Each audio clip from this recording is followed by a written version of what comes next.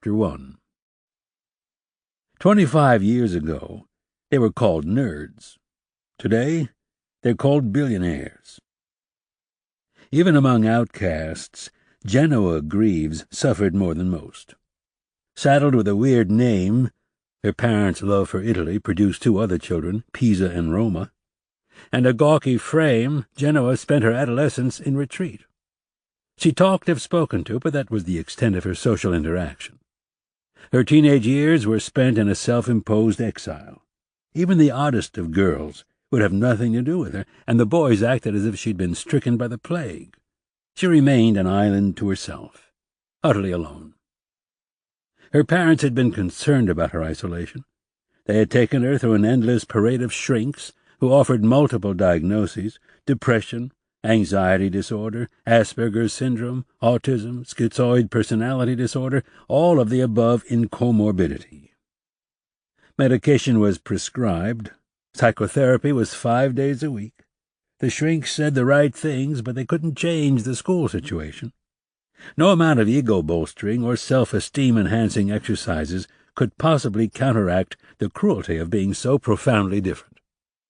When she was 16, she fell into a deep depression. Medication began to fail. It was Genoa's firm opinion that she would have been institutionalized had it not been for two entirely unrelated incidents. As a woman, Genoa had definitely been born without feminine wiles, or any attributes that made girls desirable sexual beings. But if she wasn't born with the right female qualities, at least Genoa did have the extremely good fortune to be born at the right time. That is, the computer age. High-tech and the personal computer proved to be Genoa's manna from heaven. Chips and motherboards were her only friends. When she spoke to a computer, mainframes at first and then the omnipotent desktops that followed, she found at last that she and an inanimate object were communicating in a language that only the blessed few could readily understand. Technology beckoned, and she answered the summons like a siren's call. Her mind, the primary organ of her initial betrayal, became her most welcomed asset. As for her body, well, in Silicon Valley, who cared about that? The world that Genoa eventually inhabited was one of ingenuity and ideas, of bytes and megabytes and brilliance. Bodies were merely skeletons to support that great thinking machine above the neck. But even growing up at the cutting edge of the computer age wasn't a guaranteed passport to success. Achievement was surely destined to elude Genoa had it not been for one individual, other than her parents, who believed in her. Dr. Bennett Alston Little, was the coolest teacher in high school. His specialty was history, with a strong emphasis on political science. But he had been so much more than just an educator, a guidance counselor, and the boys' vice principal. Handsome, tall, and athletic, he had made the girls swoon and had garnered the boys' respect by being tough but fair. He knew everything about everything and had been universally loved by the 2,500 high school students he had served. All that was good and fine, but virtually meaningless to Genoa, until that fateful day when she passed him in the hallway. He had smiled at her and said, "Hi, Genoa, how's it going?" She had been so stunned she hadn't answered, running away, her face burning as she thought, why would Dr. Ben know my name? The second time she passed him, she still didn't answer back when he asked, "How's it going?" but at least she didn't exactly run away. It was more like a fast step that converted into a trot once he was safely down the hall. The third time, she looked down and mumbled something. By the sixth time, she managed to mumble a "hi" back, although she still couldn't make eye contact without her cheeks turning bright red. Their first, last, and only actual face-to-face conversation happened when she was a junior. Genoa had been called into his office. She had been so nervous that she felt her bladder leaking into her cotton underwear. She wore thick, baggy jeans and a sweatshirt, and her frizzy hair had been pulled back into a thick, unwieldy ponytail. "Sit down, Genoa," he told her. "How are you doing today?" She couldn't answer. He looked serious, and she was too anxiety-riddled to ask what she did wrong. "I just wanted to tell you that we got your scores back from the PSAT.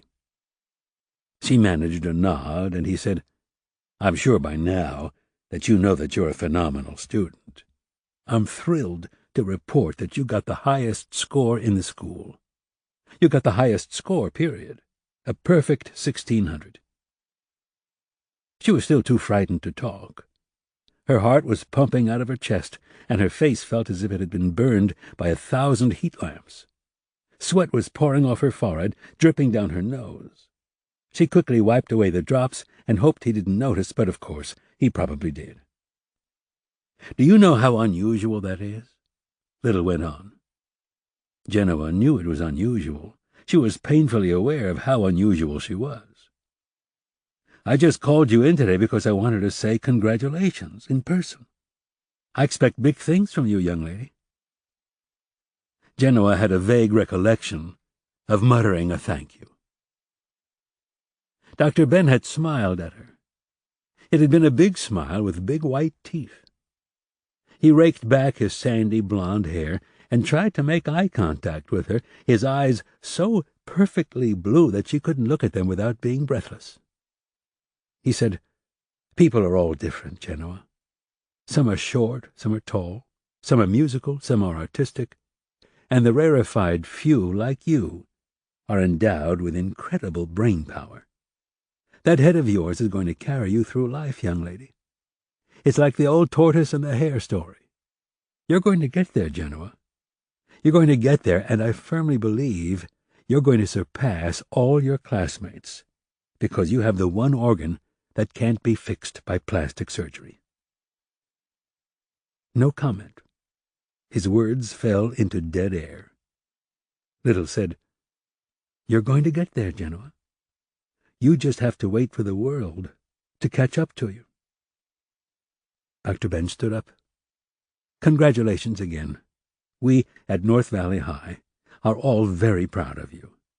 You can tell your parents, but please keep it quiet until the official scores are mailed."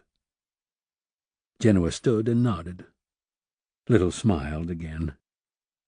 "You can go now." 10 years later, from her cushy office on the 14th floor looking over Silicon Valley, about to take her morning hot cocoa, Genoa Greaves opened the San Jose Mercury News and read about Dr. Ben's horrific execution-style homicide. If she would have been capable of crying, she would have done so. His words, the only encouraging words she had received in high school, rang through her brain.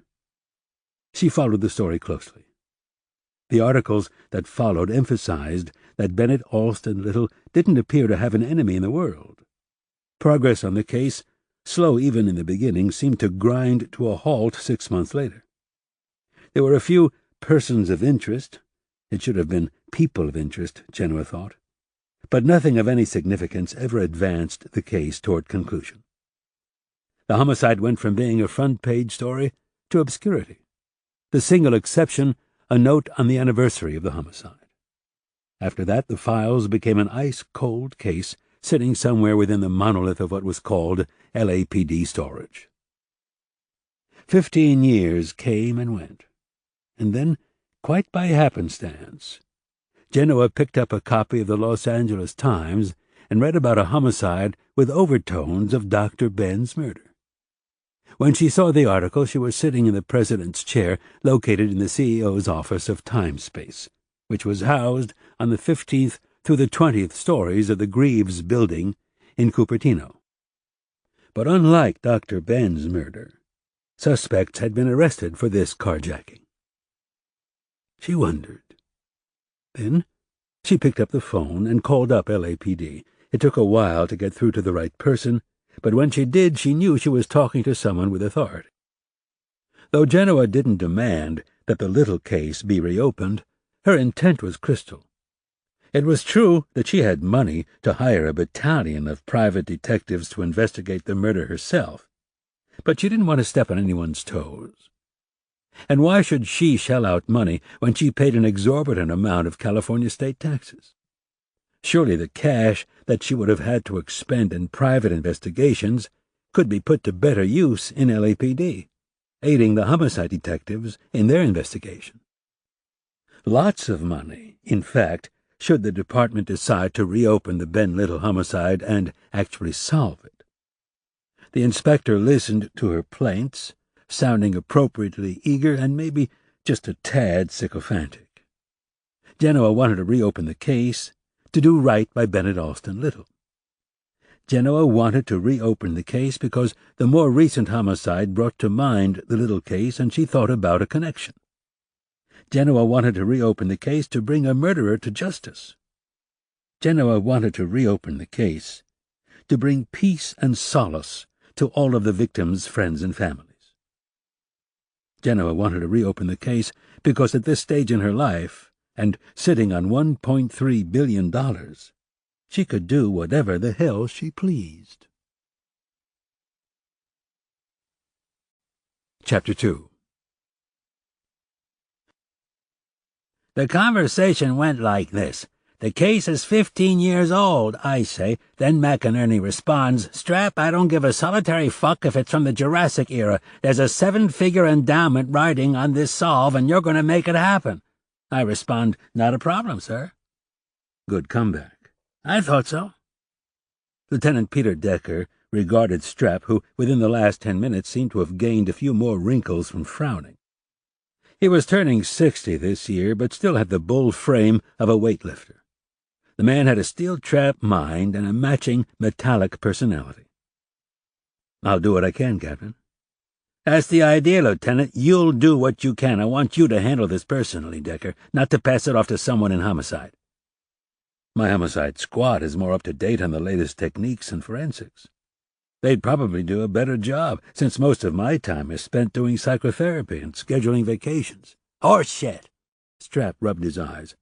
"Last summer you spent way more time in the field than in your office, judging from the amount of overtime you racked up flying southwest to San Jose and to Santa Fe. Surely you got a couple of free trips out of that." "We cleared 2 homicides. One of which was 25 years old, so this one should be a snap. We've got a hell of a lot riding on this solve." A potential 7-figure gift could lift LAPD into state-of-the-art. Equipping the department with the newest in forensic machinery could potentially put more felons behind bars. Still, Decker had found that in the end, it was always the human factor, men and women sweating hours on end to extract confessions, noticing a detail that was overlooked, doing just one more interview. Not that technology didn't have its place, and with a big endowment, money talks, etc. "What prompted the call?" Decker asked Strap. "She read about the Primo Eckerling carjacking in Hollywood, and it reminded her of the unfinished business with the Little case." "Doesn't Hollywood have a few cholos in custody for that one?" "It does, but that's not the point. The parallels were similar enough to strike a chord in her very wealthy mind." "What's her connection to Little other than the fact that he was her guidance counselor?" "I think it's as simple as that. She told McInerney that Little was the only one who had been kind to her during her awkward years, and now she has enough money to get people to jump," Strap said. "We were both in Foothill when the Little murder happened. From what I remember, he was a good guy." Decker hadn't followed the details closely. He did recall that the case had occupied space in the local newspapers. "How soon do you want me on this?" "How does yesterday sound, Lieutenant? Top priority, got it?" "Got it, and over and out." Though he couldn't delegate the thinking, Decker could certainly dole out the grunt work. He assigned one of the newest detectives the necessary but excruciatingly frustrating task of driving from the West Valley to downtown to pick up the Little file. In morning rush-hour traffic, that was a heavy 1 to 2 hour commute, depending on the amount of sig-alerts on L.A.'s arteries. In the meantime, Decker went over his current assignments, clearing most of his paperwork to devote his attention to the Little case. The department had detectives who worked cold cases routinely, and why they didn't pick this one up was anyone's guess. Decker suspected that if West Valley got the solve, a substantial slab of the coveted cash would be directed to Strap. Also, it was logical that the local detectives might have better luck concluding a case that happened in their own backyard. By the time Decker could actually turn his attention to the 6 boxes that had been checked out from storage, it was after 6 in the evening. Too many miscreants had occupied the day, and if he was to get anywhere, he needed solitude to read and think. He decided to work from his home office, and though it wasn't proper procedure to carry out official material, it happened all the time. The drive to his house took less than 15 minutes, down Devonshire Boulevard to his ranch-style wood-sided house. Decker's property was over 1/3 of an acre, not nearly as big as the ranch he had owned when the little case broke through to the media, but the space was large enough for him to spread out his workbench on a lovely spring day and play with his tools. The grounds had become a feast for the eyes since Rena had taken up gardening about 2 years ago. She had turned what had been a boring sheet of green lawn into lush gardens with riotous colors. Last spring it had made the L.A. garden list of places to visit. One entire Sunday had been taken up by troops of gardening aficionados traipsing through his property, oohing and eyeing and congratulating Rena on a job well done. Upon arriving home, Decker could smell garlic coming from the kitchen. His wife's cooking skills even surpassed her eminent prowess as a landscaper. Balancing 3 of the boxes while fiddling with the front door key, he managed to make an entrance, place the boxes on his dining-room table, and not fall on his ass. It was a good sign. Rena emerged from the kitchen, her hair maddeningly black, with not a hint of gray peeking out even though the woman was in her 40s.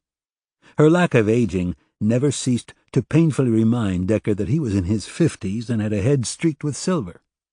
The follicles that retained the most of Decker's original carrot-red coloring were embedded in his mustache. The facial hair was maybe a bit out of style, but Rena claimed it made him look very masculine and handsome, and she was the only one he was still trying to impress.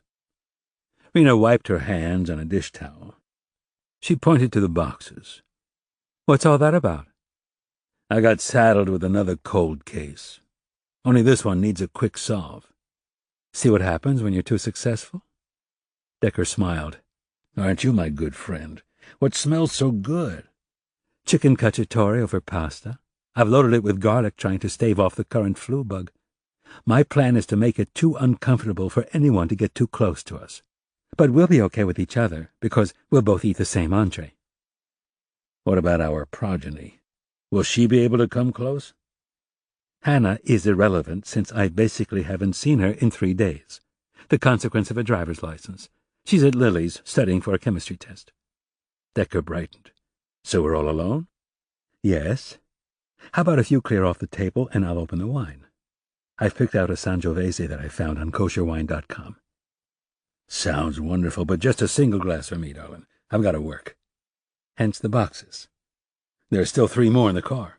"Yikes. Can I help?" "No, just leave these on the table for a moment, and I'll drag everything into the office. Then we can have dinner before I plow my way into ancient history. How's your day been?" Rena's eyes twinkled flashes of blue. "The same as always. I try to teach resentful kids something that they have no interest in learning." "Charming. For what they pay you, you can walk away." "I could." Again she smiled. "But then life wouldn't hold any challenges. As much as I love gardening, a plant is no substitute for a surly teenager, and honestly, I really do like the kids." "The cold case I'm working on was a teacher." Rena turned serious. "Who?" "It happened 15 years ago, a history teacher at North Valley." "Bennett Little. Found in the trunk of his Mercedes, shot execution style." "What a memory!"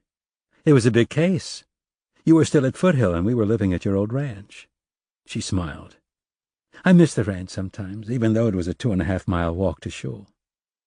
"I miss the ranch, too. Although I don't miss cleaning horse stables. My hands are dirty enough as is. I'm really impressed with your memory, although it makes sense. At your age, I had a pretty good memory as well." "I know, Peter. You're ready for the glue factory." "What else do you recall about the little case?" "In the end, the ruling was that it was probably a carjacking." She frowned. "Am I wrong, or isn't there a current Hollywood case similar to Little that actually is a carjacking?" "Indeed there is. 2 16-year-old punks have been arrested." "Are the two related?" 15 years apart? Decker shrugged. Doubt it, but without knowing the specifics of either case, I can't say. Did they open the little case because of the Hollywood case? Indirectly, yes. Decker blew out air. I'll explain it over dinner. Let me get those other boxes inside. Then I'll clear the table, and we can eat. I'm starving. Are you sure I can't do anything else for you, Peter? You can bring out the candles. As far as I know, a little atmosphere and romance never hindered anyone's investigation. And I suppose you can make a strong pot of coffee. I'm going to need it tonight. Chapter 3. The dry facts of the homicide played out like this. After a full day of work, Little left his office and headed to the school parking lot. Before he reached his 3-year-old silver 350 SL Mercedes-Benz, he was cornered by a group of 6 students. The pupils described the interchange as jocular. They chatted with Dr. Ben until Little checked his watch and excused himself, saying he was late for a meeting. According to the kids, Little left the parking lot around 4:30. The meeting consisted of a local group of residents and Connie Critz, a member of the L.A. Board of Supervisors. They were talking about community shelters for the homeless, a hot-button issue in the 90s. Not that the homeless weren't just as needy today, but having gone through years of dealing with civic issues, Decker knew that there was only so much room for star status. The unwashed schizophrenics seemed to have been supplanted by global warming. According to records, Dr. Ben had called his home number from his car phone at 4:52 p.m. Melinda Little, Ben's wife of 15 years, said that the conversation was brief because the car phone's reception was full of static. Ben stated that he expected to be home around 7. When the clock struck 8, Melinda started to grow concerned. She called his car phone, but no one answered. She paged him on his beeper, but he didn't call back. Still, she wasn't really worried, figuring that Little had turned off his beeper and was deep in debate.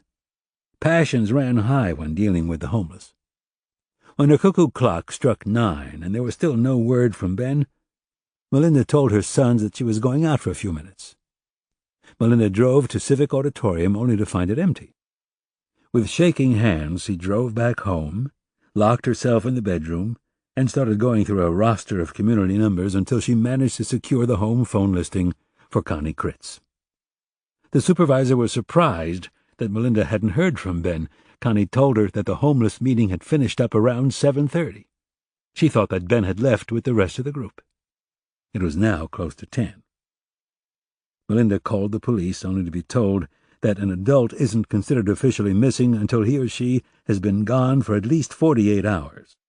She told them how unusual it was for Ben to be late, but the sergeant wasn't interested. He suggested some other possibilities. Maybe he was with a friend. Maybe he was with a girlfriend. Maybe he stopped off to get some dinner. Maybe he stopped off at a bar. Maybe he took a drive. Maybe he was having a midlife crisis and needed some time to think. Whatever the situation was, the sergeant suggested that she go to bed, and the situation would probably resolve itself by morning. Melinda would have none of that. She knew that if Ben had gotten waylaid, he would have called on the car phone. That's what the damn thing was for. Emergencies. At 11:30 that evening, the boys knocked on the bedroom door and asked why their mother had been locked in her bedroom for the past hour and a half. Not wanting to alarm them, Melinda said she was helping a friend in crisis. "Where's Dad?" asked the youngest. "Out helping someone else." The sons had no problem believing the story. Ben was always helping someone. Melinda told her sons to go to bed and began making more phone calls.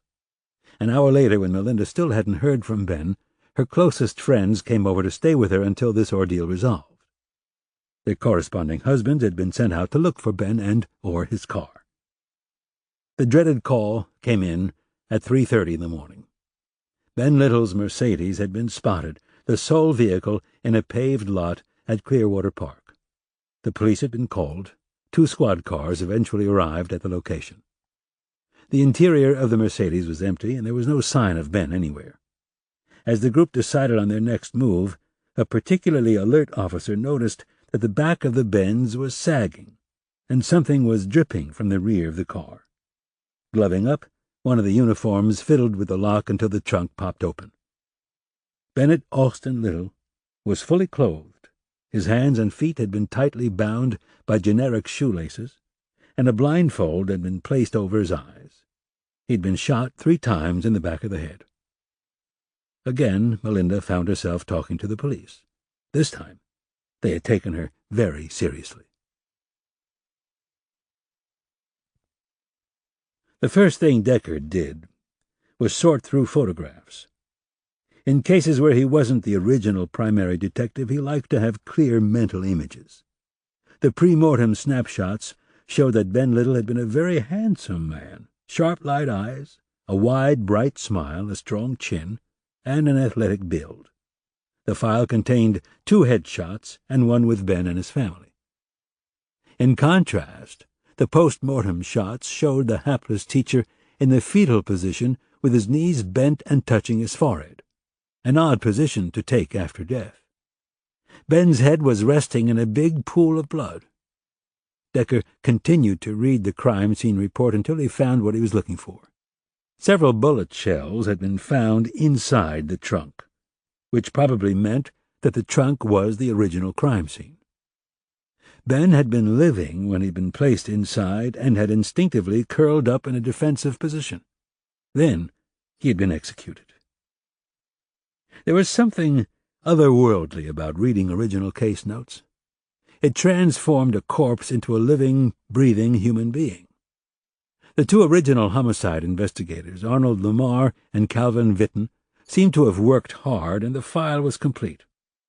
The resurrection of Ben Little would demand that Decker have a long chat with Lamar and Witten, but he wanted to form his own opinions first. Slowly, Little emerged as a complete and complex person. He had his idiosyncrasies, knuckle-cracking, a braying laugh, and compulsive list-making, but he didn't seem to have any overt or dangerous vices. According to Melinda Little, her husband was a man of boundless energy, involved with the school, with the faculty, with the troubled students, with the honor students, with community clubs and civic duties, and, not to be neglected, with his family. Once in a blue moon he'd wear out and come down with a cold or flu, and when this happened, Ben reverted, as most men do, to a complete baby. Melinda claimed that she was more than happy to wait on him hand and foot, to give back because he was always giving to others. As far as she knew, there were no other women. When would he have time? He was always leaving her schedules, addresses, and phone numbers of his meetings in case of an emergency, and the few times she had to locate him, he was always where he said he would be. He didn't drink, and he didn't take drugs. They had money in the bank, a retirement plan, life insurance, and college plans for both the boys. If Ben was spending money on a vice, he wasn't taking anything out of their savings account. The house didn't have a secret second mortgage, the car payments were timely, there was always money for birthday and Christmas presents, and he and Melinda always made a point to get away alone at least once a year. Ben was kind and thoughtful, and if he had one fault, it was his overextension. A few times he had missed the boys' playoff games and a couple of their school plays, but wasn't that the case with most working husbands? When pressed, Melinda admitted that Ben had occasional down periods.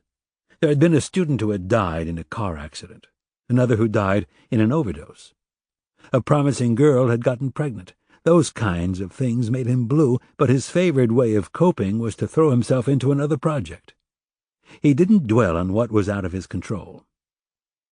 At the time of Ben's death, his sons, Nicholas Frank and Jared Elliott, had been 15 and 13 respectively.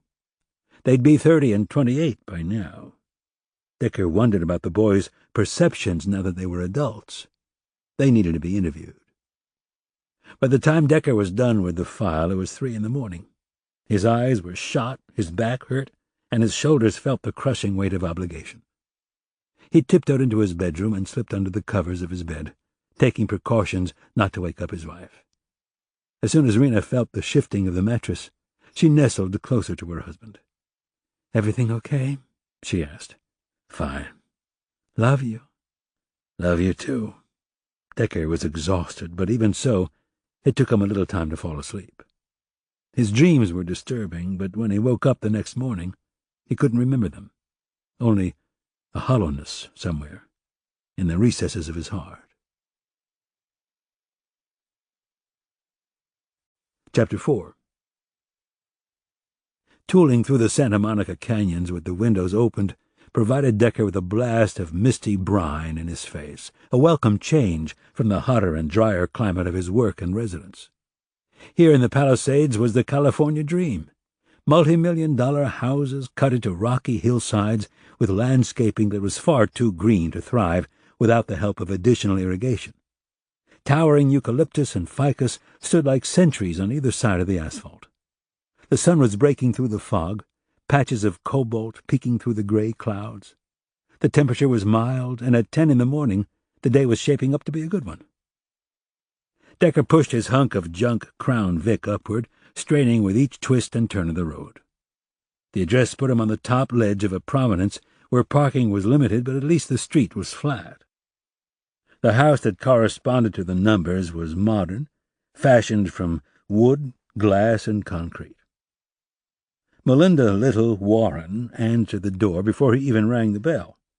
She invited him in and offered him a seat on a white sailcloth sofa. No small talk. The woman was all business. After all these years, why now? Melinda wanted to know. Decker gave the question some thought while looking out the window at a commanding view of the Pacific blue. I could tell you it's because your late husband, Ben, was a good man, and the open case has always bothered a lot of people, and that would be true, but the real reason is someone offered LAPD a big endowment if the case gets solved. The woman must have been in her mid-50s, but she looked younger with her dark, flashing eyes, a mane of blonde hair, and legs that wouldn't quit. She wore olive-drab capri pants and a white linen blouse and had sandals on her feet. It's always about money, isn't it? She raked long fingernails through miles of ash-colored tresses. I suppose I should have thought about that myself. Of course, I did hire a private detective after the case went cold. It cost me a lot of money and a lot of heartache. Taking out a notepad and a pencil, Decker said, "Did he have any success?" "Certainly nothing that cracked the case." "Do you remember his name?" "Phil Schreiner. I haven't talked to him in years." "I'll check him out." "Fine if you do, fine if you don't." She shook her head.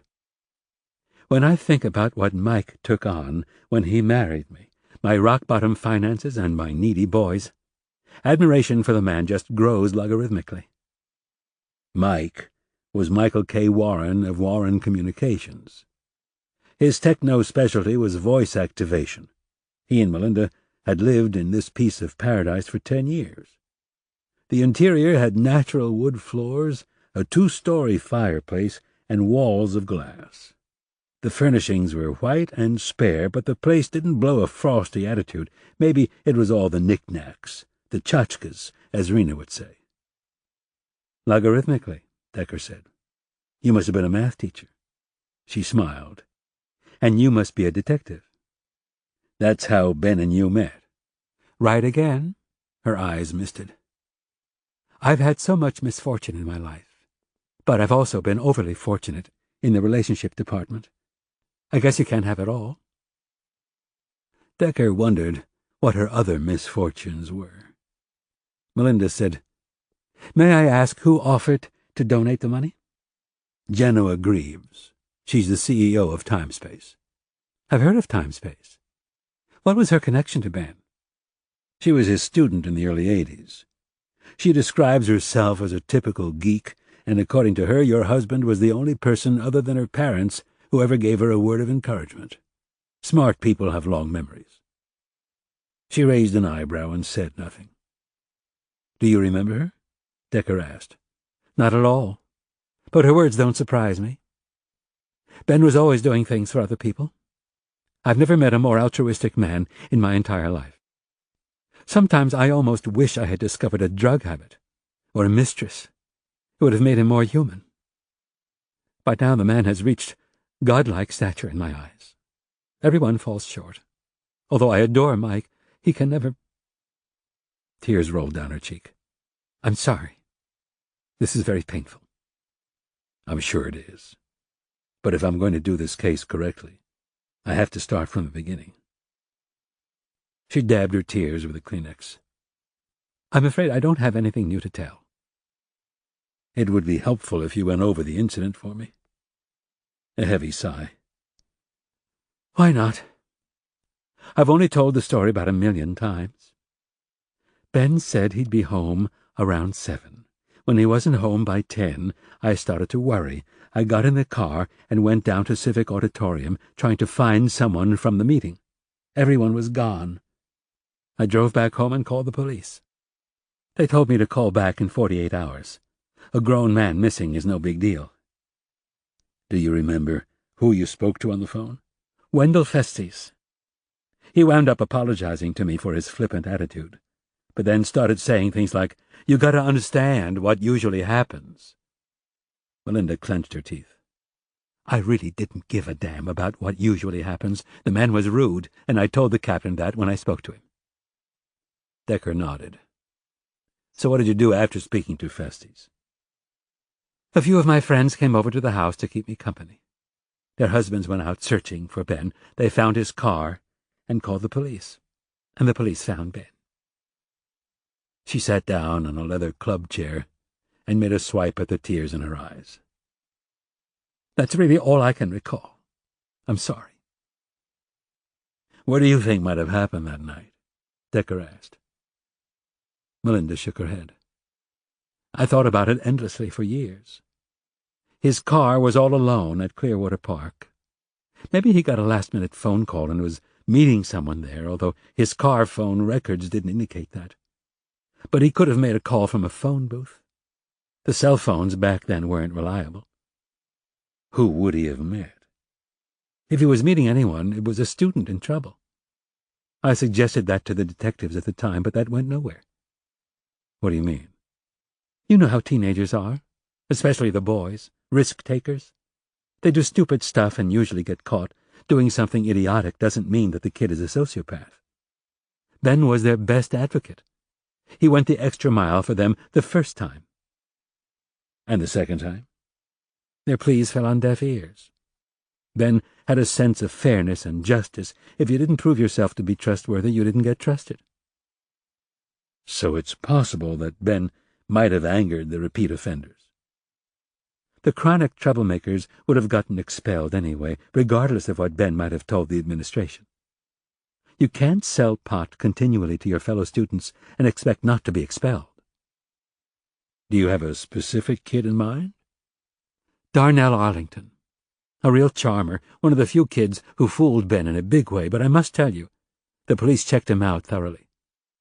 Darnell had moved to Ohio to live with his grandmother. The night of Ben's murder, he was playing in a basketball game at the local high school. About 100 people saw him. From what I was led to believe, Darnell was turning his life around. His grandmother was a no-nonsense person, but check him out if you want. Do you remember any other wayward students? Not specifically, but there could have been others. I do remember Ben being upset about Darnell, even after he moved. For some reason, the kid tugged at his heartstrings. Did Darnell ever come to the house? No, not on your life. Ben kept his students away from his family. He never gave out his home phone number or his car phone number. What about his pager? From what I recall, no one had paged Ben that evening. Her memory was correct. No activity was recorded on Ben's pager on the evening of his demise. Still, Decker didn't have Ben's pager records for the previous morning and afternoon. It was possible that someone had paged him earlier in the day, and Ben used a public phone to return the call that evening. Maybe a hasty meeting was set up. That would explain why Ben was at Clearwater Park, but it wouldn't shed any light on why Ben hadn't called his wife. Was Ben familiar with Clearwater Park? We'd been there before for cookouts when the boys were little. So Ben had driven the roads around that area before. Why do you ask? If you were going to Clearwater Park from Civic Auditorium, you'd have to take some small roads and at night. If Ben wasn't familiar with the park, it would indicate to me that he was driven there by his abductors. If he knew the park well, maybe he was meeting someone. We'd been there a few times, that's all I can tell you. She shrugged. The primary detectives interviewed scores of people, including quite a few students. What did you think of the detectives?" "That's an odd question." Decker didn't respond. "Arnie Lamar and Cal Vitton." She smiled, but it lacked mirth. "I suppose they were nice enough. They just didn't get anywhere. It was always Arnie's contention that it was a carjacking. That didn't make sense to me." "How so?" "First of all, Ben wasn't a fool. If someone wanted the car, he would have handed over the keys. The other option is that they stole the car and purposely put Ben in the trunk while they went on a joyride." She made a face. "I don't see kids driving a stolen car with a dead man in the trunk." "There's a case in Hollywood right now that's similar to Ben's case. A body was discovered in the trunk of his Mercedes. 2 teens are currently in custody." Melinda's hands flew to her mouth. "Do you think they're connected?" "The boys that were arrested weren't even alive when Ben was murdered," Decker said. "It's the boys' contention that they didn't know the body was in the trunk when they stole the car for a joyride. But that would be the logical thing to say. The victim's name was Primo Eckerling. Does the name sound familiar?" She thought a moment. No, not at all." "He was around 40. The papers listed him as an independent music producer and an entrepreneur." "That's L.A. speak for a slacker." "I must admit that non-specific occupations tweak my antennas, but the case isn't mine, and Hollywood has plenty of well-trained homicide detectives. I'm sure they have their reasons for arresting the punks." "I'm sure they do." "Still, now that I've been assigned your husband's case, I'd like to know more about the Hollywood carjacking. If I'm going to get anywhere, I can't just cover old ground." "I agree." "I'm glad you do, because there were people who were not interviewed the first time around that I'd like to talk to. Your sons, for instance." "My boys?" Melinda was taken aback. "They were just kids." "Kids have memories, Mrs. Warren. They see things, they hear things, they experience things. Oftentimes they won't volunteer any information because that road has gotten them into trouble before, but many times if you ask them a question point blank, they're not likely to lie. Your sons are adults now, so I don't need your permission to contact them. However, it would help if I had your cooperation." Her mouth frowned, although her forehead remained smooth. Botox. "Let me call them up and get back to you. I'm sure they won't mind talking. 10 years of therapy has taught them how to talk to anyone."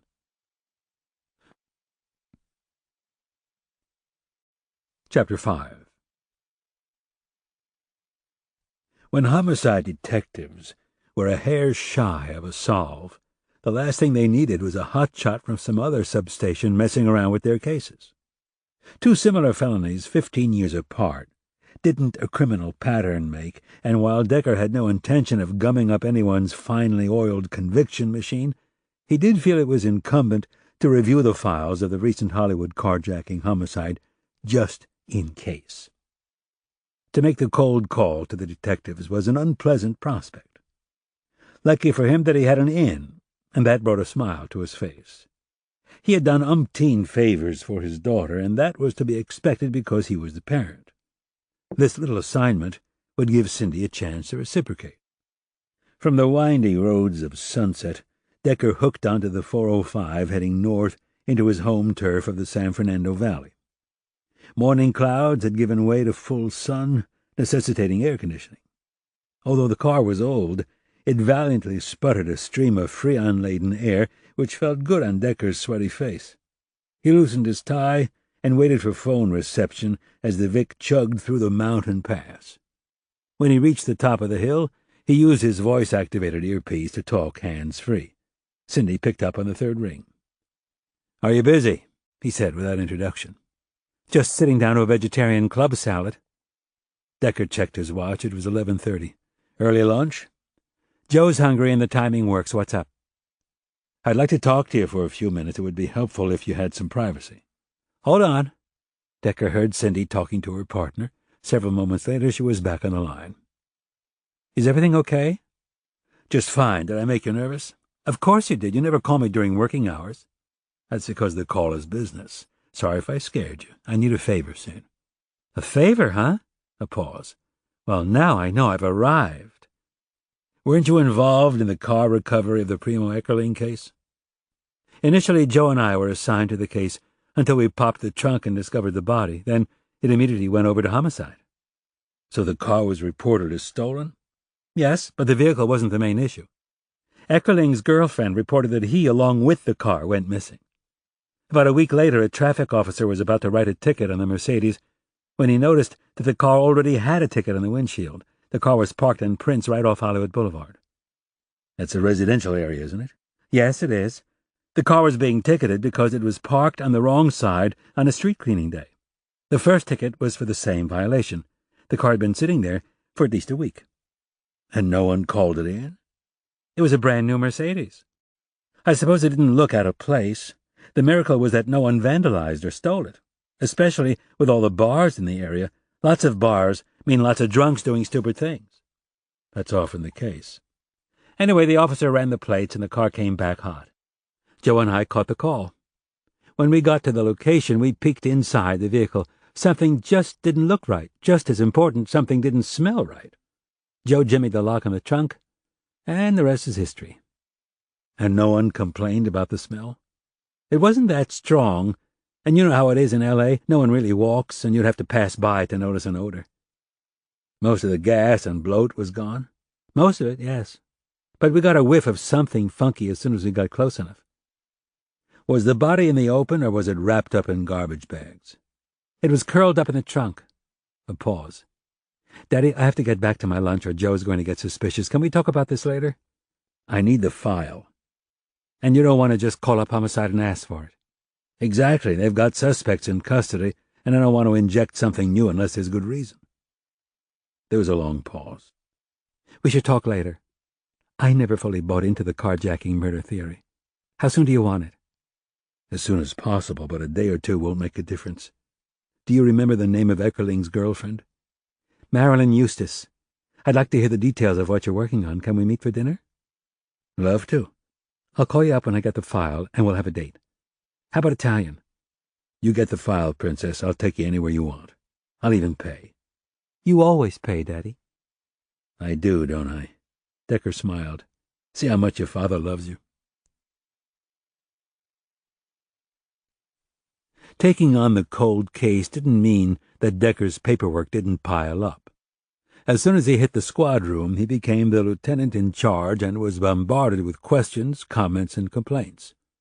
Lucky for him, he had a few genuine allies that he now considered close friends. Marge Dunn, in specific. Dunn had worked for or with Decker for over 20 years, starting out as a rookie detective under his tutelage in juvenile and sex crimes for Foothill Division of the LAPD. He had brought Marge with him to homicide in West Valley because of her insights and work ethic. A winning personality made her a gem among dross. The woman was tall and big-boned, with light brown hair that had grown blonder since her involvement with Will Barnes, a former Berkeley detective who had moved to Santa Barbara to be within commuting distance. It was wonderful to see Marge happy, not only from a friendship point of view, but also because Marge worked better when she was in good spirits. Who didn't? Dunn had filtered out all the nonsense, leaving Decker with the nuts and bolts of what needed to be dealt with to successfully run the detective squad room. She sat in his office as he rummaged through a forest's worth of phone messages. She said, FYI, I went over the list of the current faculty at North Valley High and found a few old-timers who remember Ben Little. Decker looked up from his pile of pink slips. Today Marge was wearing a magenta cotton blouse tucked into beige slacks. Did you get a chance to talk to anyone? No, I had a court case to deal with and an emergency scheduling issue. Besides, I thought you told me that Strap wanted you to do the interviewing personally. Well, that's not going to happen. It's rotten of Strap to put this kind of pressure on you. I'll survive. Did you have a chance to look up when Christopher Donati came to L.A. as a student? Bad boy Chris came to Central West High a year after Little's murder. He never attended North Valley, although the schools are only 6 miles apart. If you want, I can delve a little further. The Little murder looked like a professional hit, and Donati is a professional killer. Decker nodded. Actually, I might even give him a call. Guys like him are always paranoid and hyper-aware, so he may have heard something. You can't be serious. When Decker shrugged, Marge said, "The son of a bitch shot you." It wasn't personal. You're crazy. Maybe so, but a lot is riding on a solve for a 15-year-old case. And I'll take any help I can get. So who's still teaching at North Valley High from the little days? Marge handed him the list. 2 teachers from the humanities, 2 from math and science, and the boys' gym coach.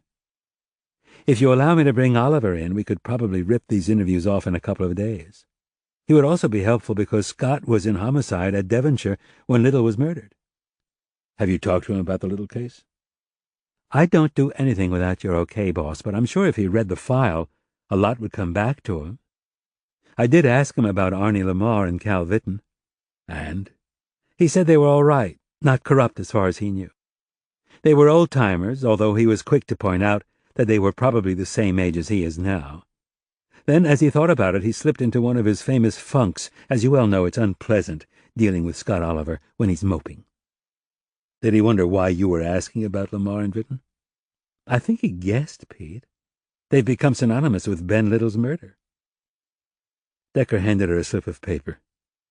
The first name, Phil Schreiner, was the private detective that Melinda Little Warren hired to look into her husband's murder. He wasn't successful, even though Melinda said that she paid him a fortune. Do you know if he's still practicing? No idea. I'll check him out. She wrote down the name in a notepad. Who's Darnell Arlington? A pet project of Ben Little. The first time Darnell was expelled, Ben went to bat for him, and the school gave the kid a reprieve.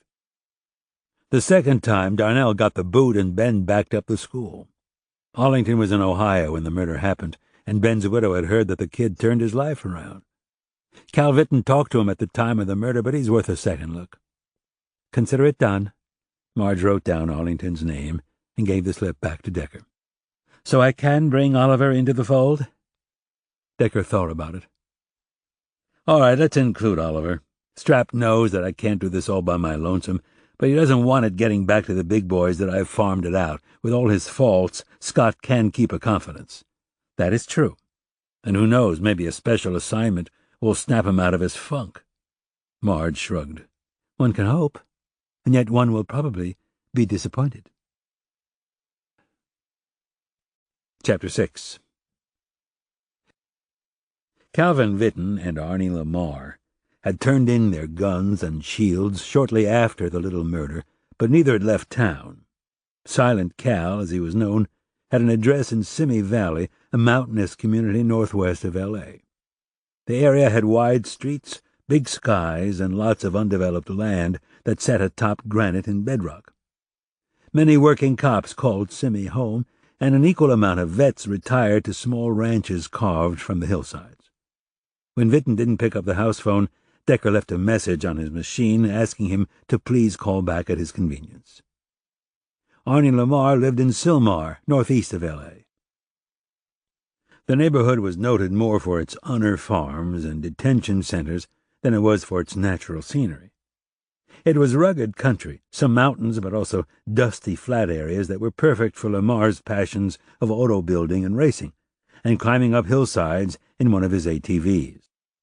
When Decker phoned, Arnie was just about to go to the track testing one of his newest vehicles, something that he had cobbled together using parts from a Viper, a Lamborghini, an old Jag XKE, and a small-engine jet. They decided to meet at 3 in the afternoon.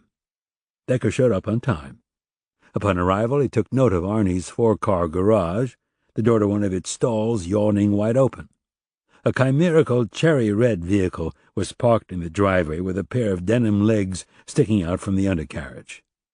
"Hello," Decker called out. "In a minute," was the response. The lieutenant used the downtime to look around.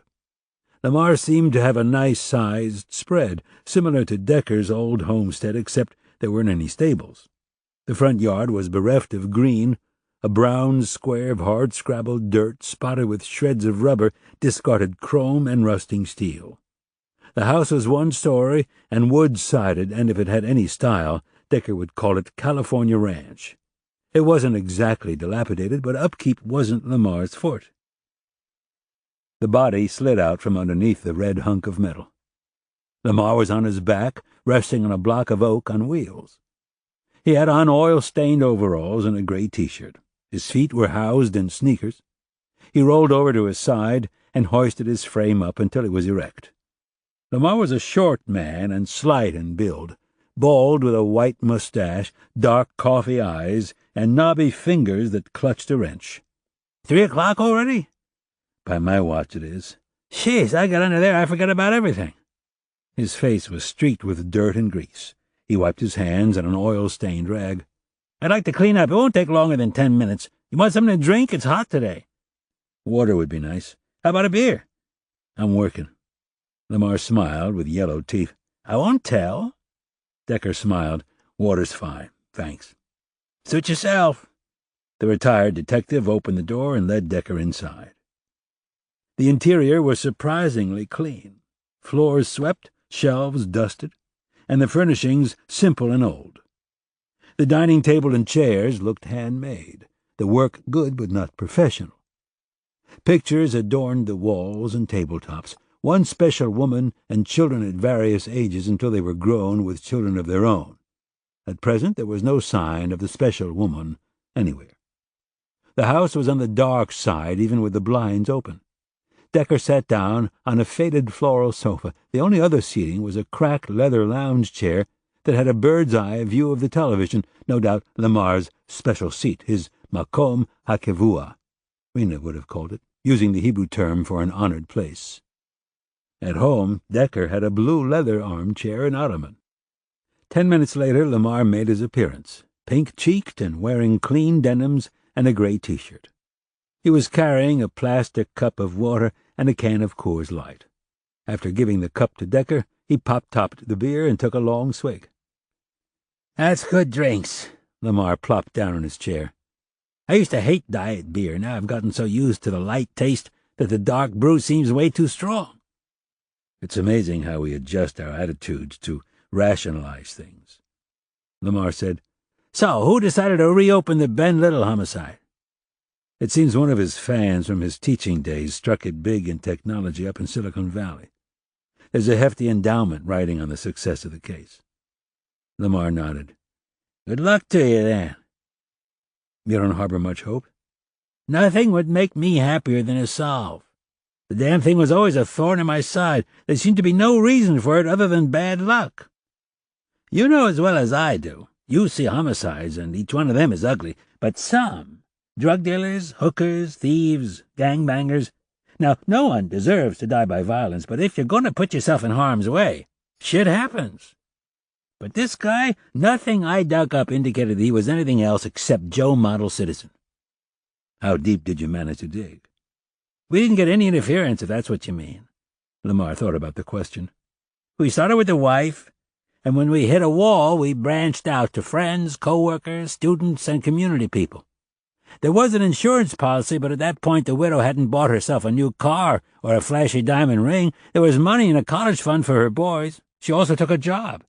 What kind of work? I think the school hired her as a secretary or a teacher and used his seniority so she could keep the benefits. He finished off his beer. We scoured through Little's desk, his files, his old floppy disks, and the computer, his credit cards, his phone records, his bank account. When I tell you nothing was awry, I mean it. Decker nodded, although something struck him as odd. I spoke to the widow. She married very well. Lamar took a moment to digest that. Good for her. She also told me that she had gone into debt hiring a private detective named Phil Schreiner, trying to get a lead on the case. Lamar crushed his beer can. Did she get anywhere? Nothing that she wanted to tell me about. But when you checked out her account, she was solvent. She must have gotten into debt after I retired. So you don't know anything about the private detective? Didn't even know he had a name until you told it to me. Have you checked him out? I have someone going down that avenue. Decker told him. Right after you retired and I came on, one of my first assignments was dealing with the murder of a co-ed at Central West Valley High. Central West. Lamar wiped his mouth on his hand. Cheryl Diggs, was it? Exactly. Her boyfriend at the time was a guy named Christopher Whitman. He's now Christopher Donati. Whitman? He looked confused. Why does that name sound familiar? Because we originally brought him in for the Diggs murder. It turned out he was innocent, but as a side note we discovered that the boy was totally mobbed up. Lamar frowned. As in New York mob? Decker nodded. He worked as a hitman for his uncle, a real Goomba named Joey Donati. After Joey died, Chris inherited his money as well as his enterprises. What Chris didn't inherit, he made on his own by running numbers, operating brothels, and peddling subscriptions to internet porn sites. He took his unreported cash, and now he owns a chunk of Manhattan real estate between Harlem and Washington Heights.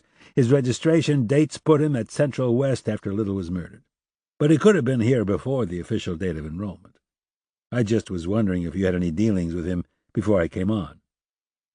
Lamar shook his head no. I don't recall talking to him as part of the Little investigation.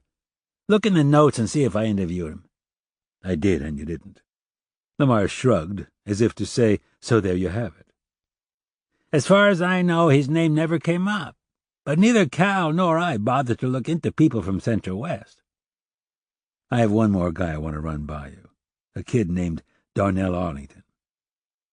Darnell Arlington. Lamar scrunched his eyes. I remember him, a black kid, troubled. I think we ruled him out. How about refreshing my memory?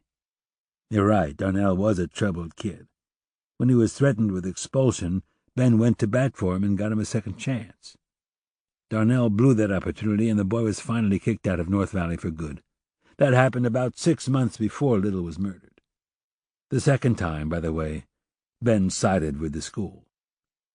Lamar didn't talk for a moment. I never did talk to the boy when his name came up. As I'm remembering it, he wasn't even in the state when Little was killed. Little's widow told me that he was in Ohio, playing in a school basketball game. Yeah, it's coming back, Lamar nodded.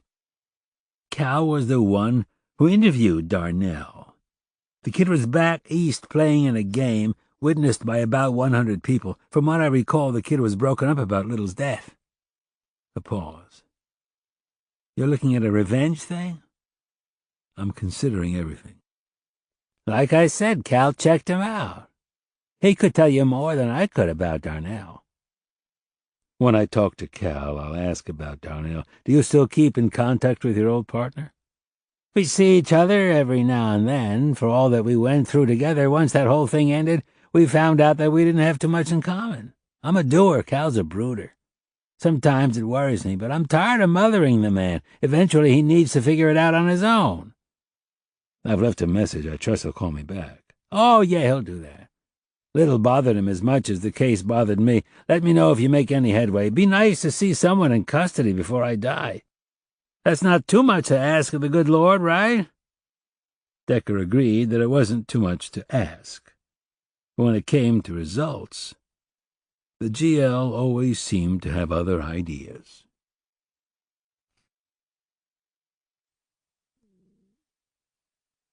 Chapter 7. By 6 in the evening, most of the detectives had checked out on the whiteboard, leaving the squad room hauntingly quiet. When Decker listened hard enough, carefully enough, he could hear wounded voices speaking to him through the blue-covered murder books. He often got his best insights by being receptive. Focused and wired on coffee, he cleared about half his desk when the knock on the doorframe broke his concentration. Marge Dunn and Scott Oliver looked as if the day had dragged on too long. Marge's hair was wilting, and Oliver's royal blue tie was askew. His formerly starched white shirt was limp, and he was carrying his suit jacket. Marge said, Ben Little should be nominated for sainthood. Oliver kicked out a chair with his foot and sat down, stretching his legs in front of him. He'd give Mother Teresa a run for her money. Not a speck of dirt to dig up, but I'm still not convinced. No one can be that good. I agree with Oliver, Marge said. How can a guy that dynamic and active not have at least one skeleton in his closet?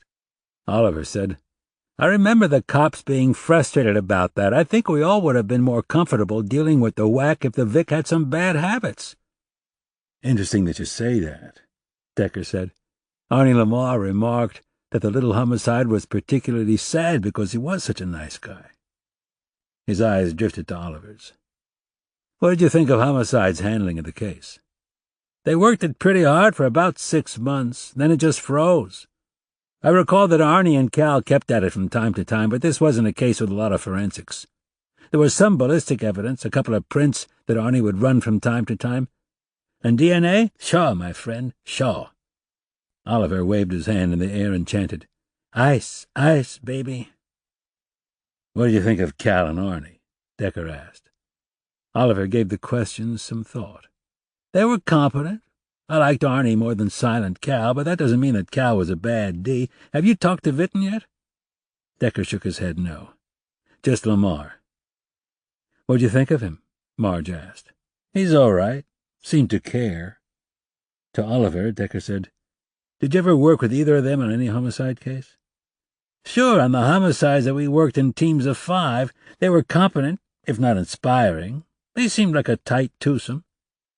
Lamar said he rarely talks to Vinton now that they're both retired. Cal's apparently a brooder. "I can see that," Oliver said. "I think he went through a bad divorce." Decker said, "Did you ask any of Little's colleagues about Darnell Arlington?" Marge flipped through her notes. Marianne Seagraves from the English department remembered him, and I quote, as a big black boy with a big chip on his shoulder. Darnell didn't have a father, and his mother had a drug problem. Marianne said that Little tried his best with Darnell, after-school tutoring, the lunch off campus, lots of heart-to-hearts, Christmas presents, but no one was surprised when Arlington was expelled. "Any history of violence?" Decker asked. "Darnell had his fair share of fights, no weapons other than his fists, as far as Marianne can remember." "Did you locate him?" "I found a high school gym coach named Darnell Arlington who lives near Akron, Ohio, but I haven't verified that it's the same Darnell Arlington." Oliver said, "How many Darnell Arlingtons are out there?" "According to Find It Yellow Pages, there are 4, one in Texas, one in Louisiana, one in Wisconsin, and one in Ohio." "That's the problem with these search engines," Oliver griped. "They bring up all this irrelevant information." "Yes, but they bring up relevant information as well," Marge told him. "Like my grandfather used to say, you take the good with the bad."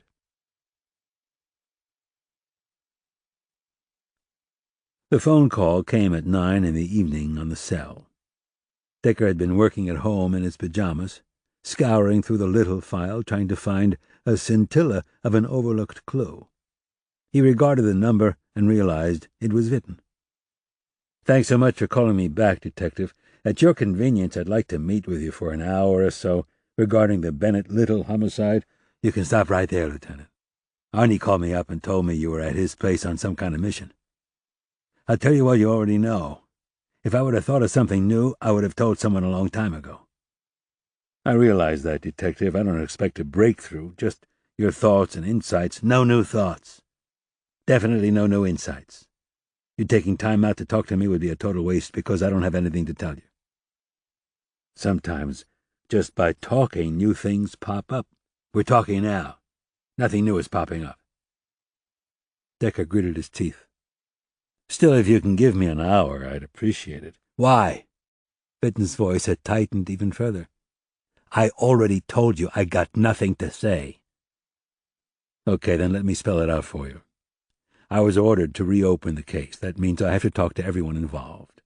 If there's a definite reason why you don't want to talk to me, I'd like to hear it." Silent Cal was silent. Decker waited him out. "I just don't have anything new to say to you. Arnie and I never found a good suspect, and we went through them all." "Who did you interview?" "Just read the goddamn file." Again, Decker felt his jaw clench. "I have the file in front of me. I was wondering if there were people who didn't make it into the file." "Everyone I interviewed should be in the file."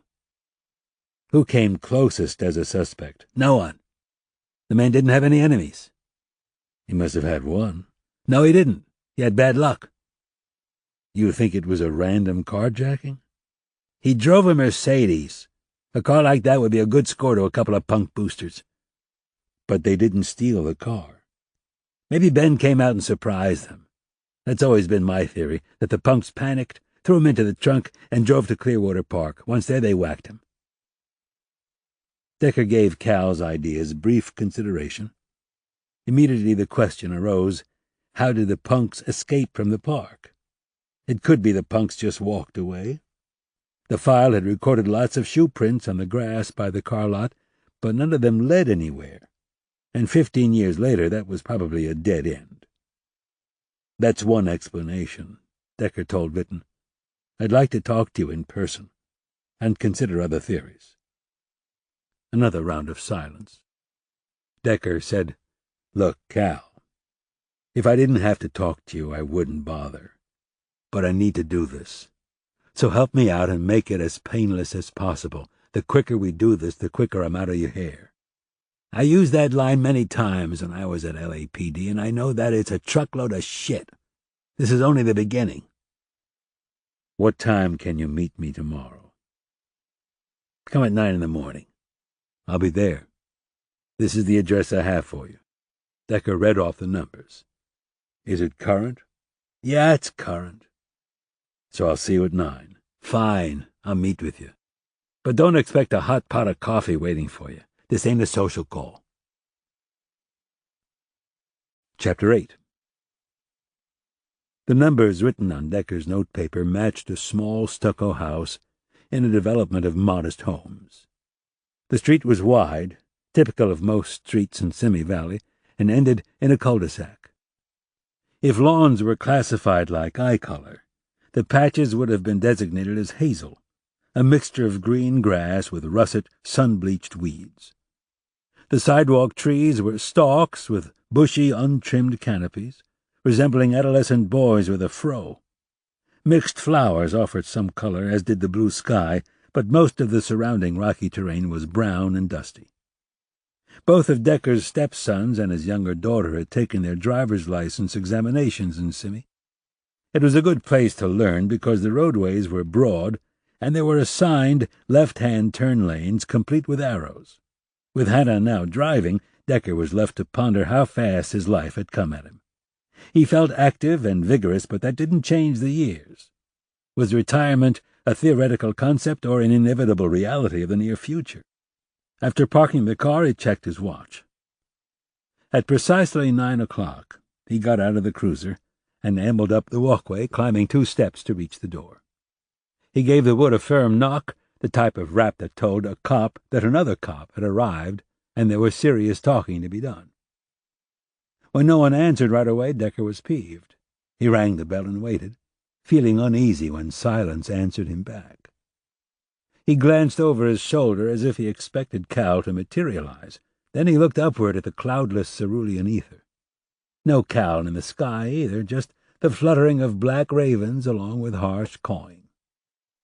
The late spring morning was still cool enough to be comfortable, but the warmth from the sun was attracting bugs, bees, gnats, flies, and the ever-pesky mosquitoes. He knocked again, tried the door handle, which, not surprisingly, was locked. His watch now read 9:10. Fitton's driveway was empty. Who the hell did he think he was, avoiding the police? Cal must have been an idiot to think that an amateurish dodge would discourage Decker.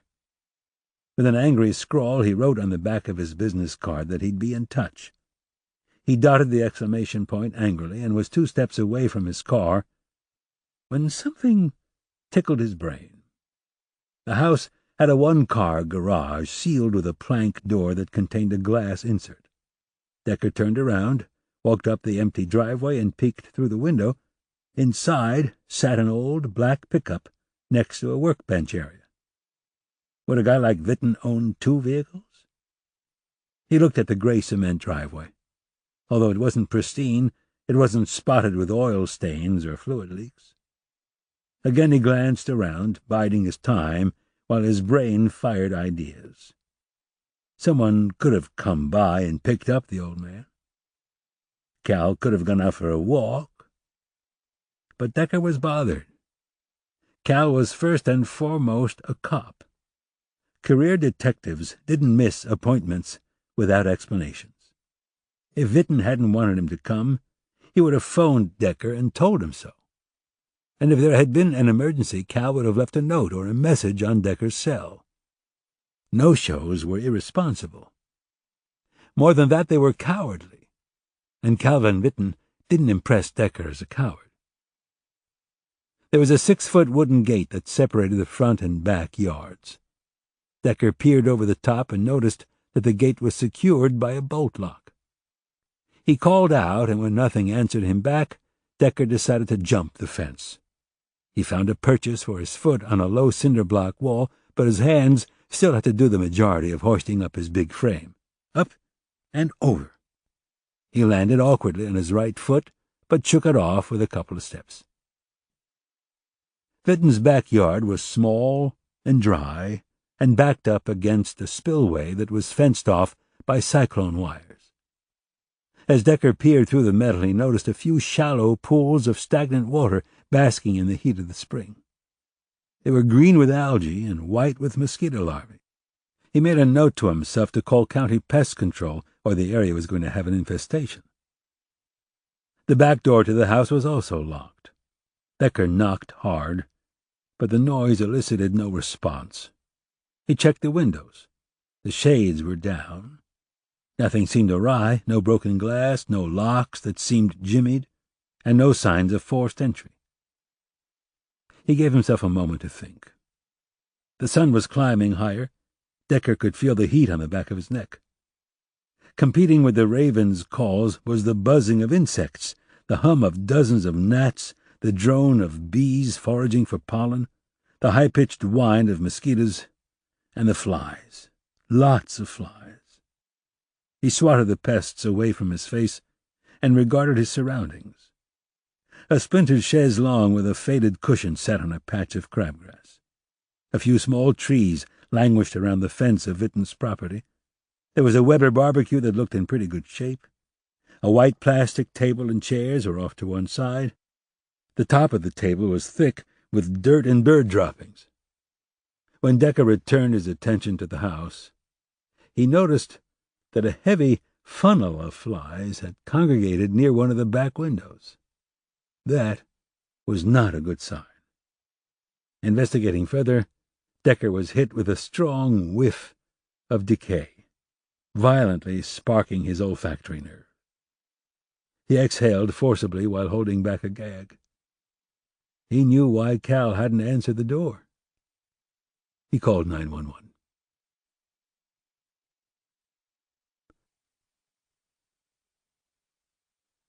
The rule was by no means foolproof, but generally women took pills and men ate the gun. Calvin Witten had done both. The shot had, among other things, taken out the old cop's eye. His mouth was agape, and his other eye was wide open. An open vial of oxycodone was spilling its contents onto the blue bedroom carpet. Near the pills laid a half-dozen empty beer bottles.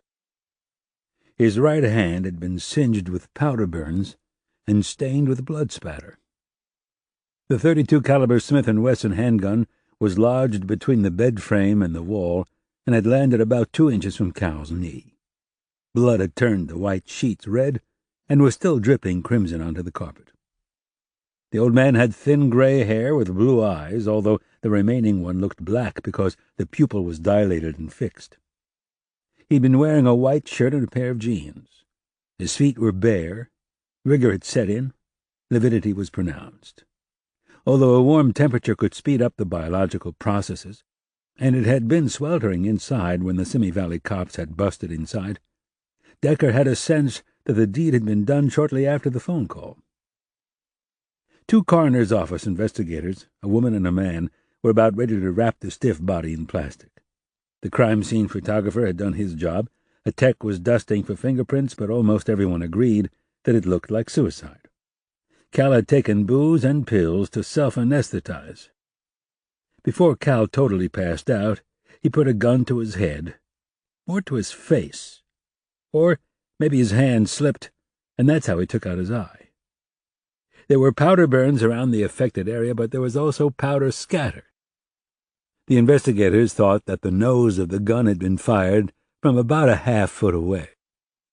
Simi Valley was an incorporated city of Ventura County, and although it contracted out to the county for fire, the city was patrolled by its own police department.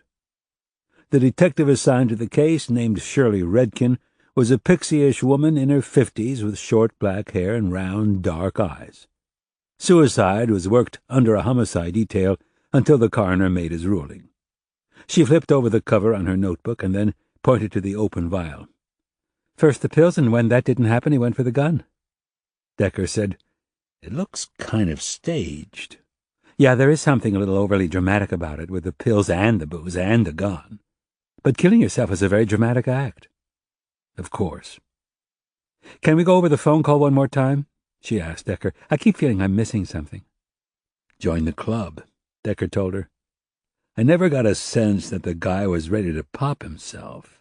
More angry than upset." "Angry about what?" "That I wanted to go over the Bennett Little case with him." He explained the details to her. It had been cold for a number of years. I think it was a personal affront to the man. "But every homicide cop has a number of cold cases." "This one was very public, played out in the papers. To a guy like Witten, maybe it represented failure." "Why would he shoot himself now?" "Maybe he didn't want to feel humiliated if the case got solved." "Was he obstructionistic?" Shirley asked. "He clearly wasn't interested in digging up bones. Maybe he was more involved than he was letting on." "Meaning?" Decker threw up his hands.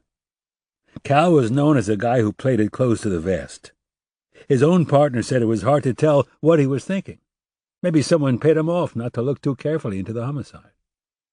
If his dirt got exposed, that might drive a lonely man to pull the trigger." "Anyone specific in mind for the payoff, if there was a payoff?" "No, just talking in generalities. I'll look a little deeper into Cal's life, starting with his ex-partner, Arnold Lamar." "He sounds like someone I should talk to." Decker gave Shirley Redkin his phone number. She said, "How close are the two of them?" "I think they were very close once. But they each went their separate ways. But he needs to be told. I'd like to call him up after you're done with me. Do you mind if I break the news to him?" "Go ahead. What I'd like is for him to come down to the station for a chat." "I'll set it up. This afternoon sound okay, Detective?" "That sounds fine, Lieutenant." "Mind if I sit in?" "Fine with me. Maybe we'll both learn something." Shirley closed her notebook. The cold case must be very important for a detective lieutenant to devote so much time to it. Decker smiled enigmatically. "I do my job. I've got no complaints. Life is good for some of us. Then there are guys like Cal Witten who harbor different opinions." Chapter 9. "What?" Marge shrieked. "You heard right."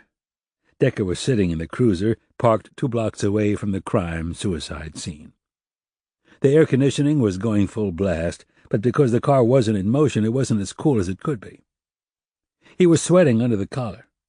Talking to Marge over the line, he was trying to keep his voice even, cop-style, and then he wondered why. The tragedy of the situation demanded emotion, yet after all these years on the job, it was somehow respectable to be blunted. "Oh, my!" Marge was still registering shock. "And it looks like suicide to you?" The gun was fired at close range. He dulled his senses with drugs and booze. The big question is how and if it's related to the Bennett Little case. I'm meeting with Arnie Lamar at Simi Valley headquarters this afternoon to get a better feel for Witten." "Well, this certainly changes the complexion of the investigation." "It adds another layer. What's on your agenda?" "Oliver and I have arranged a lunchtime meeting with Phil Schreiner. That way it doesn't take too much out of our working day." "Was he cooperative?" "Not bad. We'll know more once we talk to him. I do have a question for you. I've located the correct Darnell Arlington, and he's willing to talk to me about his high school experiences and Bennett Little. Now, I can do a phone interview, but it would probably be better to do it in person. Since I'm not supposed to officially be working on the case, is there a way that you can get funding for the trip?" Decker said, "Set it up, Marge, and I'll figure something out." "You're sure?" Not a problem. One of Rena's inherited paintings recently sold at auction for big bucks. We're feeling flush. You shouldn't be spending your good luck on departmental obligations. I have no intention of doing that. I'm just saying having the extra money has made us feel a little cockier. Rena teaches because she wants to, and I work because I want to. If Strap starts to protest too much, I'm out of here. That's what money does. It allows me to pass the buck and let some other schmuck squirm in front of the brass.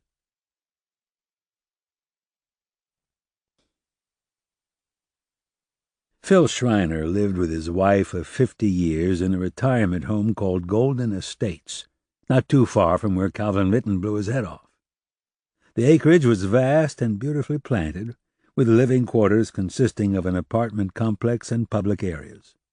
There were also small, detached bungalows set around winding walkways. The community had an on-site cafeteria, 2 restaurants, a recreation room, a gym, and a movie theater. The grounds included 2 swimming pools with accompanying jacuzzis, 2 tennis courts, a 9-hole golf course, and a massage room. It could have been a resort, but most hotels didn't include a wing of hospital rooms as well as an emergency facility that was manned 24/7 by a rotating team of doctors, EMTs, and nurses. Schreiner and his wife lived in Bungalow 58 off the putting green. His wife had gone to her daily exercise class, Phil explained to Marge and Oliver, so he could spare them around an hour. The house's interior was light and airy, with hardwood floors and a fireplace. It was also crammed with furniture. "We just moved in a few months ago," Schreiner explained. "We've downsized our living space, and we didn't have time to sell all of our furniture. Sit anywhere you like." Their options were 3 couches, 4 big stuffed armchairs, or 2 ottomans. Marge chose a chair while Oliver opted for one of the sofas. Schreiner was of average size and weight, and had thinning silver hair, a liver-spotted complexion, and dark eyes. He wore a blue polo shirt and brown slacks, his wiry arms still sculpted with defined musculature. Orthopedic sandals were on his feet. He folded his arms in front of his chest, his butt just barely touching the edge of the seat. "So, what's going on?" "Defensive posture," Marge noted. LAPD is reopening the Bennett Little case. The cops never got too far, and we understand that Melinda Little hired you to look into what happened to her husband. We're wondering what you remember about it." The arms folded tighter across his chest. "Melinda called me, said you might be coming down." Marge glanced at Oliver and tried to hide her surprise. "I didn't know the 2 of you were still in contact. Haven't spoken to her for nearly 14 years. "Why did she call you?" Oliver asked. "She wanted me to lie." His jaw tightened. "I'm older. I have enough retirement money. I'm sick of games. But mainly I told her I wasn't going to do it because it was going to come out sooner or later." "You 2 had an affair," Oliver suggested. "I wish." He sank back into the chair. "The story was she hired me to look into her husband's death. I didn't work too hard on it because she was barely paying me. I suppose you want an explanation for that." "It would be nice," Marge told him. "I'm a compulsive gambler. Nothing that I thought I couldn't handle until that fateful day when it hit me that I was over my head, and if I didn't get out of debt real soon, I was going to lose everything. So I turned to GA. Gamblers Anonymous. "Good call," Oliver told him. "It was my only call. The first thing they taught me to do was to admit to my family that I fucked up. Once I did that, my mom, God bless her, bailed me out. It took me time to pay her back, but 8 years later I was all caught up and then some. I had a lot of business. I took on a few employees to help me out." "Melinda Little?" Oliver asked. "No, I met Melinda way before," Schreiner said. "We used to frequent the same casinos." "She had a gambling problem." Marge tried to keep her voice even. "She did. I was the one who talked her into going to GA before she hit the skids. She was reluctant to admit it, but once she did, she went with the program. The hardest part was confession. She just couldn't bring herself to admit to her folks that she'd been gambling away her dead husband's insurance money. We worked out a plan. She'd say that she spent the money on hiring a private investigator, the reason why she was low on funds. Her parents bought the story and helped her out. She was ashamed, but swore she'd never go near a table again." "I was told that she had money in the bank when Ben died, Marge said. "When did she start gambling?" Schreiner shrugged. "I met her about 6 months after the tragedy. She was hitting the tables pretty often. Her game was blackjack. I do know that some of her husband's insurance went to the boys for an educational fund that she couldn't touch. That was probably a very good thing. We compulsive gamblers don't have a good stop mechanism." "She was very forthright giving us your name," Oliver told him. "She didn't know I was going to blow her cover. Otherwise, she might not have." "How'd she react to that?" "She wasn't pleased, but she didn't try to talk me out of it. Part of the GA philosophy is to come clean with your lies and excuses. I thought it would be therapeutic for us if we told the truth. She's not ready for confession, but she had no right to tell me how to run my own life. She knows that you'll be contacting her again."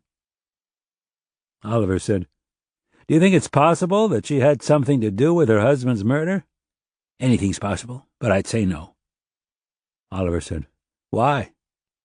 "I could just tell that the woman was in pain." "She may have felt bad about his death, but that doesn't mean she didn't cause it, especially if she had a habit to support." "It was my understanding that she started gambling after the murder. At least, I don't remember seeing her until after it happened." "She could have gambled elsewhere." Schreiner said, "Look, I'm not saying that she didn't have the urge. I'm not saying that she didn't indulge from time to time, but it was my understanding from being in the group with her that the problems started on a large scale after her husband was murdered.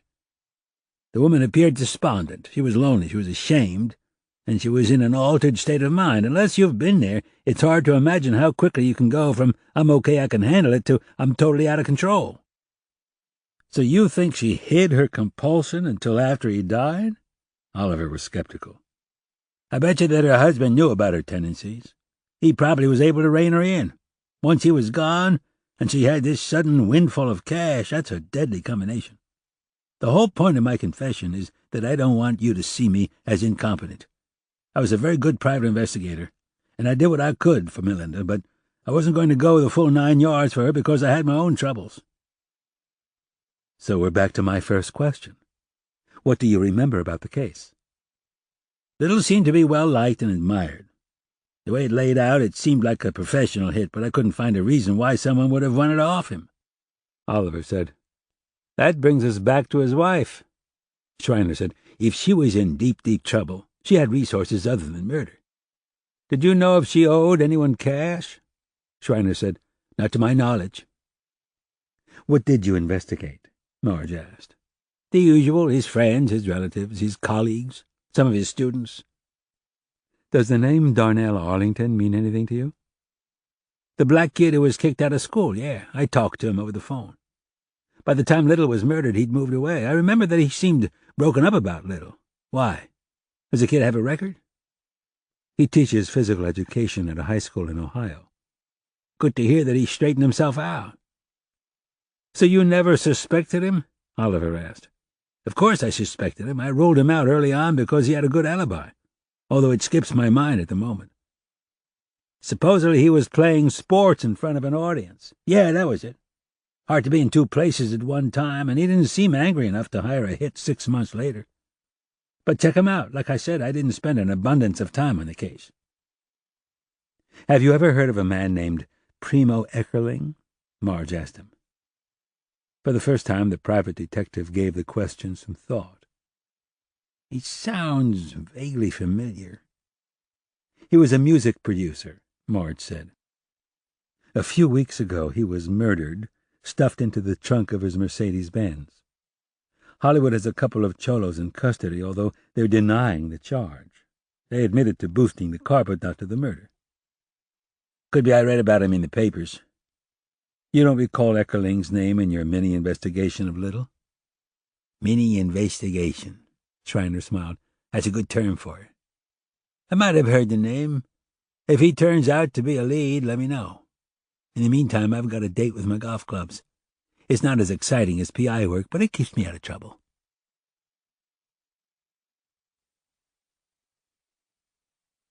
Decker had just finished eating his bag lunch when Marge called, recapping the interview with Phil Schreiner. When she was done, he said, "Exactly how bad of a gambling problem?" Marge said, That's what we're trying to figure out. I'm sure that Melinda Little is expecting your call any minute. I think you should pounce on it, Pete, before she starts thinking of some very clever excuses. I'm still in Simi Valley. Decker shifted the phone to his other ear. Besides, I've got the interview with Arnie Lamar in 15 minutes at the police station. What's your afternoon like? I have some free time. Oliver and you need to pay her a visit. What if she lawyers up? Marge asked. Then that'll tell us something. Another call was coming through the line, a private number. Someone's breaking in, Marge. Set something up with Melinda and let me know, okay? Will do. Good luck. Decker hung up and took the private call. Decker. What do you want? The low, smooth voice was instantly recognizable and made Decker sit up in the cruiser and grab his pencil and notepad. Normally, he would have thanked Donati for calling back, but there was no such thing as chit-chat with Chris. What do you know about the Bennett Little murder? A long silence over the line. You suspect me? So far as I can tell, you were 15 and in New York when it happened. Am I wrong? Then why are you calling? You were in L.A. when the murder was still fresh. You're a good listener. Maybe you heard something. Another pause. It was a long time ago, and I have a substance abuse problem. If I ever had any long-term memory, it's gone by now. But you remember the case. A guy gets hit, you're wondering who's working the territory. You think it was a hit? A small laugh came over the line. Yeah. But no idea who? Before my time. Is that all? Speaking of abuse problems, I heard that Little's wife had a secret of her own. Another pause. She gambled. What was her name? Rhoda? Melinda? Melinda. Where'd you know her from? My uncle was a silent partner in several card houses in Gardenia. A beat. This was a long time ago. Joey let go of the casinos 10 years ago. He's dead, you know. I do know. Good riddance. What can you tell me about Melinda Little? I was 16. The woman was a MILF. A MILF? Mother I'd like to fuck. Red hot. What does she look like now? She's still hot. Did her hotness get her into trouble back then? Not with me, unfortunately. Could there have been someone else? There always could be someone else, but nothing I remember. Did she owe your uncle money? Decker, I didn't keep track of her. I had just moved out to L.A. and had my own problems. If she was in hock, big time, I never knew about it. How about a cop named Calvin Vitton? A pause. Vaguely familiar. He worked the Little case. He just blew his head off this morning. If I were you, I'd look into that. Decker made a face, although Donati couldn't see it. Thanks for the advice. Can you tell me anything about Vitton? I recall that he was an old guy. Another pause. Let me think about him. Fair enough. How about a guy named Primo Eckerling? He's a music producer, Donati told him. What did he do? Someone whacked him and stuffed him into the trunk of his Mercedes in a manner reminiscent of Bennett Little's murder. This happened recently? About 2 weeks ago. Can't keep up with everything. You might want to look into his case, too. Maybe Eckerling and the cop and Little share a common link. And what might that be? Another small laugh. You expect me to do your work for you? You owe me one for plugging me. No. I settled the score with that one, pal. If anyone owes, you owe me. Bullshit. That one doesn't count. Ask your sons if it doesn't count. Silence. Then Decker said, Call me if you think of something. Why would I do that? Just because you would. Why don't you call me if you think of something? 'Cause from where I'm sitting, you're not only barking up the wrong tree. You don't even have a stump to piss on.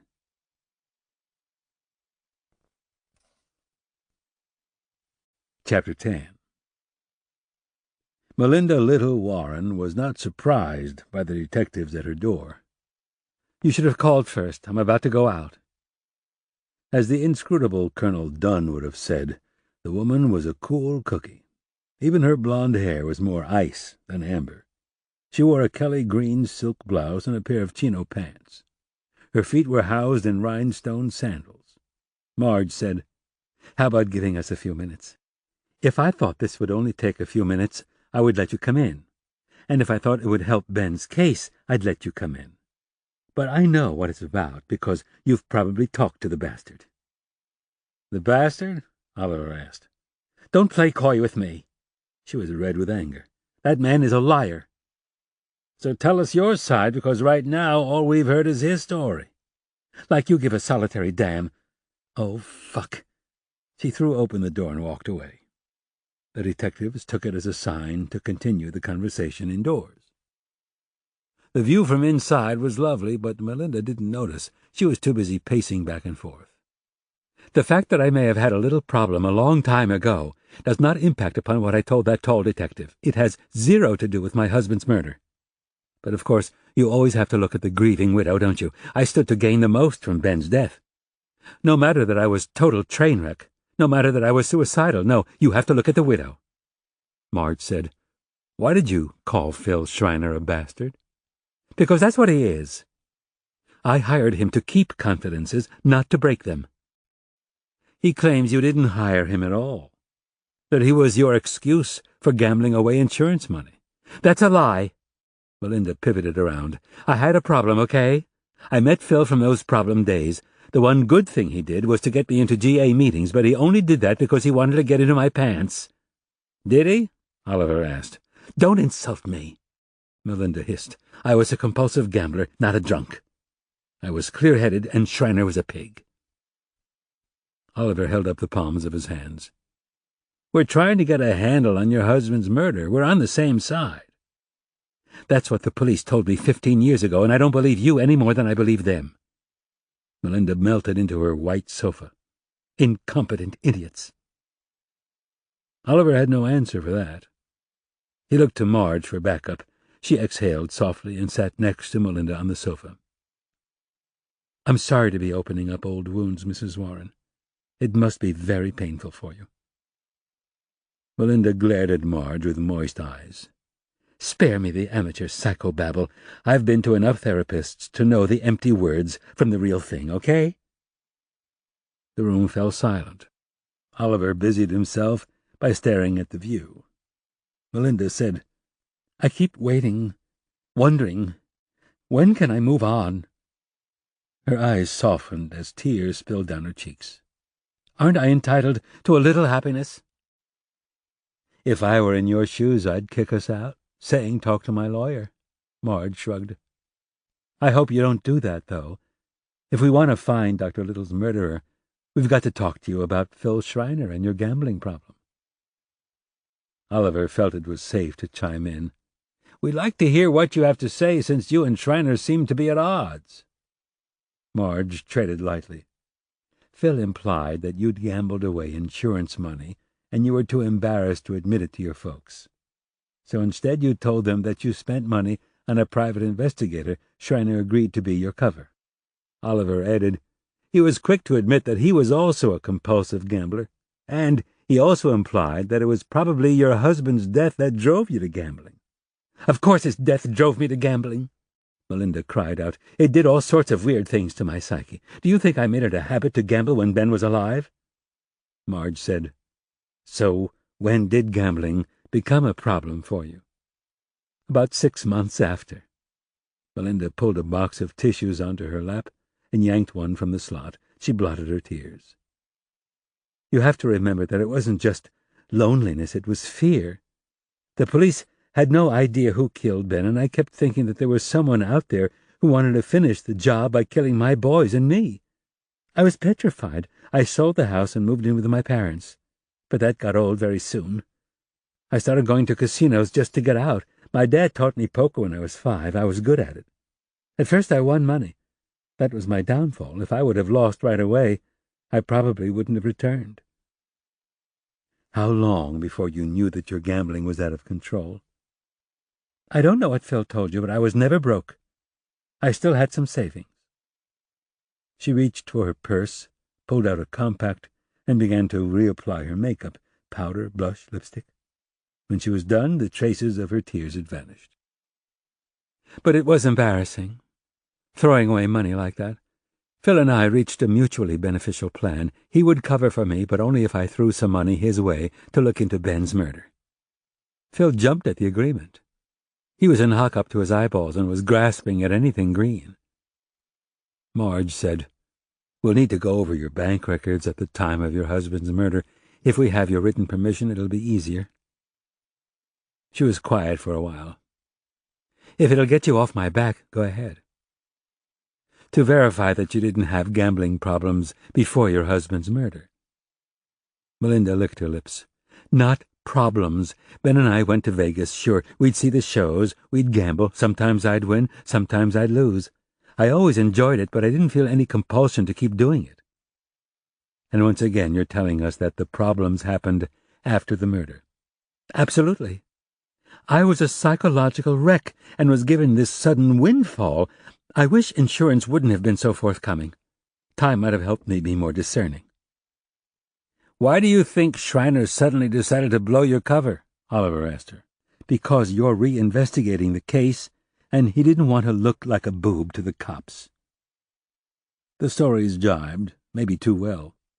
Marge said, "You said that he agreed to cover to your folks, but only after you agreed to pay him some money. To me, that sounds like blackmail." For the first time, Melinda smiled. "I wouldn't go that far. He needed money, and I was thoroughly disgusted with the police. It would have been nice if he had investigated Ben's murder with a little more zeal, but—" A sigh. "I didn't pay him much. Frankly, I don't see why I should have had to pay him at all. The police should have done their job." "How well did you know the primary investigators?" Oliver wanted to know. "I called a lot at the beginning, less after Phil started hunting around. In the end, they retired and the case went cold. By the time I recovered from my gambling and my fears and my infinite psychiatric bills, I just wanted to move on with my life." "When you called up the investigators, who did you talk to?" Marge asked. The question momentarily stumped her. Then Melinda said, "Mostly Detective Lamar, I think. I found him more congenial than Detective Witten." She looked at her watch. "I'm late to a luncheon, and the honoree is a very dear friend. I'd like to go." Oliver said, "What would you say if I told you—" Marge said, "Thank you so much for your time, Mrs. Warren." "Not a problem, but please, next time, do call." Marge stood and signaled Oliver to the door. "We will. Goodbye now." As soon as they were outside, Oliver turned on his partner. "Why'd you interrupt me mid-sentence?" "Because I didn't want you to tell her about Witten's suicide until we know more." "But I wanted to see how the Ice Queen would react. I haven't ruled her out as a suspect. The murder looked like a hit, and she has a gambling problem. How do you know she didn't whack him for insurance? Or maybe she hired Schreiner for the hit, or Witten, and that's why he killed himself."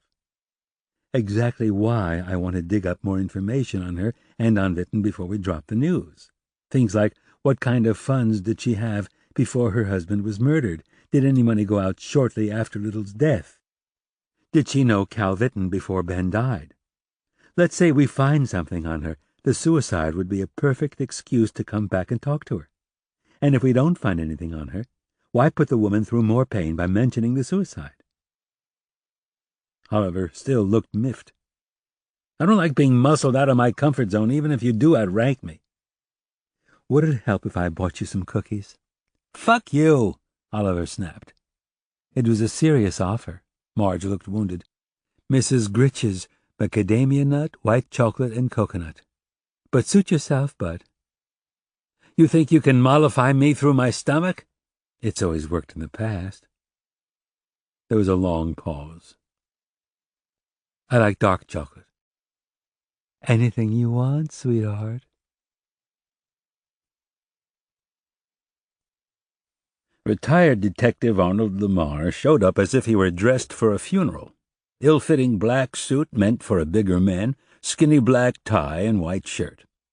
His feet were stuffed into scuffed Oxfords. His face was drawn, and his eyes were glazed as they scuttled back and forth between Decker and Detective Shirley Redkin from the Simi Valley Police Department. Finally, Lamar's eyes landed on Decker, staring at him from across the interview table. "What did you say to him?" "What do you mean?" "Did you set him off or anything?" Decker didn't take offense. "I told Detective Witten the same thing I told you. That I wanted to talk to him about the Bennett Little case and get his impressions. If he found that offensive, then I plead guilty." Silence. "I wasn't threatening, just insistent. Can you think of a reason why he'd kill himself?" "No." "You called Witten before I got hold of him. He told me that much. What was his state of mind?" "He was Cal." Lamar shook his head. "Grumpy. After he retired, he didn't want anything to do with LAPD except to cash his pension check. For a while we kept in contact, but then that fizzled. He didn't give me any indication that he was desperate, but I'm no psychiatrist or anything." "What was your conversation about?" "I told him that LAPD reopened the Little case, and you'd be calling him."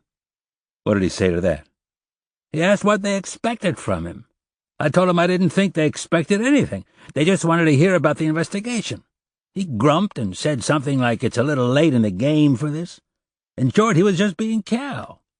If I would have thought that there was something wrong, I would have—" He blinked back tears. "Cal hasn't been happy for a while." "Women problems?" suggested Shirley Redkin. Lamar made a conscious effort to shift his eyes from Decker's face to hers. He thought she looked like an Aztec Indian. "The divorce was years ago. At the time it was a bad one, although at their son's wedding they were on speaking terms. 2 children, both live out of town." "Where?" Shirley asked. "One's in San Francisco, the other lives in Nashville." "What do they do?" Decker wanted to know. "Not police work." He shook his head. "The Nashville son, Freddie, is a producer of country songs, whatever that means. Cal Jr., well, what can I say? He bets for the other side." "You mean he's gay?" Shirley asked. Lamar nodded painfully. "After Cal J came out, Big Cal was never the same." "How long ago was this?" Lamar had to think about it. 10 years ago, maybe." Decker said, "So it wasn't a recent thing that pushed Witten over the edge?" "It wasn't recent, but that don't mean it didn't push him over."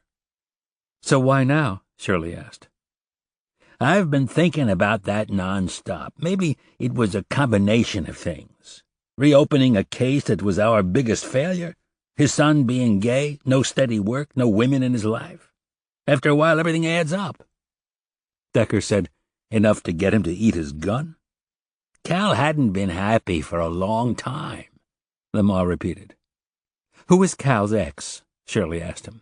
"Francine Witten. Don't ask me where she lives. I have no idea." "What about the boys? Do you have a telephone number for them?" "No, but I'm sure the number's in Cal's directory. He kept in touch with his boys, mostly Freddie, but he was on speaking terms with Cal J. That wasn't always the case." "No?" "Well, you know how it is. When Cal first told his dad, Big Cal wanted nothing to do with him. Cooler heads prevailed later on. They reconciled. I'm sure the boys could tell you where their mother lives." Shirley said, "Are you being completely open with us, Detective Lamar? There isn't something in Cal's life that could have driven him to kill himself?" "If there was, I didn't know about it." "Did Cal feel that he gave the Little case 100%? Decker asked. Lamar bristled. "That's a loaded question, Lieutenant. When the case remains open, you always feel that there's something more that you can do. But sometimes you just fail. And as you both know, that ain't a good feeling." Chapter 11.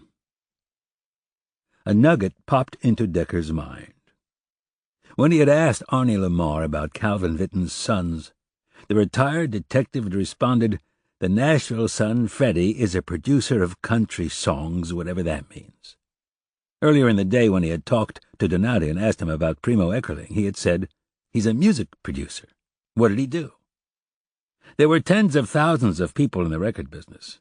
It wasn't much of a coincidence, but Decker was alone in an ocean, grabbing at any log that happened to be floating by. As soon as he got into his office, he phoned Lamar. "It's Pete Decker again. What's going on?" "A quick question about Cal's boys. How old would they be?" "Freddie's around 35. Cal J's a few years younger. Why are you asking?" "I like to have a mental picture before I do interviews." Lamar paused. There's more to it than you're letting on. Then please tell me what I'm holding back. I can use all the help I can get.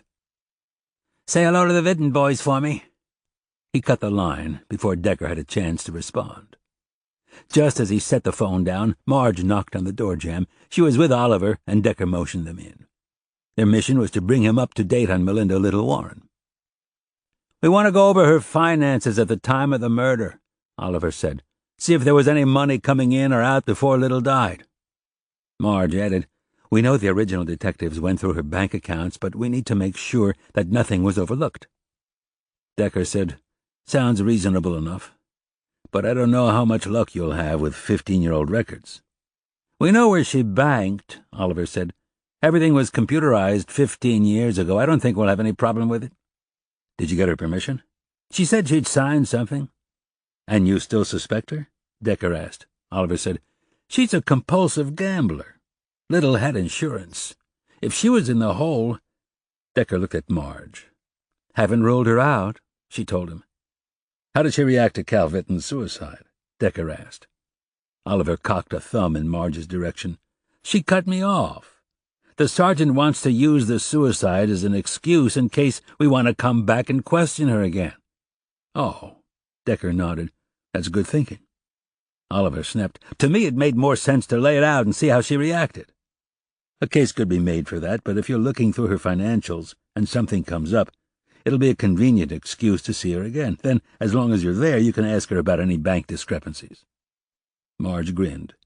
Oliver, you're not only outranked, you're outvoted. Decker said, I want one of you to look into a couple of things. He explained to his detectives the weak relationship between Primo Eckerling and Freddie Vitton.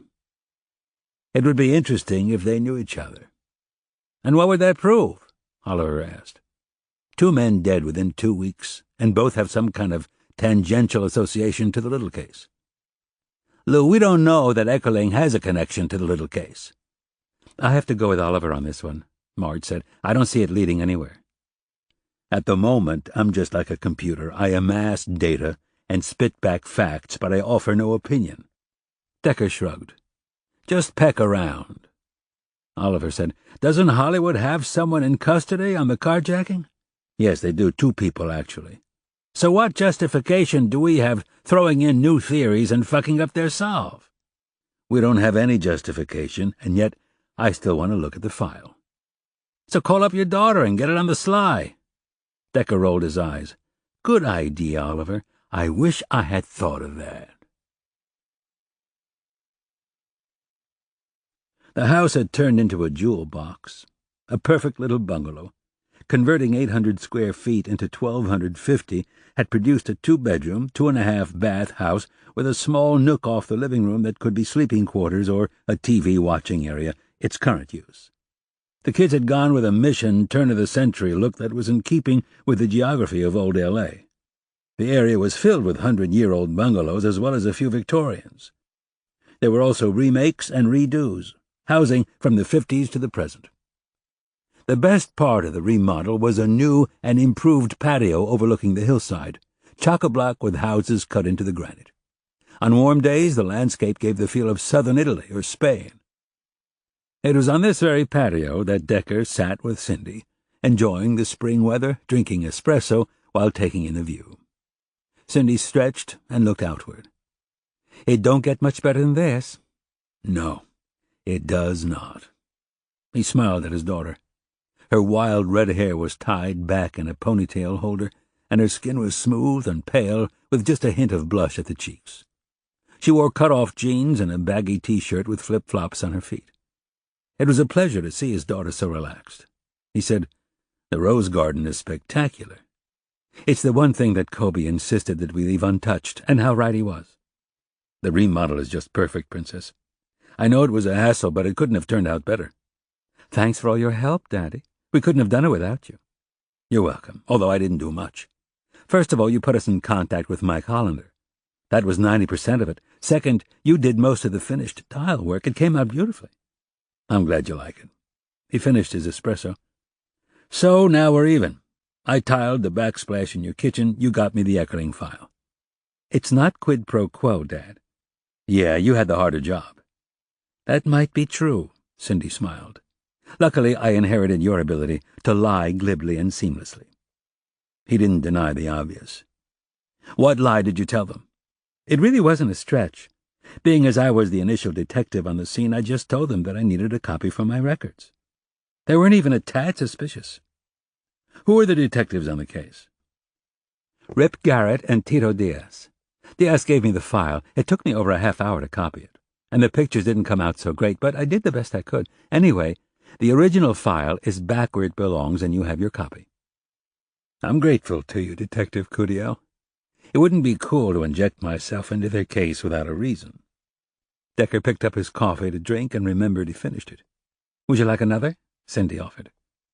Actually, I don't have intentions of sleeping, so why not? Come inside and I'll hand over the file. You can also watch me use my new nifty espresso machine. He followed her inside to a petite kitchen which included a farm sink and an old-fashioned stove. Wow, this came out great. You say that every time. At least I'm consistent, and it's true. This is simply charming. Unfortunately for me, Rena's getting ideas.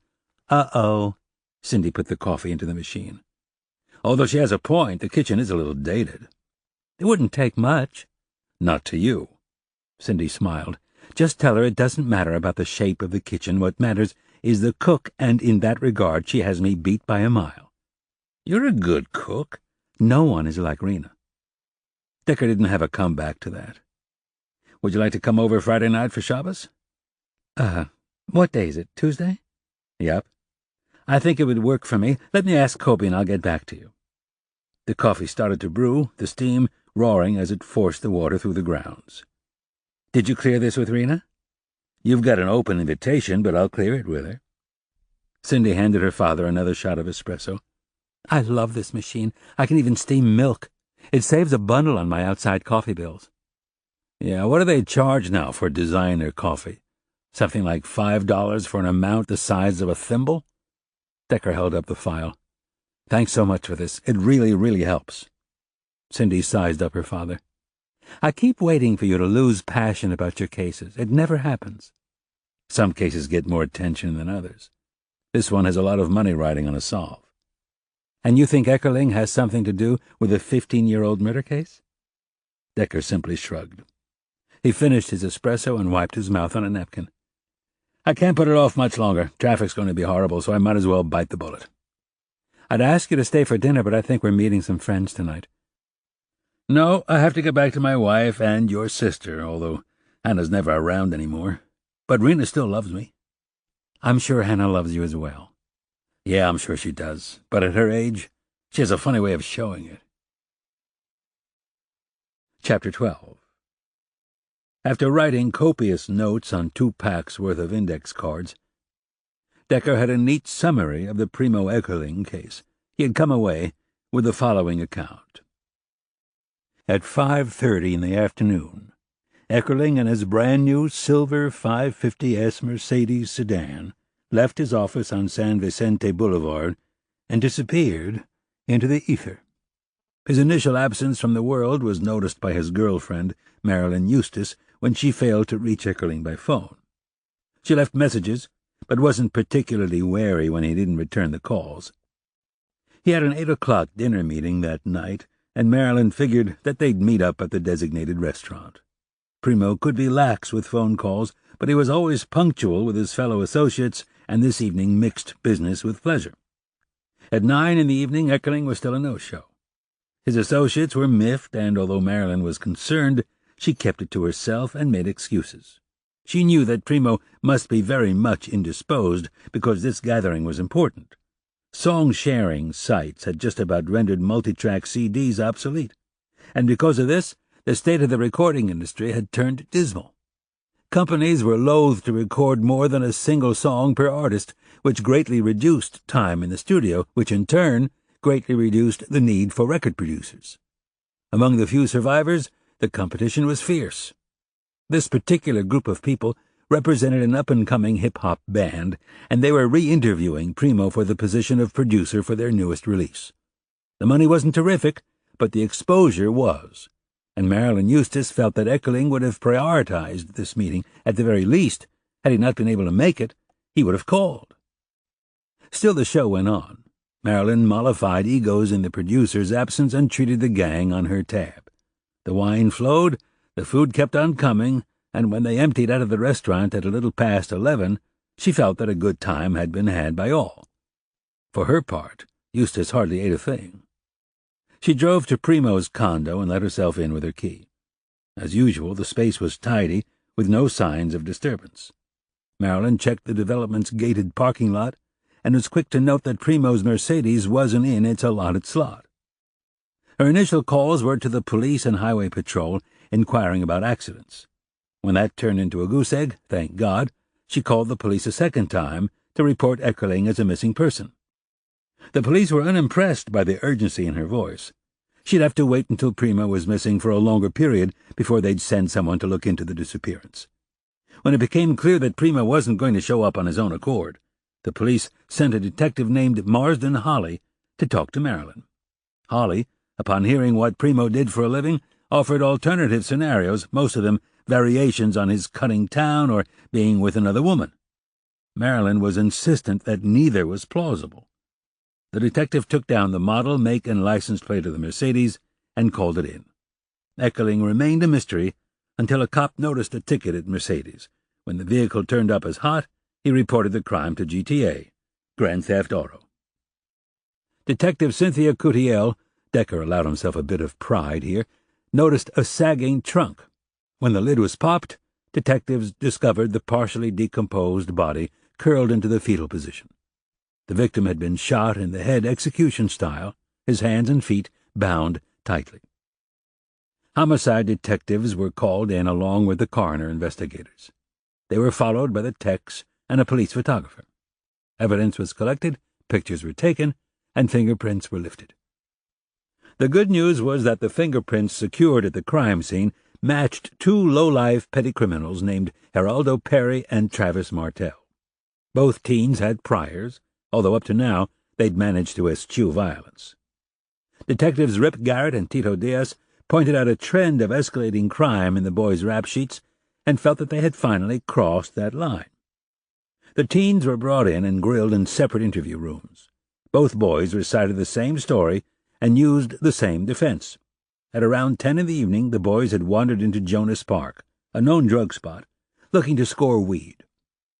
Instead, they had found the lone Mercedes in an empty parking lot near the park. Both freely admitted to stealing the car, but neither confessed to killing Eckerling.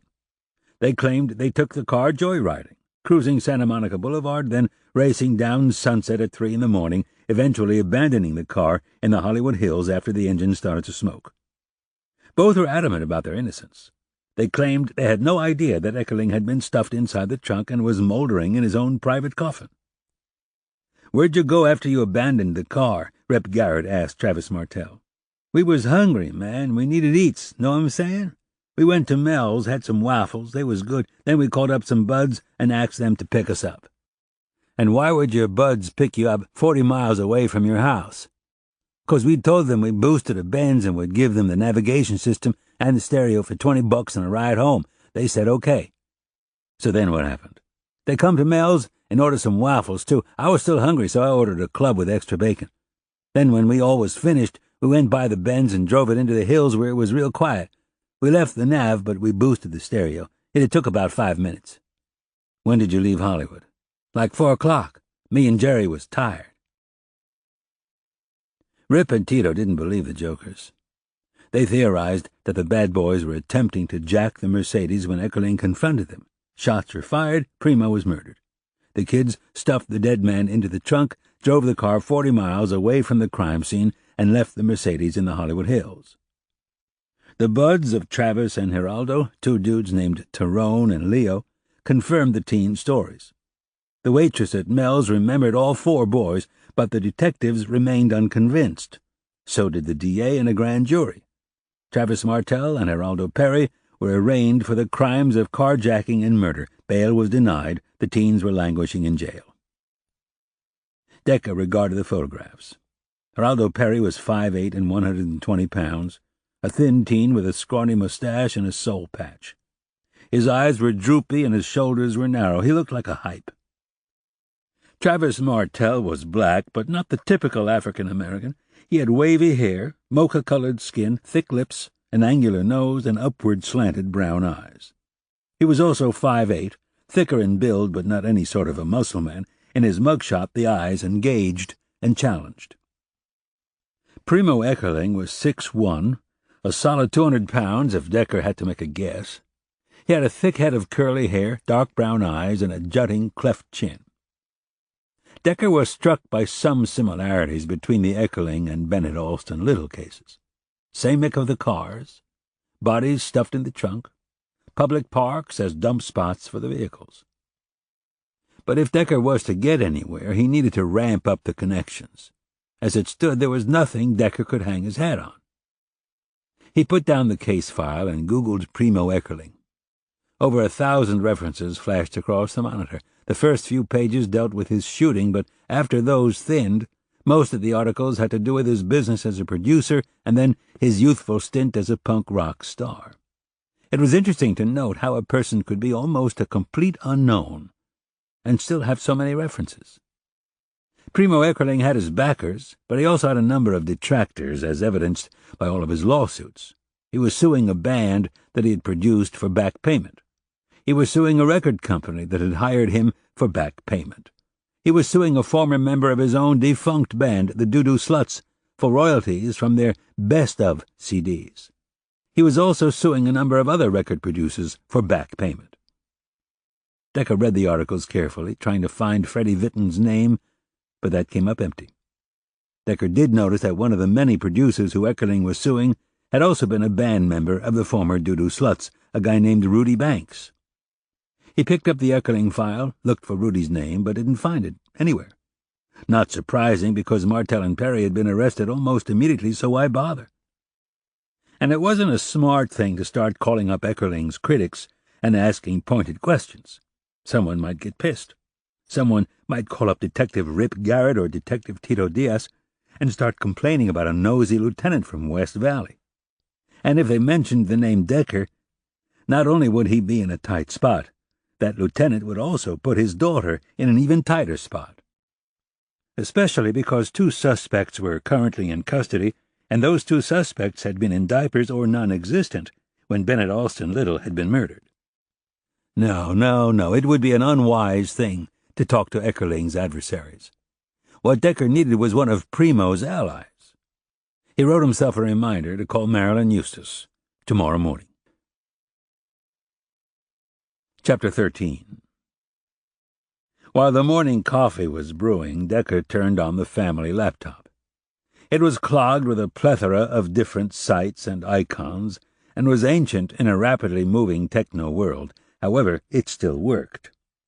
The Doo Doo Sluts had gone through several transformations, but in its heyday 18 years ago, it consisted of a quartet, Elvis Costello lookalikes, who were, in turn, Buddy Holly lookalikes, 4 white boys in black suits, white shirts, thin black ties, and big, round, black-rimmed glasses.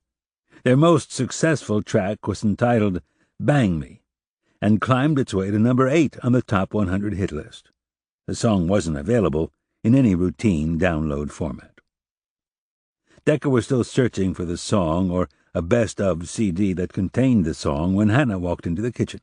The teen was dressed in a full blue skirt and a white-collared polo top, the preferred uniform of the school. With her red hair, she could have doubled as the American flag. Decker closed the computer, convincing himself that he was spending some quality time with his elusive daughter. That usually translated into making her eggs and pouring her orange juice. "How's it going?" he said cheerfully. "You're taking me to school?" "Is that okay?" "I love your company, but your car doesn't have satellite radio. Can we listen to my CD mix?" "Absolutely." "Thanks." She plopped down on a kitchen chair, her eyes still full of sleep. "I'm not hungry, Amba. I'll eat later at school." "All they serve is sugar cereal, and that's a terrible thing to eat in the morning. You get a blood sugar rush and then you crash. You need protein." "I need another 20 hours of sleep." "What time did you get to bed?" "It doesn't matter when I get to bed, it's when I wake up." "Well, if you get to bed earlier, it might be easier to wake up earlier." He was sounding preachy this morning. How about some scrambled eggs? If you insist. Decker took out a pan and 3 eggs. She liked only 1 yolk and the rest egg whites. He gave the eggs more substance by adding a little milk and cheese. I need your professional help. Hannah looked up. My help? What do you know about the punk scene? You mean the real punk scene or the retro punk scene? The original, period. I'm interested in a group called the Doo-Doo Sluts. They peaked in the late 80s. Hannah's smile was genuine. And the name's for real? Would I lie? Yes, but probably not about this. I've never heard of them, Abba. Personally, I never got punk rock, but I'm sorry I missed the grunge scene. That's too bad. I never understood Nirvana's appeal. Jake loved them. They're not my favorite. I'm talking about Pearl Jam, Soundgarden, and Alice in Chains. But I digress. I have a friend who's a maven on original punk rock. What do you want to know? Anything he or she can tell me about the Doo-Doo Sluts. It's a he, Ari Fieger. He's a bit of a nerd and overly pompous, but he knows his stuff. Decker spooned the scrambled eggs onto a plate. Here you go.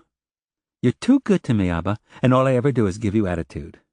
You're a terrific daughter. Now you're lying. I'm telling the 100% truth. His cell phone rang. It was Marge. Excuse me, sweetie. Yo. I'm at the airport waiting for Continental to tell us how late we will be delayed. So far it's an hour. That doesn't sound good. Weather, they say. It's always weather. When in doubt, blame it on the weather. When is your interview with Darnell Arlington? Not until 8 in the evening. So far we're okay, because I've built in an airline delay factor. Marge, do you have your computer with you? I do. Does the wireless work? It does. What do you need? Everything you can find on the Doo-Doo Sluts, spelled just like it sounds. He heard her laughing on the other end. Primo Eckerling was a member of the group. He was suing another former member named Rudy Banks. Eckerling is also involved in another suit with Banks, something about a record they co-produced and Banks withheld money. Great, it'll give me something to do. Or should I say, do-do. Decker smiled. I'll talk to you later. He discontinued the call. Ready? Not really, but what's my choice other than malingering? That won't get you anywhere. You'll just have to make up the work. Decker hoisted her backpack. What's in here, lead? Meaningless and out-of-date textbooks that you and Emma paid a fortune for. You're going to hurt yourself carrying all this weight. Hannah hugged her father's arm. That's why I need a big, strong Abba. The building was 4 stories of chrome and glass, a stone's throw away from where Suge Knight had set up offices for the notorious Death Row Records, the premier label of L.A. gangster rap. While investigating a case years ago, Decker used to pass some of Suge's billboards perched atop the office building, people sitting on toilets and other offensive images. Now Tupac was dead and Suge was in jail. Ah, the fleeting phantom of fame. Eckerling's office was on the 2nd floor, sandwiched between an insurance agent and a guru named Om Chakra, who sported a degree in Far Eastern and holistic medicine. The door was locked, and there was no bell, so Decker knocked. The door opened, but only a crack, because it was bolted by a chain. Yes? Lieutenant Decker of LAPD. I'm looking for Marilyn Eustace. You found her. ID, please? Decker slipped his badge into the allotted space and waited. A moment later the door opened, and a slim, leggy blonde with a cigarette was giving him a quick once-over. She returned his billfold. Can't be too sure nowadays. Come in. The place is a mess, so watch your step. She turned her back, and Decker followed her swaying hair and rear until she pointed to an empty folding chair. Have a seat. I'll be back in a moment. Decker complied and studied Marilyn. She was dressed in black, and although she was attractive, she emitted nothing but nervous energy. Her blue eyes quivered as if they were bathing in adrenaline. He looked around. It was a small room in utter chaos. Papers and boxes everywhere, with lots of shelves of CDs, most of which were jewel box demos. A single pot of coffee sat by itself in a corner, looking forlorn. He saw her dragging over a chair and got up to help. Are you in the process of moving? Just cleaning out Primo's shit. She plopped down. Seeing if there was any money due. He seemed to be current. He was a lousy housekeeper, but pretty good with the bills. She rubbed her neck. So why are you here? I thought the police had the punks in custody. They do. So I repeat, why are you here? Decker leaned toward her. This in no way is a reflection of the detectives involved in Mr. Eckerling's case. I'm sure that the perpetrators in custody did it. I'm here because Primo Eckerling's murder was similar to one that happened over 15 years ago involving a man named Bennett Alston Little. He waited for the name to register. When it didn't, he said, "The case has been reopened. I'm in charge, and I just want to make sure that the coincidences are merely that, coincidences." Marilyn crossed and uncrossed her slender legs. She was wearing a tight black skirt that showed lots of skin. What kind of coincidences? Decker told her about the cars and the bodies in the trunks, plus the fact that both cases involved public parks after dark. She continued to stare. You're thinking like a serial killer? The murders were 15 years apart. A choosy serial killer. Decker didn't dare smile, but her black sense of humor was better than bitterness. I'm trying to see if there was a direct link to the two men, and so far I haven't come up with anything.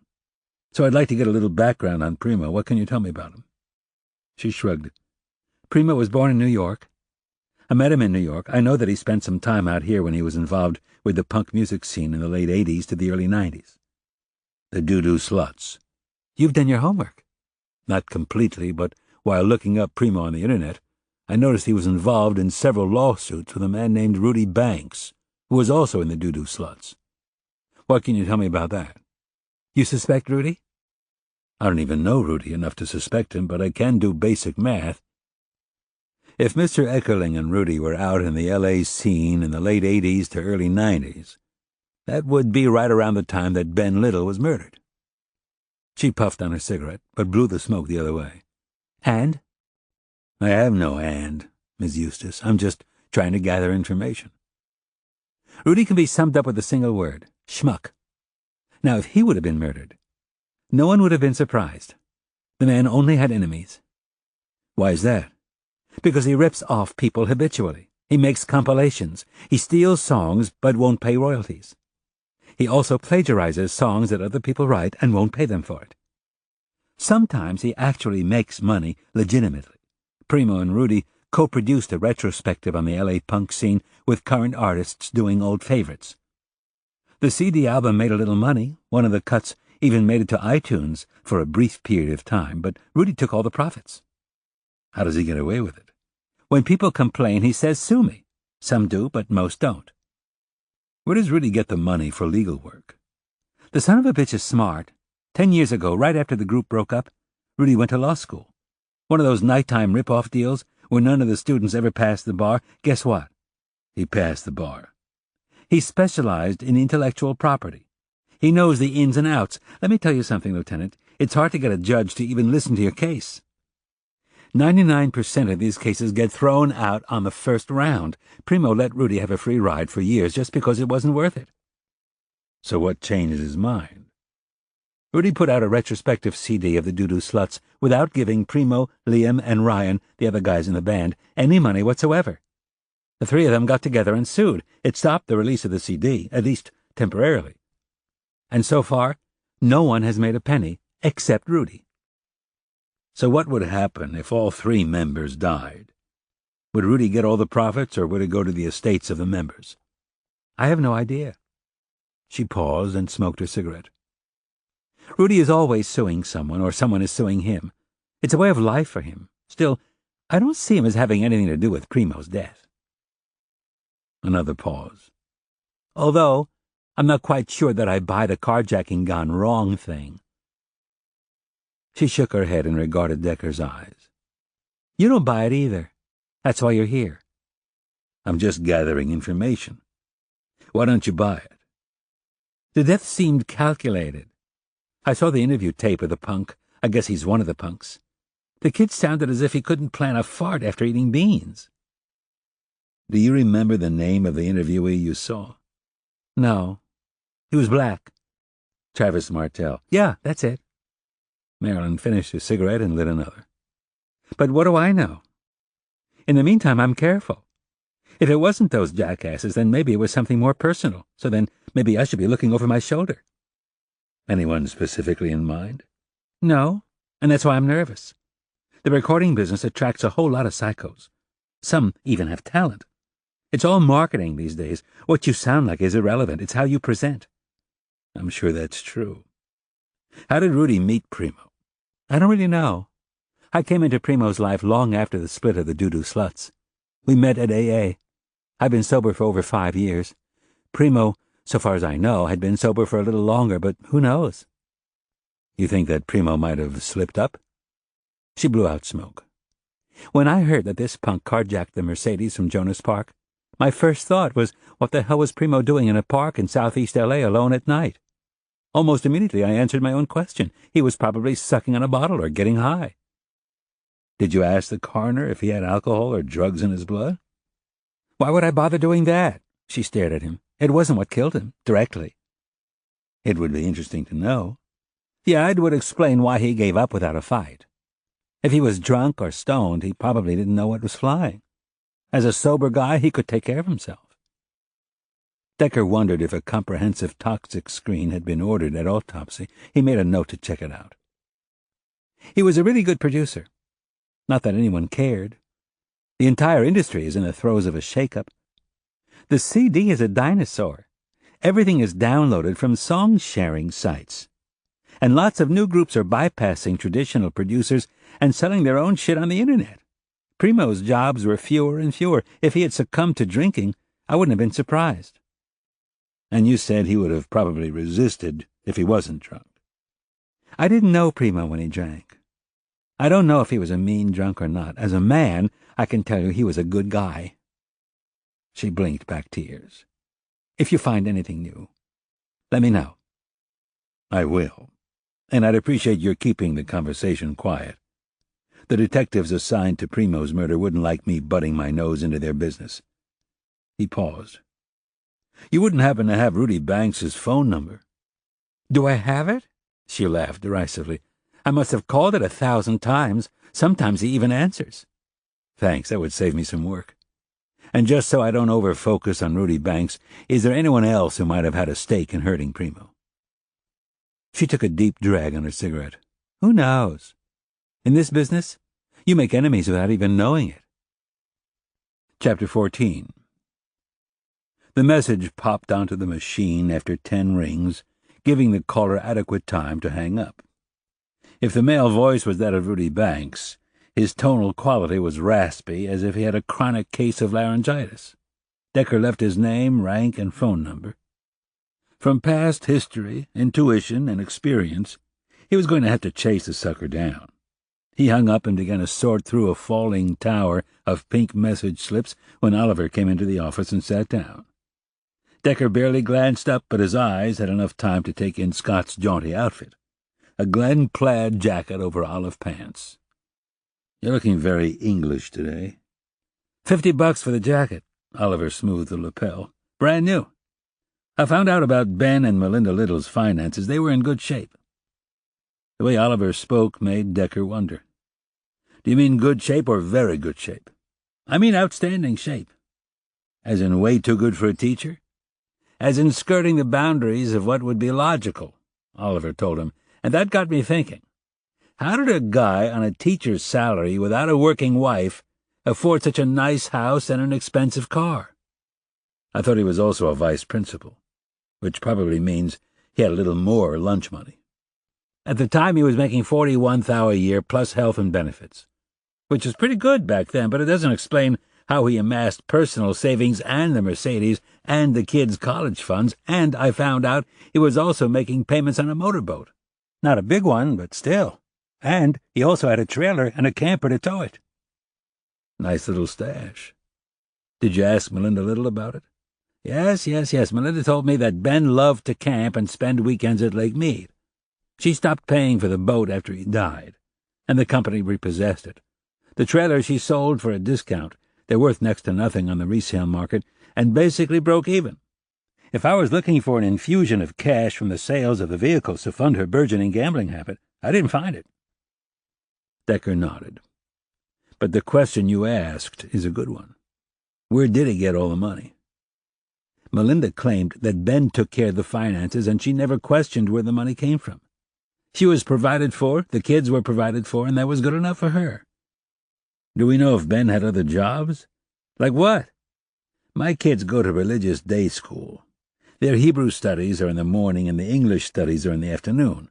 A few of their secular studies teachers are public school instructors who moonlight for a little extra spending cash. That might explain the car or the boat or the camper, but not the car and the boat and the camper. What did his bank deposits look like? Nothing out of the ordinary. Most of the money was direct deposit from work. If he owned the camper and the trailer, how did he pay for them? My next step. And what about the Mercedes? Was he making payments on that as well? Melinda was pretty sure that the Benz was paid off. And she wasn't suspicious of where the money was coming from? Decker asked him. I don't think she cared. When I hinted that Ben might have been involved in illegal activities, she thought the suggestion was ludicrous. How vigorously did she defend her late husband's honor? Not as adamantly as one might have expected, but maybe she's just tired of the whole thing. And she was quick to point out that no one has ever had a bad word to say about Ben. Maybe we haven't talked to the right people. Anyone in mind? We've only talked to fans of Ben. We haven't delved into the bad kids at North Valley during Little's reign. Maybe Marge's interview with Darnell Arlington can shed some light on the kids that Ben didn't reach. If she ever gets to Ohio, yeah, with the way current airline travel is going, someone should bring back the Pony Express. Decker was surprised to find a live voice on the line. You're still in LAX? I'm on board, and they're about to close the cabin doors, Marge told him.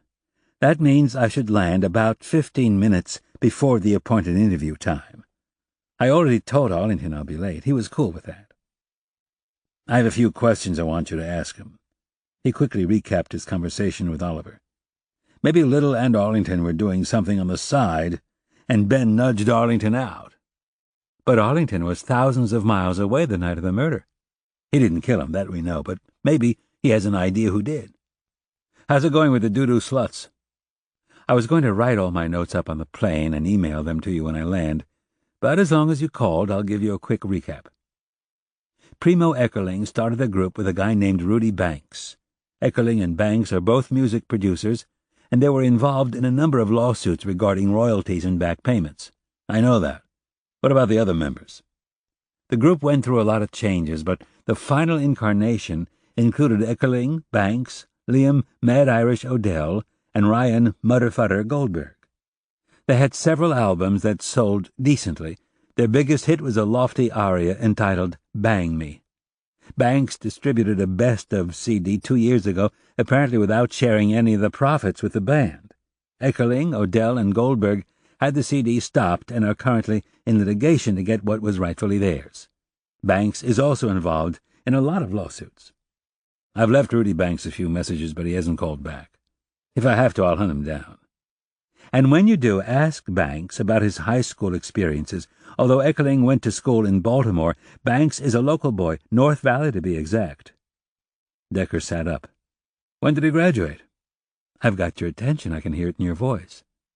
He dropped out when he was 17, a good 4 to 5 years before Ben Little was murdered, but it does open up all sorts of possibilities. Hold on. Muddled noise in the background. We're pushing back, Pete. I've got to turn off the cell. Decker dialed Banks again, and when he got the same message, he gently placed the phone back in the cradle. He pulled out a phone book and found what he was looking for in a matter of minutes. Rudy Banks had an address in the phone book. It could have been a residence or an office. It was time to do some legwork. If Rudy was making money from his litigious adventures, he wasn't spending it on the outer trappings of success. His place was in Old Hollywood, about 30 blocks from downtown. The apartment was on the 4th floor of a French Normandy-style building that had probably reached its glory days 90 years ago. Since then it had gone through some serious decay, including peeling plaster on the outside and an interior smell of mold. There was a small, stuffy red lobby with terrazzo floors and no attendant. An ancient non-operative elevator was on the right and appeared as if it hadn't been working for a very long time. The staircase was to the left of the entrance, and Decker checked up the 4 flights. The building had no air conditioning, and by the time he reached Banks' door, he was sweating. He rang the bell several times, then loudly knocked on the door, but there was no response. Decker fished around in his billfold for his official card, hearing the clop, clop, clop of some other soul traipsing up the steps. The sound stopped at the 4th floor, and when Decker looked up, a man was approaching. He seemed to be in his late 30s or early 40s, tall and thin. He wore tight jeans and a black short-sleeved T-shirt, his arms festooned with tattoos of all shapes and colors. Pointed lizard-skin cowboy boots projected from the hem of his denim.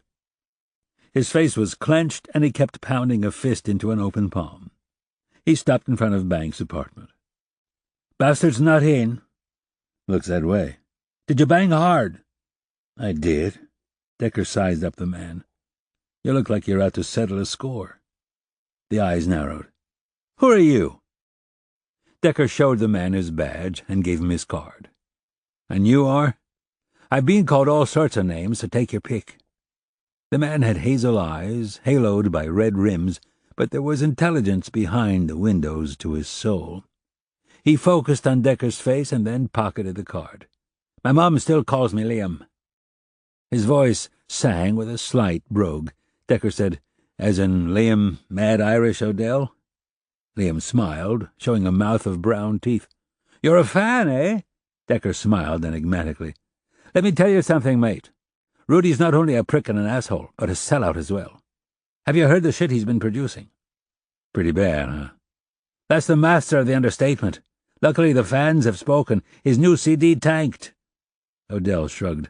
"I was in the area, thought I'd give it a go before lunch. You know, even if he was there, he wouldn't answer. He knows the wolves are after him." "How much does he owe you, mate?" Decker said, "Actually, nothing." "How'd you manage that?" The hazel eyes widened. "Don't tell me you're here to arrest him." Fucking all right. Can I watch?" "I'm sorry to dash your hopes, sir, but I just came to talk." His face fell. "Not as sorry as I am. I'll make a bet with you. I bet you won't be able to talk to Rudy more than 5 minutes without wanting to murder the son of a bitch." "I've heard similar sentiments," Decker said. "I've also heard that he's making money doing the best-of albums." He looked pointedly at Odell. "Including the best of the doo-doo sluts." "I'm dealing with it legally." "Then this visit was for what purpose?" "The bastard was trying to nick us blind," Liam said. "Just a friendly talk before lunch." Decker didn't answer. Odell said, "It was actually Primo's idea to fight back." He paused. "Poor Primo. You must have heard about that one." "One of the reasons I'm here." "Why talk to Banks about Primo? They're at war." His eyes narrowed. "Unless you think that Banks—" The idea of Rudy as a killer struck Odell as hilarious. His laughter sounded like dry hacking. "It'd be grand to pin Primo's murder on Rudy, but I think you're looking the wrong way. Banks doesn't have the balls for it." Odell's eyes clouded. "Didn't they arrest the fuckers who wiped Primo?" Decker mopped up his brow. "It's really hot here. You said you're about to eat lunch. How about we do that and I'll buy?" Odell grinned. "You really are a fan, eh? Or maybe you're one of those sneaky-arse reporters who'll do anything to get the inside story of the sluts." "No, I'm a cop. I saw a coffee shop down the street. How does that sound?" "Bert's? You ever eaten there, mate?" "Can't say that I have. The grease is so thick it drips off the ceiling." "Thanks for the tip. I'll stay clear of Bert's. Do you have a suggestion?" "How about Millie's?" "Sure," Decker said. "Where is it?" 3 blocks away. We can walk it." "Great. What kind of a place does Millie run?" "It's vegan." Decker stifled a smile. "Odell, I'm a cop and a good detective. But I would have never figured you for a vegan." Mad Irish flashed another maniacal grin. "How do you think I keep my girlish figure?" Chapter 15.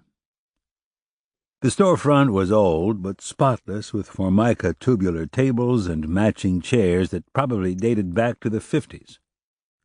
The menu hosted a variety of entrees inspired by exotic regions of the globe, with tofu play-acting in everything from shrimp cocktail to mushu pork. The server was a beefy fellow with a buzzed haircut, a neatly trimmed soul patch, and a diamond stud in one earlobe, a conservative boy by today's standards. Odell ordered the usual. Decker decided on the Cobb salad, figuring there wasn't much the kitchen could do to ruin raw vegetables. Odell gulped tap water. He was an easy talker. "I did it for Mud, you know." Mud was Ryan Mudder-Fudder Goldberg, the lead guitarist of the group. "You sued Rudy for Mud's sake?" "Right-ho. Me, I'm doing fine. I get lots of me meals comped for performing acoustic versions of some of the Slut's big ones. I usually do Tuesday and Thursday here at Millie's. The weekends, I'm at a small place in Venice. I live right near the cafe, 2 blocks from the beach. I don't have much money, but I don't need a lot." "You sound like a happy man." "I know luck when it bites you in the arse. And I still get the chicks, young ones." He sat up. "Still got the bike and the bad boy image. The simple ones really go for that." "So being a bad boy is an image?" Mad Irish grinned. "Sometimes yes, and sometimes no. And I'd be bloody daft to explain myself any further." Meaning he still indulged in illegal substances. "I'm doing fine. Primo was doing fine, but it's Rudy who's living the vida loca." His eyes darkened. Mud wasn't so lucky. "Why is that?" "Dunno. Maybe he started believing all that rot about us being with the devil. He was lead guitar, the most talented, the most sensitive, and the most gullible. I think the voices started before he joined us, but we all figured it was the drugs." Decker nodded.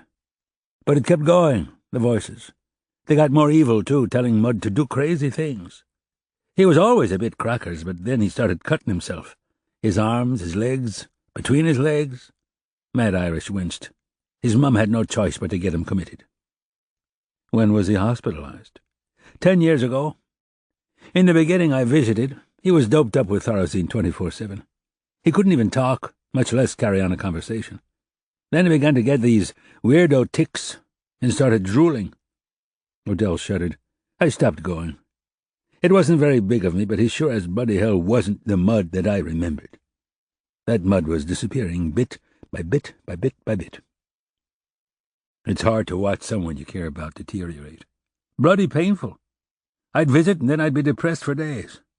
My girl said to give it a rest, and once I did, I never went back." "Like you said, he probably wouldn't have known the difference anyway." Odell seemed grateful for the reprieve. The food came, and Decker watched him chow down in silence. Halfway through his veggie curry, he said, "About a year and a half ago, his mum called me out of nowhere.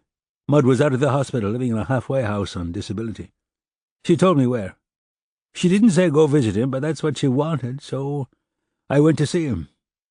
"How was it?" "Not nearly as bad as I expected. Mud was always a big guy, but he had gained about 200 pounds. His brain wasn't totally scrambled. He recognized me instantly. Hugged me." Odell's eyes watered. "He was so bloody happy that I came by to say hi." "You did a good thing." "I did what was right. Which brings us back to Banks. About 6 months before my visit, Rudy started peddling his best of the doo-doo sluts over these sleazy cable stations. When Primo first mentioned that we should sue, I thought, what the fuck do I need it for? But then, after I saw Mud, I said to myself, I don't need it, but balls if I would let Rudy steal Mud's money. So I called up Primo, and that's how it all came about." His jaw tightened. If Banks would have given us something, if he would have given Mud something, all this lawyer nonsense could have been avoided. But Rudy is Rudy, and a skunk can't change his stink. If I could kill that bastard and get away with it, I would. Let's hope for your sake he doesn't show up dead." Odell rolled his eyes. "How's your food?" "Very good, actually," Decker said. "Where's Mud living now?" "Still at the halfway house." Odell gave him the address. "If you go by, tell him Mad Irish says hello." "I'll do that." Decker placed the slip of paper in his wallet. "How'd you wind up hooking up with Banks, Liam?" "Banks and Primo had been doing this punk thing for a while. They brought me in because they needed a drummer, even though my first love is guitar. That's how it works. You play whatever the band needs, and they needed a drummer."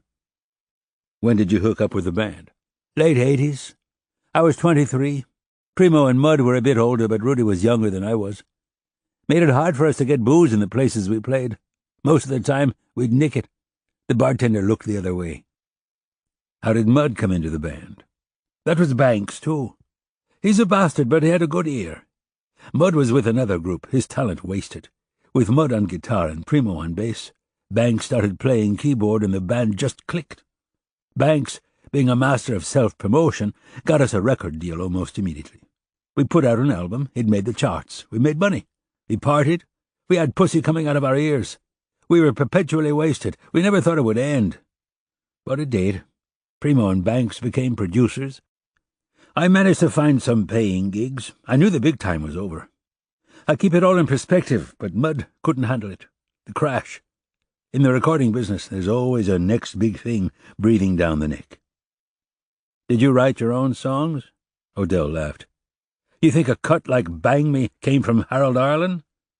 Decker smiled. You know your music, man, Irish. I like Harold Arlen. I wish I would have written Somewhere Over the Rainbow. I'd be set up for life. Who wrote the band's songs? Mostly Banks and Primo. So they got most of the royalties if someone did a remake of the band's numbers? Right about that, and over the years a lot of artists have covered our songs. I'm not claiming a piece of that. That battle's between Banks and Primo. What burns my eyes is Banks remastering and selling a Best of the Doo-Doo Sluts CD without giving us a bloody red cent in royalties. It's my vocals on those songs. It's Mud's vocals. What gives that arsehole the bloody right to take silver from our pockets? So let me ask you this, Odell. What were you going to say to Banks if you would have found him this morning? Mad Irish hesitated. I'd worked myself up real good when you saw me. I suppose it was a good thing he wasn't there. You should stay away from him, Liam. Let your lawyer do the talking. That's what I was doing. I really was. I said to myself that it isn't worth getting myself in a mess over. But now with Primo gone, who's going to fight for Mud? I don't have the kind of money to support a lawyer, and Mud needs money. Threatening Banks isn't going to do you any good. I don't threaten, mate. Liam, think about it. If something happens to Banks, guess who I'll be going after? If something happens to Banks, I wouldn't want to be in your shoes, mate. Rudy only has enemies, and over the years, he's made hundreds of them. The Hollywood Terrace sat on a side street about a mile from the Hollywood police station, around 3 miles from where Primo Eckerling sat mouldering in the trunk of his car. The building was a bunker, run down and a step away from the wrecking ball. No plants in front to soften the gray stucco, just a few occupied parking spaces in a chunky asphalt lot. The glass door to the lobby was locked. The individual apartments listed on the wall with a button after each name. Ryan Goldberg lived in Unit E. Decker pushed the buzzer, and a moment later the door clicked open. The lobby was the size of a jail cell with yellowed linoleum floors and a cottage cheese sprayed ceiling. There was one long, dimly lit hallway, and when Decker found Unit E, he knocked on the door. He could hear the electronic noise in the background. When the heavy-set man opened the door, the television volume boomed in Decker's ears. "Mr. Goldberg?" The man had wilting brown eyes that blinked constantly. His facial features seemed small and piggish, but his skin was baby-smooth. He wore sagging pants without a belt and a flannel shirt, slippers on his feet. "Who are you?" "I'm Lieutenant Detective Peter Decker of LAPD, but I'm also a friend of Liam Odell's. He gave me your address. I'd like to talk to you if that's okay." Goldberg just stared. Decker knew immediately that he'd given him too much information at one time. He started over. "I'm a friend of Liam's." "Oh." Blink, blink, blink. "Okay." "Can I come in?" "Okay." But Goldberg didn't move aside. Decker had to skirt around him. "Mind if I lower the volume on the TV?" "Okay." Decker noticed that the man's hands shook, and he wondered why he had come to see him. Just what was he hoping to find out? He looked around, surprised that the studio was free of trash and dirt. There was a flat-screen television on a scarred chest of drawers opposite a deflated sofa. Several TV trays were folded and leaning against the wall.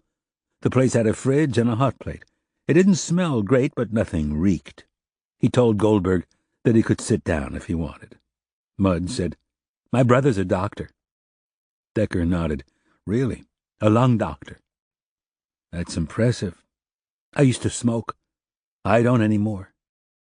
"That's good. My brother helped me quit smoking. He's a lung doctor." "He sounds like a nice man. He's a good brother. He's a doctor." Decker nodded. "Does your friend Liam O'Dell ever visit you?" "Call me Mudd.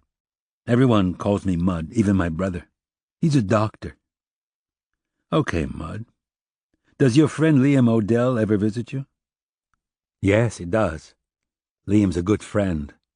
He buys me things." "What kind of things?" "He bought me that." Mudd pointed to the flat screen. "My old TV was a piece of shit. That's what Liam said. It was a piece of shit." "So Liam bought you the new television?" "Yes, sir." Mudd was still standing. Decker said, "You can sit if you want, Mudd." The request momentarily stumped him. Mudd kept blinking until he shook his head. "No, I'm okay. It's good to stand up and walk around, otherwise you can get blood clots in the leg. That's what my brother told me. He's a doctor." "He's right about that." Decker held back a sigh. "Do you still play guitar, Mudd?" "Oh, yes, I do." He smiled. "I still play guitar, but I can't play loud. It disturbs my neighbors. I can't disturb my neighbors." "Do you have an acoustic guitar?" "I have a Martin. Want to see it?" "Please." Mudd went to a kitchen cabinet and took out something wrapped in a blanket. Carefully, he took off the wrapping and presented him with a Martin Dreadnought. Decker wasn't an expert on guitars, but his son, Jake, had a passion for them. This one was in pristine condition. "Can I see it for a moment?" Without any hesitation, he gave it to Decker, who looked at the label and memorized the serial number. Decker handed it back. "Can you play it for me?" A smile went on the big man's face. "Yes, I can." Finally, he sat down on the sagging couch and began to finger a few riffs. Within minutes, he was playing like the professional that Liam claimed he was. The transformation was otherworldly. Tension melted off his face. His tic had all but disappeared. Decker listened to him for the better part of an hour without saying a word. Finally, he knew he had to leave. "That was beautiful, Mudd. Want me to play more?" You can, but I have to leave. I have to go back to work." With effort, Mudd stood up, gingerly wrapped the guitar back in the blanket, and stowed it back in the kitchen. "Thanks for visiting." "You're welcome. Your guitar is very expensive." "It's a Martin." "I know that. Don't tell anyone you own it, okay? Some not nice people might try to steal it." "That's what my brother says." "Your brother is right." "All right. I won't tell anyone else except my brother." "Good. Take care of yourself, Mudd." "Oh, I will take care of myself." The big man nodded. "I promised my brother I will take care. He's a doctor." Chapter 16. Marge landed with a half-hour to spare, just about enough time to rent a car, check the maps, and arrive at Darnell Arlington's house on time if traffic wasn't a problem. And from the looks of the town, it appeared that traffic was never a problem. An empty highway passed through a commercial area that was gone in a heartbeat, and then it split through a residential neighborhood of modest houses composed of brick and stone. In the dark, Marge could see that Arlington's two-story home was set on a patch of lawn, the lane shrouded in the shadows of lacy elms. Street lighting was minimal. Perhaps crime was so low that L.A.-style Klieg lights weren't necessary. She parked in front of the address, walked up a cement pathway, and rang the bell. The woman who answered the door had a baby on her right hip and a toddler on her left, clutching the hem of the woman's skirt. Both children appeared to be girls. "Sergeant Dunn?" "Yes, that's me." She showed the woman her badge. "Mrs. Arlington?" "Yes, call me Tish. Please come in." "Thank you, Tish." She nudged the toddler. "Crystal, get out of the way." The little girl didn't move. Tish then scooped the girl up until both babies were in her arms. She managed to hold the load with an erect spine. "Come in." The house was tidy and furnished conservatively. Flowered sofa with a matching chair, coffee and end tables with lamps and magazines, a fireplace with family photos. There was also a large playpen filled with toys.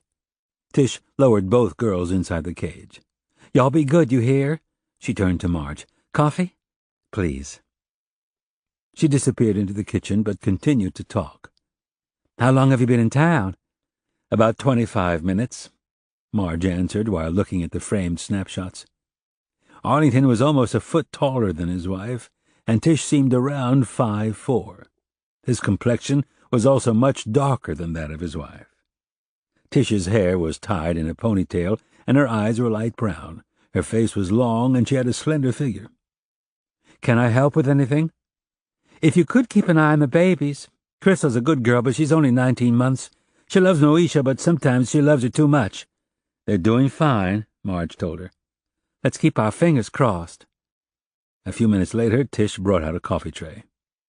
"Darnell is running just a little late. The team made regional finals, and practice sessions have become longer." "Congratulations."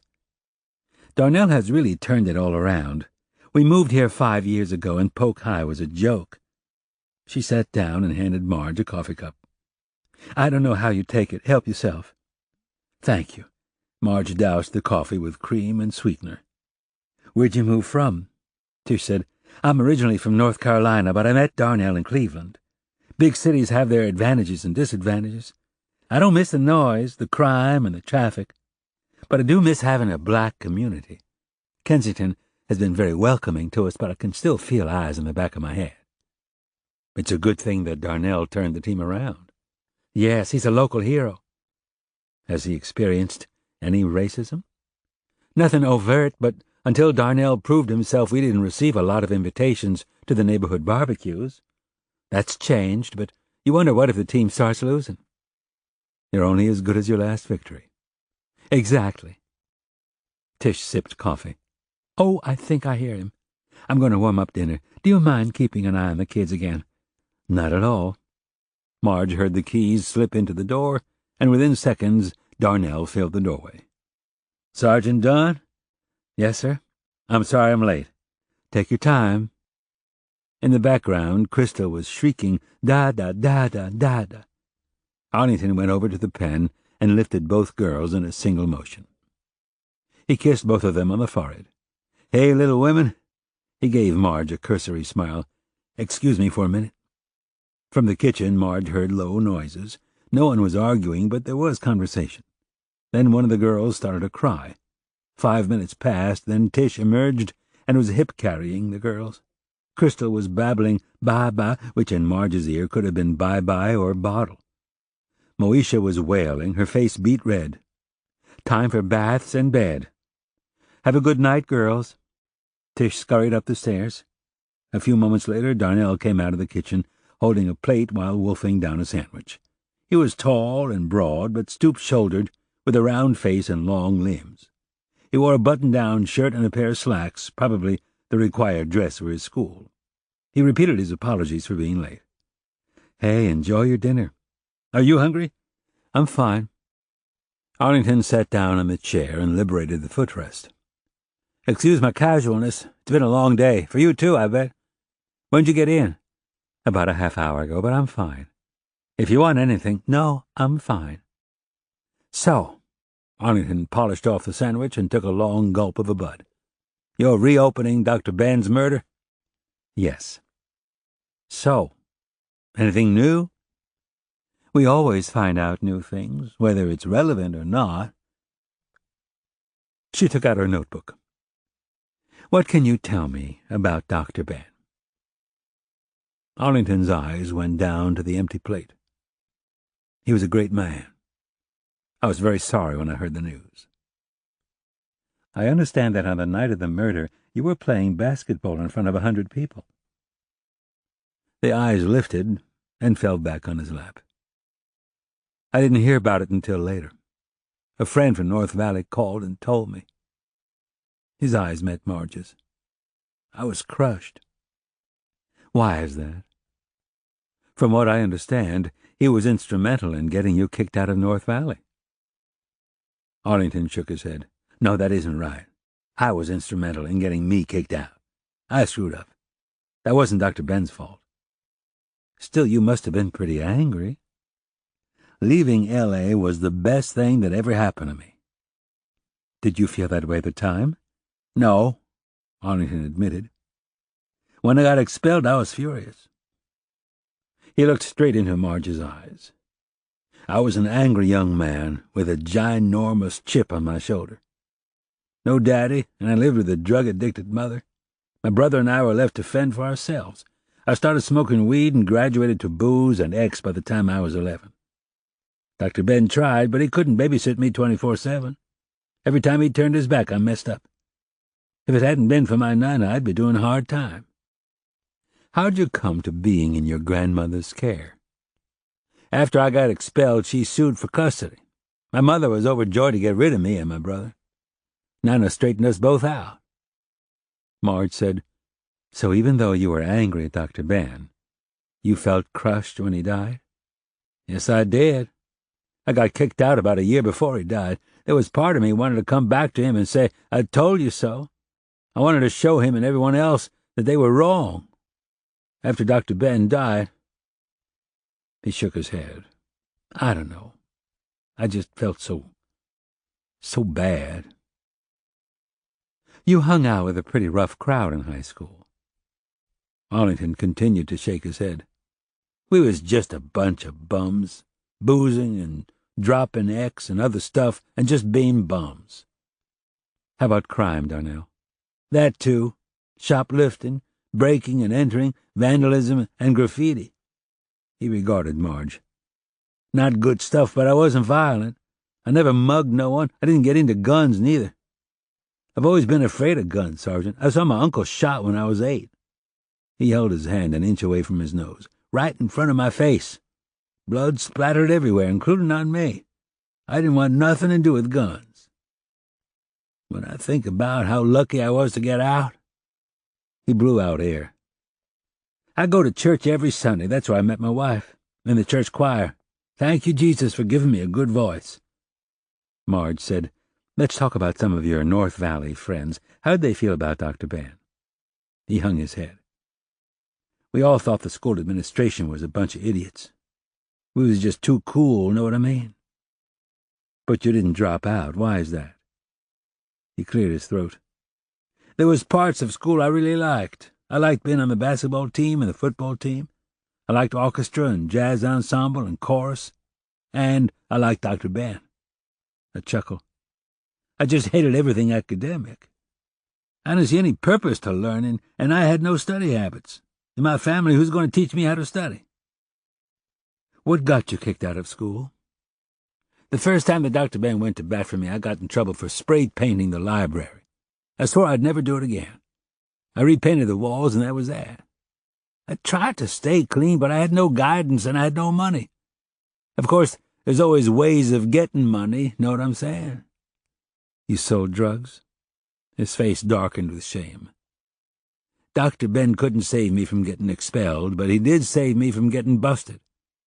I was so damn lucky that he was on my side, and I think also that the school preferred to keep everything quiet. I was real fortunate. He looked up. Thank you, Jesus. How long had you been selling drugs? Maybe a year or so?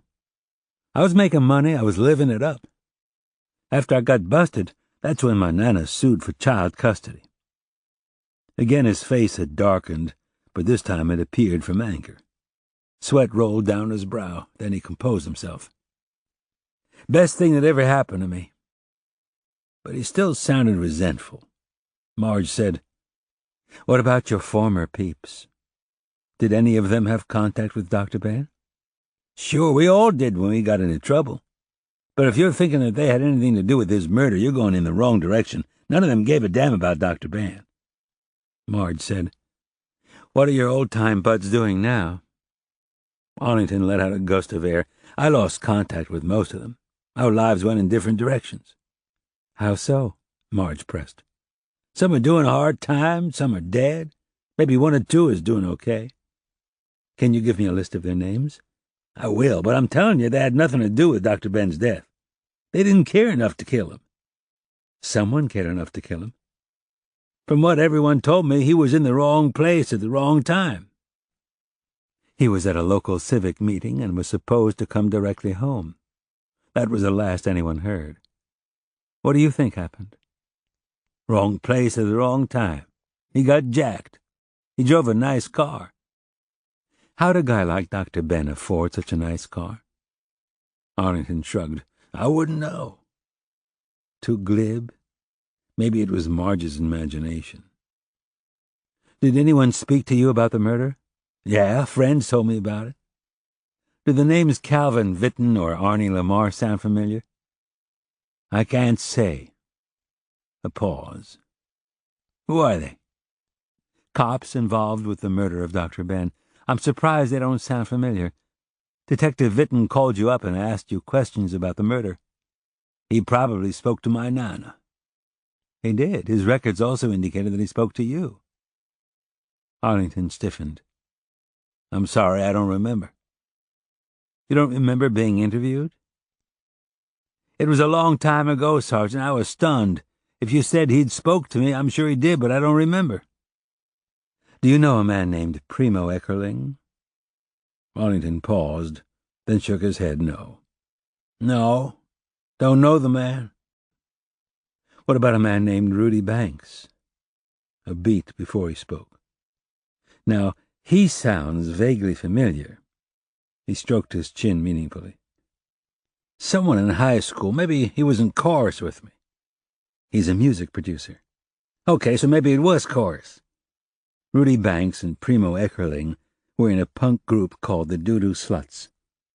Punk? Arlington was pensive. I wasn't into punk much. White boy rebellion, not my thing. What is your thing? R&B, hip-hop. I play bass. That's what I played in the orchestra. Later on, I switched to electric bass. Do you still play music? Once in a while, I'll fill in a spot in the school orchestra. The kids get a kick out of that. Every so often I think about getting another band together, but with my own kids and my job, there's no time left over. You've played in bands? Arlington looked down and smiled. Sure, before I got married. He laughed. Singing and playing was always a good way to get the girls. When I first moved in with Nana, she made me join the church choir.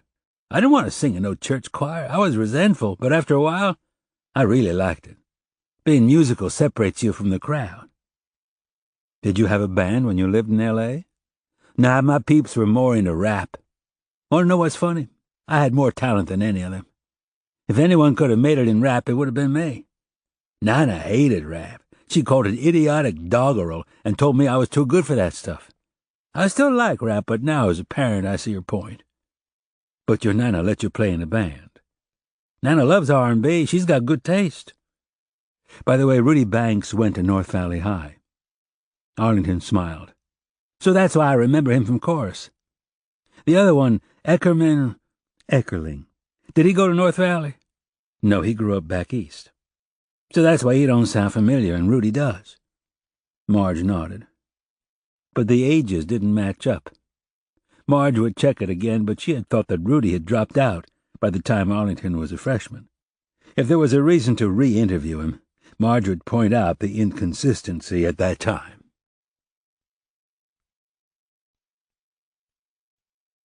The only reason Decker heard his cell was because it was still in his jacket hanging up in the bedroom closet. Once again, he'd forgotten to plug it into the charger, but this time it was fortunate. He slipped out of bed carefully so as not to wake up his wife, and barely made it to the cell before the message machine kicked in. He closed the door to the closet and said hello. "What do you want from me this time?" It took a moment for Decker to wipe the sleep from his brain. The smooth, albeit irritated, voice was instantly recognizable. "What time is it? Your time or my time?" "On either time, you're up late." "It must be the drugs."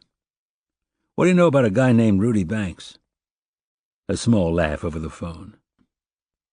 "You throw names at me like I know every sleazeball in the world."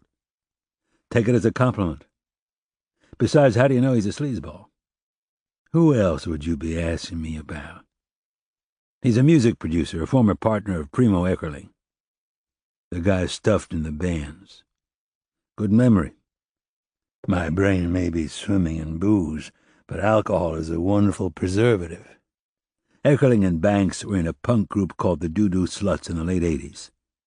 I was 12, Decker. You're a musician. Classical musician.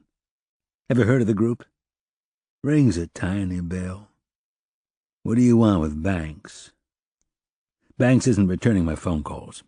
Maybe he doesn't like you. You have any suggestions as to how I might get his attention?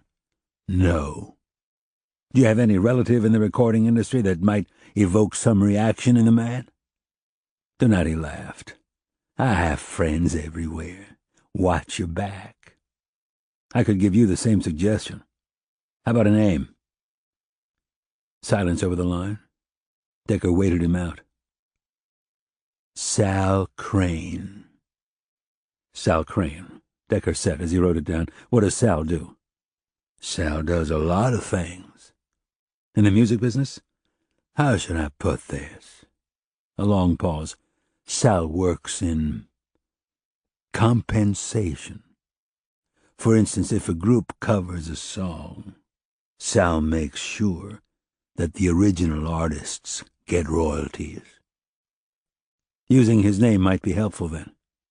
Would he mind if I used his name? No, he wouldn't like it at all. But if you mention him to Banks, I'm betting that he wouldn't call Sal to verify that you're a friend. And even if he did, Sal wouldn't take his call. Sal doesn't like to be bothered by the little folk. It makes him irritated. Sal's got a temper? Don't we all? Chapter 17. Rena poured the coffee. Who were you talking to in the closet last night? Decker hid his face behind the newspaper. What are you talking about? I heard you get up, close the closet door, and speak in low tones. Busted. A snitch. Rena grinned. Sure you weren't playing virtual life behind my back? Check my computer, Decker said. If there's anything racier on it than the Porsche Turbo convertible, I plead guilty. Rena sat down. First of all, why would you be speaking to a snitch? And second, why was your snitch calling you so late?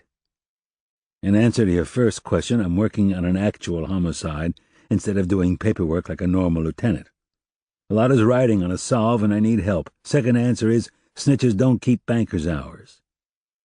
He looked at her and smiled. Any other questions? Ms. Curious? Just one. Do I have to be careful? Decker looked at his wife's face, a mask of concern. About what? About weird people showing up on our doorstep? No, the snitch lives 3,000 miles away, and there's not a chance in the world that he'll hurt you. Oh. A pause. Him. Rena tried to appear calm, although she wasn't. She couldn't imagine why he'd be using Donati as a source of information. She changed the subject. Cindy called. They're coming over for Shabbos. She also said for you to phone her when you get a chance. Like in right away? Like in when you get a chance, which could mean right away. He checked his watch. Do you mind if I give her a buzz now? Maybe I can get her before she starts work. Of course not. I'll wake up Sleeping Beauty. Can you take her to school? Sure. If you have time for lunch, I could probably get away for an hour. I think that's a go. She stood on her tiptoes and gave her husband a peck on the cheek. Give me a call if you don't get swamped with work. And please, please, please, be careful. Your snitch may be able to provide you with a wealth of information, but it also means you're swimming with a great white. Decker didn't answer right away. Rena was swift in the logic department, but then again, how many sources did he have 3,000 miles away? I'm always careful, he reiterated. I know whom or what I'm dealing with. I hope so. She bit her lip. Just make sure that if anyone is chopped up chum, it's him and not you. Decker gave her a confident thumbs up. As soon as she left the kitchen, he dialed his elder daughter's cell. Hey, I heard you called. I did. Hold on. The line went quiet, but not dead. In the background was the roar of traffic. "Can you hear me?" "You're outside. Are you at the station house?" "Yes, so I'll make this quick. Rip Garrett got wind of your poking around the Eckerling case. He and Tito are grumbling. Thought you might like to know." "Are you getting flack?" "No, because I'm acting like I'm on their side. When they pointedly asked me what was going on, and you knew that I was going to be called on this, I immediately offered to call you up and ask what you were doing. Of course, I knew what you were doing. Later, I told Rip and Tito that you said you were working on a cold case, but you were playing it close to the vest. Then I said something like, 'That's my dad's style, sticking his nose into everything. Is there anything you'd like me to say to him?' And then they said something like, 'Tell him if he has questions to give us a call and stop hot-dogging it.' Hence the call." "There's nothing in the file that I couldn't have gotten from Marilyn Eustace." "Who, by the way, is the one responsible for your grief. She contacted Rip and told him you were looking at suspects other than Geraldo Perry and Travis Martel. She wanted to know what was going on. It didn't settle well with him." "I'll call Garrett and Diaz to let them know what I'm doing. Thanks for the heads-up. I'm sorry I got you involved in this mess. I'll take it from here." "I sure hope so. I've got to work with these guys. If some sleazeball holds a gun to my head, I don't want to wonder if my partner likes me or not." Marge was nothing if not efficient, having downloaded her notes from the airport in Ohio at 6 in the morning EDT. By the time she arrived at Decker's office, he had already read them twice and had made his own marginal notes. He looked at his favorite sergeant, clad in a blue jacket, vanilla top, brown slacks, and flats. Her face was clean and bright, and she appeared downright perky for someone who had been up since 1 in the morning, PDT. "I slept on the plane," she explained. "I took 2 Benadryls as soon as we took off and didn't wake up until we were landing. Drugs have their purpose, legal ones." She pointed to the notes. "What do you think?"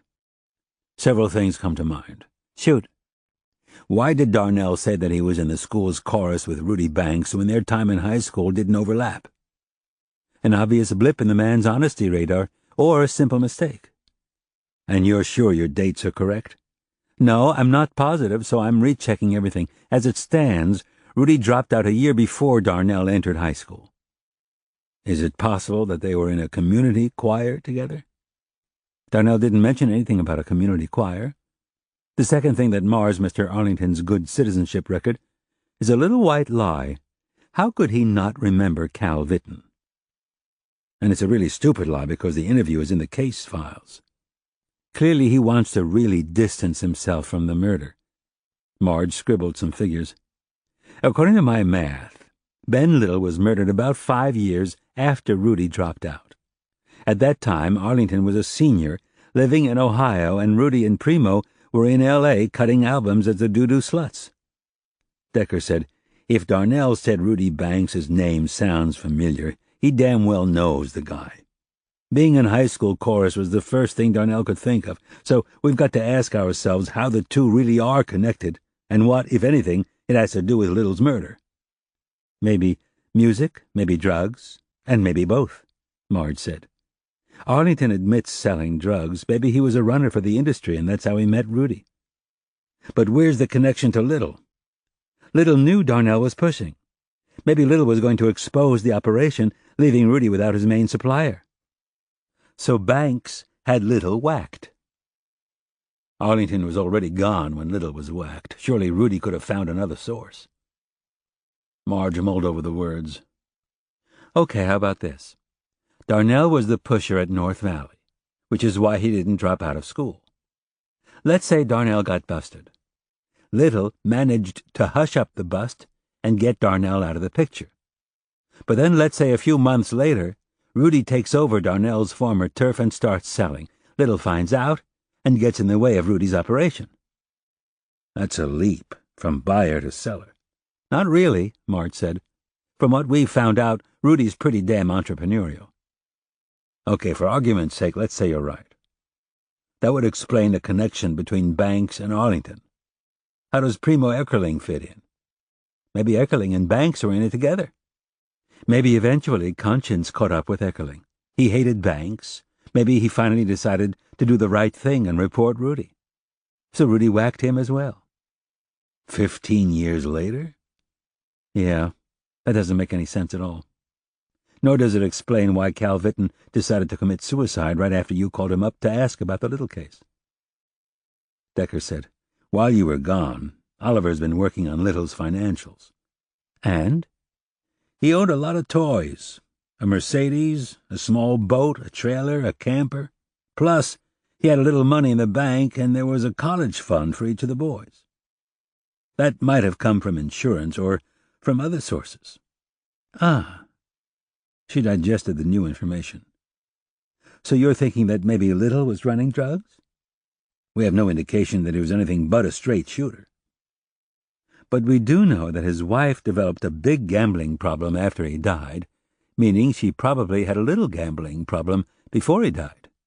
Maybe Little needed some disposable income. A few hundred here or there can add up, especially since the income is unreported. Who would he be selling to? Decker asked. I'm sure Little was smart enough not to foul his own nest.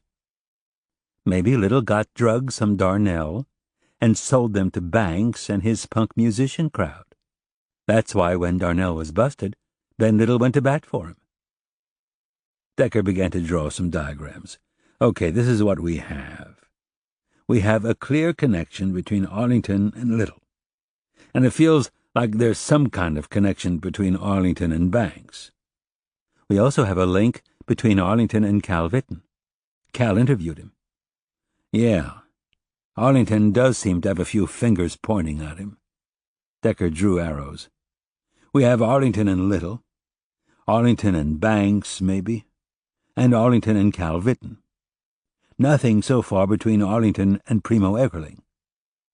We have Banks and Eckerling, Banks and Little, and maybe Banks and Arlington, but not Banks and Vitton. Marge thought a moment.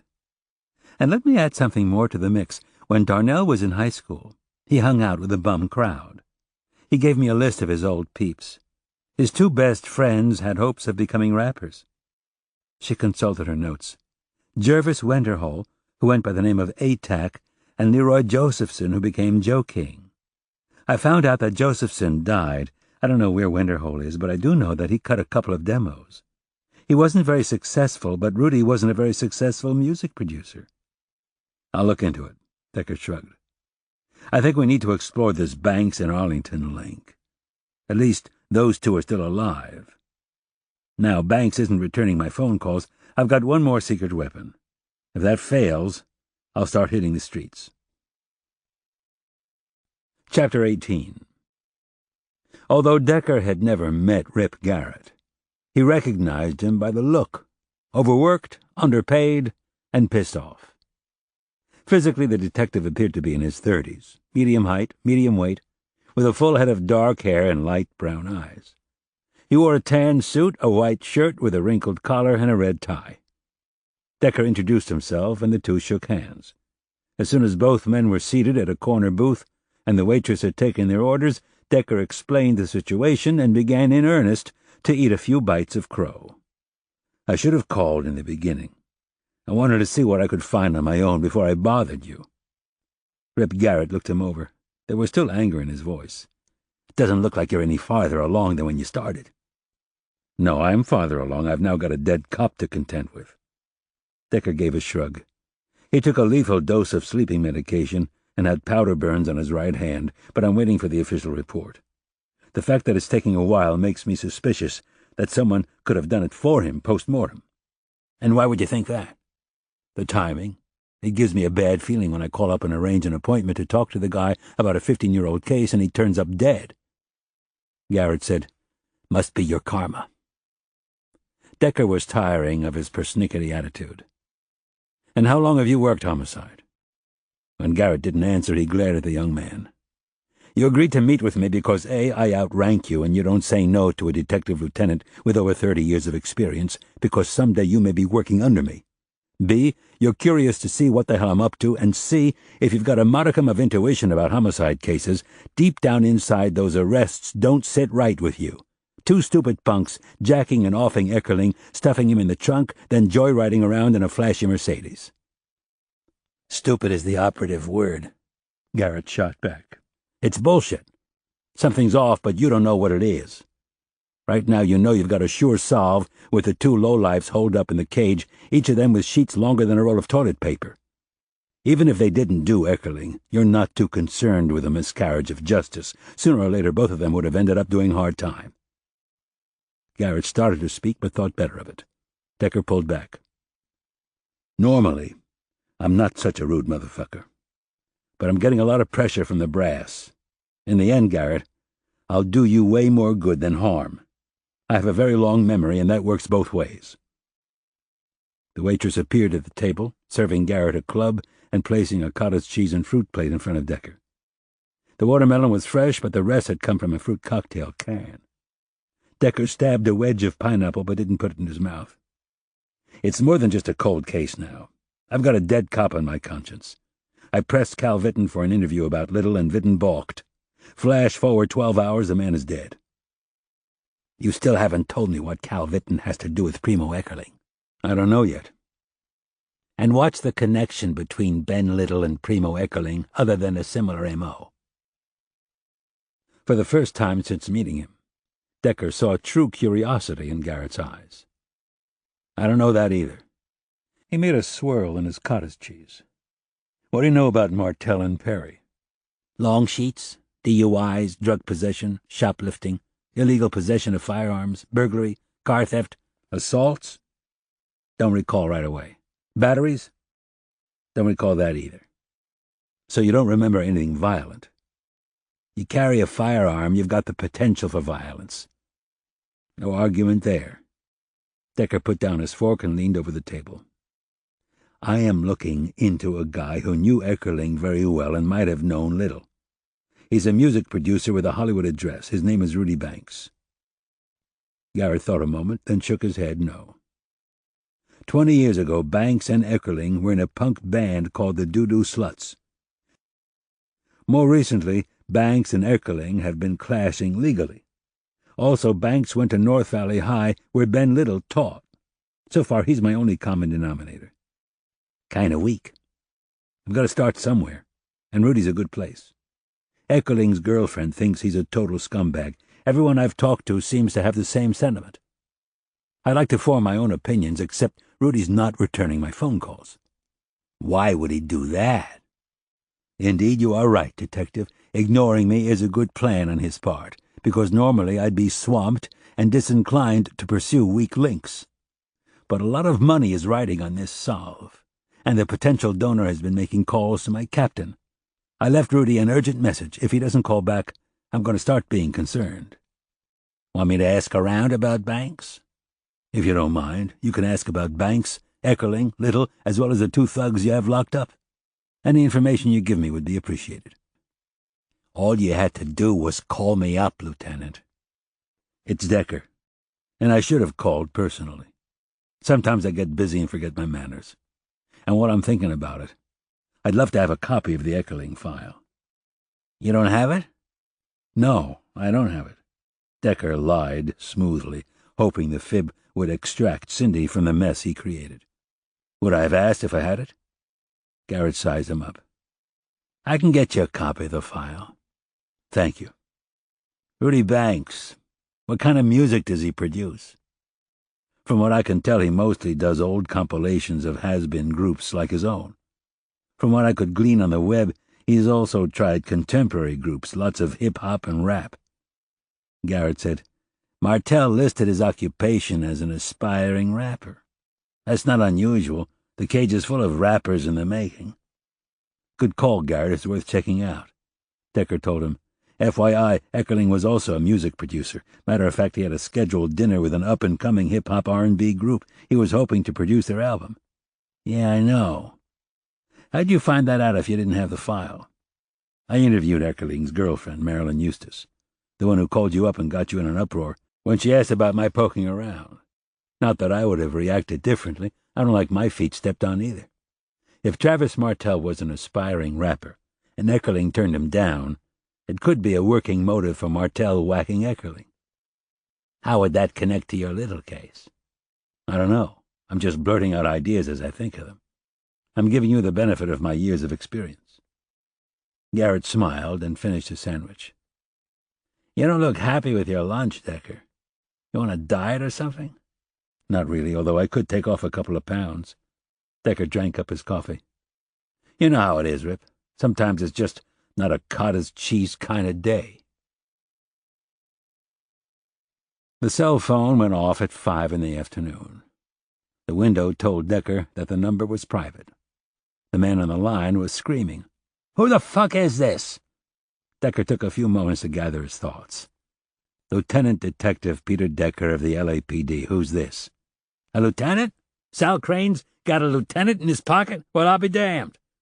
I repeat, who is this? Rudolph Banks. Did you know that on my phone plan I have to pay for incoming as well as outgoing calls? Decker wanted to say, then you could have saved a few bucks by answering my calls the first time, buddy. Instead, he said, first of all, I'm not in anyone's pocket, let alone Sal Crane. I used the name to get your attention because you hadn't returned any of my numerous calls. I haven't returned anyone's calls because I've been on fucking jury duty for the last 5 days, as an alternate. Do you believe that shit?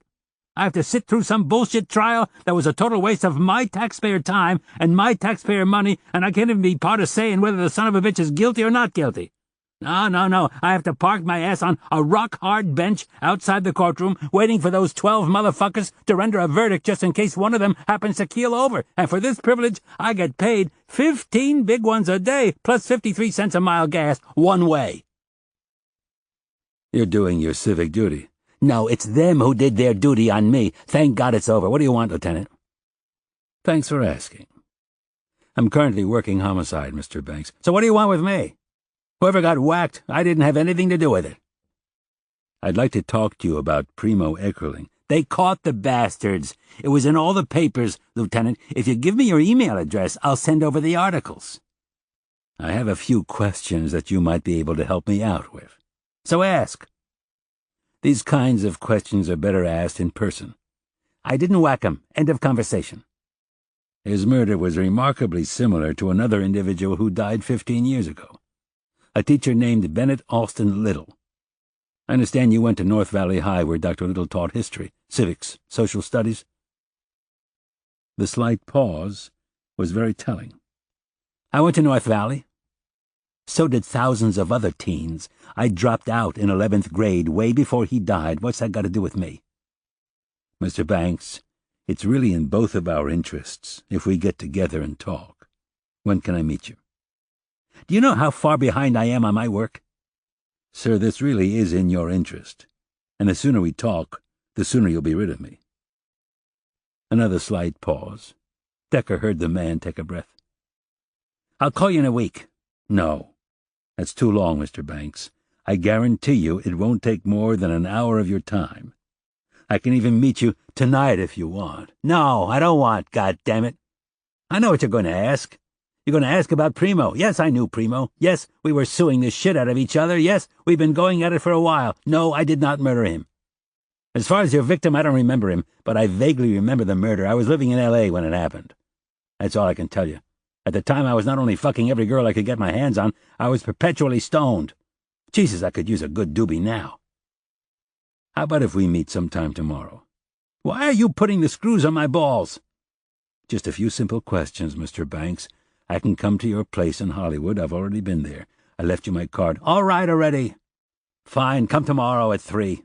If I'm in, I'll talk to you. Don't bother ringing the bell, it's broken. And if you knock, no guarantees that I'll answer. 3 in the afternoon is my low period. Sometimes I doze off, and when I do, I'm a sound sleeper. You come at your own risk. I'll expect you to be in, sir.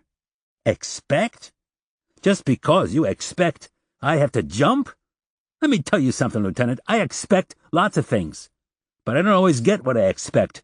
Instead, what I get is a lot of fucking a-holes breathing down my neck. What I get is ingrates suing me for no goddamn reason other than greed. What I get is jury duty as a fucking alternate. What I get, Lieutenant, is a bag full of disappointments because the hard truth is people are liars, hypocrites, and thieves. I know damn well that life is basically a tall mound of shit, but I'll be a cocksucker before you or anyone else is going to make me step in it. Chapter 19. The elevator still wasn't working, and the stairwell hadn't gotten any cooler. Decker was steaming, but not from the heat and the humidity in Banks' hallway. 10 minutes of red-knuckle knocking passed without a response. Decker's impulse was to kick in the door, but instead, he took a deep breath and tried to figure out his next move. Normally he'd wait around, but it was Friday, and his religious observance prevented him from doing evening surveillance. Maybe Marge or Oliver would be willing. There were footsteps in the stairwell. The door opened, and Liam O'Dell ambled toward Decker as casual as denim. "Hey, mate!" Decker was nonplussed, but tried to hide it. "Fancy meeting you here." "Just come back from Millie's. You should try the enchilada special. It's tasty." "What are you doing here, Liam?" "Same thing as you, mate. And that would be looking for Rudy." He reached in his pocket and handed Decker a crumpled piece of paper. "You must rate. The bugger took the time to write." Smoothing out the paper, Decker read, "Emergency situation, Monday, same time, same place. Don't bother to call. I won't call back." "Bastard," Decker whispered. "You're first discovering it?" He could have called. Decker shoved the note back into his pocket. "Now I've got to deal with rush-hour traffic back to the valley."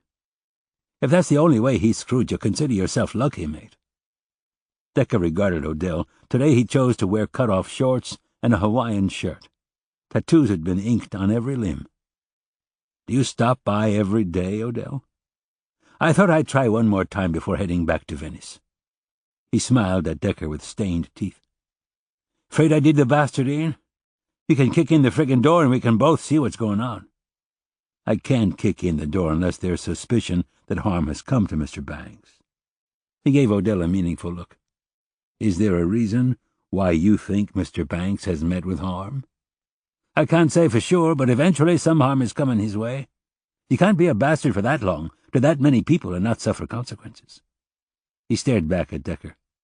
"If you're concerned, kick in the door." "No need." He took a pick from his keyring and played with the tumblers until the lock popped open. O'Dell was round-eyed with surprise. "You're a handy gent." Decker said, "Stay back. If you step inside, I'll have you arrested for trespassing." "You call the shots, mate. I'm just a bystander." "I'm serious, O'Dell." Decker stepped over the threshold and was immediately blasted with a waft of heat. The place had no air conditioning. "Mr. Banks."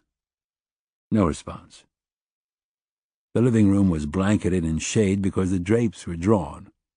The area was nicely decorated, deco in style. There were oil paintings on the walls, and most of them were nudes. "Mr. Banks?" Quickly he moved through the unit. 2 bedrooms, 2 bathrooms, a kitchen, and a laundry room with a trash chute. "Mr. Banks." Decker opened and shut closet doors. He lifted the trapdoor to the rubbish shaft and looked inside. It smelled of ripe garbage, but nothing more sinister. "Mr. Banks?" Though the place wasn't compulsively clean, it was orderly. Satisfied that nothing was awry, Decker shut the self-locking door. O'Dell was sitting in the hallway, listening to an iPod, his eyes closed, his body swaying to an unheard beat.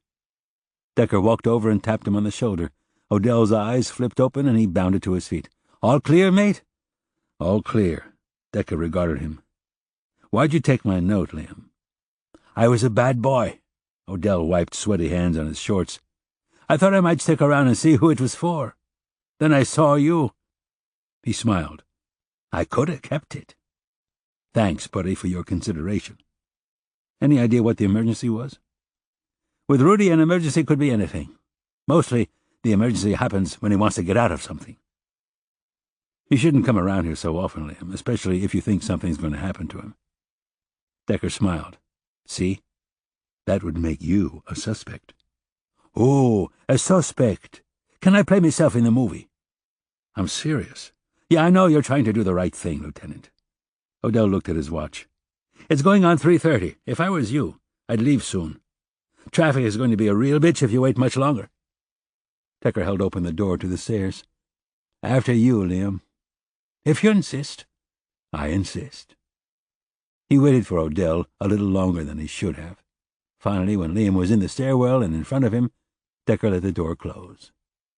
They went down to the first floor without talking, drowned out by the clops of the shoes banging on steel steps.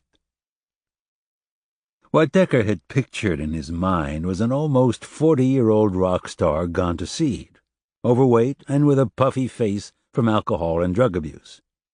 But as recently as a year ago, Rudy Banks was a good-looking man.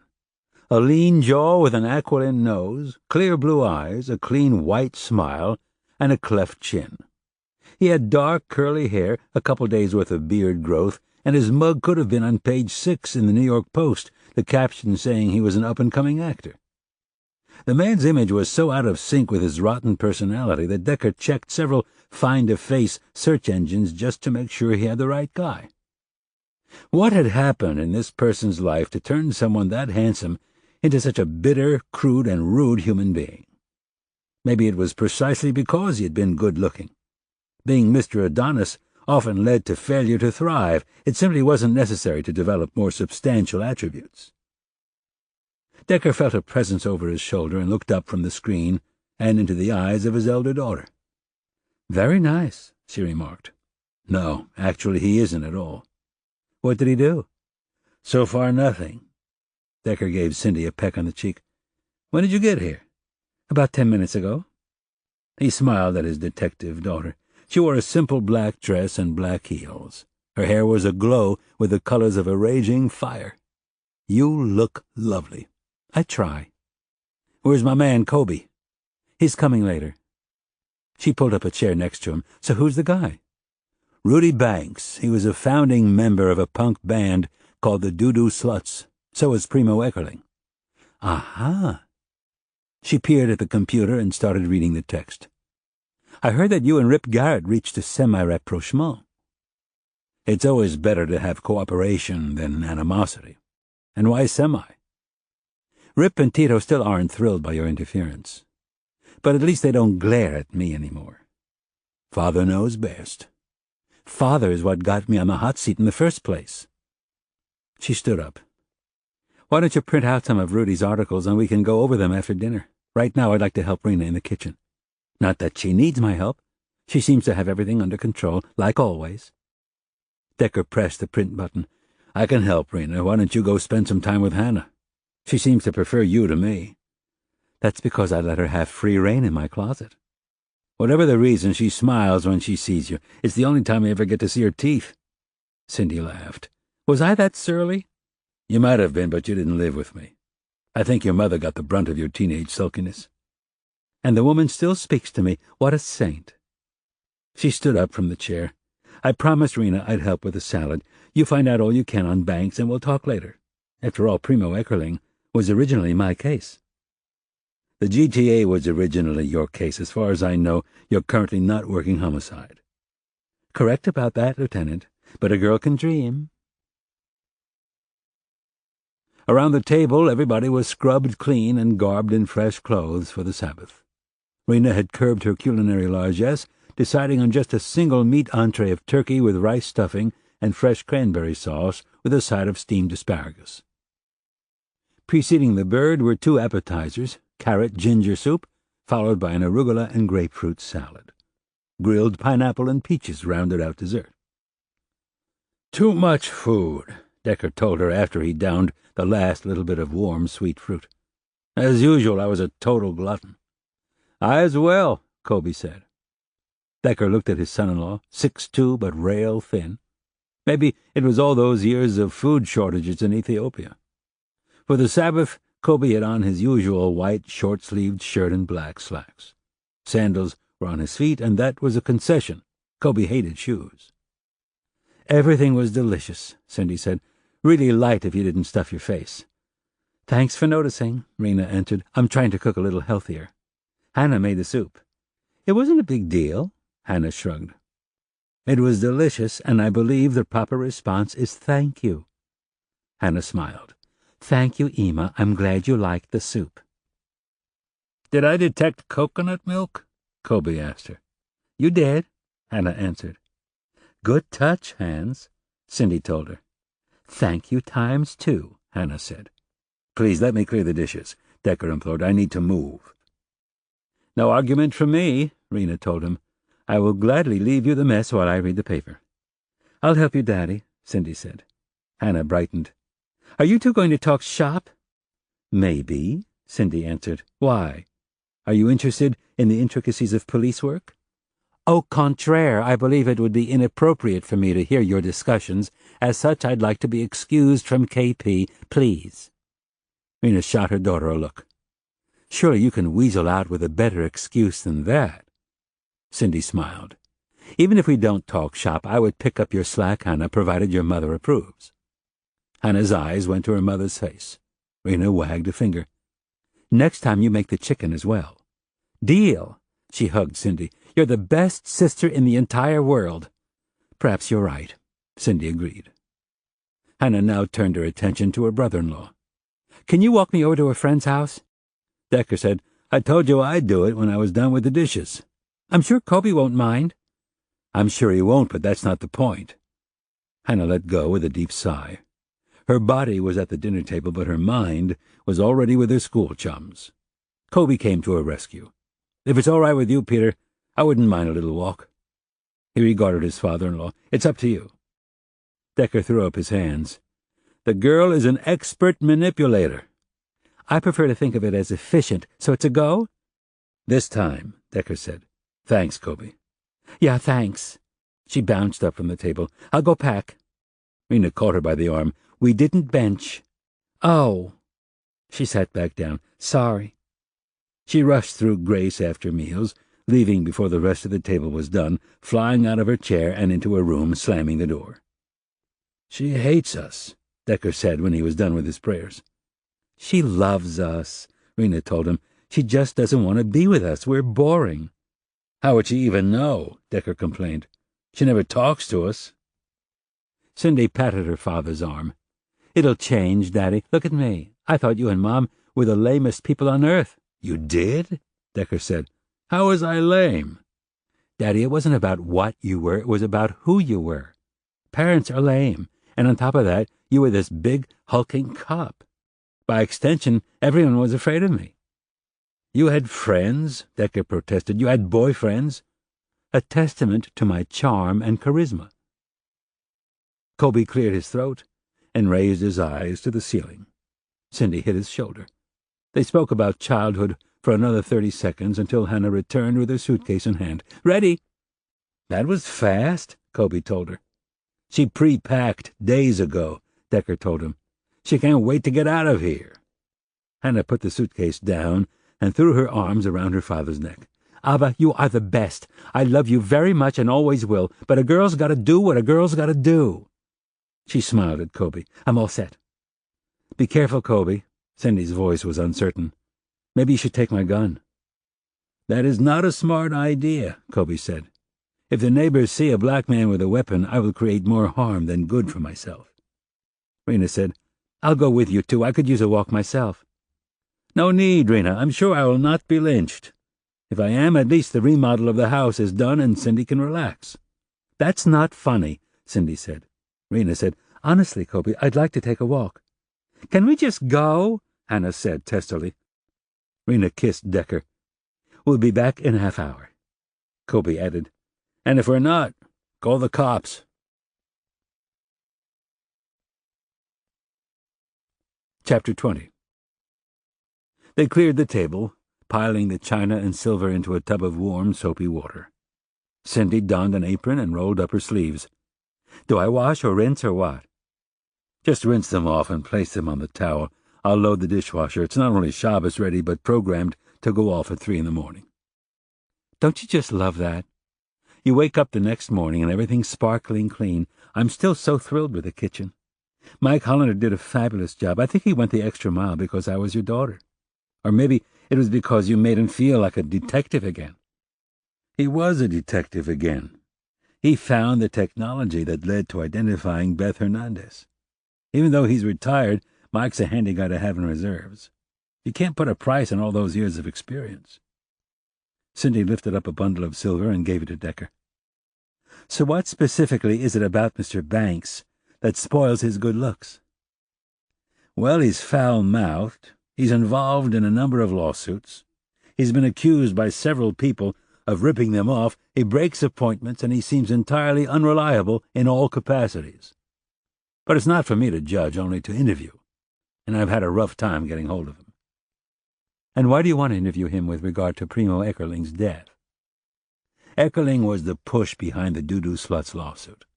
He claims that Rudy Banks released the best of CD without paying his ex-bandmates. So who's taking over the lawsuit now that Eckerling is dead? I'm not sure. I've met the two other members. The drummer, Liam O'Dell, absolutely detests Banks. The other member, Ryan Goldberg, is non-functional. Mental problems. Eckerling was still producing records, still in the business, so I suppose it made sense for Eckerling to initiate legal action. And you think Rudy finally had enough, and either killed Eckerling himself or hired Geraldo Perry and Travis Martel to kill Eckerling? I'm not saying Banks did anything to Eckerling. I'm just saying that Eckerling was behind a couple of lawsuits against Banks.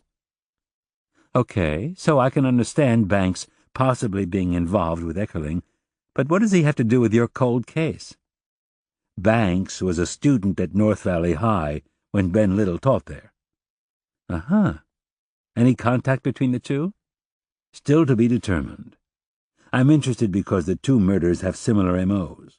Both victims were stuffed in the trunk of their own Mercedes. Cindy said, I don't think that L.A. is overrun with cases involving dead bodies in trunks, but it's not unheard of. In almost all cases where the crime scene differs from the body drop, the body is transported in a motor vehicle to the dump spot. And most of the time, the felon will use the trunk to transport the body. But to find a car with the body still inside, and an intact body at that, one that hasn't been dismembered or burnt or disfigured for ID purposes, that's a little different. What about the teens they have in custody? Are you totally comfortable with eliminating Perry and Martel as suspects? Not at all. Their fingerprints were lifted from Eckerling's car. If they were the only ones behind Eckerling's murder, Little and Eckerling aren't going to be related. But let's assume for the sake of argument that their story was true. Okay, let's assume that Perry and Martel went to Jonas Park looking for drugs and happened upon the Mercedes with the keys in the ignition and a body in the trunk. Decker smiled. Stated succinctly, the tale sounded far-fetched. If you murdered someone and stuffed the body in the trunk of his or her own car, you'd want to get the car away from the crime scene and in a place where a parked car might not stand out so brazenly. The parking lot of a public park sounds like a good idea. It's usually an isolated area at night and no one's around to watch your movements. Yes, but then there's the flip side. How does the murderer get away? Not a lot of public transportation.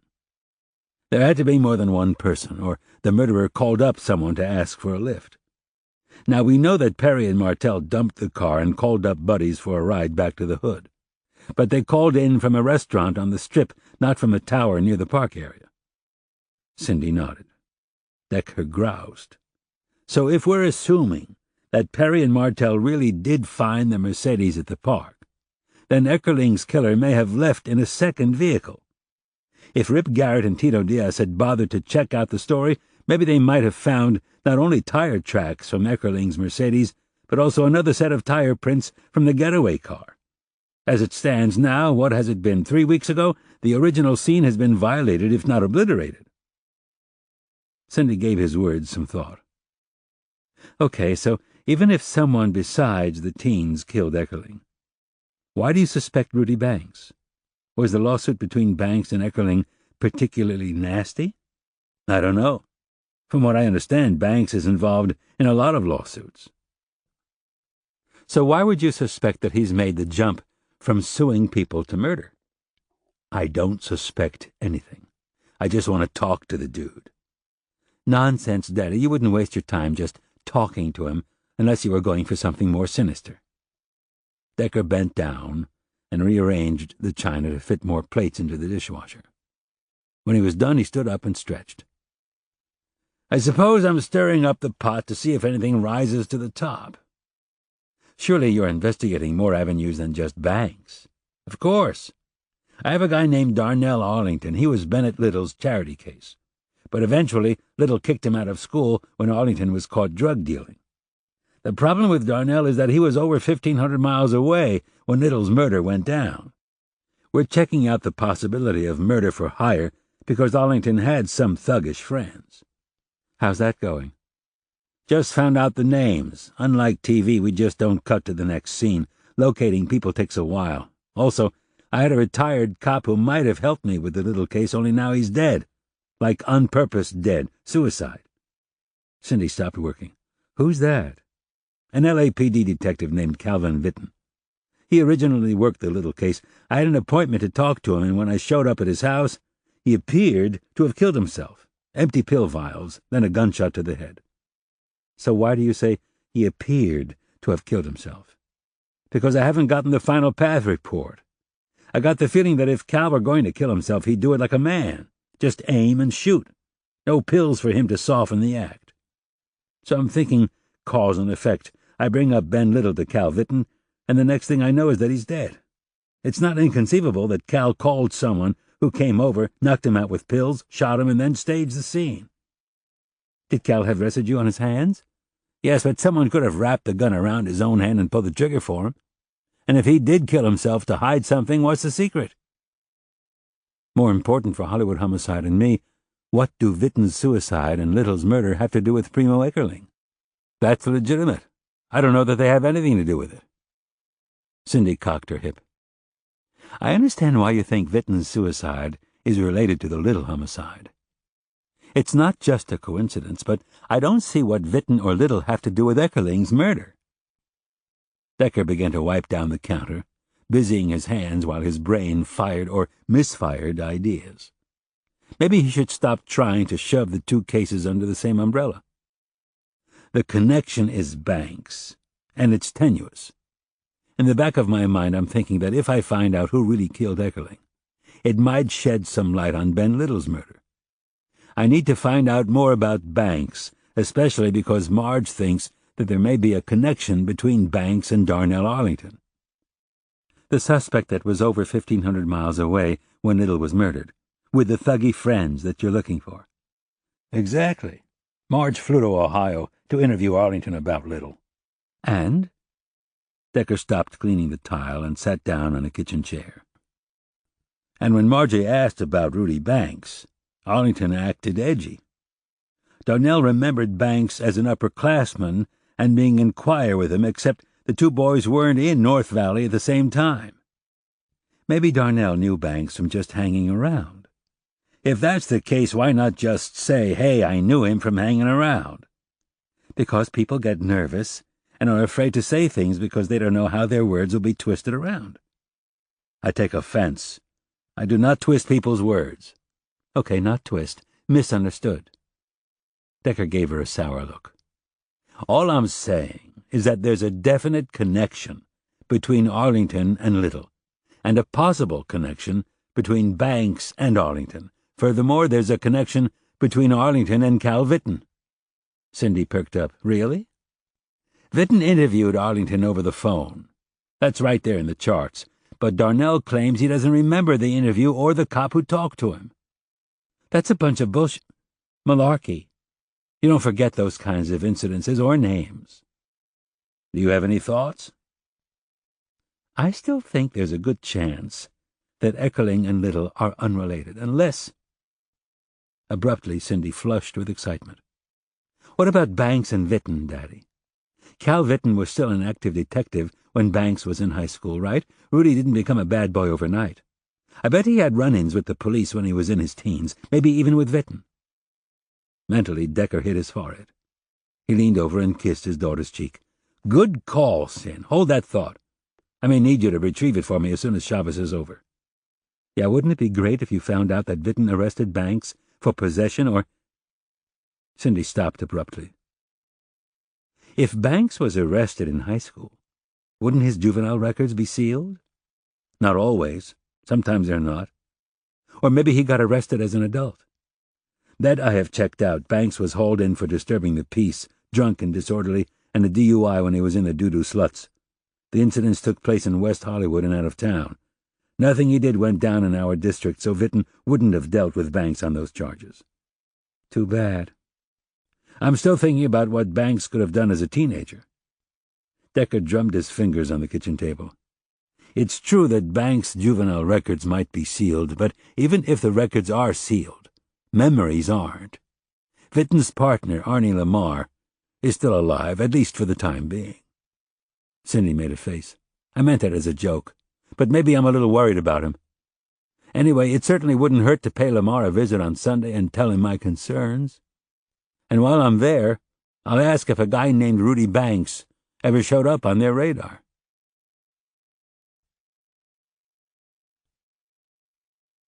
Chapter 21. The shell of a 240Z took up valuable driveway space. It had no tires, no seats, and no interior to speak of except for the dash and steering wheel, both original and in surprisingly good shape. The chassis had been lifted upward and was resting on a set of bricks. The Datsun had several sizable dents, and the silver paint job was faded and pocked with orange rust stains. But even so, it was a good-looking car, streamlined and way ahead of its time.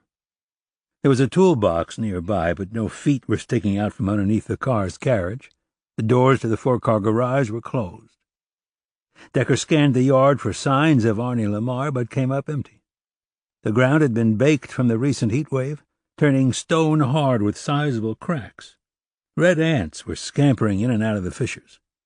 The metal scraps strewn and spangled across the front area reflected blinding sunlight. Walking up to the front door, Decker got a hinky twinge when he saw that it was wide open, although the screen was closed and locked. He knocked on the door jamb, gently at first, then louder when he didn't get a response. This was not promising. Looking through the mesh, Decker could make out Arnie's tidy but dimly lit living room. He could hear a whirring fan and feel a tepid draft blowing out the door. What to do? The day was hot enough to burn away the smog, leaving behind a languid blue sky shimmering in the heavens. The ground was smoking, waves undulating off the black asphalt. Dark funnels of gnats swirled around a vortex in hurricane fashion. Flies dive-bombed his face. Sweat had darkened circles under Decker's armpits and had drenched his back. He had the complexion of a typical redhead and couldn't walk for more than 100 feet in full sunlight without his skin beginning to burn. The whine of a mosquito pierced his ear, and he slapped at his cheek. Torpor began to set in, a sodden blanket draping over his shoulders. His head began to pound, and his eyes felt itchy. He checked his watch, 2:10. The appointment had been set for 2. He longed to slide back into his Porsche, crank up the AC, and drive away. He was hot and grumpy, but maybe it was because of his reticence to stumble upon another body. He swore to himself, glanced longingly at his car, but pressed on. The garage had sealed off the backyard from the front yard on the left side, but there was a gate adjacent to the right of the house. It was 6 feet high and secured with a padlock. Since he cleared the height by 4 inches, he peered over and looked around. The backyard was just as brown and vegetation-free as the front, but there was no sign of Arnie anywhere. "Lamar?" He jumped up to get a better view. "Arnie, are you there? It's Pete Decker." Nothing. The distant dog was barking so hard it wheezed. Birds chattered from a neighboring 50-foot magnolia studded with white flowers as big as dinner plates. He went back to the front and knocked his knuckles sore. He mashed his nose to the screen and yelled out, "Yo, Arnie, it's Pete Decker." He checked his watch. "It's 2:15. A hard knock. "Lamar, are you there?" He exhaled forcibly and yelled out, "I don't like the looks of this, Lamar, especially after Cal. I'm coming in." It didn't take more than a single pop with a credit card to open the screen. The living room validated his first impression. It seemed unbothered by its lack of occupants, and there was nothing to suggest nefarious activities. An industrial-sized fan blasted G-force wind onto his face, a bit annoying with his hair blowing around, but it felt good. The living room led into a dining area and then the kitchen, around 10 feet by 10 feet and as dark as a bunker with the blinds drawn. Scratched laminate cabinets lined the walls, and the old linoleum flooring had buckled in several spots. The fridge was newer, as was the stove. There were no dishes in the sink. On impulse, he opened the refrigerator. There wasn't anything rotten inside, several 6-packs of beer and a fresh salad. The steak was defrosting on the countertop. "Lamar!" Decker called out. He went on to check the bedrooms. In the master, if you could call it that, the bed had been made. Lamar had used redwood burled tree stumps for nightstands. Opposite the bed was a homemade pine armoire with an old-fashioned TV on the top shelf. No cable box or DVD player in sight. Then Decker remembered that there was an antenna on the roof. Free TV. Now there was an old-fashioned concept. "Arnie?" Silence. Down the hallway was the spare bedroom, its door shut tight. Decker became aware of his racing heart and his overactive sweat glands. No bad odor coming from the room. No telltale black flies buzzing around the door. There was that one obnoxious horsefly relentlessly attacking his face, but that pesky critter had followed him from the outside. He swatted the air and pressed his ear to the door, and heard electronic noise. A radio or a television that was suffering from lots of interference. He gripped the knob and rotated it slowly. The door swung open, revealing a room that was dark and sweltering, without an ounce of circulation. Decker choked back a cough. His eyes, focused on Arnie Lamar, slumped in a recliner chair. His bare feet propped up and crossed at the ankles. His head tilted back, his mouth wide open. Drool was dripping down from the corners of his cracked lips. His face was bathed in moisture, his eyes shut tightly, and his arms drooped lifelessly at his sides. He was snoring logs. There was an empty can of beer on the table next to the chair, and the radio was playing 50s music over the constant crackle of static. Decker went over to the retired detective and laid a solid hand squarely on his shoulder, a gesture that didn't register in Lamar's consciousness. An earthquake wouldn't have aroused the man. "Hey, Arnie!" Decker shook him forcefully and did it several times. Lamar began to stir. "Wake up!" One eye popped open, and immediately Lamar recognized the face. He bolted out of the chair, wiping his wet mouth on his forearm. "Lordy, Lord, what time is it?" 25 after 2. He rubbed his eyes. "Sorry." He made a grab for the beer can and brought it to his mouth. When nothing came out, he crumpled it in his hand. "Man, it's hot in here." "No shit. You want a beer?" "You bet. Frankly, I'd rather pour it over my head, but if you insist on manners, I'll drink it instead." "Come into the living room. I've got the fan going in there." "Sounds good." Decker sat on the couch in the indirect path of the turbo-engine wind that was rustling the blinds. Lamar brought out 2 cold buds, and Decker downed half in an intake of breath and forced himself not to chug the other. "Cold. Good." Lamar took a sip from the bottle. "I've got plenty in the fridge." "I noticed." "You noticed?" "I checked out the fridge before I went looking for you in the bedroom, just to see if the stuff in there was fresh." "Thought I might be missing?" "Missing or moldering in some hidden spot. After my experience with your partner, I was a little nervous." "Well, I'm not missing or moldering, just plain hot and sweaty. I was working on the Z out there in the heat. All of a sudden, summer's here, and I'm sweating and heaving, and I just wanted to do one last little repair. I think I pushed myself." "Not a good idea." "No. But after 30 years of being a detective, you learn to do that. Just try one more thing. Just check out that one last lead." I started feeling a little faint and decided to take a break. I guess I was way more tired than I thought. Decker smiled. "Well, Arnie, it's good to see you alive." Lamar smiled back, took another swig, and leaned back in the chair. "Cal's going to have a memorial next week. Did anyone call you?" "No, but give me the time and place. I'll be there." "I'm not telling you this to make you feel obligated, but Cal's sons, you mentioned something about wanting an interview. They'll both be there." "And willing to speak with me?" "I think so." "How are they doing?" "Well, they're both a bit shook up. I think it's harder on Cal. Maybe he thinks it's his fault that Big Cal ate his gun." "And that's the official ruling?" Decker asked him. "That Cal ate his gun?" "I just assumed." Lamar leaned forward. "It isn't?" "I don't know. Last I heard, the toxicologist report hadn't come in, so the pathologist hadn't come back with an official ruling. Let me ask you something, Arnie. Was Cal suffering from major pain? Like back pain or neck pain or—" "He was old like I am. I'm sure he had some kind of pain somewhere." He had an open bottle of oxycodone at his bedside.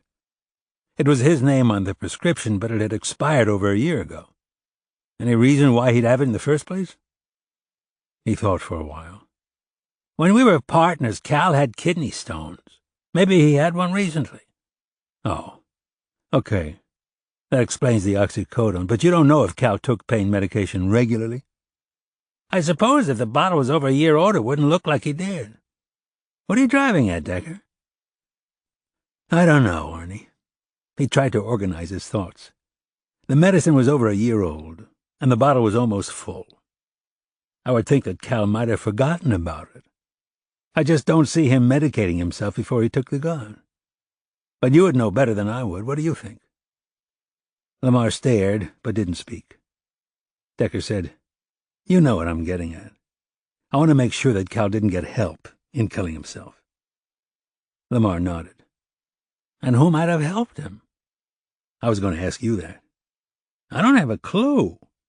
I don't think Cal had much in the way of friends, but I don't think he had anything in the way of enemies. He kept to himself. Decker took out a notepad. When the Little murder happened, was it a particularly hard time in Cal's life? Is there something associated with the case that would have set Cal off? Lamar thought about it. I don't remember. It was a long time ago, a lot of water under the bridge. You said that Cal J. might have felt guilty about the death. Just speculating. Where did the Vinton boys go to high school? North Valley? But both of them had graduated before the Little murder. How long before? 4 or 5 years? Did they know Dr. Little? Yes, they did. We talked to the boys about Dr. Little, and like the rest of the community, both had positive things to say about him. Cal J. was especially fond of Little. Cal J. was having problems with some boys at school, and I think Little intervened and diffused the situation. What kind of problems? Bullying? What else? Cal J. was the target of homosexual bashers? That was the rumor. So his classmates probably knew he was gay, Decker said. What about Big Cal? Did he know? If he knew, he wasn't admitting it. Who was responsible for the bullying? I don't have any idea, but I think Cal J. is comfortable enough that if you ask him about it, he'd tell you. When did Cal J. come out? Way after the murder, about 10 years ago. So he was about in his late 20s? About. Him being gay had nothing to do with Little. Like I said, Cal J. was fond of Dr. Ben. That's what he called him, Dr. Ben. So Cal J. graduated about 5 years before Dr. Little was murdered. It's all blurs, Decker. Like I said, you can direct these questions to the boys.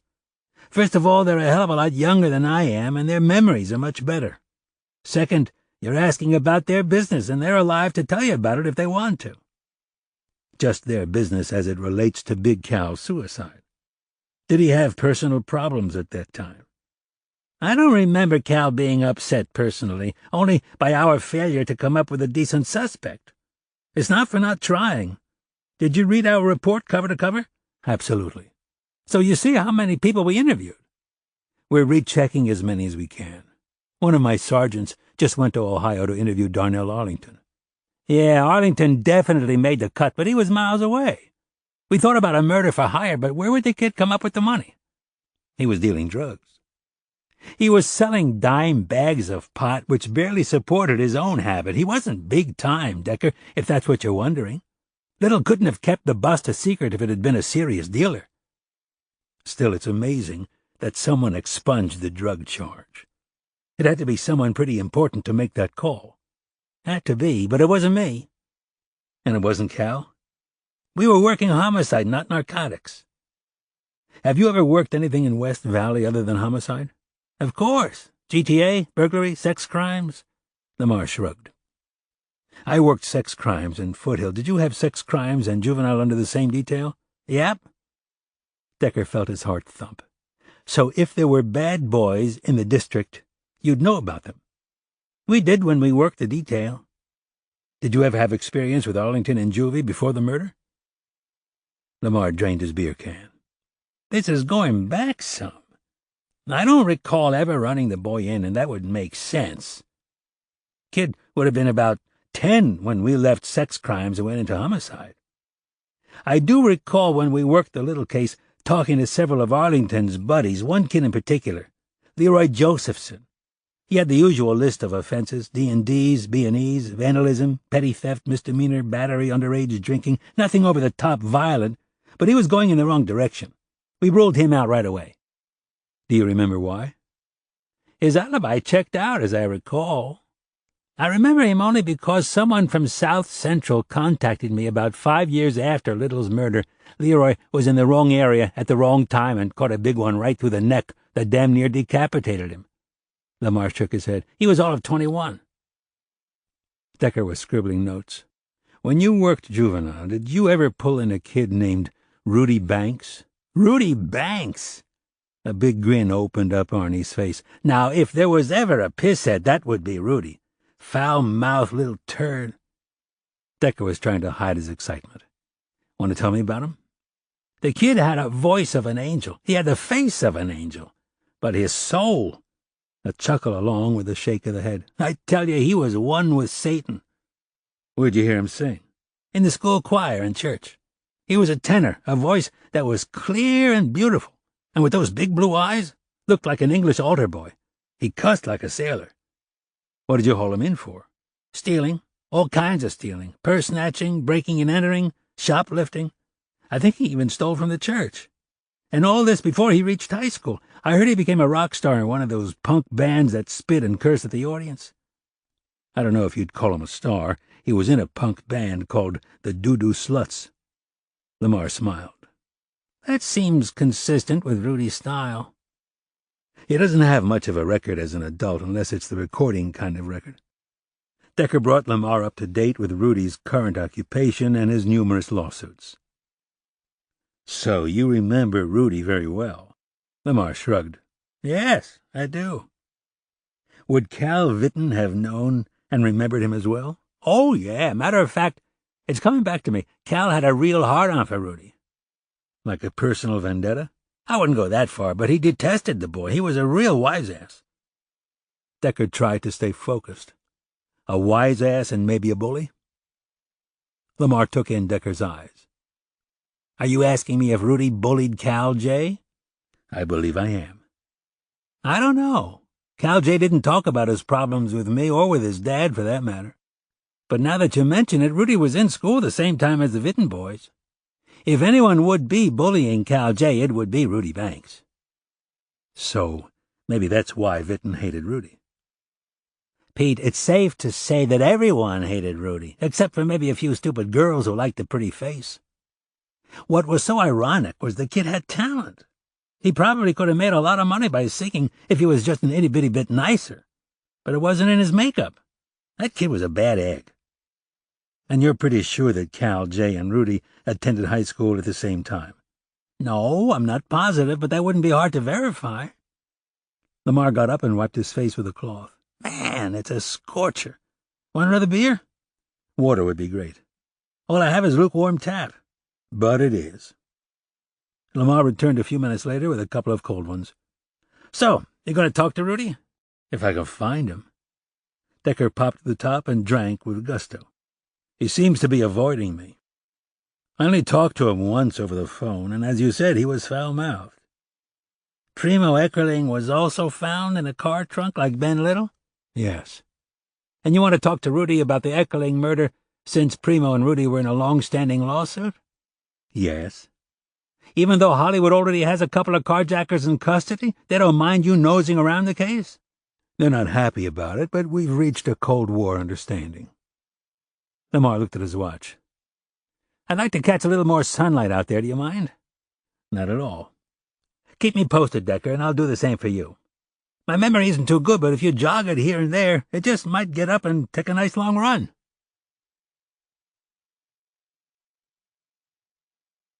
Chapter 22. Banks' cell had gone immediately to voicemail. It was probably a waste of time and police resources to trek over the hill for the appointment, but Decker made the plunge, sitting in wall-to-wall traffic for over an hour.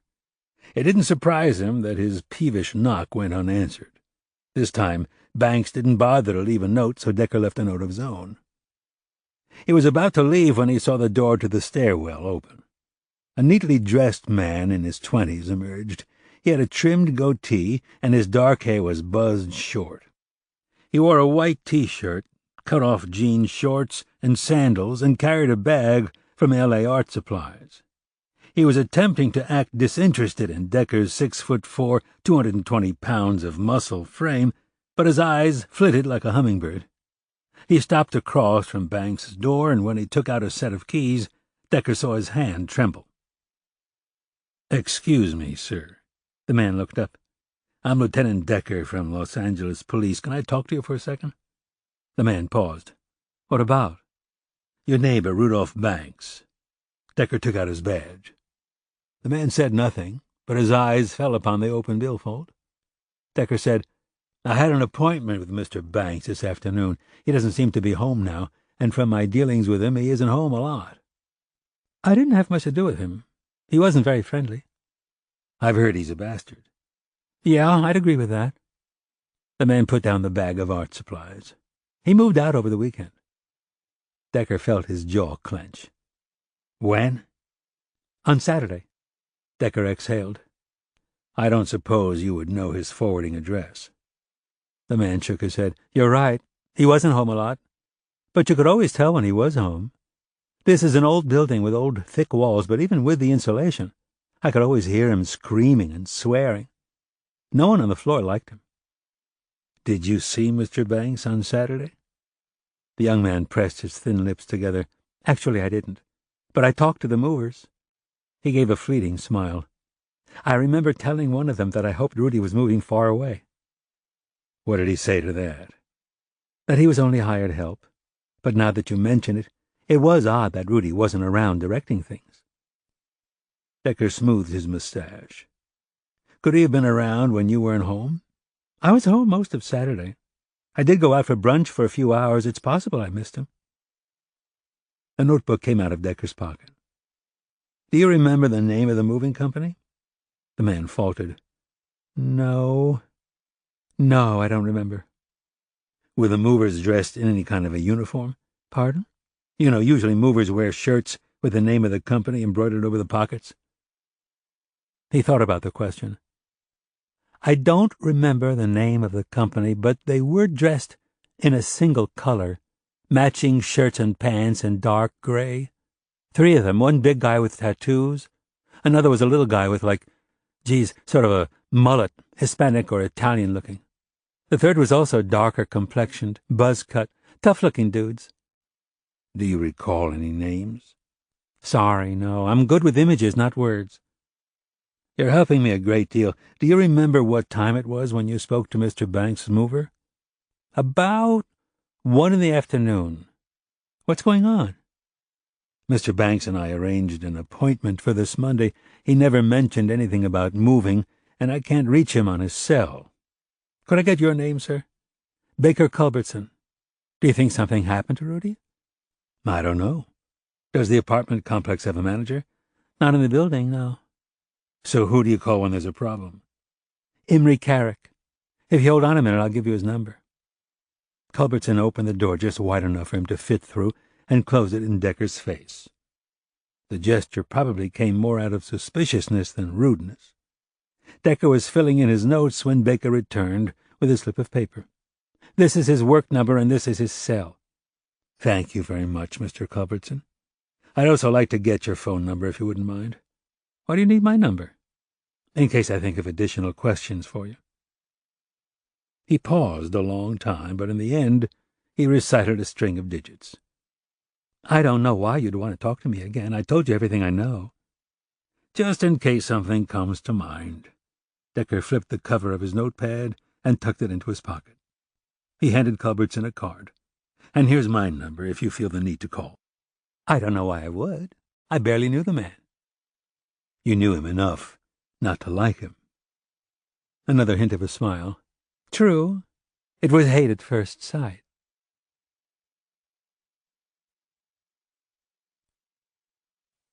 The bartender poured another shot, and Oliver pushed it in front of Nick Little. They were drinking at a bar, not some gussied-up, pussied-up travesty of a saloon that peddled apple martinis and frozen strawberry daiquiris, but a bar's bar. Dark inside with an old-fashioned box TV playing sports. Sawdust on the floor, bar stools with red naugahyde seats, and a polished wood bar top that had heard secrets as old as the Bible. The neon in the window called the establishment Jackson's Hole, and Nick Little was a well-known patron. He was slugging back booze almost as fast as the barkeep could pour. It loosened his tongue. Within 15 minutes, Oliver found out that Nick had been married and divorced twice. One kid with the first and one with the second. His ex-wives were bitches and whores, and marriage was a cruel joke perpetrated on men by conniving women in order to screw their husbands out of their paychecks. It didn't take much acting for Oliver to agree with him, although he and his ex could now be in the same room without fireworks discharging. He didn't actively hate his ex, but she did bring out the dyspeptic side of his personality. Nick Little had manly features, a Roman nose, veined from alcohol, and a big chin with a heavy shadow of stubble that darkened his face. His eyes were Christmas-colored, Kelly green and red-rimmed. Metal studs pierced his earlobes and climbed all the way up to the cartilage. He was big across the shoulders but thin at the hips. His arms were muscled and festooned with ink. By trade he worked in a pit crew. When he wasn't servicing cars, he was racing them. He liked who he was and how he lived. And if anyone had a problem with that, they could eat his shit. He had packed a lot of living into his 30 years and intended to stuff even more life into his next 30 big ones if the guy upstairs permitted. Oliver was trying to persuade him to talk about his mother, but Nick was too busy ragging on his exes to make the switch. He'd just have to wait Mr. Macho out. Eventually, and probably when Nick was drunk enough, he'd get around to talking about Melinda. That happened about an hour later, although the man could sure hold his liquor. When he talked, he made eye contact, and his hands were steady. She tried the best she could. He licked his lips. It sucked all the way around. How much do you remember? I was 15. I remember everything. I liked my dad. He was a good guy. He might not have approved of how I lived, but he would have supported my decisions. I'm financially independent, and he would have liked that. And your mother? Yes, there's Mom. He blinked several times. Mom fell apart. When her world crashed, she couldn't handle her own shit, let alone ours. She was absent a lot?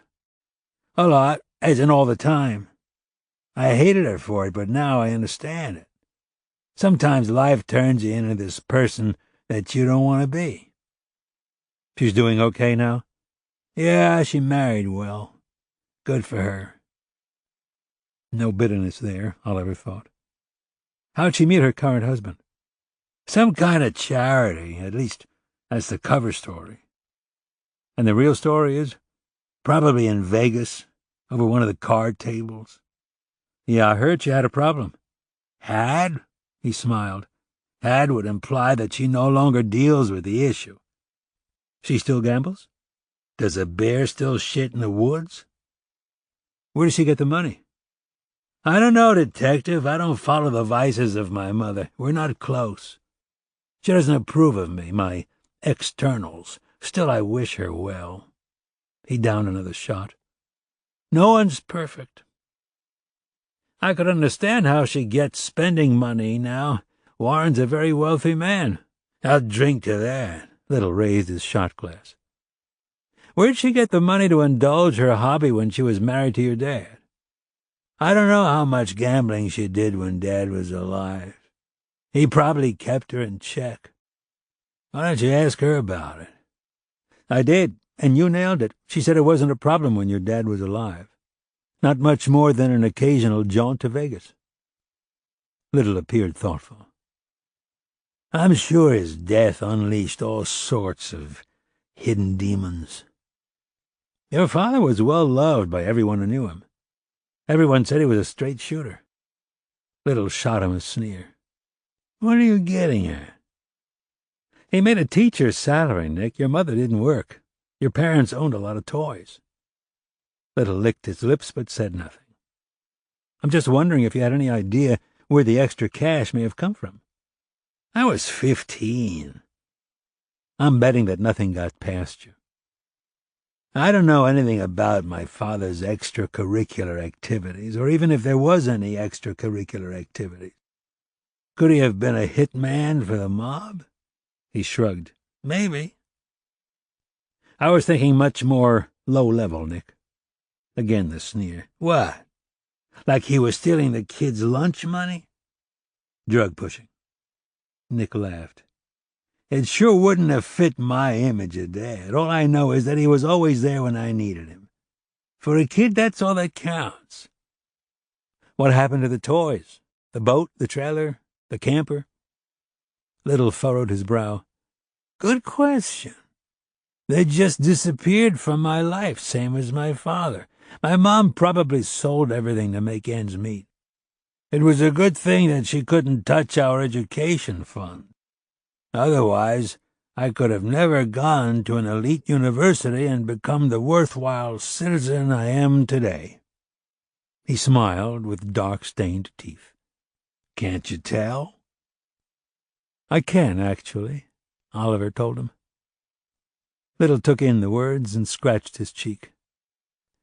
I thought I'd love college, living away from home and away from the townspeople with their pitying looks. More than anything, I just wanted to get out. He nodded to the bartender, who poured another round. Then I discovered that I liked chaos. It was fun, a real rush. Once I settled into the routine, I participated in every kind of protest known to mankind. Didn't matter what the cause was, as long as I could yell about something. Duke sure as hell taught me how to drink. You went to Duke? That's pretty impressive. Little belted back the shot. I got in everywhere I applied. Harvard, Yale, Princeton, Dartmouth, all of them. My grades were okay, but I tested high. The key to my success was a murdered father.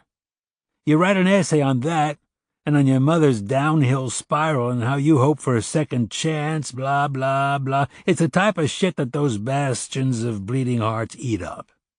Plus, I wasn't a scholarship case, thanks to my dad's foresight. The educational funds for your brother and you, not to belabor the point, but where did that money come from? I don't know. He took a sip. I always thought it was my dad who put away the money for the funds. But I'm now thinking that it could have been my grandparents, my mother's parents. Are you in contact with them? I used to get birthday and Christmas presents. After my father died, I don't know exactly what happened. There was a falling out between my mother and them. It was probably over her gambling. What about your father's parents? They were much older. They died when I was very young. And you're not the least bit curious about your living grandparents? Not because I'm angry at them. I invited them to my wedding, the first one. They didn't come, but they did send a check, which was, honestly, way more appreciated than their presence. His eyes went to a faraway place. The last time I remember seeing them was at Jared's graduation from Columbia. Or maybe it was at his wedding. Call Jared. He keeps in contact with him. He's a good guy. He came out much better than I did. What do you mean? He made something of himself. What's wrong with working in a pit crew? Nick smiled. Nothing. What I mean is that Jared's more conventionally successful. He's a real estate lawyer down in La Jolla. Lawyers get into trouble, too. Nick laughed. As far as I know, Jared's managed to avoid the pitfalls. But I don't know everything. He could be selling swamp land to little old ladies. But it wouldn't matter to me. He's my brother. I love him. End of story.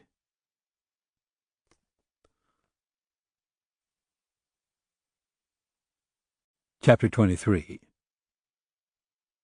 Imre Carrick was a spectral figure. Decker could see veins through his translucent skin. Thick and blue, they coursed through his hands and sinewy arms and ran up his neck into his head. He looked as if he'd been wired for electricity.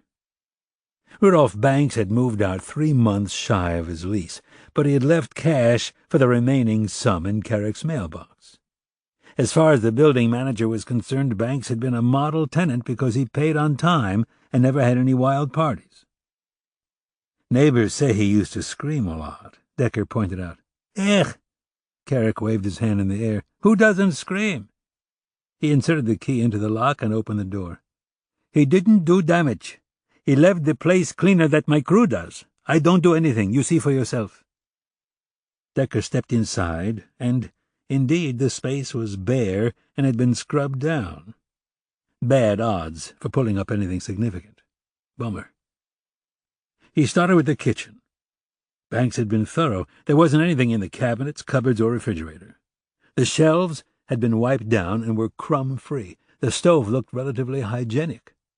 The walls had been coated with off-white semi-gloss enamel paint.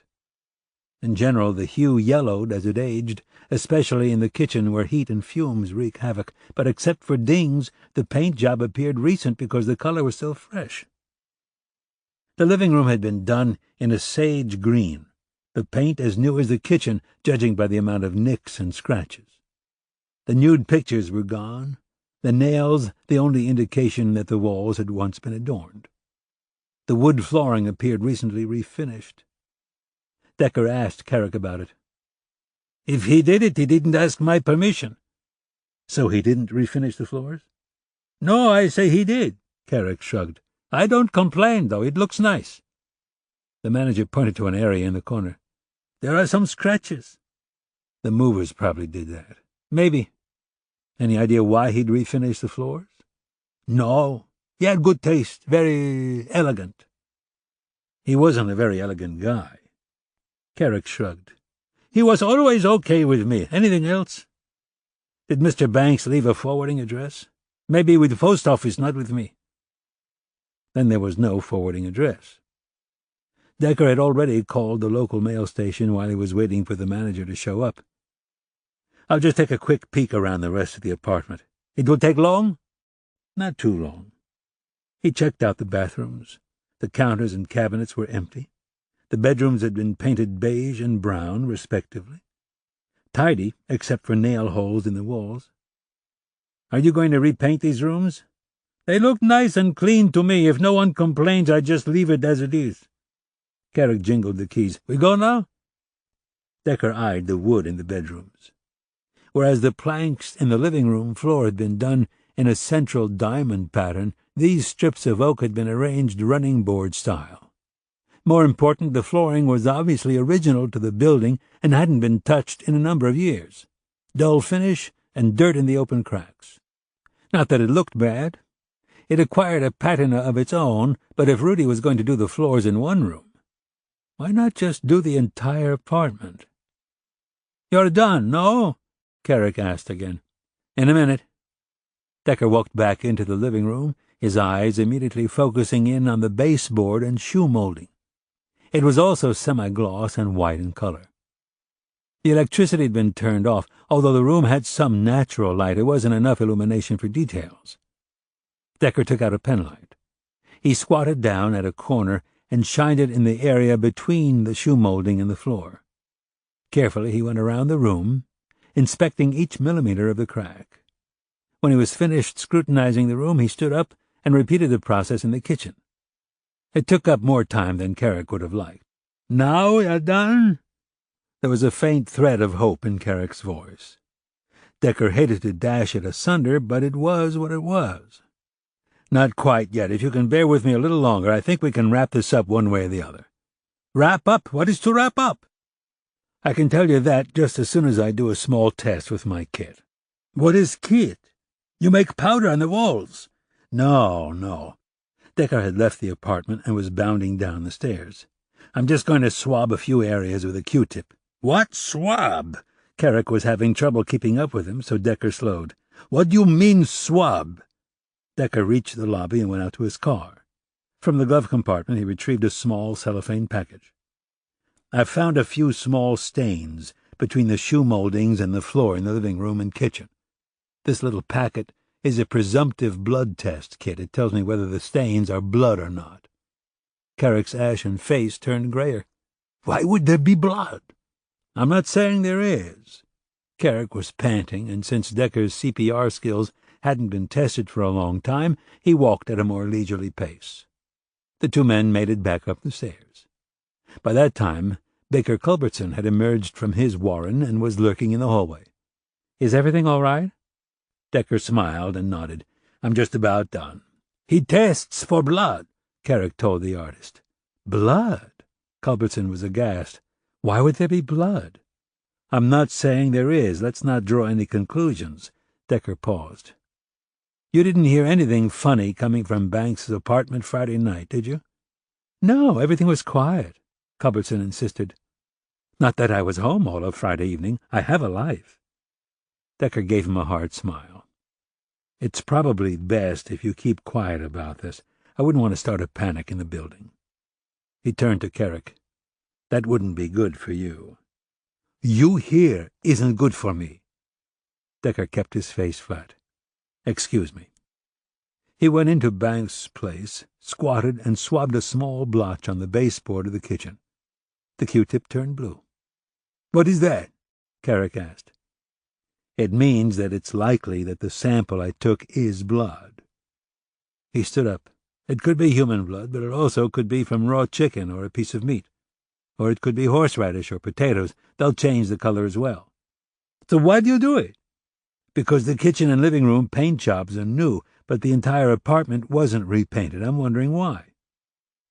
Decker went into the living room, found a few faded spots that he had spied earlier, and repeated the process. Again, the Q-tip turned blue on each trial. "More blood?" Carrick asked. "Looks that way." "Or potato?" "Not so likely in a living room." Decker took out his cell phone.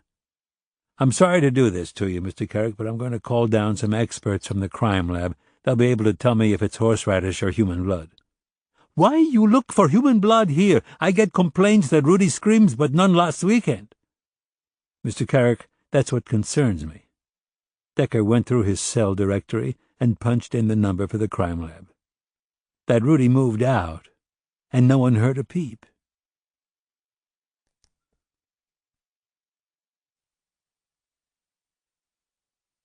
The trouble with calling after hours was voicemail. Oliver resisted the urge to slam down the phone and tried to adopt a Zen, yoga, Pilates, Tai Chi kind of what-me-worry attitude, as an anonymous voice said, "If you would like to be connected to Richard Paulson, press 1. If you would like to be connected to Annette Delane, press 2. If you would like to be connected with Cyril Buck, press 3. If you would like to be connected to Jared Little, press 4. Oliver pressed 4. The extension started to ring, and when a human voice answered, Oliver was momentarily thrown off. "Mr. Little? This is Jared Little. Who is this?" "I'm Detective Scott Oliver from LAPD. "Yes, the detective. My brother said you'd be calling. He told me that you've reopened Dad's case." "Actually, we've got several people on your father's case. Could I meet with you to talk about it?" "Of course. I'd do anything for Dad." "When would be a good time?" "Name it." "How about—" Oliver looked at his watch. It was 5:30. "Do you still live in La Jolla?" "Yes." "I could drive down tonight. I could probably be there by 8:30. Tonight's my night out with my wife. I won't be back until about 10. It's going to be late to drive back to L.A. for you." "I'm fine with driving back. Let me give you my phone number. I'll probably be in La Jolla around dinner time. When you get home, give me a ring and I'll come over." "That's a good idea. I wouldn't want you showing up, flashing the badge, and putting Grandma in a panic." "Grandma? Your mother is babysitting?" "Hardly," a chuckle. "My grandparents. They're the resident babysitters. They love their great-grandson. It's a sweet deal all around." "Your mother's parents?" "Yes, my father's parents passed on a long time ago." "You know, I'd love to talk to your grandparents. Would that be possible?" The line fell silent. "I can call them and ask." "It would be very helpful. I know that you remember a lot about that period, but you were only 13. Adults would have a different perspective." A long pause. "Your brother mentioned a falling out between your mother and them." "He oversimplified the situation," Jared told him. "It's more like, we all love Mom, but she's difficult." "Are you going to ask me prying questions about Mom?" "I think prying is too strong a word. even though it wasn't.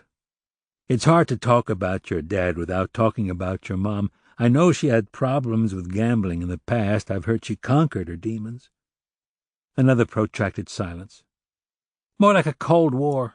Anyway, I'll ask my grandparents and give you a call back. Thanks for being so helpful, Jared. It'll really help move the investigation along. No problem. A sigh. I know you tend to idolize the dead, but my father was really a good guy. Nelson, my son, looks a lot like him. He's got the same winning personality, the same sparkle in his eyes, the same ability to command respect. I know that seems weird for me to be saying, but it's not just a proud parent talking. We just put him in preschool, and the teacher said he's a natural-born leader. I'm sure she's right. It's uncanny, you know. The bastard took my dad away, but his genes live on. Marge knocked on Decker's doorframe and, without waiting for a response, stepped into the office. You wouldn't think a guy with the name of Jervis Wenderhole would be that hard to track down. Decker pointed to a chair. Remind me again, who is Jervis Wenderhole? One of Darnell's ex-peeps. Right. A-Tac, the rapper. Wenderhole holds a unique spot on Arlington's list, Marge said. He's the only person who isn't in jail or isn't dead. But since you can't locate him, that's still an open question. I ran him through NCIC. He's got a record but hasn't been naughty for a long time. No death certificate found, so there's hope. He's not in the phone book? Not in L.A. I've got a reverse directory for the Valley, but I'm looking for one in South Central. I found out that although Arlington went to North Valley, Darnell, Josephson, and Wenderhole were bussed in from L.A., a 25-mile trip one way. I thought mandatory busing was declared unconstitutional. 15 years ago, the program was voluntary.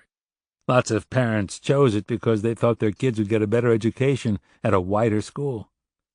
Yeah, that's right. Any other ideas on how you might track him down? Didn't you say Wenderhole was a rapper? Yes, I did. However, I haven't found any actual CD. So where'd you hear that from? From one of the old buddies who was now in prison. Maybe Banks was his producer. Wouldn't that be convenient? Banks's whereabouts would be convenient. He didn't leave any forwarding address? No, but he did leave human blood behind in his apartment. We've got a positive on that. Oh, my. Marge sat down. A lot of it? Decker said, I found blood behind the shoe molding that dripped down to the baseboard and floor. Do we have any way to match it to Rudy Banks? We're working on it, but I don't see how it could belong to Rudy. The paint job is new, but not that new. I talked to Rudy on Friday. It could be someone claiming to be Rudy, Marge said. I thought about that, Decker said. Rudy mentioned to me over the phone that he'd been on jury duty. I checked it out, and it was true. Banks had been impaneled at the L.A. courthouse as recently as Friday. So the question is, whose blood? Marge said. Primo Eckerling? It's a thought. Oliver popped his face through the open door. I'm off to La Jolla. He looked at Marge. You're here. Want to come? What's in La Jolla? Jared Little, and as an added bonus, I'm interviewing Melinda Little's parents, Delia and Mark Defoe, who, by the way, are estranged from their daughter. That should be interesting. Marge stood up and slung her purse over her shoulder. A lot more interesting than what I had planned. Sure, I'll come.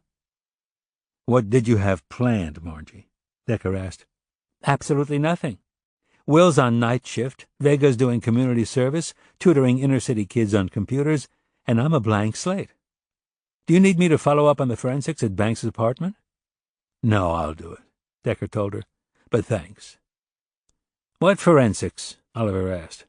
I'll fill you in while we're driving. I'm starving. Let's grab some sushi to go. We'll eat in the car. Oliver shot her an incredulous look. How am I going to eat sushi if I'm behind the wheel? I'll feed you, Scotty. Marge shook her head. I'll even wipe the soy sauce off your chin. You make me sound like a drooling, senile old fart. She pinched his cheek. Not at all. I'm just trying to help you. Do you a service. Think of me as a geisha with a gun. Chapter 24. The sunset was on the right. a fiery ball spewing golden rays on a smooth slate surface. They were about 10 miles from their destination, and while the traffic had been gnarly, the view had been pretty, and the sushi had gone down smoothly, except for the thirst factor. Oliver was on his second Diet Coke when he saw the off-ramp for La Jolla Village Drive. "You turn right here," Marge told him. "Melinda's parents are Mark and Delia Defoe, correct?" "Correct, as in Treasure Island." "That was Robert Louis Stevenson," Marge said. "Defoe is Robinson Crusoe." "Stop showing off." "I'm not showing off, I'm just saying—" "Never mind. Aren't you impressed that I even knew that Defoe wrote some South Sea shipwreck book?" "Very impressed. Your literary Q has gone up a notch. Can we talk about the case?" "Sure. Melinda's parents are babysitting their great-grandson. They're in their late 70s. Jared asked us to be gentle with them. What's the name of the development?" "La Jolla Pines." Oliver slowed the car. "What does that sign say?" "That's La Jolla Woods." He crept another mile. "How about that sign?" "La Jolla Hills. Your directions say to go straight for 3 miles. It hasn't been 3 miles. "What's that?" "La Jolla Shores." "They're not very original over here." "Keep going." They rode a minute in silence. Marge squinted in the dusk. "There's the turnoff to La Jolla Pines." Oliver hung a left, which put them into a forested development of stucco and wood, 2-story town houses, more or less Cape Cod in style. The homes were constructed almost identically, but individualized by finishing material, plants, garden statues, fences, and gates. They drove through winding streets that gently rose and fell, the asphalt roads shadowed by mature eucalyptus and pines. Green lawns, lots of blooms, and a plethora of citrus trees. The air was wet and briny, the temperature around 65 degrees. They parked in front of a white and brick house that was bedecked with multicolored impatiens. As soon as they got out of the car, the front yard lights came on and the door opened. An elderly woman stepped out onto the front porch. She was meticulously coiffed and dressed. White slacks, a white shirt, and a red blazer. Her teased salon-style hair was blonde. Her nails were long and painted pearlescent white, and large diamond rings adorned her knobby fingers. Marge had her badge out as she introduced herself. "Mrs. Defoe?" "Delia." She walked a couple of steps and put her finger to her lips. "The old man fell asleep right on the living-room couch. We can talk in the den." The entrance hall was dark, but the living room had the lights on. The ceiling soared upward of 14 feet, and a picture window provided a sparkling view of the illuminated hills of La Jolla. Beyond the lights was the afterglow of sun shimmering on the surface of the sea. "This way," Delia whispered. The den was dominated by a 60-inch flat screen mounted on the wall. There were shelves of DVDs, CDs, and a few paperback books. The furniture was straight lines, but comfortable and beige in color, as was the carpet. A corner chest was open and overflowed with toys. "Sit anywhere you'd like. May I get you something to drink from the bar?" Oliver looked around and saw a small closet with a half door. "I'd love a beer." "Soda water for me, if you have it," Marge said. "Coming right up." She went into the closet bar and opened a small refrigerator. She worked quickly and efficiently. The beer had frosted the glass, and the soda water bubbled in a crystal tumbler. "Here we go."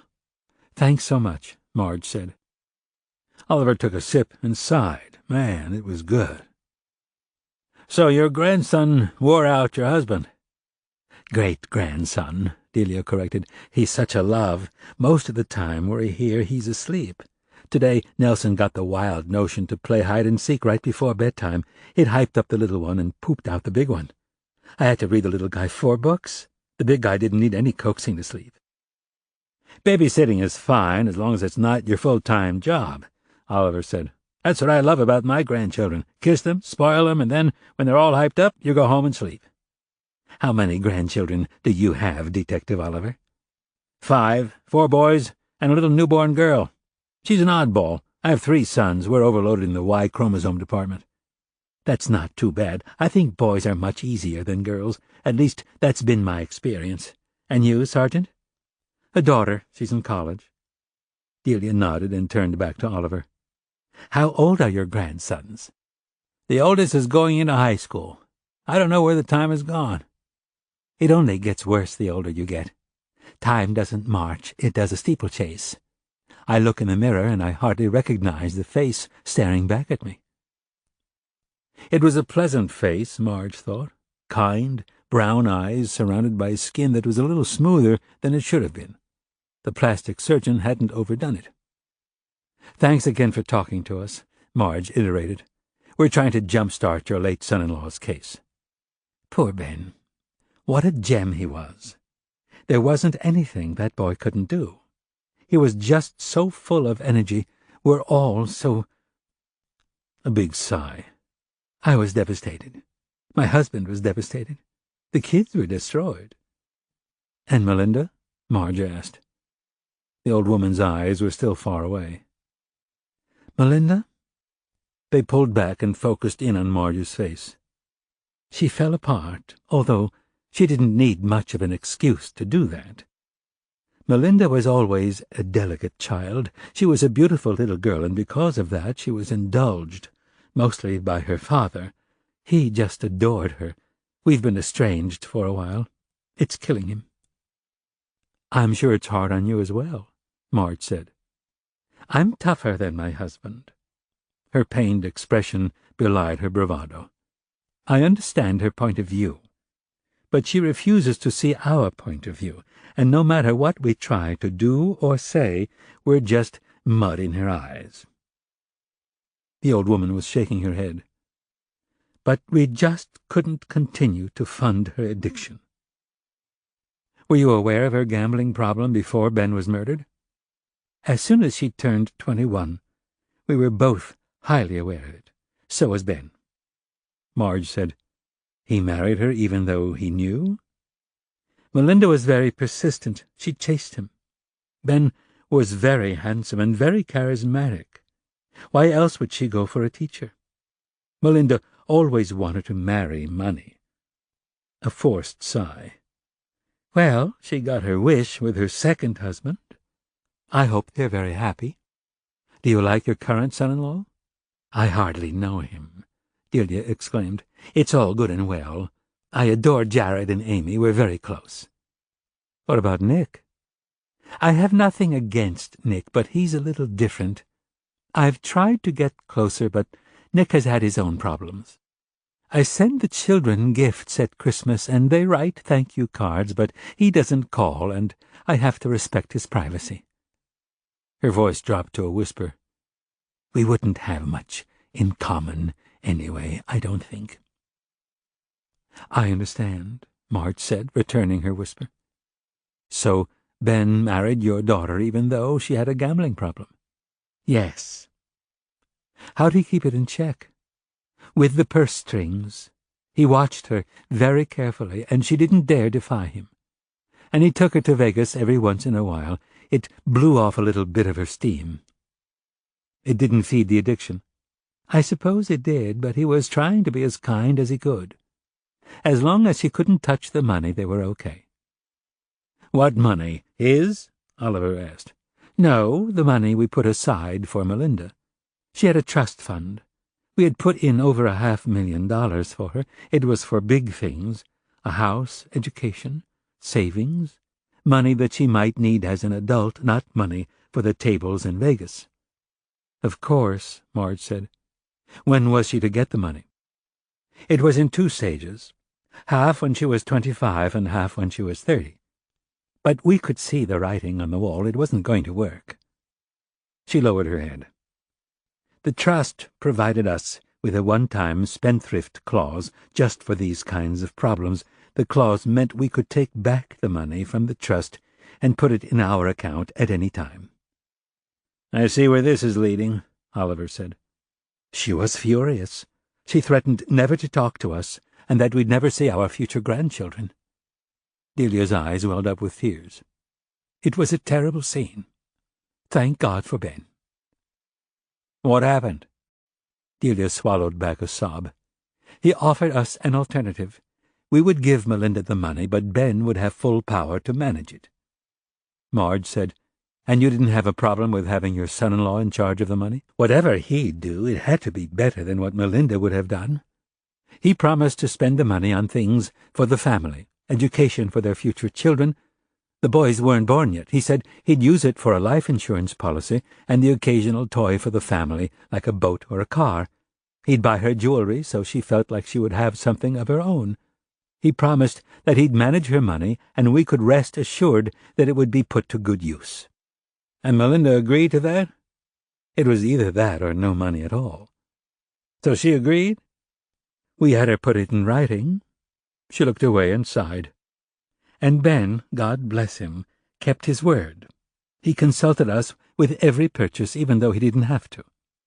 It was our idea to use it for the Mercedes. We wanted to reward him. She hung her head. No one counted on him dying. Once he was gone, she ripped through all of it. Their savings, her jewelry, the boat, the motorhome, the cars, and his life insurance. It was just damn lucky that she couldn't touch the boys' educational funds. She gave me this cock-and-bull story about hiring a private detective, and that's where all the money went. For what she went through, she could have hired all of Pinkerton. It was so obvious it was pathetic. Marge said, maybe she was trying to save face. Or trying to get us to give her more money. We didn't fall for it. All of our financial support went for the care of the boys. We bought them clothing, we bought them computers, we paid for their health care, and we paid for their tuition to private schools. Each Christmas they got a box filled with the latest toys. Melinda got a $500 gift certificate to Saks. That's not too shabby, Marge said. Oh, but to her she was seething. But what could she do? She couldn't support them on her own. She needed us. And after she remarried, she dropped us like a hot potato. More tears. After all we did for her. She just cut us off. And she wasn't much better to the boys. Lucky for us that they remained close. Jared did, anyway. And Nick? As I said before, I'd be happy to welcome Nick into the fold. Nick and Jared talk a lot. Jared always makes sure to tell me that Nick says hi. She inhaled deeply and let it out. You win some, you lose some. I'm closer to Jared than Melinda is, not that she cares much. Her true love is gambling. Mike is the best husband she'll ever find because he funds her. What does he care? He has millions. You think he'd give anything to his stepsons? Oliver said, He doesn't share the wealth? Delia paused. Actually, that's not fair. It could be that he has offered and they've refused. She wiped her eyes. It's still such a shame. She's my only child. Of course, I love her. We love her. We'd love to have a relationship with her, but not if we have to be abused by her tantrums. I will no longer allow her to scream at us. I don't want to hear a litany of everything we've done wrong. She clasped her hands tightly. God, I miss Ben. Please, find out who did this. We're working hard on it, Oliver said. Marge asked, When the murder happened, what were some of the theories? What do you mean? The police said it was a carjacking. I know that, but Ben was going home from a civic meeting. There were other people in the parking lot. How does a guy like that get carjacked? I don't know, Sergeant, Delia said, but a brand-new Mercedes might have attracted attention. Oliver said, Don't you think he would have noticed someone rushing up to the car? All he had to do was put his foot on the gas pedal and take off. Detective, sometimes you're just too close to notice things. I should have been suspicious when Melinda wanted to learn poker from her father, but I just thought it was cute. I should have been suspicious when Mark taught her craps, but I just thought it was father-daughter bonding. I should have been suspicious the first time we took her to Vegas when she was 12, and she begged us to let her put a quarter in one of the slots. And we capitulated, even though we could have gotten kicked out of the casino. I just thought she was enthusiastic.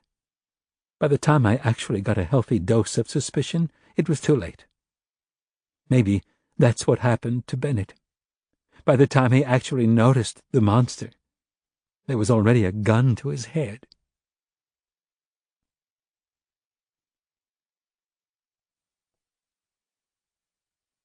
Another late night. Decker pulled the car over a half-block from home and made the call from there. He didn't want Rena to overhear because he knew what she'd say. He was prepared to leave a message and was surprised when Donati answered. It was almost 1 a.m. back east. "You're in bed." "I wish. I haven't slept in 24 hours. "Cut down on the uppers, Chris. They're bad for your liver, plus they'll turn your baby blues a nasty shade of red. What do you want now?" "Rudy Banks is missing." "And?" "I thought you might be able to help out." "Jesus, Decker. I barely know what's going on in my territory, let alone 3,000 miles away. What do you expect me to do?" "Just ask around, all right? We found blood in his apartment." "Don't you have techs for that kind of thing?" "Yes, we do. I think it's a crime scene, but I don't think it's Rudy's blood." "If it's not Rudy, what do you care?" "See, that's the problem. I do care. All you have to do is call up your ill-tempered producer friend Sal and have him ask around. At the very least, it would be handy to know if Banks is alive or dead." "What am I getting out of it?" "You get me as your father figure, better than that demon seed who spawned you or the monster who raised you." "It's true I haven't had luck with fathers. So why the fuck would I want you?" "Because deep down, Chris, there's a little boy inside crying for help. Oh, wait, I forget. Deep down inside, you're a stone-cold psychopath." Donati's comeback was to cut the line. Decker folded back his cell and stowed it in his pocket. He had a smile on his face.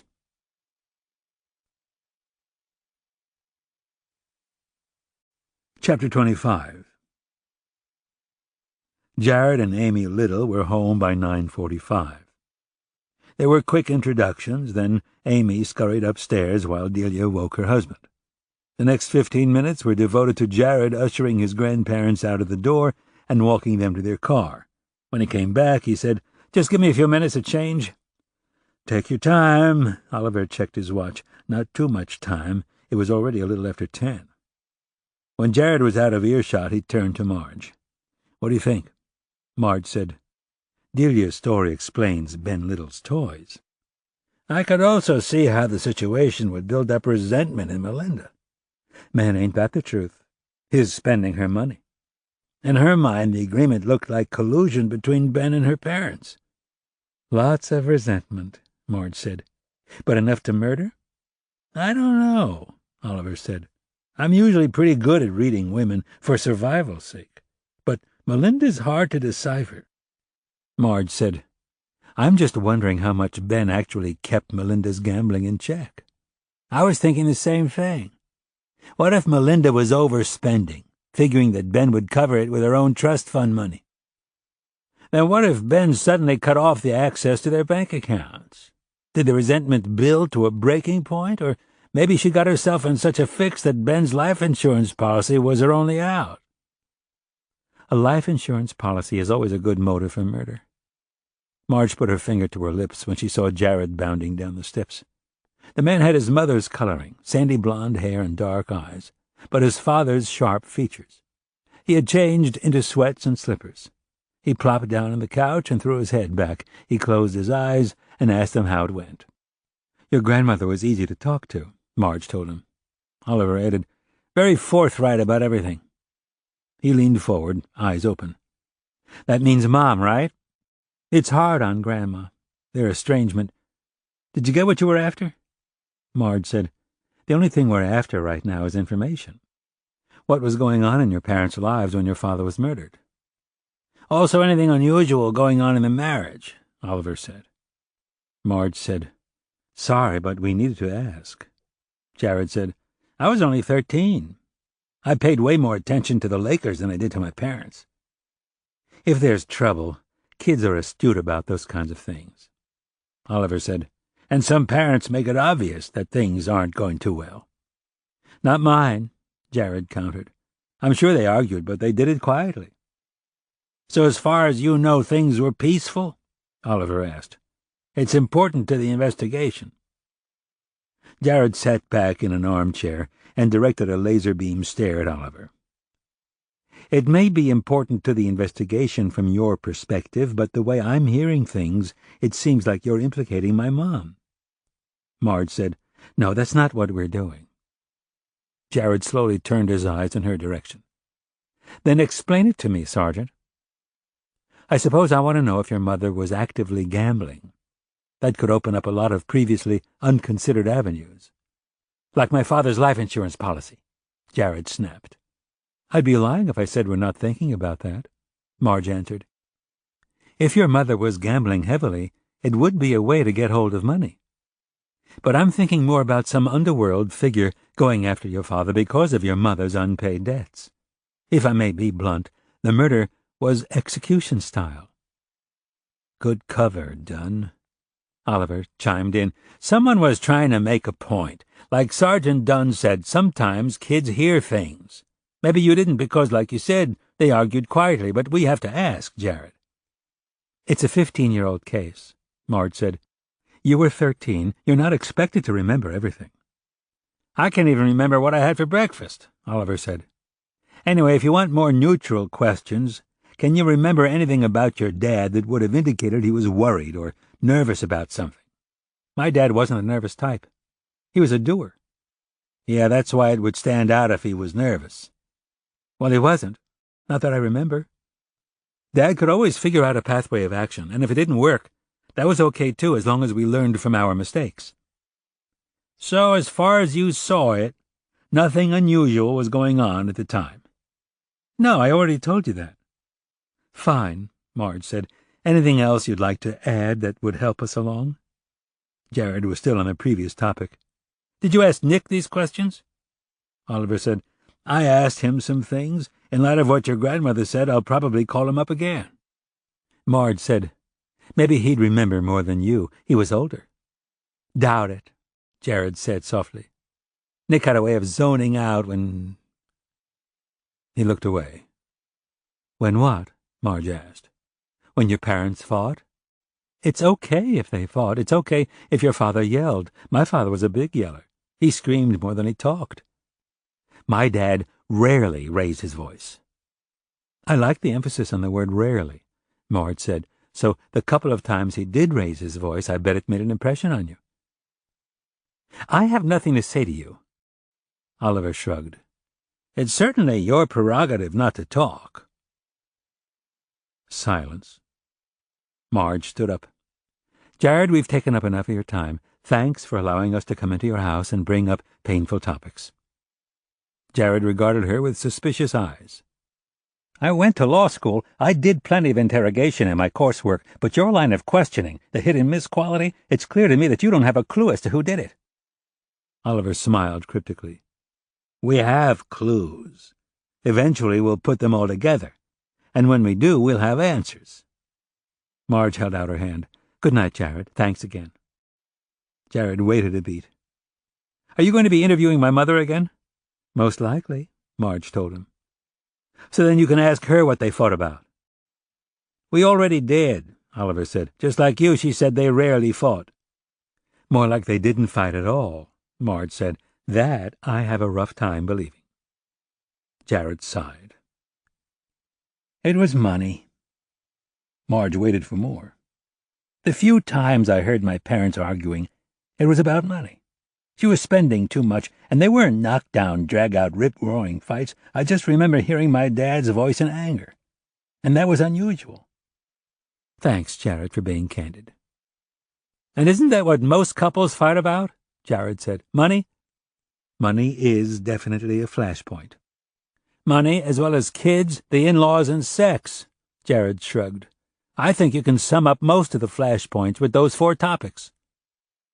Oliver said, "Money, the kids, sex, the in-laws, lack of attention, too much attention, not talking, talking too much, working too hard, not working hard enough, being a stick in the mud, being a good-time Charlie, being too risky, being too conservative, being too cultured, being a bore, being stuck-up, being white trash." He threw up his hands and gave him a pained smile. "My ex had an infinite list of topics to argue about."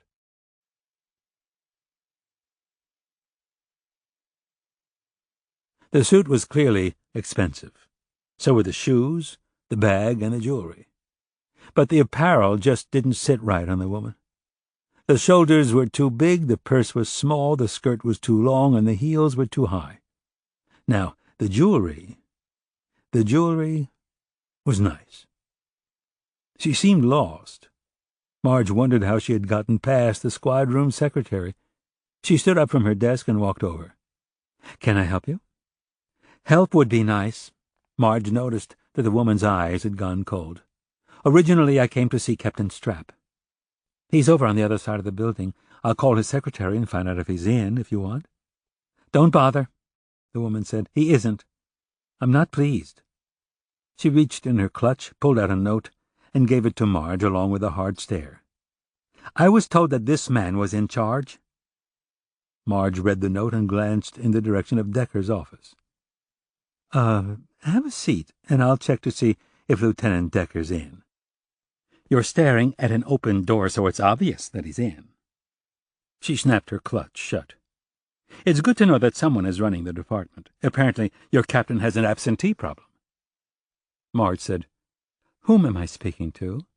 "Genoa Greaves." The name meant nothing to Marge. "If you just sit tight, Miss Greaves, I'll go check if the lieutenant's in. Often his door is open, but he's somewhere else."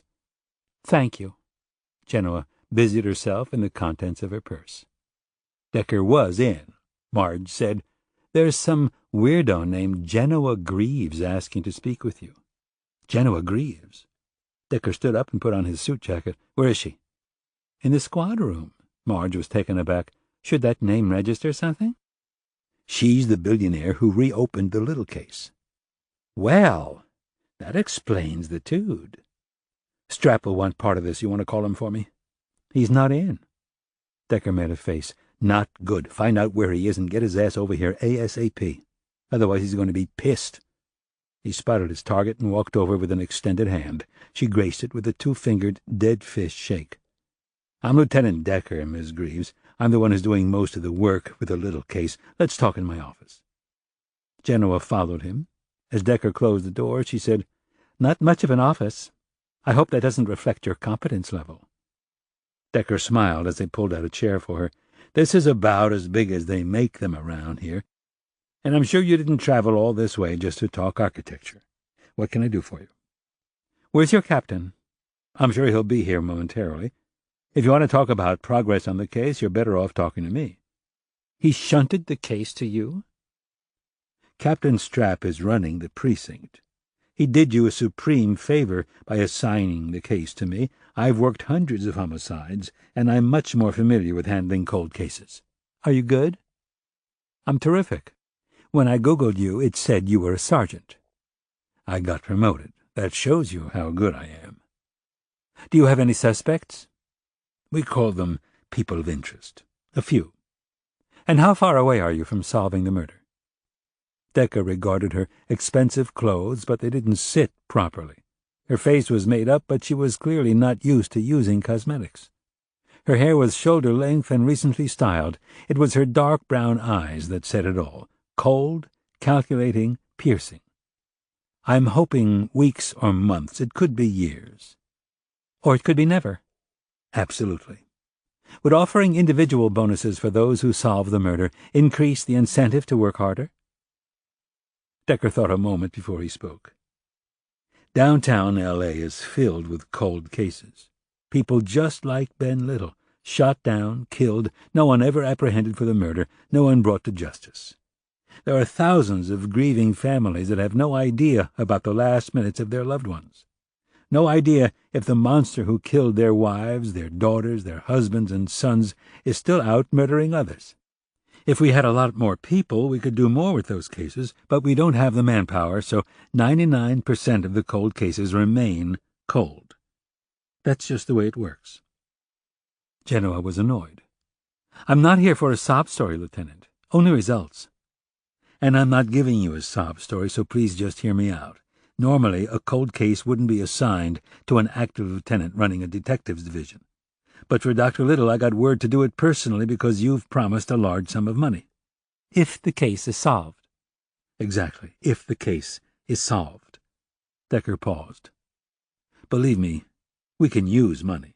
I can use money. And you can promise me more money if you want, and if I solve it, I'll take the money. I like money. But I swear to God, Miss Greaves, I can't work any harder on it than I'm working on it already. And frankly, I don't need any kind of incentive. The solve is my incentive. I don't like unfinished business. Genoa stared at him with steely eyes. You're blowing me off. I'm telling you the truth. I bet you were a real bully when you were a kid. And I bet you don't know a thing about me, although you probably figured out that I played high school football because of my size. Would you like me to bring you up to date on the case? Maybe if I tell you a couple of things, you can even start remembering Ben Little and your past and help me out. The woman held his stare, but then finally blinked. All right. She made herself comfortable in the chair. What do you have? Would you like some water or coffee before I start? It may take a while. I'm sure you'll have questions. Water would be nice. Normally I carry around a backpack with all my staples. She smoothed her skirt. Normally I dress in jeans and a T-shirt. I don't know why, but I felt impelled to dress up for this occasion. Not for LAPD's sake, I hope. He gave her a genuine smile. It's been a long time since you've been back in Southern Cal. I hate it here. It's only bad memories. She regarded him neutrally. You seem pretty sharp.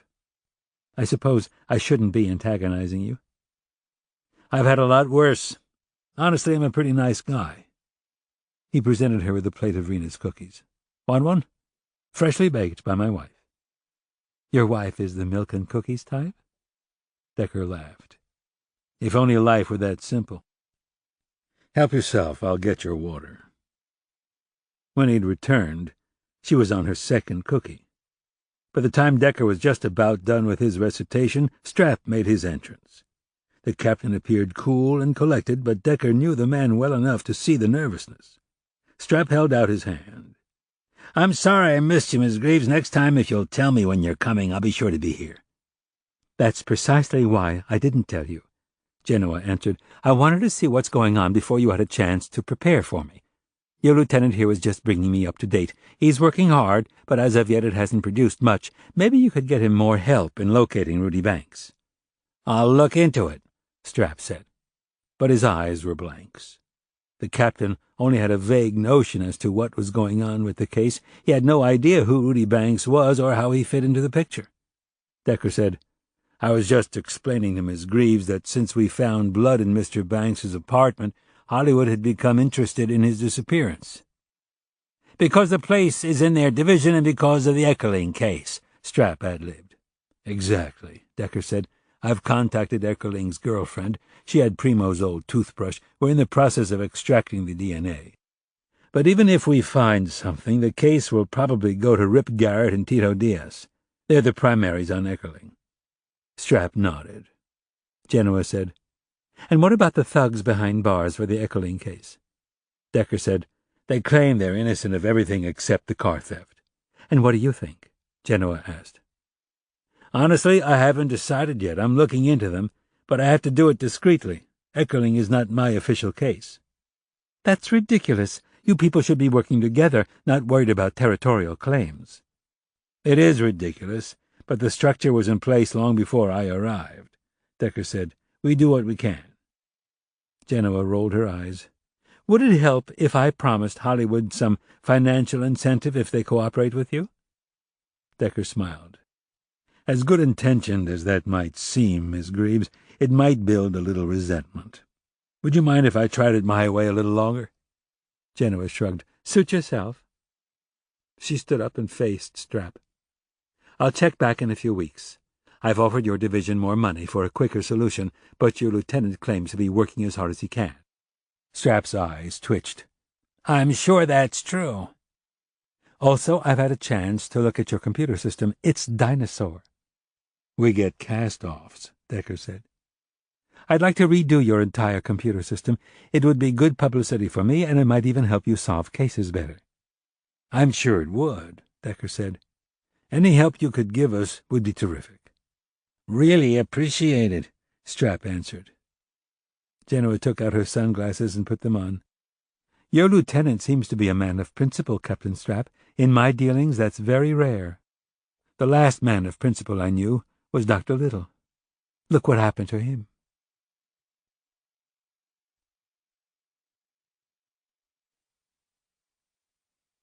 Chapter 26. Strap scratched his head. Whatever you did to calm her down, could you work your magic on the upstairs brass? They're riding my ass something fierce. Tell them that you got on her good side, Decker said. And to underscore the point, you can point to the promise of a new computer system. They're not going to like the favoritism. You know how the politicos work. She makes an offer, we can't turn it down. It would hurt her feelings, and she might rescind her whole reward thing. A hint of a smile. Yeah, tough shit for them. Who the hell is Rudy Banks? After Decker brought him up to date, Strap said, You need a couple of extra guys to hunt him down. I can do that. First, let me see if I can get a beat on Banks before you start allocating men. Keep me posted. Strap waited a beat. You handled Greaves well, Pete. If I need to interface with her in the future, I'll want you around. As the captain left, he almost collided with Marge and Oliver as they were walking into Decker's office. He looked them over. Oliver was in a blue suit and Marge wore dark slacks and a sweater. Appropriate, clean, functional. Strap approved, although Oliver was always too much the dandy for his taste. Sir, Oliver said. Hello, Detective. A nod to Marge. Sergeant. They waited a few moments until Strap had left the squad room. Then Marge said to Decker, How did it go with Genoa? Good, bad, neutral? Good, Decker smiled. She's going to redo our computers. Oliver was impressed. How'd you arrange that? She offered. He pointed to some chairs. What's up? After Marge and Oliver recapped last night's conversations with Jared Little and Delia Defoe, he said, What's the next step?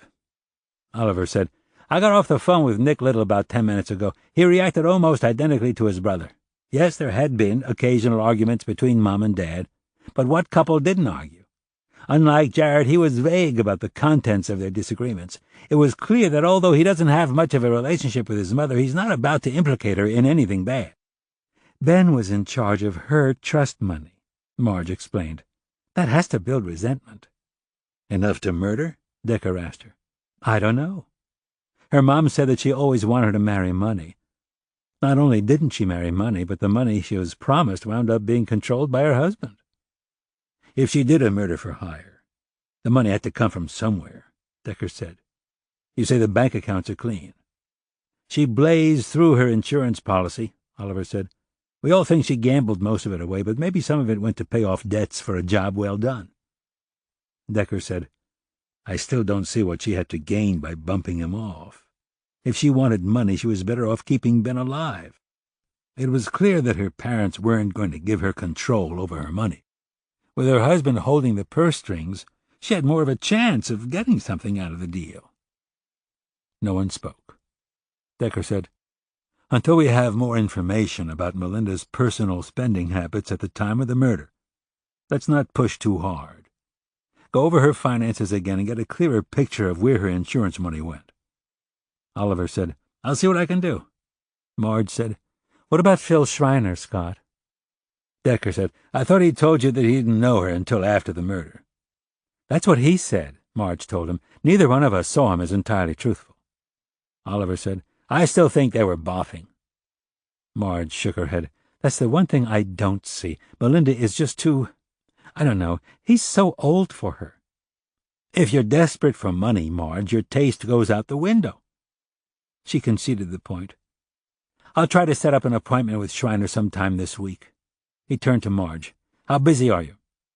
I have a couple of court appearances, plus I'm still hunting down Jervis Wenderhole. If I can't make it, go without me. It might even be better, talking to him man to man. All right. If necessary, I'll fly solo. Oliver told her. Who's Jervis Wenderhole? Arlington's bud, Decker said. Marge said, Actually, I think I found him. There was a gang counselor at the Linwood Youth Center by that name, but he doesn't work there anymore. The secretary has no idea where he went. I'm checking out youth centers. And you want to talk to him because? Oliver said. Because I think Darnell Arlington is hiding things. If I can trip him up, find a link between him and Rudy Banks or Primo Eckerling, then maybe I can wrest the truth from the dude. Sounds like a plan. Decker checked his watch. I'm off to Cal Vitton's memorial in Simi Valley. Arnie Lamar gave me the rundown. He said he's coming along with some of the old-timers. Also, Shirley Redkin, the primary on Cal's suicide, will be there. Maybe she can fill me in on the latest coroner's report. Any relatives? Marge asked. Cal's ex-wife is also coming, even though I heard from Lamar that their divorce was nasty. When Arnie spoke to her, he said that she sounded genuinely broken up. Oliver thought about that for a moment. I suppose my ex might even cry if I ate my gun. God forbid, Marge said. Decker said, Cal's sons are coming. The oldest, Freddie, is bringing in his family from Nashville. Cal Jr. and his partner, Brady, are also going to make an appearance. Where's the shindig taking place? Oliver asked. Church of the Good Shepherd, wherever that is. Decker checked his watch again. I might need a few extra minutes to find the place, and who knows what the parking situation might be. It might be a bit of a crowd. Sounds like a full house, Marge said. I certainly hope so. It would be sad to hold a memorial and have no one show up. The place was immense, built at a time when land was cheap and so were construction costs. Hand-hewn stone facade, majestic ceilings, stained-glass windows, a pipe organ worthy of Bach. Cal Vitton couldn't have asked for better surroundings to make a final stand. Good Shepherd was nestled in the foothills, surrounded by oak, sycamores, and eucalyptus. The wildflowers, poppies, lupines, daisies, were in bloom but withering fast as the days grew longer and the sun shone hotter. About 50 people had shown up, huddled together at the front of the altar, leaving behind a sea of walnut pews. It was immediately clear to Decker, who had been to hundreds of funerals and memorials, that the minister hadn't known Cal. The eulogy seemed canned and impersonal, something from a clergyman's cheat book, but it was delivered with a stentorian voice. Afterward was open mic. Anyone who wanted to speak about Vitton could do so. Freddie was first at bat. Slim and tan, he had dark curly hair, a round face, and soft features. His emotions seemed genuine as he stopped several times to compose himself. He spoke about his father's work ethic, touched on his dad's sense of justice, and talked about his father's loyalty to his fellow officers. Cal J. went next, dry-eyed and stoic. He reiterated many of his brother's themes, calling his father a great investigator, a tireless worker, and a constant pursuer of justice. The ex didn't speak, but several of his fellow cops did. Perhaps Arnie Lamar had the most to say, and even that wasn't too much. All of Vitton's accolades dealt with Cal the cop, and not much about Cal the family man. The service lasted a little over an hour. Afterward there was a reception in the church's social hall, plenty of room to disperse, but the group was centered on the food, several tables of pastries, cookies, fruit, and finger sandwiches. The beverages included coffee and tea, but no booze, which almost guaranteed a short-lived gathering. Since the Vitton brothers were busy accepting condolences, Decker figured it was a good time to buttonhole Detective Shirley Redkin, catching her just as she popped a piece of pineapple into her mouth. Her dark eyes widened and she held up a finger. Decker said, I hate when that happens. There isn't a graceful way to chew when you know someone's waiting to talk to you. Chew, chew, swallow, swallow. Exactly. I've been meaning to call you about the autopsy. She looked around for a less populated space to talk. They decided on a corner spot. The coroner ruled it inconclusive, but his real feeling was that it was a suicide. What swayed him away from ruling it a suicide? Decker asked. Nothing at the death scene. Vitton's hand was tattooed with blood spatter and gunpowder and the right amount of stippling for someone who had just pulled the trigger at closest range. The pills were old, but they still retained enough active ingredients to put him under. There wasn't anything suspicious in his blood other than booze and oxycodone. So I repeat, why inconclusive? The circumstances surrounding the death. You had just talked to Vitton about an old, cold case, and 12 hours later he was dead. I think the ME wants some wiggle room if other evidence surfaces and we need to reopen the case. Have you told the family about the ruling? I did, and they seemed okay with it. Decker said, Did he leave behind anything of value? His house and around 10 grand in savings split between the sons. I'm not familiar with Simi Valley. What's his house worth? I'd say around 400 grand. By the time you're done with commission and taxes and this and that, The boys will only clear around $100,000 each. Decker raised his eyebrow.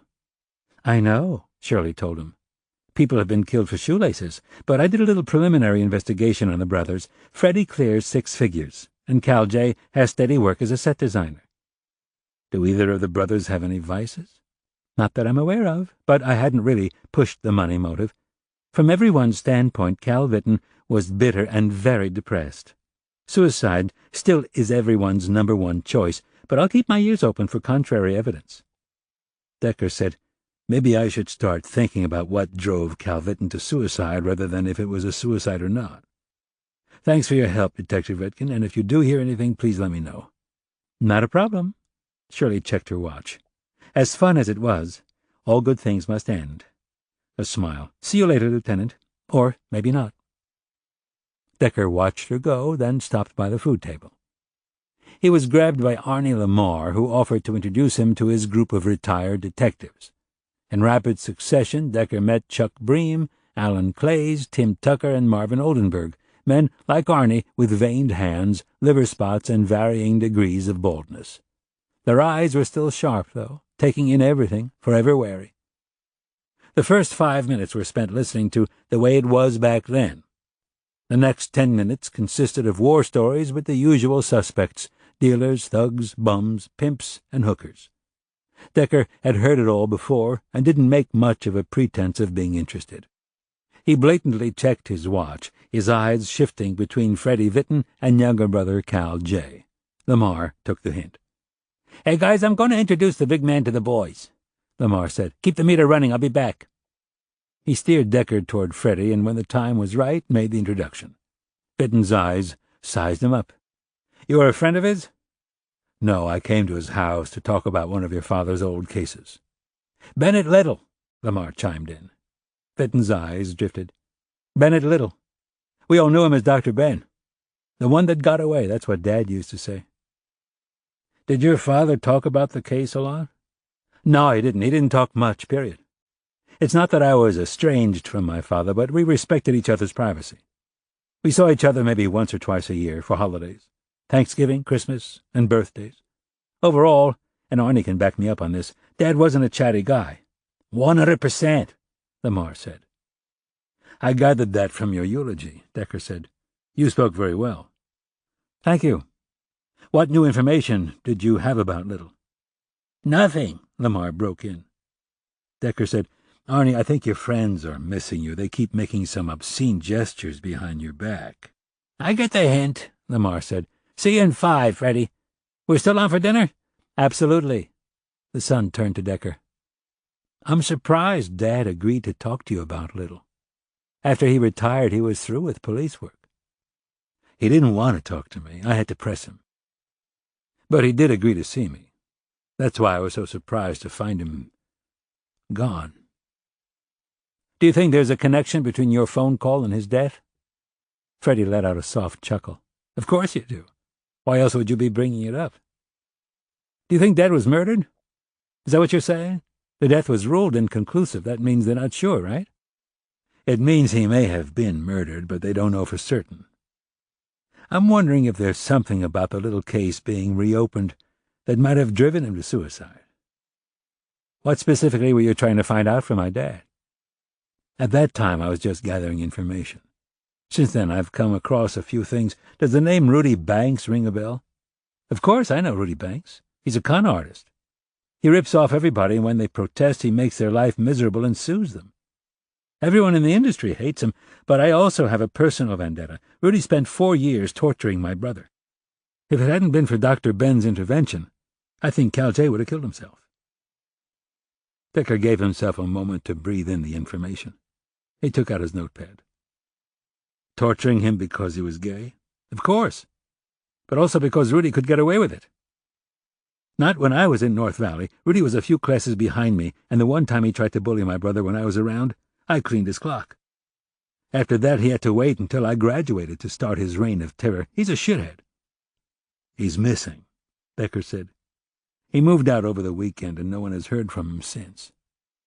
He's not really missing, then. He probably messed with the wrong people, and now he's running away. Was he physically as well as verbally abusive with your brother? He punched him, he kicked him, he shoved him, he tripped him. That was just the warm-up. I believe the most treacherous thing he ever did was throw acid on his lower back in P.E. Jesus. Was he arrested? My brother wouldn't press charges. Cal was lucky. He had turned around at the last moment. I think you can figure out where the acid was supposed to land. What did your father do about it? Nothing, because my brother never told my father. Surely your father knew something was wrong. I'm sure he did, but Dad wasn't a person who delved into emotions. Even if Cal J said something, I could see my father telling him to take it like a man. There's a difference between exchanging punches and getting acid burns. You're right. Maybe Dad would have done something about it if he had known about that specific incident. Did your dad know that Rudy was bullying Cal? Don't know. I found out about the acid incident after the fact. I came home from college break and saw the burned skin. My brother said he had an accident. When I pressed him, he told me the truth.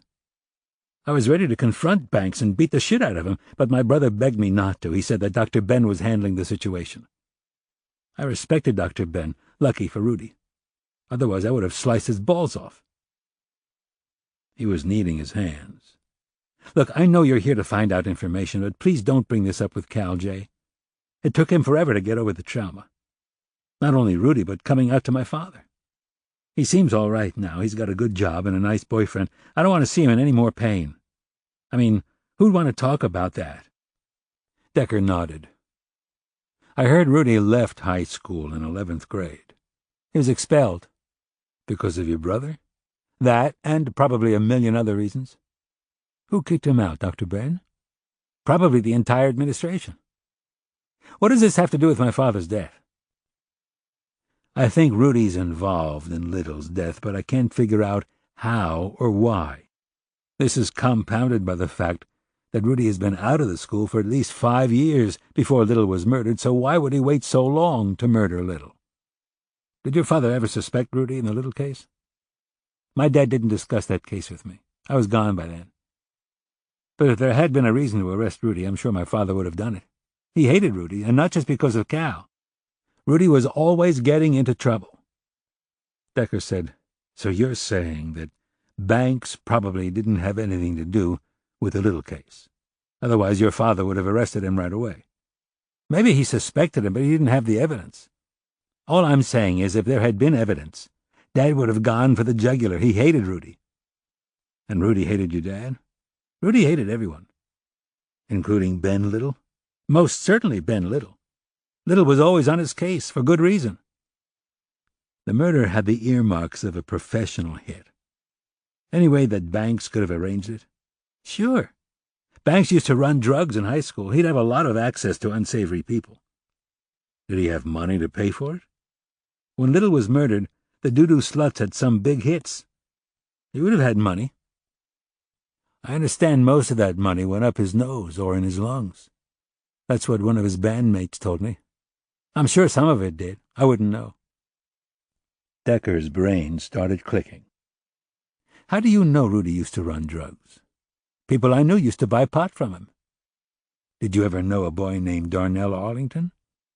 Bitten shook his head. That name isn't familiar. Who is he? He went to North Valley, but he's younger than you by a lot.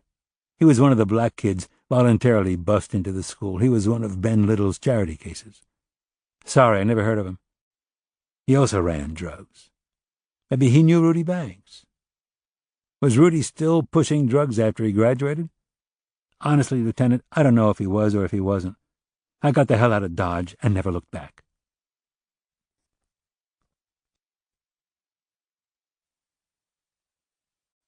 Chapter 27. Between the memorial and his impromptu meeting with Genoa Greaves and all of his other regular duties, Decker was a bundle of nerves. His mind was whirling with ideas and theories, combined with worries about scheduling problems as the months marched into summer vacation time.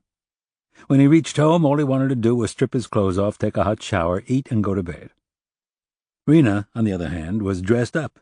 A short-sleeved pink sweater and a brown suede skirt. She had put on jewelry and makeup. But the tip-off was the kitchen. It was aroma-free and dark.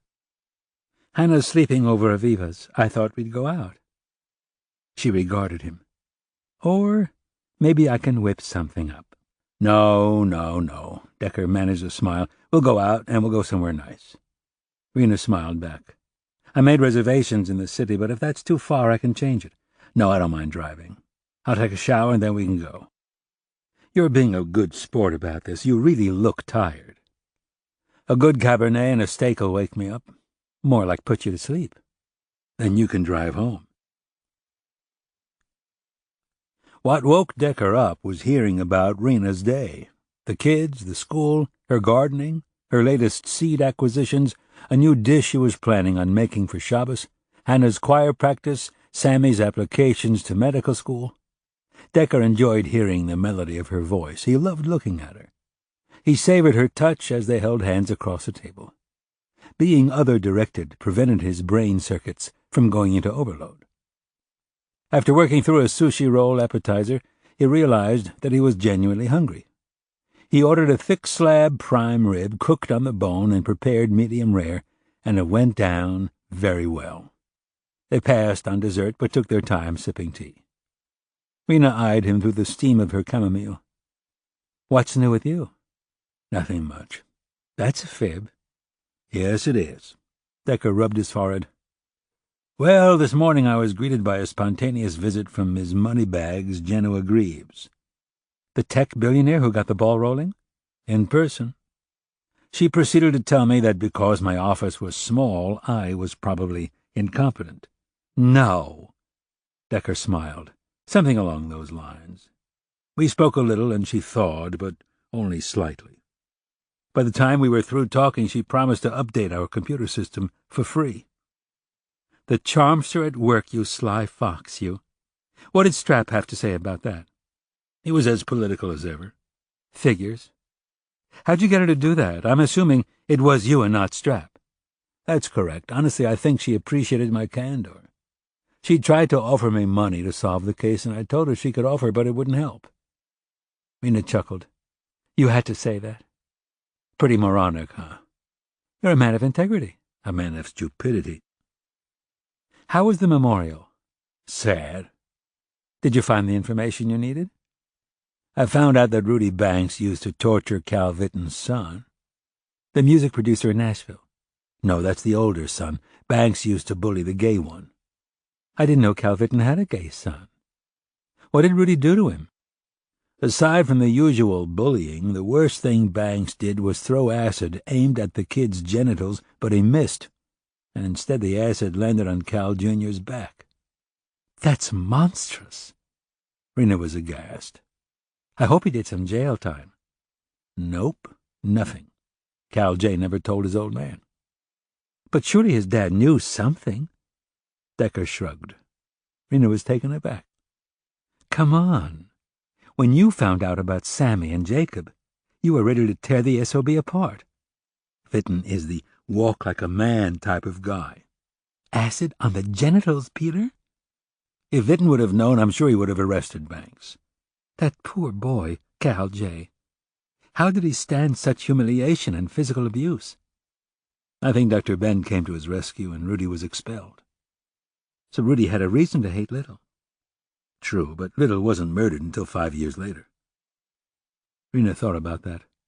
If Little got involved in Cal's welfare, he must have said something to his father. "I'm sure he did. I'm sure that Cal Sr. hated Rudy. He just didn't have enough of anything to arrest him." "Acid on the genitals. How could any father stand for that?" "I'm sure he didn't know, Rena." Talk about emasculation. She thought a moment. Did Vitton suspect his son was gay?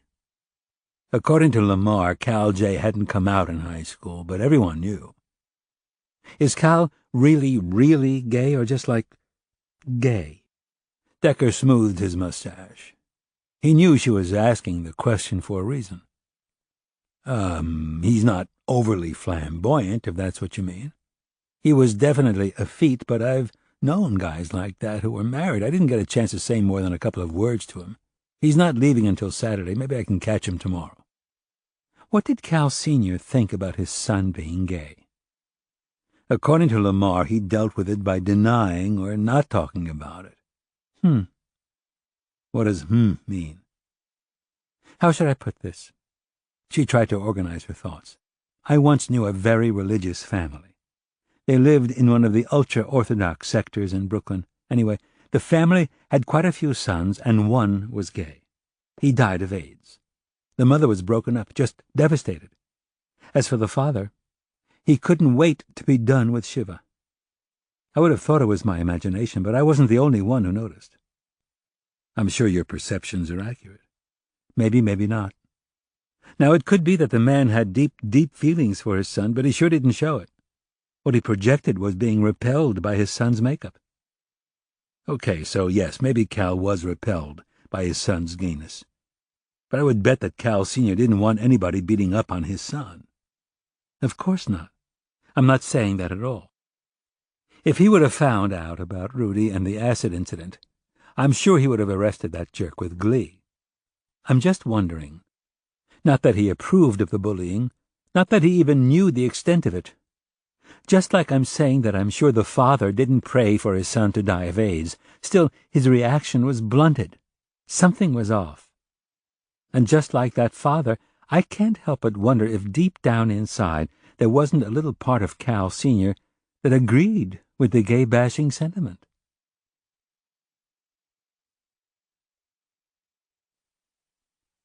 The bottom of his morning coffee mug had just touched his desk when the intercom squawked. "Good morning, Lieutenant. A man named Liam O'Dell is here to see you." A stroke of luck. He'd been meaning to call him anyway. "Thanks, you can send him in." A minute later, the mad Irishman was standing at his door. Over his shoulder stood a well-built Hispanic uniformed officer whose eyes were pinned on the back of O'Dell's neck. He said, "He didn't make it through the metal detector, obviously. I patted him down for weapons, but didn't do a strip search. It's your call." "Thank you, that won't be necessary." After the officer left, Decker said, "You're up early." "I didn't go to sleep." That could explain why he looked so bad. Droopy red eyes, blotchy skin, in dire need of a shave and ripe to the nose. "Banks is gone." "Would you like a cup of coffee?" O'Dell became agitated. "Did you hear me?" he yelled. "Banks is fucking gone." Decker got up and closed the door. "Yes, I heard you, and you better lower your voice, or any second you'll be on the ground, spread eagle with your arms cuffed behind your back. Now sit down." O'Dell turned quiet and plunked his rear end on a chair. "I repeat," Decker said, "do you want some coffee?" Liam nodded. "Thank you." "No problem." Decker buzzed for another cup of coffee. "Banks moved out Saturday. I don't know where he went.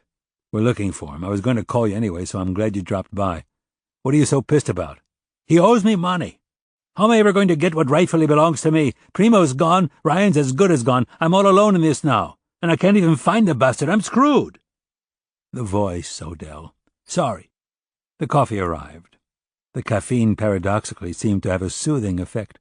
Decker said, "Why don't you just put out your own best-of album? If for no other reason, it might flush Banks out of the woodwork." "Where the fuck am I going to get the money for that? To do anything in this bloody business, you need a backer."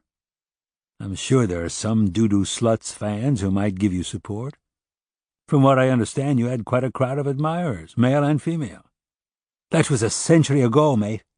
Rudy took them all. He probably fucked them over." He took another gulp of the hot liquid. "I was really counting on the lawsuit. Not for me, but for Ryan. The guy lives like a junkyard dog." "I know. I went to visit him. His brother's a doctor." "He told you that?" "About 10 times. That sounds like Ryan." "Does his brother help out?" "He does. He's a good man, Barry is. But he can't afford to put Ryan in the kind of home he needs." "Ryan said he was a lung doctor. They do pretty well." "He works at a university." "Uh-huh." Decker sipped. "Any idea where Rudy could have gone? A favorite club, a bar, a restaurant, a casino, maybe a massage parlor?" "I'm in the dark, mate. I don't know where he went or who he hung with. Whenever I went to see him, I tried to pick him off at his apartment." "Pick him off?" "You know what I mean, mate." "Who is Rudy's lawyer, O'Dell?" "What?" "Rudy's attorney. You're in a lawsuit with Banks. You have a lawyer. He must have a lawyer. Judging by the amount of lawsuits the guy generated, he probably has several lawyers." "He usually did his own defending. He's a lawyer." "He's got way too many suits to do it alone." I suppose I could call me lawyer about it. Please do. Decker handed him the phone. Now? It was a little after 8. Decker said, even if your lawyer isn't in, call and leave a message. If anyone knows where Rudy is, it would be his lawyer. His lawyer won't tell us, mate. Confidentiality. I know that. I'll deal with that later. For starts, I'd like to find out if Rudy's alive. Odell made a tiny O with his mouth. You think he's dead? That's an open question. Nah, he's not dead. Odell brushed Decker off. He's just running from his creditors. Or from his dealers? Again, Odell paused. That could be. Rudy used to deal, you know. Yes, I found that out. I think he might have used a kid named Darnell Arlington as one of his runners. Back then he was around 16, tall and black, built like a basketball player. Name doesn't ring any bell in my head. I didn't buy the drug, Lieutenant. Rudy did. Rudy was the supplier for the band, the roadies, the girls, especially the girls. What kind of drugs? From pot to H and anything in between. When we weren't doing drugs, we were drinking by the fifth. I don't remember the kid, but I don't remember much from those days at all. Not even the girls. That's what really pisses me off. I don't even know if it was good or not. Where did Rudy get the money to buy the drugs? Probably skimmed it from the band's profits. He was in charge of the money. We were idiots for letting him do it. But we were also too stoned to care. Eckerling seemed to be aware of things. How do you let Rudy get away with handling the finances? That's what broke us up, mate. The money. When Primo started getting sober, he realized what was going down. The more sober he got, the more he and Rudy fought. When Rudy left the band, the Sluts wasn't the Sluts. We tried to pick up the pieces, got a new lead vocalist, but it just didn't click. And the times were changing. Grunge was picking up and everyone wanted to sound like Kurt Cobain. I hate Seattle. Does the name Jervis Wenderhole sound familiar? His street name was Atac. Don't know him, mate, but I don't know everyone. He finished his coffee. So you think that Rudy's dead? He moved and we can't find him, that's all I know. Sure you don't have a clue about where he might be? Rudy always talked about moving to Mexico. Money's cheap and so are the women. That's what he used to say. Does he own property in Mexico? I hope so. It would be something I could sell for cold hard cash.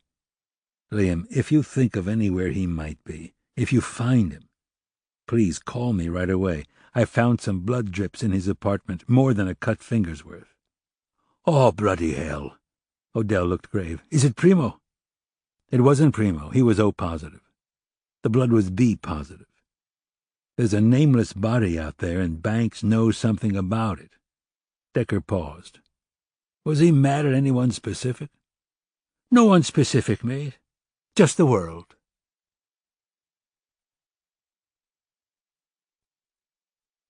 Chapter 28. Decker handed Marge a slip of paper on which was written a name, an address, and a telephone number. One of Rudy Banks's lawyers. Go over and find out if she's had contact with Rudy in the last few days. Marge flipped hair out of her eyes. Dressed in blue slacks, a white shirt, and a cardigan sweater, she could have stepped out of a Ralph Lauren ad. The name on the note was Hilary McElby, and the address was in the city. You can't find out this information by a phone call? She's not going to tell us anything about Rudy because of confidentiality issues. But a clever detective will be able to interpret her facial expression once you tell her that he's been missing since Saturday. If she seems calm, he isn't missing. If she seems alarmed, then maybe he hasn't contacted her. Where is this place? Wilshire, between Crescent Heights and La Brea. Marge sat down. No problem. It's convenient anyway. I have to go into the city. I found Jervis Wenderhall. Atac. I found out why they called him that, Marge said. His full name is Jervis Atac Wenderhall. Atac.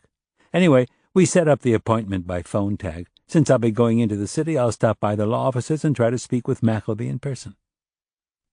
Oliver knocked on the open door, then stepped into the office, wearing a brown jacket, white shirt, and a gold tie.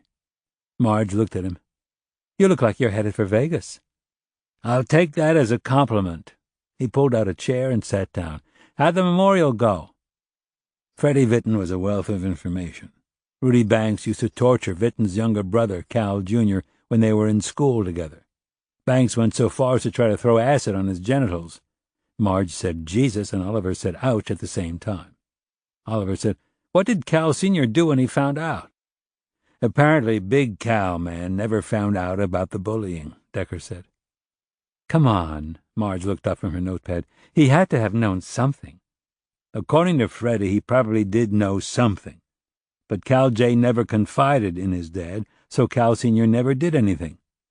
Freddie did mention that his father hated Rudy, and if Rudy would have been implicated in Little's death, Cal wouldn't have hesitated to haul him in. Rudy was a punk and had run-ins with the law." "I don't buy that. Big Cal knew about it. A good parent knows when something's wrong." "He wasn't a very good parent," Decker said. Marge said, "But how would Freddie know that his father hated Rudy if Junior never mentioned the bullying to his dad? And if Cal Sr. hated Rudy because he was a local punk, why would he be talking about Rudy to Freddie?" "Good point," Decker said. "Freddie also told me that Ben Little was intervening on Cal J.'s behalf. Maybe that's why Cal Sr. didn't intervene. And eventually the situation was taken care of. Rudy was expelled. Since Arnie Lamar said that Big Cal wasn't that comfortable with his son's homosexuality, I could see Cal Sr. letting someone else deal with the situation." Oliver said, "If Little expelled Banks, then Banks would have a reason to hate him."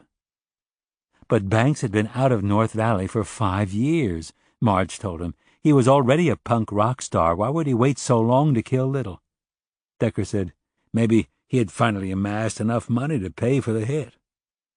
Marge was making diagrams. "Banks torments Cal J. Little expels Banks. Then Banks kills Little. And then 15 years later, Cal Sr. commits suicide?" "Oh, I spoke to Detective Shirley Redkin about suicide. The death was ruled inconclusive." When both detectives looked up, Decker explained. "Off the record, she thinks the ME wanted to keep the options open just in case other information came in." The room was quiet for a moment. Oliver said, "Is it possible that Rudy found out about the reopening of the case and murdered Cal Sr.?" Decker shrugged. Marge shook her head. "You know, we've never even interviewed Banks face to face." "I talked to him." "For how long?" "About 5 minutes." "I rest my case," Marge said. "We seem to be making him our convenient fall guy." Oliver said, "His name keeps showing up." "How about this?" Decker said. "Freddie also told me that Rudy used to be the drug dealer for the school. I just talked to Liam Odell, and he said Rudy was the drug supplier for the group." "Banks was a drug runner, and Darnell was a drug runner," Oliver said. "That's how the two were connected.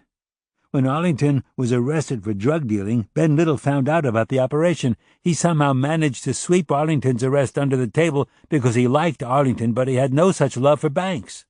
He became a threat to Rudy's operation, so Banks had him murdered." Marge said, "You're assuming that Rudy still worked North Valley when Darnell came to the school."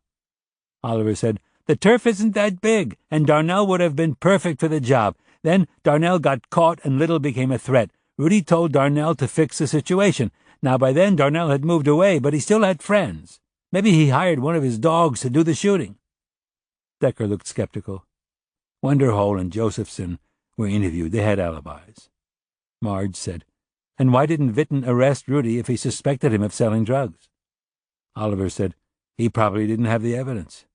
Just like we don't have the evidence." Marge held up a finger. "Or maybe Rudy had something on Cal Sr. Something big enough to make Cal Sr. back off." "Like what?" Oliver said. "That Cal J was gay?" Decker said, "Freddie implied that even before Cal J came out. It was pretty clear that he was gay." "It was common knowledge?" Marge asked. Decker said, "I got the feeling it wasn't spoken about, but it kind of hovered over Cal Sr.'s consciousness." "Have you spoken to Cal J?" "I'm going to try to talk to him before he goes back to San Francisco. By the way, the blood I found in Banks's apartment doesn't match Eckerly." Marge made a face. "So we've got another body to deal with?" "I wish we had another body," Decker said. "All we have is blood drips. I have no idea who the blood belongs to or how old it is. When are you going to meet with Wenderhole?" "This afternoon." Oliver said, "If Darnell hired Wenderhole to ice Little, he's going to lawyer up. You're not going to get anything out of him." Marge said, I left messages that I wanted to talk to him about the little case. If he was going to lawyer up, he had his chance. He agreed to meet with me, so I think our theory about Darnell hiring out his peeps is crap. Maybe it was Melinda Little who hired out. That insurance policy keeps tickling the back of my mind. You think Melinda hired Rudy to kill her husband? Oliver said. Why are you so obsessed with Rudy? Marge asked. Because he keeps lingering around like a bad fart. But we keep blaming everything on him. It's like the Democrats in '08. Every ill that had befallen the country, from terrorism to global warming, was George Bush's fault. Oliver smiled. Ooh, she's getting all political. I'm just saying banks right now is easy dumping ground. We need to consider other alternatives. And by the way, you should hear Will if you think I'm a fascist. But he is from Berkeley. Precisely why he's so right-wing. We'll know more once you've spoken to Wenderhall, Decker said. Arlington had a known beef against Little. Let's see if we can explore that a little further. When you interview Wenderhall, make sure he doesn't feel threatened. Put the blame on Arlington if you have to. Agreed. She turned to Oliver. Want to come with me? Funny, I was going to ask you if you wanted to come with me this afternoon to interview Phil Schreiner. Can't do it. We'll meet up later and exchange notes. Good idea, Decker added. Maybe by that time I will have talked to Cal J. Marge sighed. So many suspects, so little time.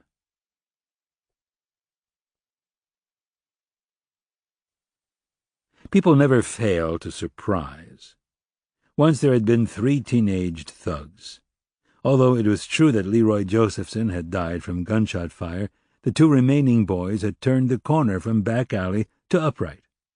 Darnell Arlington was a high school athletic coach, and Jervis Wenderhall was now on the government payroll as a gang counselor at a youth center in South Central. When Bennett Little was murdered, Wenderhall would have been around 17. That meant Wenderhall should be about 32, a young man at the height of his strength. If someone had told Marge that Jervis Wenderhall was 50, she would have had no trouble believing it. It could have been the wheelchair. Psychologically, people associated the apparatus with the aged, but it was more than just the confines of the steel chair. Wenderhall's bald crown was ringed with white, kinky curls. His deep-set eyes were dark and wary, his lips were pale. His mocha skin was blotched with white, colorless patches. When Marge knocked on his open office door, he looked up, noticing her badge around her neck, and held up an index finger. He was talking to a tall teen who was clutching a basketball. I'll just wait outside until you're done. Marge slipped into the hallway and leaned against the faded yellow wall festooned with children's art. Somewhere there was an indoor gym, reverberating with the sound of bouncing rubber, and mixed with the din was the pulsating thump of rap music. Marge had passed a TV room and a crafts room on the way in, not a computer in sight. The teen soon emerged, dribbling down the hallway. He turned left and disappeared. Marge showed her face in the door opening. Wenderhall was at his desk writing some notes. Without looking up, he said, "Come in, Sergeant." His wheelchair took up most of the space and also served as his desk chair. No place for her to park her butt. She leaned against the wall. "Thanks for seeing me, Mr. Wenderhall." "Jervis." He spun around and faced her. "Did you have a chance to look around?" "Not much. Didn't want to disturb anyone." "With all that racket going on, I don't think anyone would notice." Wenderhall smiled. "What did you think about what you saw?" "I think that you're doing very well with limited resources." The man nodded. "Very limited resources." "My daughter goes to Caltech. She belongs to a group that reconditions old computers and gives them away to worthy organizations. Most of the time, we've been the recipients. LAPD is pretty bare bones, but I can pass the word to her if you want." "Thank you, Sergeant. But it won't do us much good. Anything we can't affix to the wall or floor winds up getting stolen. However, I wouldn't mind a laptop." Marge smiled. "I'll let her know." "Caltech." Wenderhall shook his head. "She must be a genius." "She is, but not thanks to me. She's adopted." "Is she Asian?" Marge paused before answering. "You assumed she's Asian because she goes to Caltech?" Wenderhall smiled. "Racist, isn't it?" "Well?" "Chinese. She was orphaned while a teen, and I got lucky." Stereotypes come from somewhere. Winterhole leaned back, his shoulders folding into his body. Geographically, I haven't strayed too far from home. I was born about a half-mile south from here. When I was a teen, the Los Angeles United School District had optional busing. The lottery put me at North Valley with Darnell Arlington and Leroy Josephson. We were a trio in misery, misplaced, mismanaged, and mistreated. After Darnell was relocated, Leroy and I didn't last too long. We both dropped out in 10th grade, but neither of us told our mothers because we knew a good deal when we saw one. Working in that white area, it was a whole lot easier to sell shit. We were the only show in town for a while. You sold drugs. So who was the supplier? Darnell handled almost everything. Once he got caught and moved away, Leroy and me were shipped back to the hood. Then Leroy was gunned down and I was shot and paralyzed. I probably would have kept going if a bullet hadn't stopped me. I probably would have ended up like Leroy. How long did it take for you to make the transformation? You mean from gangster to solid citizen? He thought a moment. I've been doing this for 7 years. Psychologically, it's taken me longer to adjust. And that's because I see myself in so many of the kids here. Marge took out her notepad. You said you were misplaced, mistreated, and mismanaged. Yeah, mismanaged. No one tried to help you? No one. What about Bennett Little? He seemed to have an outstretched hand. Winterhole stared at her. Dr. Ben's project was Darnell, not me. I suppose I was hopeless in his eyes. Or maybe he did try to help, but I didn't hear him, really hear him. His words were white noise. Why is that? Because I was pissed off and on drugs. I didn't listen to my nana, my mother, my minister, my coach. I certainly wasn't going to listen to no pissy-ass white boy. He smiled. What a stupid jerk I was. Even with missing almost all of school, I scored almost 1,100 on the SAT. If I'd been born a different color, in a different area, I would have been a lawyer or a psychologist. There's still time, Marge said. Winterhole was taken aback. Yes, you're right about that. I'm still making excuses. Patterns die hard. So you didn't have much to do with Dr. Ben? I didn't have anything to do with anyone in North Valley. I only stepped inside a classroom when it rained because it was too wet and cold to hang. You know how often it rains in L.A., so you now know how often I was physically in school. What do you remember about Dr. Ben's death? I was wondering when I'd have this conversation. I thought he might come up as soon as I heard about Primo Eckerling. Stunned, Marge tried not to stare. You know Primo Eckerling? Winterhole scratched his stubble. Close the door. I got a story to tell you.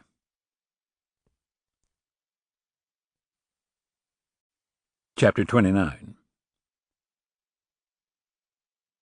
Dressed in white pants, a yellow polo shirt, and a brimmed cap, Phil Schreiner had just finished with his power walk around the grounds of his retirement home when he found Oliver waiting for him in front of Bungalow 58. Inside, the space was still claustrophobic with furniture, although some of the hardwood floor was peeking through. Schreiner took a pitcher of lemonade from the refrigerator and poured 2 glasses worth. He opened the patio door, went outside, and leaned over the railing. Oliver stood next to him, and Schreiner handed him a glass. The retired detective's backyard overlooked the number 6 fairway. He checked his watch. I'm due to tee off in a half hour. Oliver sipped the lemonade. But I told you this might take some time. I don't have anything to add beyond our first encounter. I don't know why you bothered coming out at all. Then I'll make it quick, Oliver said. I think you're lying to me about Melinda Little. Schreiner's head snapped back. Well, that was blunt. So I'll be blunt back. Frankly, I don't care what you think. Come on, Phil, you know how it works. You don't want to make it hard on yourself. Just be straight and I'll leave you alone. He stared at Oliver. What's your problem? You're getting nowhere, so you're bugging people to see what drops? Okay, let me get this out. I think that Melinda Little's gambling problem predated her husband's death. She was flushing money down the toilet way before the murder. We suspect that you knew that, too. Maybe I suspected it, but I didn't know it. And why would that matter? Because, Phil, if she was heavily in debt before the murder, she might have viewed Bennett Little's insurance policy as a ticket out. I wouldn't know. I told you I met her after her husband died. We have witnesses that put you two together before Little was murdered. Oliver fibbed. Then your witnesses are lying. I met her after her husband was already dead. Schreiner gave him a steely glare. She had been gambling heavily, and I gave her a shoulder to cry on. She was desperate, and I was rock bottom. I joined Gamblers Anonymous first and convinced her to come to a meeting. That's the extent of our relationship, one forged in misery. So tell me again about this scheme you cooked up because she spent the insurance money. We're mining old territory. Indulge me. Schreiner finished the lemonade and put the glass on a patio table. Melinda had blown most of the insurance money from her husband at the casinos. What was her choice of poison? The card tables. She resisted joining GA because, like most addicts, she was convinced that she had it under control. It took a lot of prodding on my part, but she agreed to accompany me to a meeting. Then she went to another, and another. Soon she realized the extent of her problem. The money was almost gone, and if she didn't get it together, she'd be destitute. She needed to borrow money to tide her over until some bond interest came due, and her parents were the only ones who wouldn't do a credit check. But they knew she had the insurance money. Exactly the point. She couldn't tell them the truth about her gambling. She felt they wouldn't understand her psychological state. Or maybe they were tired of giving her their hard-earned money. That's why she was petrified to face them. She told me that if she admitted her gambling to her parents, they'd try to take away the kids. So she asked me if I could think of something to help her out. So you lied for her? Not completely. I said she could tell her parents that she spent the insurance money on a private detective. I'd back up her story. Did they call? Of course. I could tell that they liked Ben. Money spent for the case would be acceptable. What did you say? That I was looking into the case and was in contact with the detectives. They accepted that. Oliver said, according to Melinda's mom, she knew it was not. Then she didn't let on to me. Which detective did you speak with? Arnie Lamar. Both he and his partner thought it was a carjacking. He also told me they suspected Darnell Arlington but couldn't pin it on him because he had an ironclad alibi. That's why I called Darnell up, and like I told you the first time, he seemed broken up about Little's death. Why did Lamar suspect Arlington if the kid had an alibi? Because Arlington was a black kid and had a beef against Little. For a while he and his partner were working on the assumption that Arlington got one of his friends to do it, but that went nowhere. Arlington didn't seem to have much contact with his friends once he moved, and he certainly didn't have any hit money to do the payoff. Maybe they did it as a favor. Lamar said that according to the phone records, there wasn't a lot of back-and-forth contact between Arlington and his old friends. Maybe Darnell kept in communication by carrier pigeon, but I didn't have any way of exploring that option. He checked his watch again. Oliver, things were cold when I stepped in, and while I'm a good detective, I don't like to work for pennies. I wrote up a report and covered her butt so that she could save face with her parents. And you two were never sexually involved? She wasn't interested in me, and I didn't want to push it. I was separated from my wife at the time, so it wasn't a moral thing. I suppose I didn't think it was a good idea for two gamblers to hook up even temporarily. Also, it would have destroyed any chance of reconciliation with my wife. For once, I was trying to act smart. He sighed and looked longingly at the golf course. I'd really like to catch that game. Oliver ignored him. Let me ask you this, Schreiner. If you knew that Melinda had been gambling all through her marriage and was in debt, do you think that she, in her darkest hour of despair, would kill for insurance money? She didn't kill him. How can you be so sure? Because I know, Oliver. We were in GA together for over a year. You admit a lot of things to yourself and to the group. You get to know people pretty damn well. She wouldn't admit to murder. Schreiner came in from the patio, went into the closet, and took out a bag of golf clubs. I'm not saying she was an angel. She probably wasn't a very good mother. She probably wasn't a particularly good wife. She probably drank too much, and maybe she ran around a little, but I don't think she's a murderer. Ran around a little? Oliver let go of a smile. Why would you think she was loose if you two didn't fuck?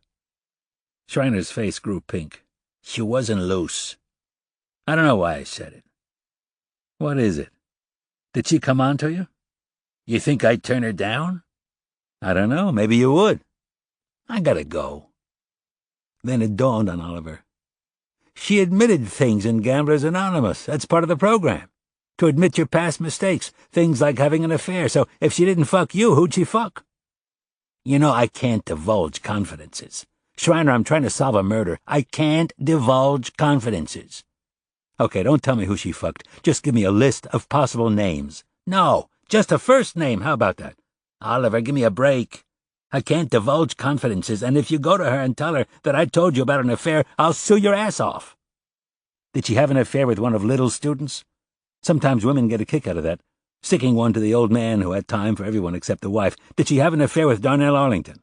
Oh, Christ, Oliver, the kid was 17 when he left. And the 17-year-old can't get a hard-on? There are teachers getting it on with 12-year-olds. 17 is practically legal, and probably a lot better than her old man, right? Maybe that's why Little had him expelled. You have an evil mind. She didn't fuck Arlington, I'll tell you that much. How about a former North Valley student? He would have been about 21 or 22 at the time of Little's death. Does the name Rudy Banks ring a bell? And there it was. That millisecond pause. Oliver clapped his hands. Holy shit, it was Rudy. I'm leaving now. He's missing, by the way, Rudy is. That stopped Schreiner for a moment. What do you mean? He moved out of his apartment last Saturday. So he moved. That doesn't mean he's missing. We can't find him. There's no forwarding address, and the neighbors never saw him with the movers. Plus, we found blood in his apartment. Schreiner grimaced slightly. I can't help you there. I haven't thought about Banks in years. But you thought about him at one time. Did you ever consider him a suspect in Little's murder? I can't say anything. We're not talking about Melinda Little. We're talking about Rudy Banks. Did you ever consider him a suspect in Bennett Little's murder? He sighed. His name came up, and that's it. I mentioned him to the police. I'm not in the business of solving murders. I'm in the business of passing along information to cops who are supposed to be solving murders. If they don't choose to act on it, there's nothing I can do about it. Why did you mention him to the police? What made you consider him a suspect? I can't get into that without breaking confidences. Do you know what Banks had against Little? Banks felt Little had disrespected him, but Rudy felt everyone disrespected him. You told your suspicions to Arnie Lamar? No. Lamar wasn't in, it was the other one. Calvin Vinton? That's the one. And you never followed up on it? No, I never followed up on it. I am not in a position to arrest anyone. If the police didn't think he was worth looking into, who am I to step on toes? All right. Oliver tried to contain his anger. You can't solve everyone's problems, but why didn't you tell me that you suspected Rudy Banks? You never asked.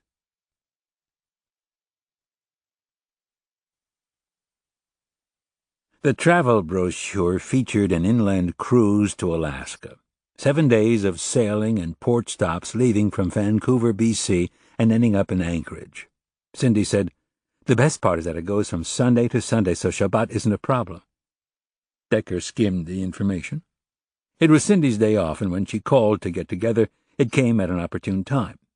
Cal Jr. had canceled their appointment, deciding that Los Angeles was too much for him and he was too emotional to talk anyway. If Decker wanted to talk to him next week, he'd probably be calm enough for a conversation.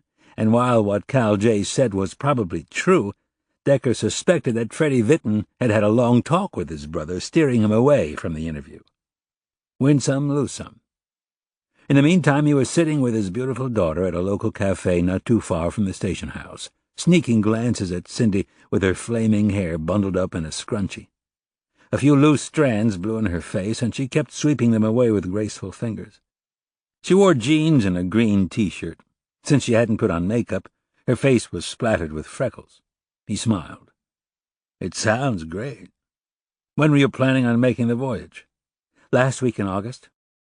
Oddly enough, that's your vacation time, too. Decker was silent. Didn't you say something about always wanting to go to Alaska? Don't recall it. Doesn't it sound like a fabulous trip? I told you it sounds great. And the problem is? We need kosher food. Dad, I've talked to the people in charge. There are always plenty of fresh fruits, vegetables, and vegetarian entrees. Rena doesn't eat cooked food, Cindy, unless it's kosher. They always have tuna salad and egg salad, plus they're happy to supply new plates and cutlery. They even said it isn't a problem to buy a new set of knives for our family, and cut up a whole salmon just for us. They'll cook it in foil or buy a new sauté pan. Dealing with kosher food is nothing they haven't done before. They get vegetarians, they get Muslims only eating halal, they get kosher, they get low salt, low fat, diabetic, high blood pressure. They work with hundreds of people with dozens of dietary needs. Plus, you have the option of TV kosher dinners. That sounds charming. It's a cruise, Daddy. Food is never a problem. And when all else fails, there's always ice cream. She was probably right. Besides, dietary restrictions weren't a bad way to control the gluttony. He had heard that people gain massive poundage on these kinds of jaunts. Let me talk to Rena. I already have. Decker made a face. Thank you for running my life. I called just to ask her if it was even feasible. Once she said it was feasible, she told me to talk to you. Cindy lifted her cappuccino. Hence, my presence. I think Sammy and Jacob will be home that week. Great, you know how much the boys love Kobe. Decker was already looking at the rates. This is going to cost a fortune. There are 7 adults. Only 5. Kobe has agreed to work in exchange for our fare. That doesn't seem very equitable. Our playing while he's working. It was totally his decision, and we're going whether you go or not.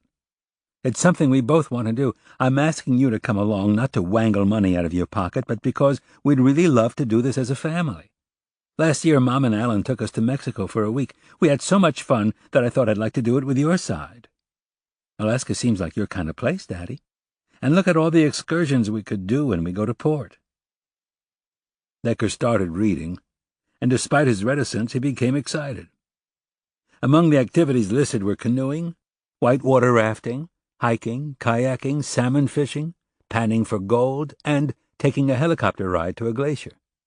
And then he noticed the fine print. Optional excursions were not included in the price of the cruise. Well, he didn't have to do every activity. What did Rena say when you broached this with her? I told you she said she was game, but of course it was up to you. Decker thought a moment. They never went anywhere when he had vacation time other than to visit the boys back east. If the kitchen was willing to make accommodations, it sounded like a good thing to him. Unpack once and enjoy the open seas, even if the average age was probably around 70. 70 didn't seem that old anymore. Mostly he felt extremely touched that his daughter wanted to include him in her vacation plans. This was the dream of most parents, relaxing and laughing with adult children. This seems like something I could get behind. Cindy's smile was radiant. You're considering it? Decker laughed. Is that so unusual? Yes. Usually when I suggest something, it never works out. I'm so happy. First I have to talk it over with Rena. Then I have to check my schedule again. Then we have to deal with the boys. I'll try to make it happen, Cindy. It actually seems like something that everyone could enjoy. And I'll pay for you two. It isn't going to send me to the poorhouse. Absolutely not. Kobe would never agree to it, but if you want to pay for the helicopter ride so we can walk on the glacier, I won't object. Decker raised his espresso to his lips. This was an expensive cup of coffee. Cindy reached into her pocketbook and took out several pieces of paper. You didn't think I came all this distance just to talk you into going to Alaska. That's exactly what he thought. What do you have? I've been doing a little background check on Travis Martel and Geraldo Perry, with or without Rip Garrett's permission. I didn't ask for his blessing, but if he found out, I wouldn't care. Both of the boys have a long sheet. Drug offense, theft, B&Es, D&Ds, GTA, soliciting, illegal possession of firearms. She looked at one of the pieces of paper. Here you go, for your files. Thanks. He already had them, but why make her feel bad? I've also done a little bit of investigating beyond the obvious. Perry is from Indiana, so I don't know too much about his youth, but Martel is a local boy. He went to L.A. High for about a year before he dropped out. I found his yearbook. He was in the Rappers Club. They have a Rappers Club in high school? Clubs are a reflection of the student body's interests. All you need is a sponsor and some kids for membership. Anyway, his being in a Rappers Club makes total sense because when Martel was booked, he listed his occupation as aspiring rapper. As in, he's never made a record. That's not entirely true, and we really don't say made a record anymore, Daddy. It kind of sounds like classic vinyl. Cut a CD? These days you don't need a label and a producer to get your song out since you have the internet. Do you know about MySpace? It's a networking website. Exactly. It's actually a social networking website as opposed to a professional one. One of the things it's known for is sharing material. Anyone who has a MySpace account can surf and look at your websites unless he or she is specifically blocked.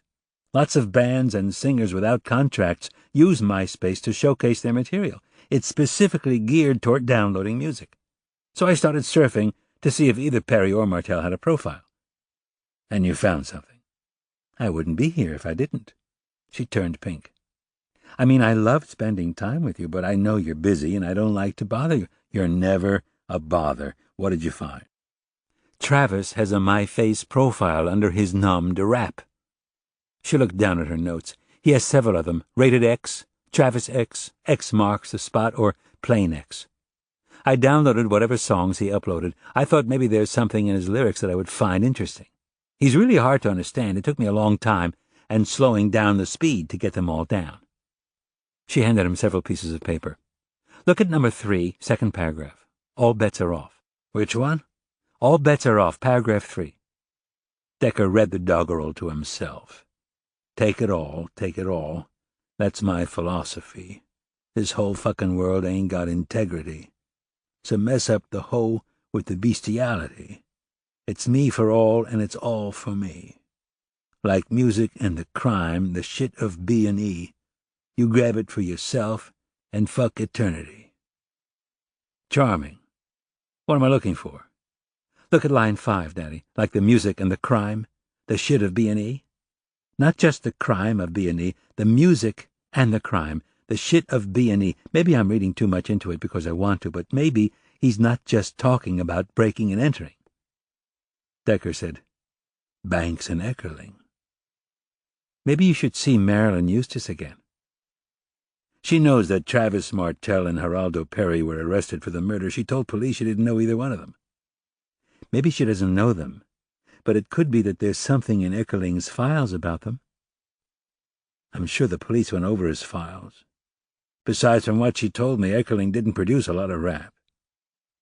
Decker regarded the rap words again. But it is worth another look. Thanks for the tip. Did you relay this information to Garrett and Diaz? Not yet. I didn't want to step on anyone's toes, especially because you seem to be doing a good job of that. Besides, you're the one investigating homicides. Me, I'm a peon in GTA. And maybe B&E is just breaking and entering. Still, I'm passing it on to you. If you want to pursue it, fine. Decker said, It's worth a second look. That's what I thought. If it goes anywhere, you can pass it on to Garrett and Diaz so there won't be any hard feelings. Absolutely. Thanks, Cynthia. You're thinking like a pro. You're welcome. Let's hope when you pass the information to Rip Garrett and Tito Diaz, they feel like you do and thank me as well. When it comes to promotion time, let's hope they think of my ingenuity. Chapter 30. Wenderhole stroked the arms of his wheelchair. I know that someone was trying to do good by busing me into a white school. But there's a lot more to school than education. Darnell, Leroy, and I were tight, but it wasn't that we had so much in common. It was more like if we didn't hang together, we'd sink alone. When Darnell was caught dealing and shipped away to Ohio, it was down to Leroy and me and a couple of other flunkies. Darnell was hard to replace. Leroy was a nice kid, but frankly put, he was dumb as a rock. As dropouts, we had no work ethic. We didn't have a lot of opportunities either. We never saw education as a way out. That's what I try to teach the kids. You have options. If a washout like me in a wheelchair can earn his keep, think what you can do. It's a good message. If it gets through, and that's the problem. It's just words to these kids, same as when I was growing up. They don't see education as a way out either. It's either sink alone or gangs, and gangs mean running drugs. Nothing's changed. That's what we did, run drugs for the white boy when we weren't trying to break in as rappers. You were ATAC, Marge threw out. Leroy was Joe King. Wenderhole laughed. You've done some research. I like to come prepared. Leroy was Joe King at first, then it became Yo King. He smiled. One day Leroy comes to us all puffed up after going to French class on a rainy day. He found out that Leroy came from Leroy. That's how he became Joe King. I didn't find anything for Yo King. I've heard that you cut a couple of demos. Wenderholt said, I'm getting to that. This is a story. You've got to have patience. I'm all ears. Okay. In answer to your question, I did cut a few demos under ATAC, but that wasn't until later. Back then, we were thugs, legends in our own minds. While we were waiting to be discovered, we had to eat and we needed pocket money. So we sold to the neighborhood white boys who fed our delusions by thinking we was real cool. Darnell was the front man because he had the best social skills. He also had pipes, so if anyone was going to make it in the music business, it would be Darnell. He said that he knew all these hot-shot rock stars and producers, and we should form a rap group. Not that Darnell really wanted a group. He's a solo man if ever there was one. But he needed me. He took a breath. Darnell had the most talent, but I wrote the songs. Back then, if you rapped it, you wrote it. Nowadays, these corporate producers have scores of people writing rap undercover for the bros. It's all soulless and it's all shit. Empty words about bling and sex and hoes and money because the shit is made to sell to whites. Nothing about social issues anymore. Whitey didn't like NWA, but they touched core issues in the community. Marge just nodded. Like you care. He didn't try to hide his disdain. I'm boring you. No, you're not, and I do care, Marge retorted. Every day that I work, I'm acutely aware that there are victims who can't talk for themselves. I wouldn't be a homicide detective if all I wanted to do was bust heads. Right now, my victim is Bennett Little, and that's why I'm here. Did you ever record with Darnell? I'm getting to that. You see, Darnell kept asking me to write stuff to show to the producers. Where did he meet these producers? I suppose he met them while running drugs, but I couldn't swear to it. He was higher up the ladder than Leroy and me. I never really swallowed the fantasy, and I was shocked when Darnell came through. Primo Eckerling. He rolled his eyes. Not yet, no. Sorry, I'll wait my turn. He smiled. Like I said, Darnell came through. We got some studio time to cut a couple of demos, but that was as far as we went because Darnell got busted and they shipped him off to Ohio. Who produced the demos? Marge asked. We didn't have a producer, just an engineer who recorded the vocal track. We did some stuff together and we did some stuff individually. He told us the percussion and instrumentation would be added later. It never went that far. After Darnell got busted, Leroy and I were sent back to the hood, and I spent most of our time getting stoned. His eyes drifted from Marge's face. It was weird to be back. When you're black and poor and hopeless, you don't make plans, Sergeant. You don't see a future. You just go with the flow, and that's what I did. But Leroy, dumb old Leroy, he was the one who kept pushing for the fantasy. He kept knocking on doors, the crazy fool. I told Leroy to forget about the tapes, but he wouldn't give up. Then one day I get this call. Wenderholt looked down. It's from Leroy, and he don't sound so good. Marge nodded. He don't sound so good emotionally, but I was also having a hard time hearing him. He was talking on a cell phone, and 15 years ago cell phones weren't what they are now. They were also really expensive. The only ones who had them were doctors and dealers. That's true. He had to call back a few times because the static was real bad and the call kept getting dropped. It was about 9 or 10 in the evening. He asked me, could I come pick him up and take him home? I asked him where he was. He told me Clearwater Park. Marge's heart started slamming against her chest. I see. Yeah, we all see it now, but this was after the fact. I asked him what he was doing there. He said he had business. I asked him what kind of business. He said he'd tell me when I picked him up. I told him I didn't have a car and I wasn't about to drive 25 miles out to the valley to get his sorry ass back where it should be. What did he say? He started crying. That's when I knew something nasty had happened. Did you go? Of course. I wasn't going to leave him in a bad situation. I didn't have a car, so I boosted my neighbor's Chevy. I figured I'd have it back before the old woman woke up. I drove the freeway out there, hoping that along the way I wouldn't run into a cop itching to crack a black head. The good Lord was with me. I made it to the park in record time and without any incidents. The place was deserted. The streets were deserted. The park was a big one, and there were spots where it was as dark as sin. It was just lucky that I found Leroy, 'cause he was sitting on a bench. He was shaking, and I could tell he was really scared about something. I asked him what happened. He pulled out some cash, a couple $100, which was a fortune of money. I asked him how he got it. What did he say? Dealing. He said he got it dealing. And what did you think? I thought he got it dealing, but not by regular dealing. My first thought was that the fool ripped off a dealer. I got to tell you, I was scared shitless because as we left the area, I started seeing cop cars. One was enough to give me the shakes, then I counted 2 and 3. His eyes got wide. I drove out of the area, taking side streets with my headlights off. Again, you were lucky. Don't think I don't know it. It wasn't until a couple of days later that I heard about Dr. Little. I wasn't in school no more, so I didn't get the lowdown till after the fact, the carjacking and the Mercedes being left at Clearwater Park. Leroy was in big trouble, and I was probably in trouble by extension. We met and we got a story together in case the cops came to us. And you never asked him what happened? I didn't want to know, especially if the cops were coming after me and they was going to give me a lie detector test. I wanted to pass. So what was your story for the cops? We'd be each other's alibi. Before I left to pick up Leroy, my mom asked me where I was going. I told her to hang out with Leroy. She was talking to the minister, and he heard me say it. She'd never imagined that I traveled 25 miles to pick up Leroy. I didn't have a car. Leroy didn't have a car. And why would we be there? Besides, why would we hurt Dr. Ben? We were never his special boys like Darnell. In North Valley High, we were invisible. But you were interviewed about the murder. Yeah, of course. Because of Darnell and the drug charges, and we were his friends and were black. No one could believe that a white boy would hurt Dr. Ben. I was interviewed by some white cop named Vinton who came to my house. He talked to me. He talked to my mom. He talked to my minister. After that, he never spoke to me again.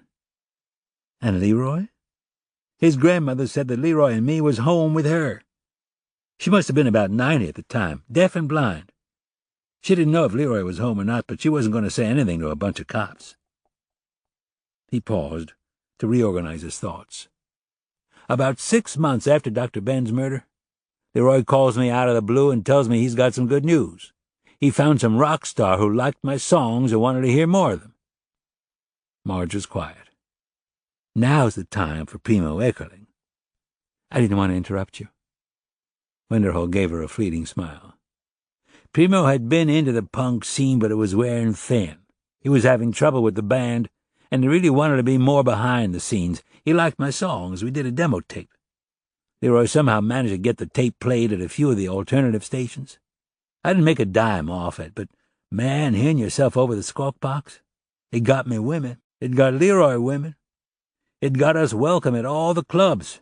Problem is, if you run around with shit, you get your hands dirty. And that's exactly what happened. He patted the wheelchair. We were partying just like we always did, except one night, some hyped-up bro went crazy and started peeling off rounds. Leroy caught it in the chest and head. I caught it in the back. When I woke up, I couldn't move my legs. I couldn't even feel my legs.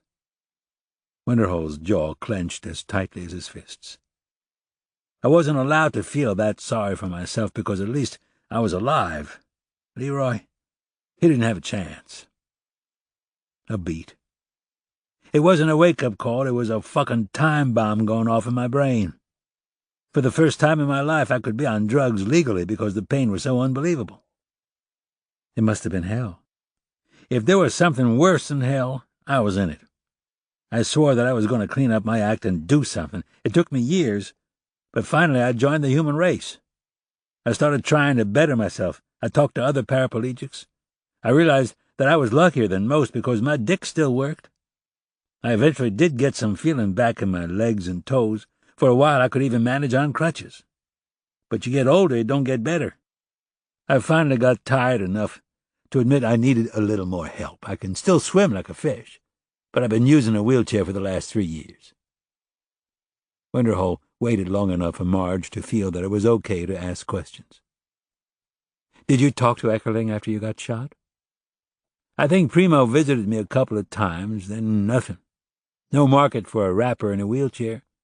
and there was lots of others writing rap. He didn't have any use for me anymore. Did you think that Leroy's connection to Eckerling had something to do with Bennett Little's murder? Why would I think that? Eckerling didn't come into the picture until way later. And you never questioned Leroy about Bennett Little's murder? No. I didn't want to know nothing. And your only involvement in the incident was picking Leroy up from the park? That was it. You want me to make a statement about that? I will. That is part of recovery. I lied to the police. I fully admit it. When you heard about Eckerling's death, his car being jacked, the body being stuffed into a trunk and shot execution style, did you make a connection between his murder and Bennett Little's murder? I thought about it only after I read about the two moronic dick brains that the police hauled in for the crime. Now, one of them was an aspiring rapper. That set off bells. That was me and Leroy 15 years ago. Marge was writing furiously. Why would someone have wanted to shoot Bennett Little? I don't know, Sergeant. I barely even knew the man. How do you think Leroy got involved with his murder? I don't know if he was. Marge said, from what you've told me, there had to be other players in Little's murder besides Leroy. Any ideas who might have set the thing up? No. What about Darnell? Could he have called the shots? He had a reason to hate Little. Winterhull was circumspect. Darnell was angry, but I can't see him being angry enough to arrange a hit. And where would he get that kind of money? He might have saved up something from running drugs. Winterhull smiled bitterly. You've never been a runner. All you get is pocket change. Everything you make goes in your mouth, up your nose, or into your lungs. Darnell didn't have money to pay Leroy. And you have no idea who paid Leroy to murder Little? Winterhull hedged. I don't know if Leroy killed Little or not. Marge tried a different tactic. When you worked with Eckerling, did you meet any of his former bandmates? Winterhull thought for a minute without speaking. Then he went into his file, pulled out a folder, and began to rummage through it. Here is my former life as ATAC. Old clippings, PR pieces, and the few reviews that I got. I saved them all. Can I see them? They might be helpful to the investigation. In a minute. He pulled out a yellowed piece of newspaper print. Here. He handed it to Marge. Once I opened for Primo's group, the Doo-Doo Sluts. I think it was their last concert together. It was at a club in Hollywood. The place was packed, but not because of me. It was a bunch of white punk asses. I got through 2 numbers before they started throwing shit at me. Marge read the review. The critic had good things to say about ATAC, but called the Sluts sellout hacks. Your 2 numbers must have been impressive. Sergeant, all I remember is trying to escape without being lynched. I was pissed off at Primo for setting me up like that. Do you think he did it on purpose? No, not on purpose. Maybe he thought he was doing me a favor, giving me exposure. But a producer should know the audience for his performer. If you opened for the Doo-Doo Sluts, you must have known the members of the band. I didn't know them. I met them before the show. I liked the Irishman on the drums, and the guitarist was real good. I forget his name. Ryan Goldberg. That's right, Ryan. He was a big guy. Kind of weird, too, but friendly in that lurch sort of way. What about Rudy Banks? Rudy Banks. Winterhull paused. I remember him best of all because he knew I'd gone to North Valley High. I asked him how he knew that, and he told me that Darnell Arlington used to run drugs for him in North Valley. If that's true, I was running drugs for him, too, because I ran drugs for Darnell. He told you this after meeting him once? The guy was a loudmouth. He said Darnell was a moron who blew the entire operation when he got caught. Even talking about it made him mad. I got the feeling that Rudy felt Darnell owed him something. You don't remember Rudy Banks from North Valley High? First off, I was never in school. Also, I think he was out by the time I got bussed into the valley. He was out of school, but that doesn't mean he wasn't still running drugs. Still running drugs? According to some people, Rudy ran drugs while he was enrolled in North Valley. Don't surprise me. Did you ever call up Darnell to ask if he had run drugs for Rudy? No, ma'am. By the time I opened for the Sluts, I hadn't spoken to Darnell in a long time. He had his new life. He didn't want nothing to do with Leroy and me. Maybe you hadn't spoken to him, but maybe Leroy had. I already told you that Darnell didn't have money to pay off Leroy. But Rudy had plenty of money to hire Leroy. I don't think Rudy ever met Leroy. Was Leroy at your show when you opened for the Sluts? Yeah, I see what you're saying. He might have been backstage with me and met the band, but this was way after Dr. Ben's murder. And after the show, the Doo-Doo Sluts broke up? More or less. Primo went into producing full-time. I don't know what happened to Rudy, Ryan, and the Irishman. As for me, I was living the high life until a hype flushed the dream down the toilet. A heavy sigh.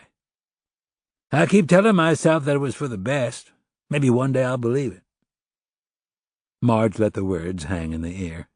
Then she said, What was Leroy Josephson's role when you were recording with Primo? After all, he was the one who set you up with Eckerling? Leroy acted as my manager. He'd push the demo to the radio stations.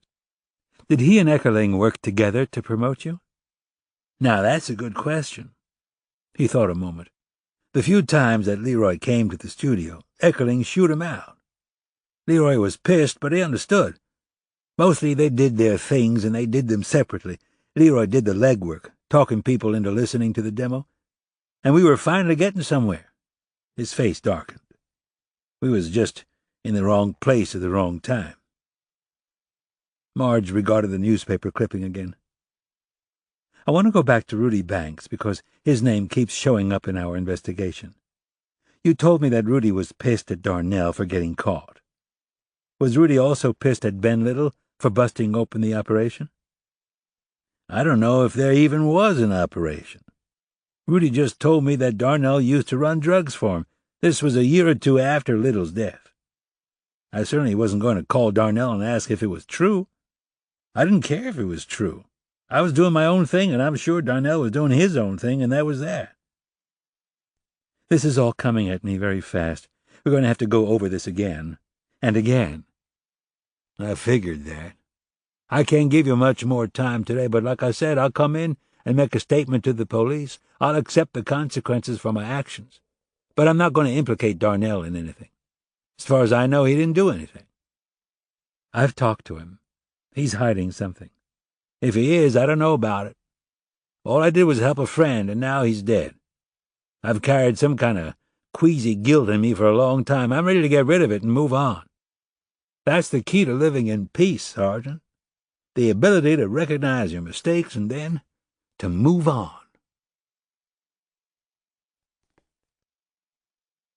Chapter 31. The call was from Marge. Going 65 on the freeway, Decker had reservations about driving while connected, even though he had a hands-free option. Too many people distracted for a nano-moment with dire consequences. The closest off-ramp was a mile away and would drop him deep in the Santa Monica Mountains. Reception would be challenging. He skipped over Moraga Drive and passed up Sunset Boulevard, nowhere to pull over and park. His first opportunity came with the Wilshire off-ramp, but as soon as he got off he realized he made a mistake. The major thoroughfare was clogged with traffic and lined with high skyscrapers that prevented any kind of clear reception. He waited until he had crawled through the corridor that bled into the main shopping district of Beverly Hills. There were no big buildings to interfere with phone waves, but the congestion remained horrendous. He sat and sat while cars inched along, wondering if he should call back or park or wait until after he talked to Marilyn Eustace. At the last minute he pulled his clunker onto Rodeo Drive and parked in a loading zone. He took out his notepad, rang up Marge, and was about to settle back for a phone conversation until he heard a knock on his window. A BHPD uniformed motorcycle cop with white hair and a walrus mustache was peering inside, his expression partially hidden behind shades. The scowl on his mouth was obvious. "I've got to call you back," Decker said when Marge answered. He rolled down the window. "I'm an LAPD police lieutenant and need to return a phone call for official business. Can you give me a minute?" "You have a badge?" "I have a badge, and I also have a gun," Decker told him. "I'm going to pull back my jacket to show it to you, reach into my pocket, and get you my identification, okay?"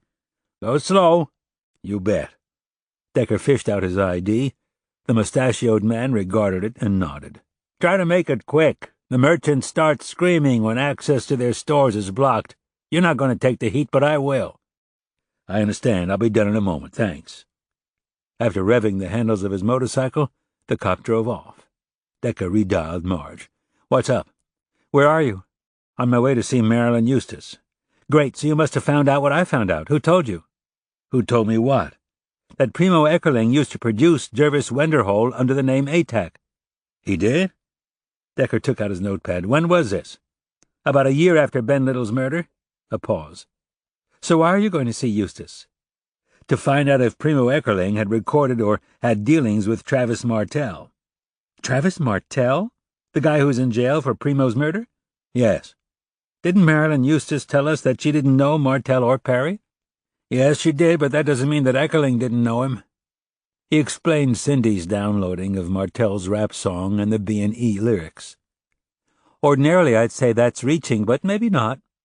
She recapped her conversation with Jervis Wenderhole.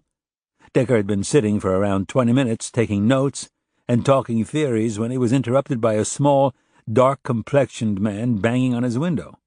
The chap was middle-aged, with slicked black hair and dressed completely in yellow. Even his croc boots had been dyed deep gold. "Hold on, Marge." Decker rolled down the window. "You'll have to move right away," the man yelled out in accented English. Out came Decker's badge. "I don't care if you're the president, you have to move." Bossy dude, but he was in the right. Decker said, "1 minute." "1 minute," the man screamed. "You've had 20. "You've been timing me?" "You better. You need to move. I have a very important client coming any moment. This is a big space and he has a phantom Rolls-Royce." Decker told Marge, "I have to call you back. I have to move. I'm blocking a space for a very important customer." "Client." "Excuse me, client." He hung up the cell and started the motor. "Sorry, you're right. This is your space, and you're entitled to it." "That's okay." The man calmed down. "That's okay." As Decker was about to pull out, the little yellow gnome held up his hand. "Hold on!" He ran into the store and came back with a bag.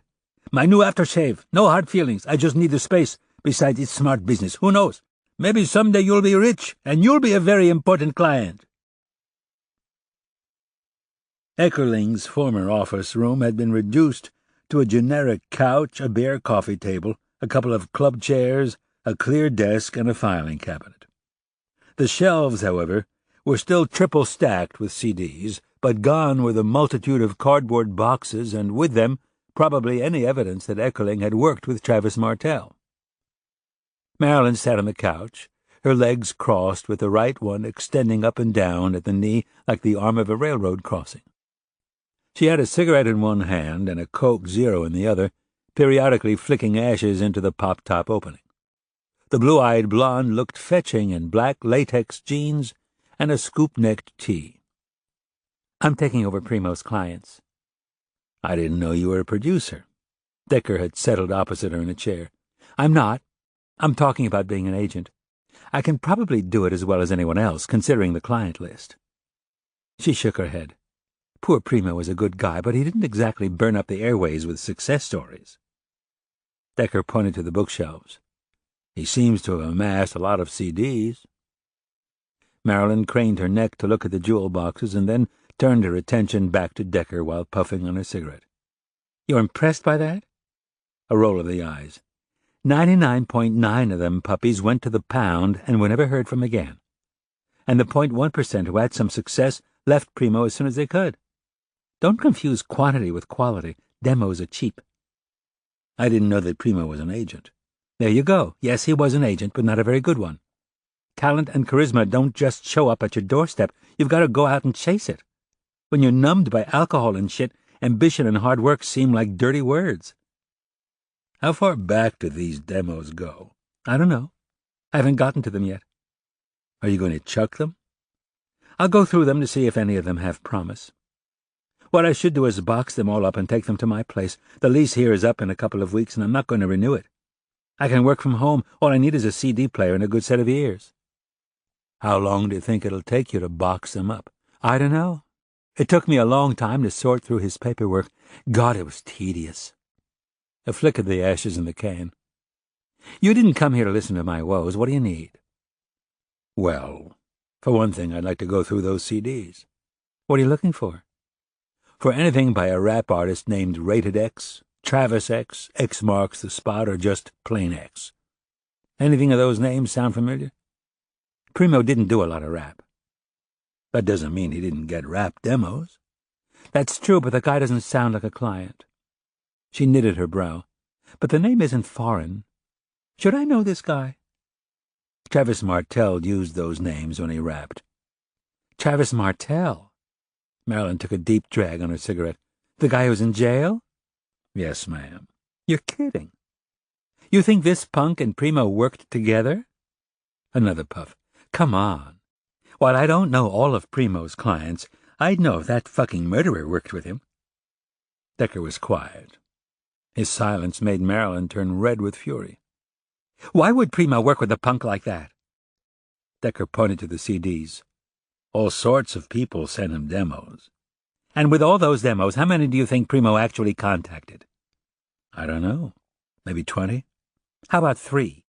So maybe that's the issue, Miss Eustace. Maybe Travis Martel sent in a demo, and when Primo didn't get back to him, Travis got pissed. How do you even know if Travis went beyond taking a rap name? A lot of these assholes who call themselves aspiring rappers don't even rap. They just like the titles and the idea of rapping. Travis posted his music on his MySpace. Him and every other loser. In one of his pieces, there's a line that refers to the music and the crime, the shit of B&E. That could be a reference to the crime of breaking and entering, but it also could be Banks and Eckerling. Wait a minute. She uncrossed her legs and leaned forward. What does Rudy Banks have to do with any of this? This is just conjecture, but what if Primo turned Travis down, Travis went to Rudy Banks, maybe Rudy promised Travis a recording contract if he'd murder Eckerling? Marilyn's eyes got wide. That's incredible. It's possible that Banks had done something like it before, hiring punks to knock off his enemies. Decker liked his theory, but Marilyn's expression was highly skeptical. You're telling me that somehow Rudy found out that Travis Martel had been turned down by Primo. So he hired the punk to kill Primo? Maybe he didn't even need to hire him. Maybe all he needed to do was encourage Travis. Being the punk that he is, he then acted on his own. What intrigues me is now Rudy Banks is missing. I'm wondering why. Missing? She smiled warmly. With any luck, he'll show up dead. Ouch. Marilyn dragged on her smoke again. Okay, maybe that was harsh. All I'm saying is it would be a lot easier on the 2 remaining guys of the sluts if he was. Liam O'Dell and Ryan Goldberg. She nodded. I've talked to Liam a couple of times. He said he initiated the lawsuit for Ryan's sake. First of all, it was Primo who initiated the lawsuit. With Liam's blessing. Of course. Maybe there is some altruism in Mad Irish, but he's also doing it for himself. The guy's a washout. He seems at peace with himself. Yeah, and I'm going to be a famous actress. She puffed mightily on her smoke. Let me tell you something. Once you've been infected by the fame bug, the germ is like herpes, always there, lurking in your system, waiting for that chance. After a while, I would think that you get realistic. You would think, and you'd be wrong, Lieutenant. That's what happens in the thrilling journey of 99% of rock stars, from fame to obscurity before they're 30.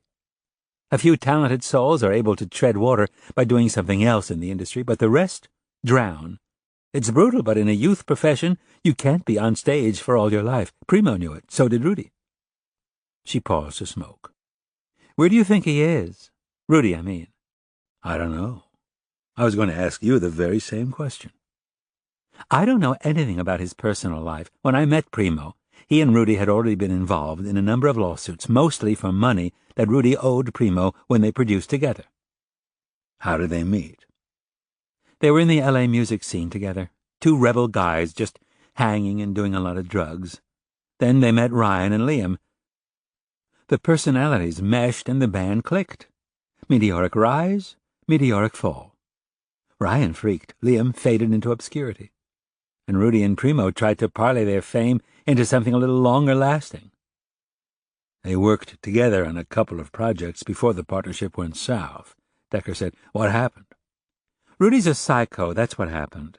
She shrugged. A band is one thing. Business partnerships are quite another.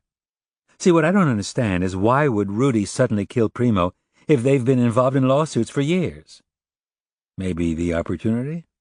In the form of Travis Martel? Decker smiled. I've got a dandy supposition, but nothing to back it up. That's why I wanted to look through Primo's papers and find out if he ever produced the kid. But it looks like you threw away most of Primo's old papers. I shredded them to little strips. About a quarter of the pieces are in my mulch pile at home. You're welcome to dig through it. But I must warn you, it's a bit stinky and about 4 feet high. A mulch pile? Decker chuckled. My wife has one. She's into gardening in a big way. Flowers? Everything. Tell her they have a new variety of tea rose, Lemon Kiss. It's bright yellow and has a pungent citrus smell. It's gorgeous. I'll pass it on to her. And no, I don't want to dig through your mulch pile, but if you wouldn't mind, I'd like to go through the demo CDs and old tapes just to see if I can find something by Travis Martel. Be my guest. Lots of them have photo pictures on the covers, so that may help. Thank you very much for being so cooperative. Decker gave her a closed-mouth smile. It'll probably take me a while. Is that going to be a problem? Nah, just close the door when you leave. She stubbed out a cigarette. Why don't I do this? I'll bring out some boxes. After you're finished with the cases that you don't need, instead of putting them back on the shelves, just pack them up. As long as I'm being so cooperative, you might as well help me clean up.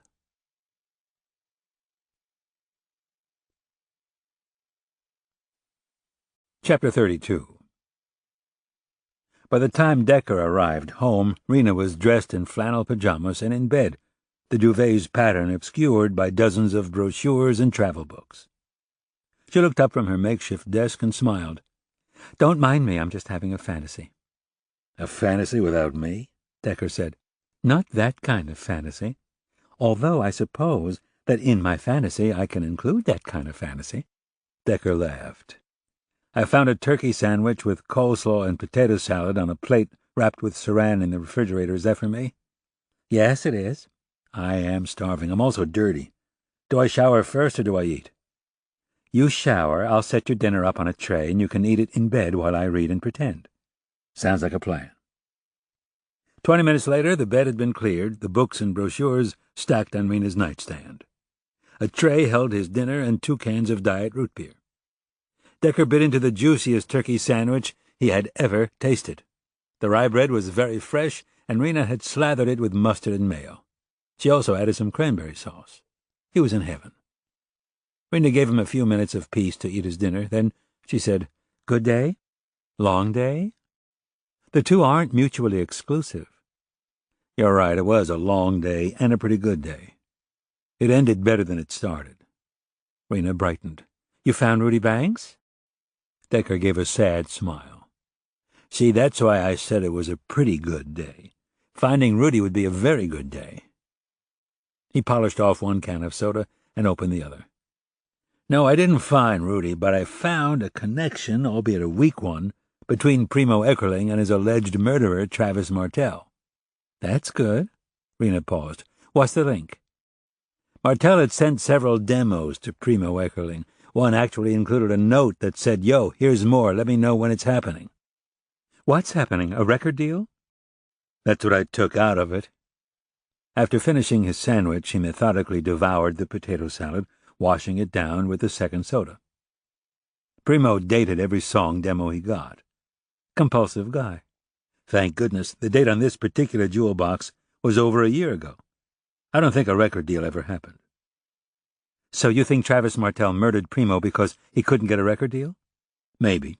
Or maybe somebody put him up to murder. Somebody who didn't like Primo anyway, and took advantage of Travis's own anger at Eckerling. Rudy Banks hired Travis Martel to murder Primo Eckerling? Maybe. Do you have a link between Travis Martel and Rudy Banks? Decker took another swig of root beer.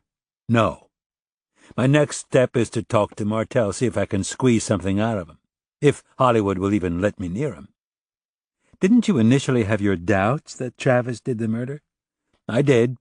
I thought that Martel and Diaz just boosted the car, not knowing that Eckerling was in the trunk.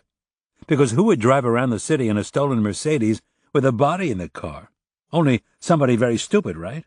Right. No, I'm thinking it might have been a murder for hire. It's possible that Hollywood has the right kid sitting in jail. So if I'm now on the same page as Garrett and Diaz, maybe they'll give me a chance with Martell. He finished the coleslaw and his root beer. Enough about me. What did you do today? Besides conspire with my elder daughter about how to spend our money. No conspiracy, we just talked. She handed Decker a brochure. I normally wouldn't have thought of a cruise, especially one that isn't kosher specifically, but I talked to the office directly. They've made accommodations for kosher clients umpteen times before. Where does the number umpteen fall in the ordinal scale? Rena ignored him. Food is not going to be a problem. Even if we had to eat cold, there's plenty of cottage cheese, lox, tuna salad, and egg salad for protein, and a vast cornucopia of fruits and veggies. I could always bring some cold cuts for those needing a meat fix. Sign me up for the turkey. The sandwich was delicious. I suppose I could cook a turkey, freeze it, then have the kitchen warm it up in tin foil. We're not going to schlep a turkey on vacation. That's ridiculous. Rena smiled. Anyway, even if we don't feel comfortable with their food, we can always catch our own. One of the side excursions is salmon fishing. Call me Papa Hemingway. Decker wiped his mouth. All teasing aside, I think it might be fun, albeit expensive. What else is money for? Food, clothes, education, car insurance, house insurance, property tax, health coverage. She hit him. When was the last time we actually took a real vacation, not a trip back east to see the boys? The last time was maybe very long ago. Or maybe never. We went to Hawaii. That was before Hannah was born. Gods, had it been that long? Decker told her, Call up Cindy, call up the boys, arrange everything, do all the packing, and don't tell me how much it cost. Just put me on the boat, and I promise I won't jump off. You also have to promise that you won't say a word about money, not even a hint of a word. We can afford this, Peter, without breaking the bank. That's all you need to know. Fair enough.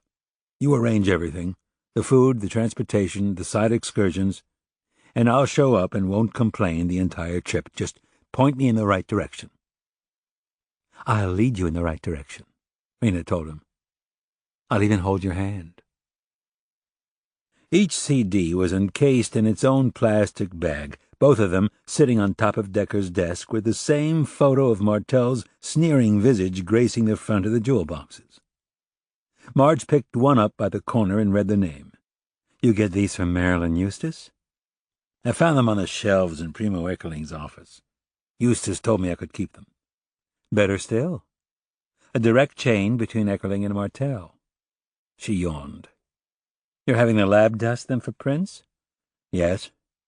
Hoping to find Travis's print so he can't say that someone else sent them in without his knowing or that you planted the boxes? Exactly.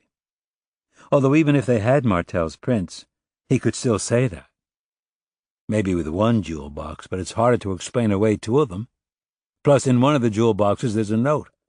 I've called in a handwriting expert to try and match the note to Martell. Great. Have you informed Hollywood yet? I'd like to pull up a print before I call them. Decker rolled his shoulders in an attempt to loosen his muscles.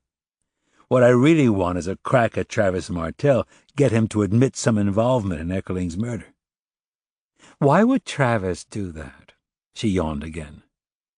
Didn't get much sleep last night? Decker smiled. None of your beeswax.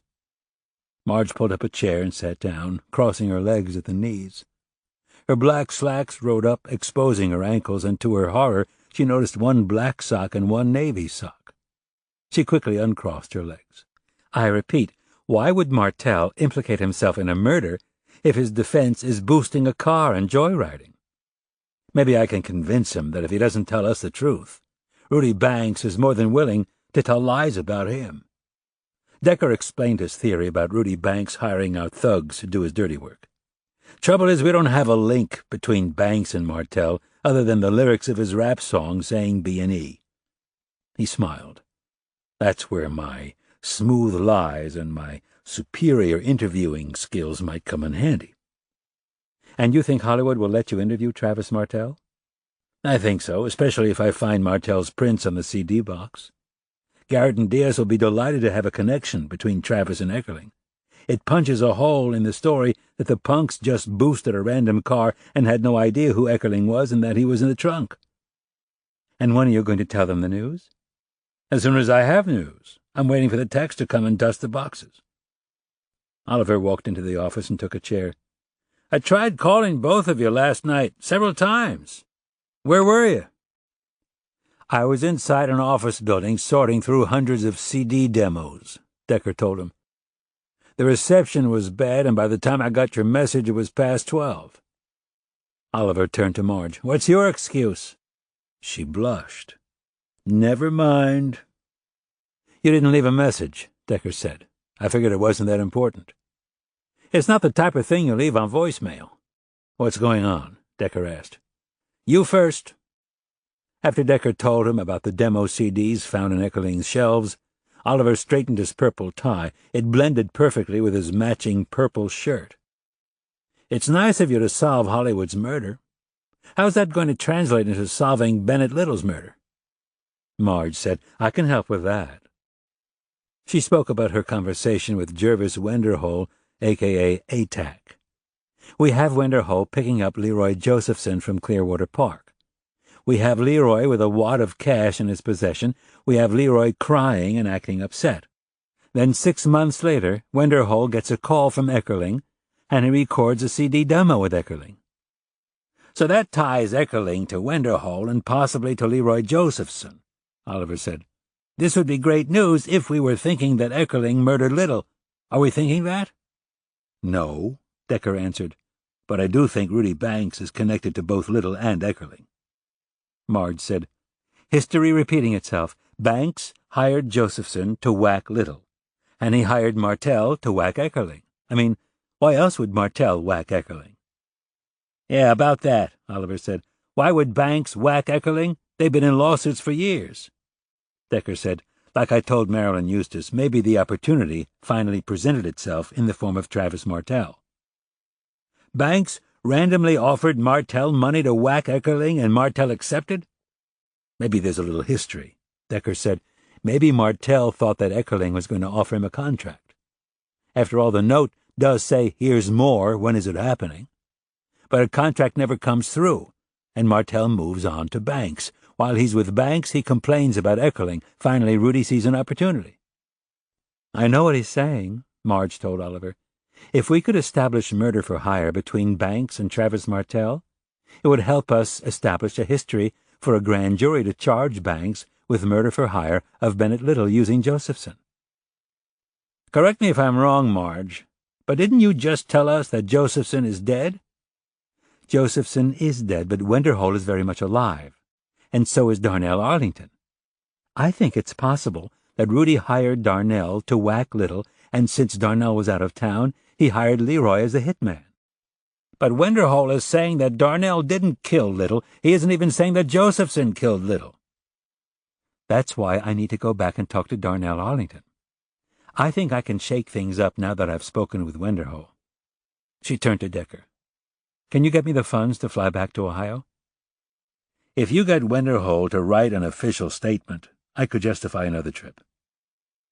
Wenderhole is willing to state that he picked up Leroy from Clearwater Park, that Leroy had a lot of money, and that Leroy was very upset. And then around 6 months later, Eckerling came to him to record some demos. Exactly, Eckerling came to him to do some demos. Eckerling, not Banks, Oliver said. The whole tie-in with Rudy is non-existent. Decker said, Scott, it's just a theory. But the blood in Eckerling's apartment isn't a theory, it's fact. That's why I want to talk to Martell, to see if he knows Rudy. If he does, I'll tell him that Rudy is blaming Eckerling's murder exclusively on Martell and Perry. Maybe that'll offend Martell and he'll say something dumb. He'd have to be real dumb to start admitting he knew Eckerling, Oliver responded. And he'd also have to be real dumb to ride around in a car with a body in the trunk and leave his prints all over the place. Oliver said, and what if Martell shoots back that he's never heard of Banks? Decker shrugged. Then you're right. We've helped Hollywood buttress their cases against Travis Martell by establishing a connection between Martell and Eckerling. But we'll be no further along in the Little case. "Maybe I can drag something out of Arlington," Marge said, "especially if Darnell thinks that Wenderhole knows way more than he does." "Or maybe he'll be smart and keep his mouth shut," Oliver told her. "Or maybe he's totally innocent." "Correct on both possibilities." Marge smiled. "This is where my superior interviewing techniques might come in handy." Decker laughed. "Did you get a chance to speak with Banks's lawyer and find out if she's heard from Banks this past week?" Marge said she wasn't in yesterday. "I left my card, and she called me back last night. I'll call her in about—" She checked her watch. It was close to 9. "Maybe in 15 minutes and try to set up an appointment today." She addressed Oliver. "Your turn. What happened with Schreiner yesterday?" Oliver straightened up his shoulders and knotted his tie closer to his neck. "What I have is good because it actually has something to do with the little case. Last I heard, we were working on that and not on Eckerling." "You're annoying me," Decker said. "Go ahead." "Rudy Banks was having an affair with Melinda Little." "Wow." Marge was impressed. "That's good." "Damn right," Oliver said. "The affair happened before or after Ben's murder?" Decker asked. "Before." "Man, Banks has had his dirty little fingers in just about everything," Marge said. "How'd he manage to bag Little's wife?" Oliver said, "Well, we know Melinda was gambling behind her husband's back. She probably needed money. Why not get it from Rudy?" "Where'd Rudy get expendable money? Were the doo-doo sluts that big?" Decker said, "Marilyn Eustace told me they had cash, most of it spent on drugs." He turned to Oliver. "How'd you find out about the affair?" "Phil Schreiner implied it." Marge stared at him. "What do you mean, implied it?" Oliver shrunk back a tad. "He couldn't actually tell me yes, because it was said to him in confidence, but so you don't know if it's true." "It's true, Marge. He just won't admit it, because Melinda confessed her sins at one of those GA meetings where everything is confidential." "So how did you get it out of him?" Decker asked. "I just made the leap and he didn't tell me no." Decker said, "Scott, go over to Melinda Little and lie to her. Tell her that Schreiner told you about the affair, and what does she have to say for herself?" Oliver shrank back again. I'd like to get some independent corroboration first. Schreiner told me that if I approached Melinda Little and told her that he blabbed the affair, he'd sue me and the department. I can pump Melinda on it and try to get her to admit it, but we need to leave Schreiner out of it." "Back it up for a second," Decker said. "Oliver, did Phil Schreiner find out about the affair before or after the Little murder?" "Melinda was in GA after Little died, so he must have found out about it afterward." Marge said, "If he's to be believed." Abruptly, Oliver hit his forehead with his hand. "I'm going senile. Schreiner told me that he passed Rudy Banks's name to Cal Vitton as a possible suspect for the murder." "He passed Banks's name to Cal Vitton?" Decker was taken aback. "I didn't see anything in Vitton's note indicating that he interviewed Rudy." Oliver said, "So maybe Cal checked Rudy out and he couldn't hold him." "Or maybe he didn't even try to hold him," Marge said. "I'm still thinking back to Pete's conversation with Freddie Vitton about Cal Sr. not coming to his son's rescue when he was being bullied. Maybe he didn't know." "I don't believe that. Now Oliver says that Schreiner passed Rudy's name to Cal Vitton, giving Cal an opportunity to haul in Rudy's ass, but he doesn't do it." Oliver said, "Rudy had something on Cal." "I still think it had something to do with Cal J's homosexuality," Marge said. Oliver said, "Freddie V said that just about everyone knew that Cal J was gay." Marge said, "But that doesn't mean that Cal Sr. would want it advertised. Maybe Cal didn't have anything concrete on Rudy, so he decided not to look too hard if Rudy kept his mouth shut about Cal J's sexuality." "He might let some things slide," Oliver said, "but not murder." Marge looked at him. "But maybe Cal didn't know that Rudy was a murderer.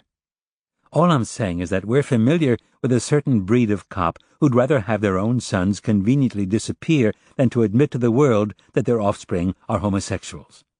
They think it reflects on their machismo." "Not just cops," Decker said. "It's a certain breed of man." Oliver said, "Can we get back to Melinda Little for a moment? We have several reasons why she would want Little dead. The insurance money, and maybe she was in love with Rudy and wanted to go off with him." "There's divorce for that," Marge said. But then she might lose her trust fund money. Marge said, or maybe Rudy wanted Melinda in order to hit out on Little. Decker said, first we need a way to verify an affair between Rudy and Melinda. Scott, you need to lean on either Schreiner or Melinda Little. Schreiner's an immovable object, Oliver said. He's out for now. I could go to Melinda Little, but I'd like more ammo before I shoot. A thought hit Decker's brain. Maybe we don't need Schreiner to verify the affair. Give me a few minutes, and I might even have an idea.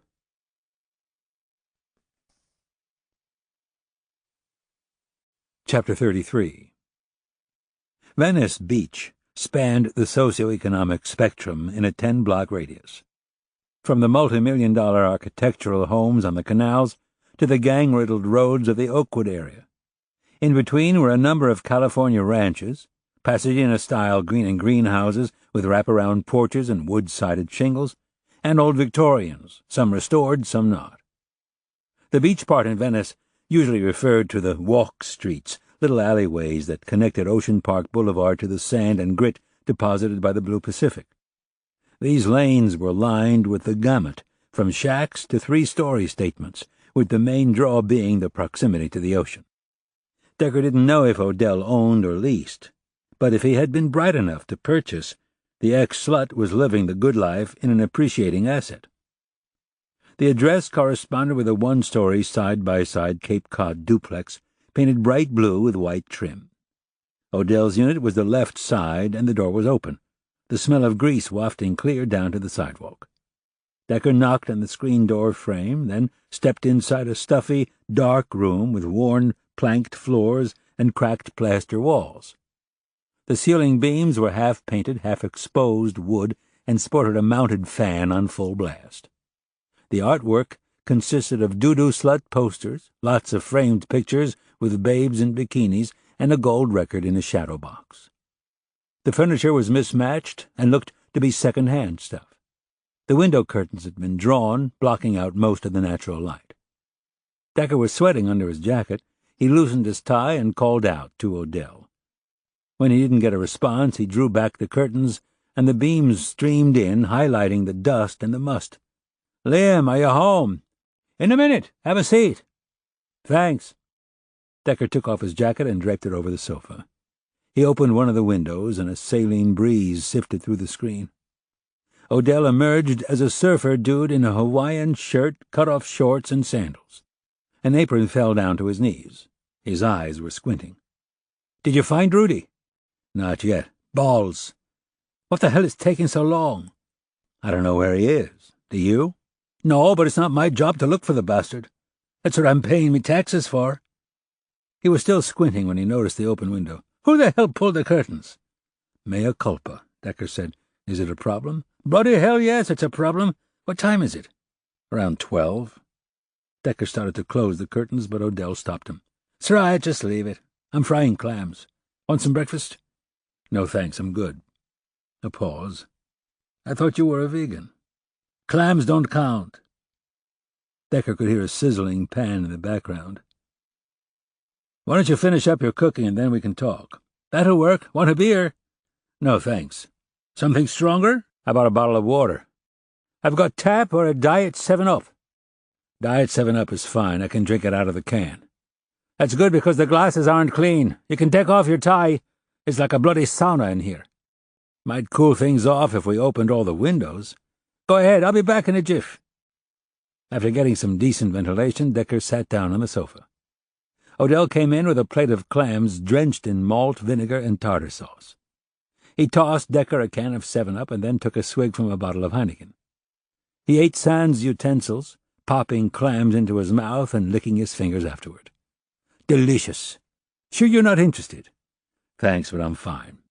Another healthy gulp of beer. "So you haven't found Rudy? You think he might be dead?" "Don't know," Decker said. "I'm interested in the time you got along with him." "That would be never." "You were in a band with him for years. You must have gotten along a little bit." "Nope, never." He ate another clam.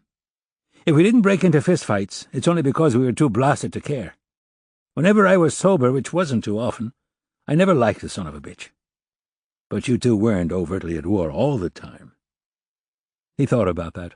I suppose there were a few times that I could be in the same room with him. Rudy wrote most of the songs for the band? Yeah, like I told you before, Rudy and Primo. That's why me and Ryan got the raw end of the stick, mate. Another clam. The band may fold, but the songs live on. Just not for me. I know the band went through lots of women. A smile on Odell's face. In addition to the groupies, did Rudy have a special girlfriend? I don't know, mate. We wasn't close. Is this going somewhere? Does the name Melinda Little sound familiar to you? Odell thought a moment. Melinda was mine till the time... Recognition in his eyes. There was a Melinda. Decker perked up. Melinda Little? Melinda something. Decker described her, and Odell said, "Could be." What can you tell me about her? Not much. It was a fog. She was around 30. More like 35. Odell slowly nodded. If my memory is intact, I think she was one of 'em who made the rounds. Meaning? What do you think? Odell finished his clams and put the plate down on the coffee table. Something's clicking in the airspace. He pointed to his brain. I remember something about her being married. She liked to fuck. I don't think she was getting too much at home. Decker nodded. For some reason, I remember... He picked up the plate and took it into the kitchen. When he came back, he was holding another bottle of beer. I remember that Mud fell in love with her. He looked at Decker. Ryan used to fall in love with whoever he fucked. He was a sucker. Another pause. She liked money. Decker took out his notepad. Melinda liked money. I mean, who doesn't like money? But most of the girls we screwed did it to say they screwed us. Or for the party scene, or for the drugs. Melinda liked money. I remember talking to Mud about it. Ryan used to give her money. It's all coming back. Take your time. Decker wrote as he collected his thoughts. So Ryan gave Melinda money? How much? Too much. Liam took another swig of beer. I used to tell him, Mud, you can't be falling in love with every bird you screw. It's just ass, mate. You can't be giving it all away for ass. You got to use your head. I must have told him that 20 times a day. The idiot kept falling for one bird after another. Ryan was in love with Melinda? Odell sipped beer. Ryan couldn't... It wasn't like a mature love. More like a teenage crush. Melinda was squeezing the bloke dry. I forgot who told him. Maybe me, maybe Primo. We finally told Mud she was married. I think she even had kids. She did. She does. Yeah, she had kids. It was clear to us that she was just fooling around. We told Mud she was married, that she wasn't going to leave her husband, that she wasn't going to leave her kids, that she was only interested in a good screw and money, and that he should forget about her. Did he? He had no choice. We all saw what was happening. We took control of Ryan's spending cash. When he ran out, she stopped coming around. That doesn't mean he forgot her. Mud moved on to the next bird, probably a normal one who liked drugs. Do you remember when Melinda started coming around? Like a date? Even a year? Between the time we formed the band and before we broke up. That was a 3-year period. Decker mentally noted it was the 3-year period in which Little was murdered. And you don't remember Melinda's last name? I don't remember it as Little.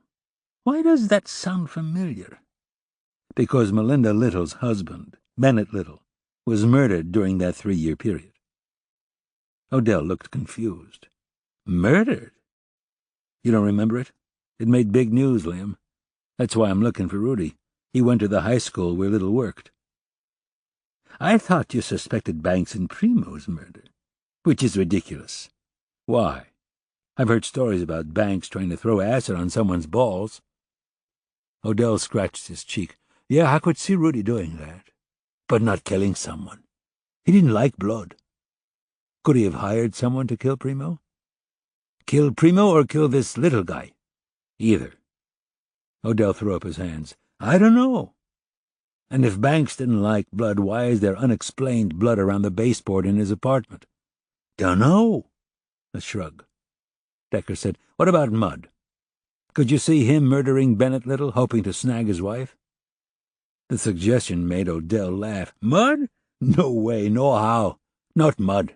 He was as soft as soap suds. You guys were flying most of the time. Your judgment gets whacked. Yeah, but not whacked enough for Mudd to kill someone. Lots of bad things can happen on drugs, Liam. You know, you tell me that you think Rudy's a killer. Now you think Mudd's a killer. Make up your mind. I'm handling an investigation, Odell. That means I'm investigating. Like you said, it's your tax dollars at work. And you still can't find Rudy. The only thing you do is ask a lot of questions. He pointed to his chest. Am I next in your line of killers? Why would I think that, Liam? You seem to be thinking a lot of strange things. Like Mudd doing murder. He would never kill someone. Rudy, yes, maybe even Primo. Maybe even me. Not Mudd. So let's do him a favor, Decker said. Why don't we both go over to his place and ask him about Melinda Little? He's not going to remember her. Indulge me. Odell looked as if he'd swallowed vinegar. I need another beer. Take a whole keg if you want, Decker said. I'll drive.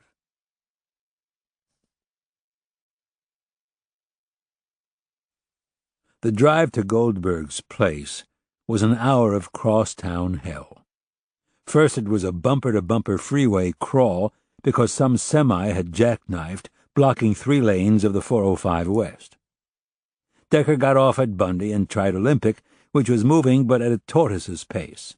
By the time he weaved over to Sunset, the air had turned filmy, the temperature had risen, and the sun was piercing his windshield like a bullet. It was almost 1:30, and Decker was sporting an ogre headache. The Hollywood Terrace was still ugly and depressing, and maybe it was Decker's mood, but the entire day seemed to have dissolved into a muck pile of smog and heat. Decker parked, and they both got out of the car without speaking. Odell pushed the button to Goldberg's apartment, and when he didn't get a response, he pushed it again. By the 3rd time, Odell was bemused. "Does he go out a lot?" Decker asked. "No." Odell spit at the ground. "Fuck." Liam was concerned. Decker said, "Last time I was here, his TV was playing at top volume. Maybe he just didn't hear the buzzer." Decker pushed the bell to a random apartment. He kept doing this until someone opened the glass door to the lobby. They entered and hurried to Goldberg's apartment. Odell tried the handle, but it was locked. He jiggled it several times, hoping to prod it open, and when it didn't budge, he said, "You still got those pics?" A good detective comes prepared. Decker took out a credit card and snapped the lock. Always go simple first. They went inside. The place appeared undisturbed and as tidy as Decker remembered. The flat-screen TV was still there, as was Goldberg's Dreadnought Martin. Liam picked it up and strummed a few chords. Decker gave the one room a once-over and shrugged. "Everything looks okay." Odell was visibly relieved. "I'm going to stick around until Mudd gets back." "I'm going to go grab a bite to eat," Decker said. "I'll be back in 20 minutes. Can I bring you back something?" "Nah." He started picking some licks. "This baby is beautiful. He shouldn't keep it here. He's going to get ripped off, and then what? Maybe I'll buy him a repro and put this in a vault or something." Mad Irish seemed lost in thought. Decker took the moment as an exit cue. He found a vegan storefront about 2 blocks down. It was relatively clean and had received an A rating. He took a chance, filling his stomach with a burrito of beans, rice, and tofu cheese. As promised, he was back at the apartment in 20 minutes. Still no Mudd. Odell was still playing the Martin. Decker said, "How long are you going to wait?" "I've got a TV and a guitar. I'm a happy man." "Do you have a cell phone? Am I alive in the 21st century?" Odell gave Decker his number. "You go and I'll wait. It's fine." "Call me when he comes back." Odell nodded and stopped playing. His face was etched with worry. "What if he doesn't?" "Then especially call me."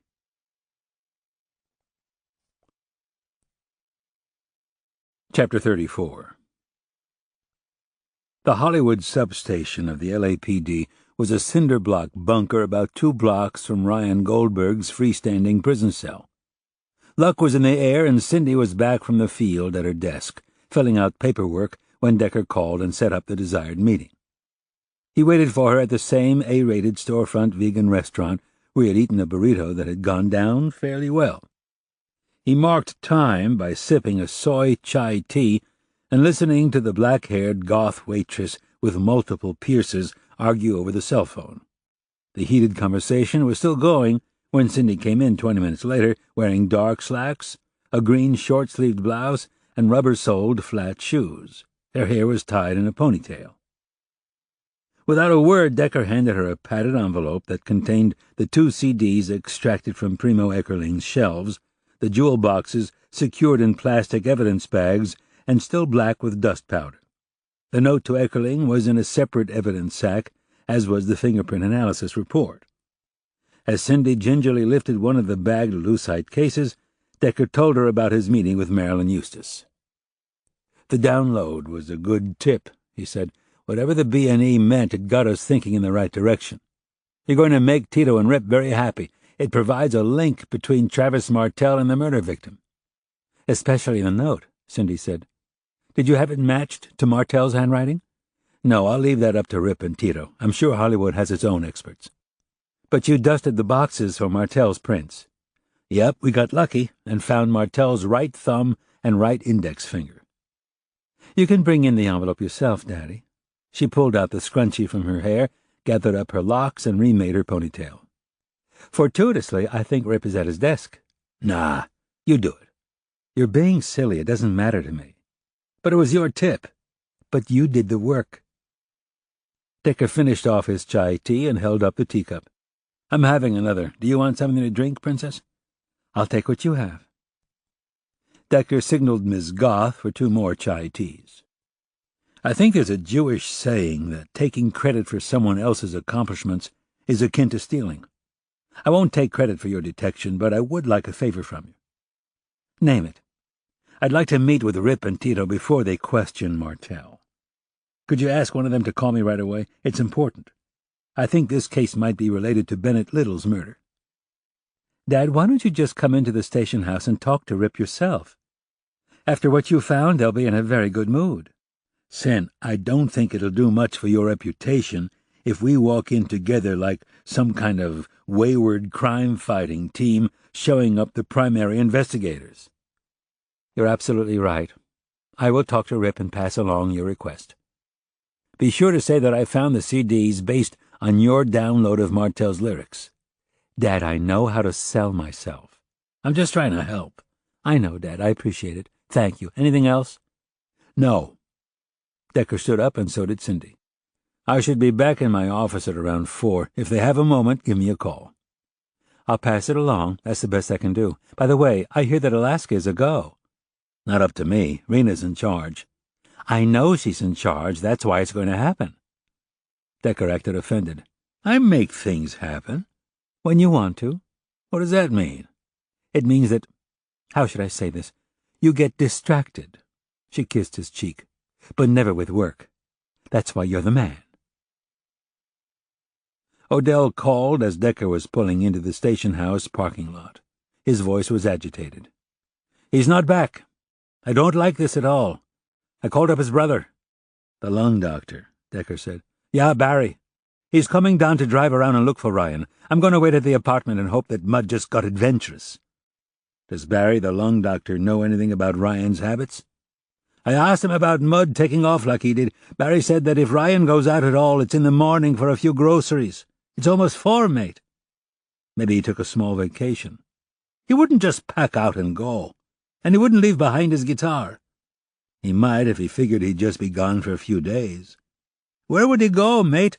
I'm telling you, this ain't right or good." "I just pulled into the station house's parking lot. I have to check my messages and make a couple of calls. Then I'll come back and help Barry look for Ryan.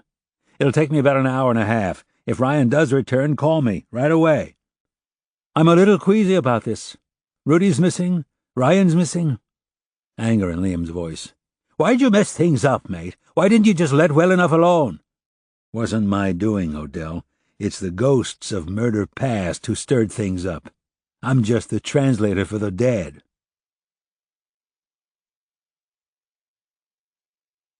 He was just about to lock up when Marge and Oliver came through the door of the squad room.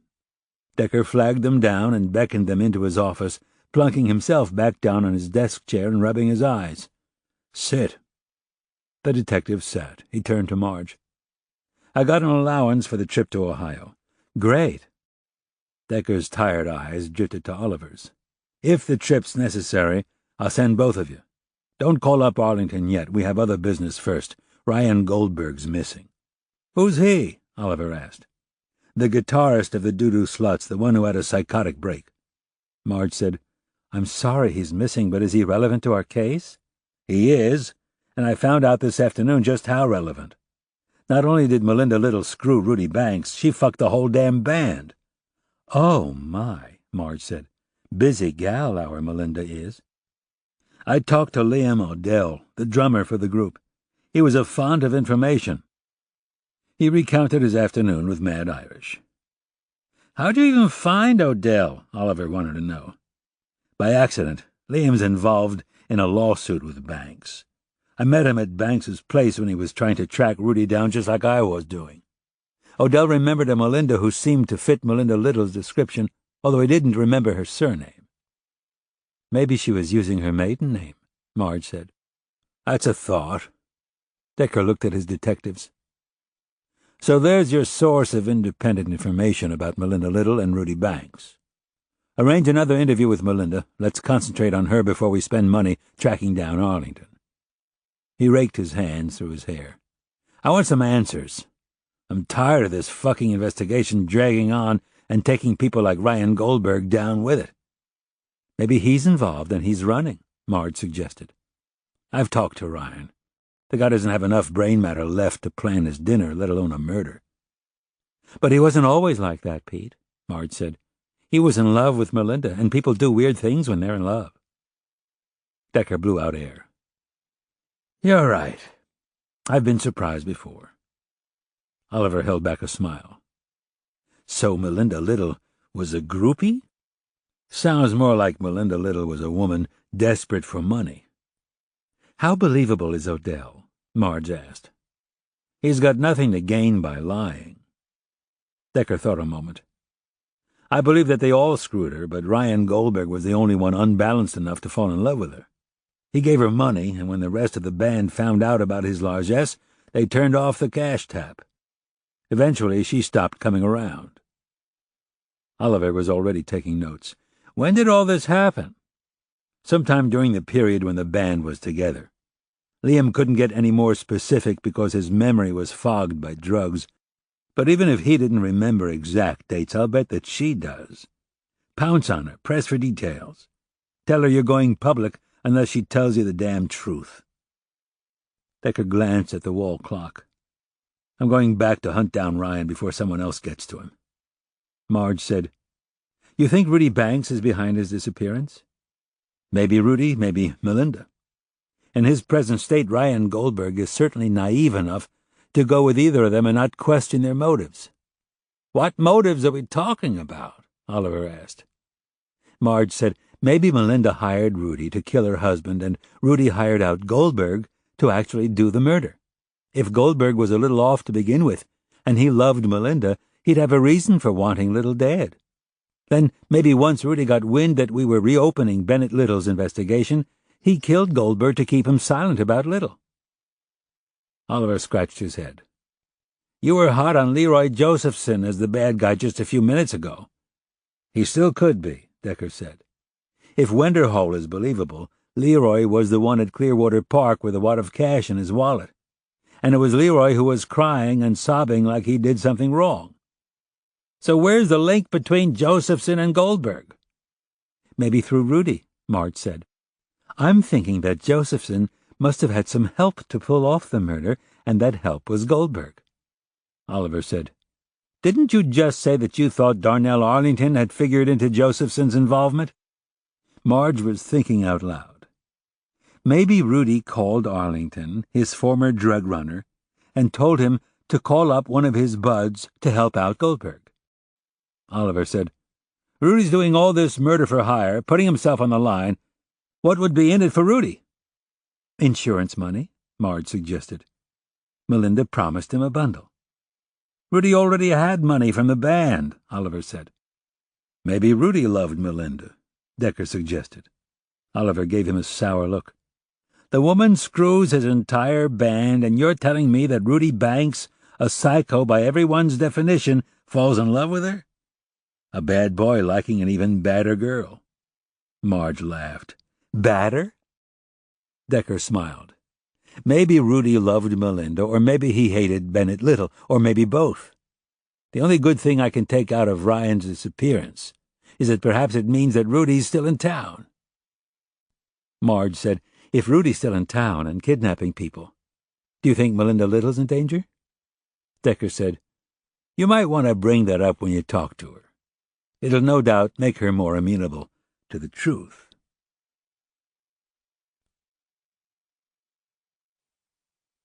It was almost 6 before Decker made it back to the city and over to Goldberg's apartment. Odell was still sitting on the couch, strumming the Martin. Barry Goldberg was pacing the tiny floor, which was about as effective as swimming in a fish tank. He had barely taken 3 steps before he reached a wall and turned around in the opposite direction. The lung doctor appeared to be in his early 30s at most. He was stocky and had a baby face, smooth red cheeks and dimples. When he addressed Decker, he spoke in urgent tones with a respectful manner. The police won't consider him missing until he's gone for 48 hours. I know that. I'll stop by Hollywood to see if I can't speed things up. I tried to explain to them that Ryan isn't just your ordinary missing person, but no one was hearing me. I'll see if I can light a fire. He is a severely compromised individual who is managed on his own only by living in a circumspect circle. Barry broke in. He eats, sleeps, watches TV, plays a little guitar, and occasionally shops for food. I do all his banking, his laundry, and most of his shopping. You're a nice brother, Decker said. Yeah, well, guess who put me through medical school? Barry stopped cold. I'm not accomplishing anything by yakking with you two. I'm going to go comb the streets again. Liam, you'll be here for a little while? I'll be here as long as you want, mate. He looked at Decker. I'm getting a little hungry. Can you run me up some food? What do you want? I had me fried clams. Now it's time for me veggies, and a beer wouldn't hurt. I can do that. Decker turned to Barry. I'll walk you out. When they reached the entrance to the complex, he said, What about you, Doctor? Can I pick you up some food? Can't eat right now. I'm too nervous. I'll go over to Hollywood Police now, and I'll see if I can get the message out to a couple of local cruisers. When I'm done, I'll hunt around myself. Goldberg nodded. Thanks. No thanks necessary. It's my job. Well, you look sincere. A lot better than those guys behind the desk I talk to. They care. Their hands are tied. You don't look for an adult male for 48 hours unless there are definite signs of foul play. Yeah, but he's not just any adult male. I know. He's psychologically impaired. That's why I think I can do something. Goldberg's eyes became moist. It's too bad you never knew Ryan before he decompensated.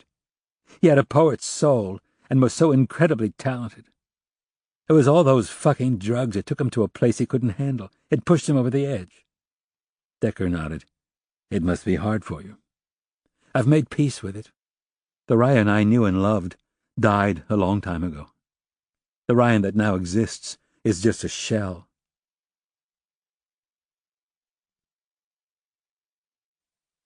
Tiptoeing in at midnight, Decker saw that the light was off in his bedroom, but shining through the crack of his daughter's private space.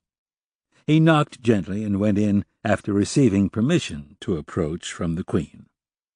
Hannah was sitting cross-legged on her bed, garbed in candy-striped pajamas, her bright red hair flowing past her shoulders. The TV was on, but muted.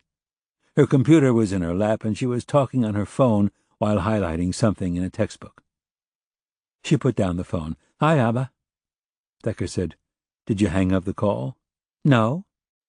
Why don't you tell your friend you'll call back in a minute? Better yet, why don't you get some sleep? Hannah picked up the phone. I gotta go. Bye.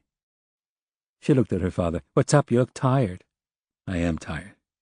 Why don't you get some sleep? I will in a minute. He sat down on the edge of her bed. What's going on in your life? Nothing. How are your friends? Fine. How's school? Okay. He smiled. She smiled. Decker said, "Well, it's been nice having this chat with you." Hannah said, "I don't have anything to say. You're the one in the exciting job, but you never talk." Decker was about to respond defensively, but held himself in check. "What do you want to know?" "What was your day like?" "Long and fruitless. I spent the majority of my evening hunting around for a psychologically compromised man who seems to have suddenly disappeared." "That's sad. Does he have any relatives?" "He has a brother who is very concerned." Hannah looked upset, so Decker added, "It could be he didn't disappear. Maybe he just decided to take off." "Why would he do that?" "I don't know. It's my job to second-guess people, but often I'm wrong." "Anything good happen?" Yeah, actually." He smiled. "I spoke to a couple of detectives in Hollywood, and they brought me on board a case they're working on. It was very nice of them, considering I poked around their business without asking." "What case?" "The murder of a record producer that might be related to a cold case I'm working on." "The one involving the doo-doo sluts?" Decker tried to hide his initial surprise. Yeah. We spoke about that, didn't we? See, I do talk to you about my cases." "You didn't talk about the case, just the band." "Did you find out anything about them?" "Nothing big. The founding members are— Hold on." She ticked away on her laptop. "Rudy Banks and Primo Eckerling. They met in the L.A. punk scene and started performing as the Jerkies at underground clubs, but it was the doo-doo sluts when they got a following. They wrote most of the songs and went on to be record producers. The other two main members were Ryan Goldberg and Liam O'Dell. They seem to have dropped out of sight." "For Ryan Goldberg, he's literally dropped out of sight," Decker said. "He's the man I've been looking for." "Oh. So I guess you know all this stuff about the band." "I didn't know that Rudy and Primo performed as the Jerkies. Where'd you find that out?" "I think I read it in an old interview online." "That was smart." "So who's the record producer who got murdered, Eckerling or Banks?" "Primo Eckerling." "Oh." She was quiet. "That's too bad. I feel like I kind of know the guy now." "That must feel strange." "A little. Who killed him?" "Hollywood Homicide arrested 2 punks for the murder." Decker told her, "Your sister found some damning evidence against one of the suspects." "Who were the suspects?" 2 thugs. Look it up on the internet if you're interested in them." "Fair enough." Hannah played with her computer for a moment. "I didn't know that Cindy is in Homicide." "She's not. She was helping me out. I saw her today." "That was the high point, until this moment." "Good save." "It's not a save. You are the high point of this long and dreary day." Hannah stifled a smile. "How's Sin doing?" "Working hard." "What would you do if I decided to become a cop?" Decker was momentarily stunned. "Please, don't do that. Your mother would divorce me." "You didn't answer the question." "Is this a true question, or are you just being provocative?" "Maybe a little of both." Decker sighed. "After I was done screaming at you, I suppose I'd support you." Hannah leaned over and kissed her father's cheek. "That was a very good answer. You passed the dad test." A quick smile. "I still have some work to do." "It's after 12. "That's why I sort of need to stop talking to you and get studying." "You were talking on the phone when I came in." "I was talking to Sarah, and we were going over the material together." "With the TV on?" "It's muted. I like the occasional image." "And you're IMing?" "I'm talking to some of my friends in Israel. It's the only time I have when we're both up." "You have an answer for everything." "Multitasking is the hallmark of brains in my generation." She kissed him again. "I love you, Abba. Close the door on the way out." Chapter 35. By the time Decker made it over to county jail and went through procedure to gain entrance, Rip Garrett and Tito Diaz were already in the interview cell, sitting on metal chairs, drinking coffee from paper cups. Both of them had on typical detective dress, dark suits, white shirts and dark ties, rubber-sole Oxfords. With a single swoop of the eyes, Decker did a quick overview of Diaz. His most prominent feature was a thick neck, followed by a strong chin, broad forehead, black hair, dark eyes. More muscular than Garrett, but he sat shorter. Decker introduced himself with a handshake, and by the time Martel was let in by the guards, Decker had a coffee cup in his hand. Travis appeared to have beefed up since his mugshot taken on the day of his arrest. His chest seemed wider under jail blues, and his arms were thicker. His hair had grown even longer, wavy tresses hanging down his back. In person, Decker could discern Asian influence in Martel, demonstrated not only by the black hair but also by the slight tilt of his brown eyes. His skin was coffee and cream, his cheekbones were prominent, his lips were thick, and his teeth were big and white. His arms were shackled for transport, but the jail guard took off the cuffs when they seated him inside the interview cell. Martel regarded Decker. "You my lawyer?" "No, Mr. Martel, I'm Lieutenant Decker from LAPD. "So you the boss?" "I'm a boss, but not the boss of Detective Garrett or Detective Diaz." Diaz said, "Are you comfortable, Travis? We have our coffee. You want something to drink?" The jailbird thought, "How about a red zing?" "No alcohol, Travis, you know that." "And how about a Pepsi?" "That we could probably do. And a smoke would be good." Decker took a cigarette out of his pocket and gave it to him. He lit the smoke with a lighter, then regarded the thug as he puffed. Furtive eyes. So what else was new? A paper cup with Pepsi came a few minutes later. He finished it in a single gulp. "I'm a little hungry." "Lunch is in an hour," Garrett said. "I'm just be saying I'm a little hungry." Decker said, "You want to know why you're here?" "I ain't have to be curious 'cause you're going to tell me." Decker's face was flat. "We're here, Mr. Martel, because we all have something interesting to relate to you." Martel's eyes narrowed as he finished up his first cigarette. He dropped it in the paper cup. "Like what?" Garrett leaned forward. "First, I want to remind you that you can ask for a lawyer whenever you want. You don't have to talk to us because we still could use what you say against you in your case. Just like the first time, it's your right to have an attorney present when we talk to you," Diaz said. "We'd like to keep it simple, so just hear us out." Travis asked for another cigarette. Decker complied. Martel sat back and puffed for a moment without speaking. He had their attention, and he was going to milk it. "Now, y'all be saying that you want me to talk without my lawyer, and I saying to you that maybe I don't want to talk with you without my lawyer. Know what I'm saying? But maybe I do want to hear why y'all here. I'm deciding." Decker said, "That certainly is your right, Mr. Martel, so let me give you a hint. It has to do with the new evidence that could affect you." "How's it going to infect me?" "It links you to the murder of—" Martel levitated out of his seat. "I ain't done no murder." "Sit down," Diaz told him. "Why you be telling me the same shit you told me before?" Diaz stood up and appeared very tall. "Sit down, now." "It's cool." Martel sat back down and held out his hands, palms up. "I ain't be throwing shades at you, bro. I'm just asking a question." "Throwing shades?" Decker asked. "Dissing," Diaz said. "Beaning you with sunglasses," Garrett said. "Ah." Decker regarded Martel. "I'm doing this for your benefit. Do you want to hear what I have to say?" "Yeah, of course." "And you're waiving your right to have an attorney present?" "I don't need no lawyer if all I be doing is listening, know what I'm saying?" "I agree." Decker gave him a few seconds to relax. "I was talking to Detective Diaz and Detective Garrett about your case. You told them you've never met Primo Eckerling."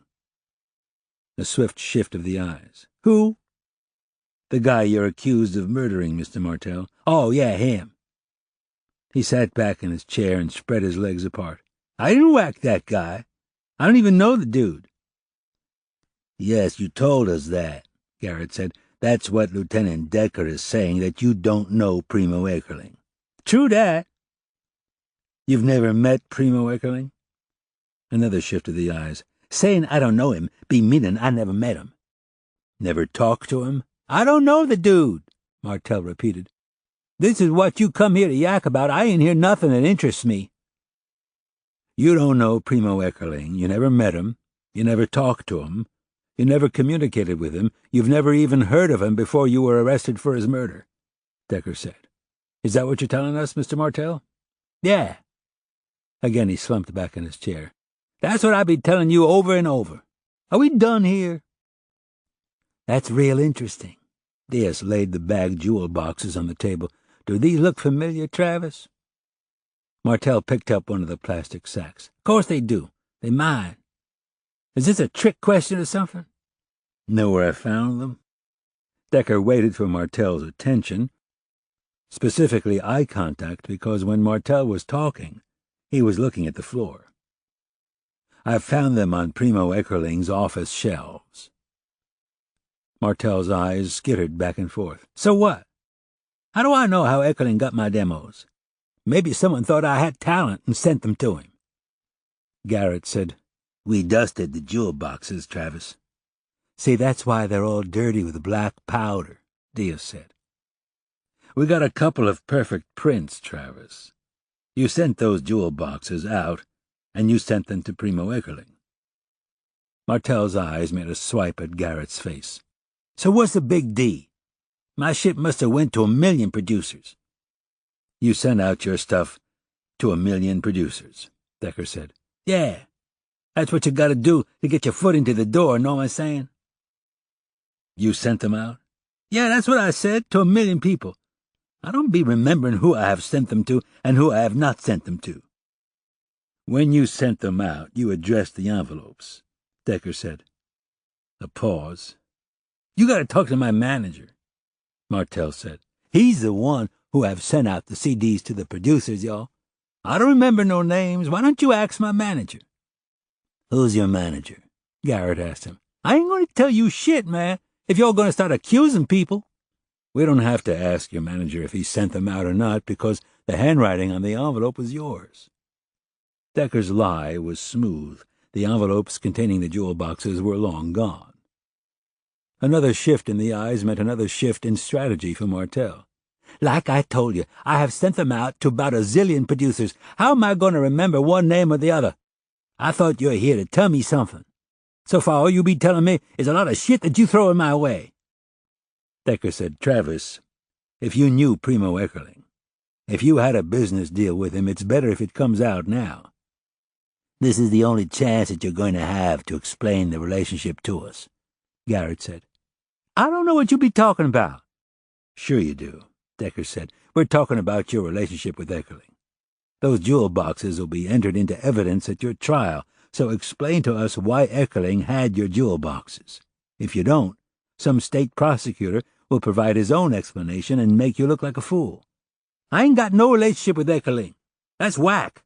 I didn't know him, and I did not have no deal with him." Diaz said, "Travis, we're trying to help you, and you're not helping yourself." Garrett told him, "Only way we can help you is if you tell the truth." "I'm telling you the truth."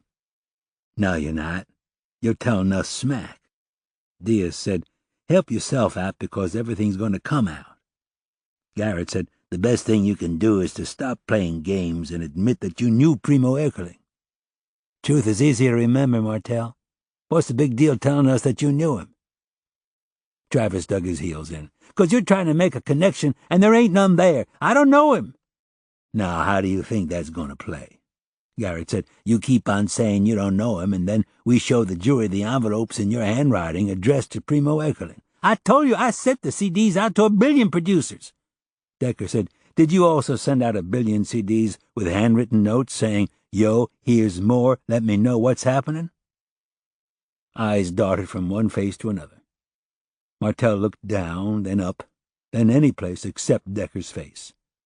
"I don't know what you're talking about." Blatant denial was best countered by blatant evidence. Diaz put a copy of the original note on the table. "2 experts have matched this note to your handwriting." Decker said, "What happened, Mr. Martell? Did Eckerling go back on the recording deal?" Martell's eyes scanned Decker's face. Then he became defiant. He shoved the note away. "Someone must be copying my handwriting, know what I'm saying? There weren't no deal, and I don't know Eckerling, and that's all I gotta say." Decker said, With all this evidence and the witness we have, you're going to look very bad in front of a jury. He's not saying nice things about you. What witness? Now was not the right time to mention Rudy Banks.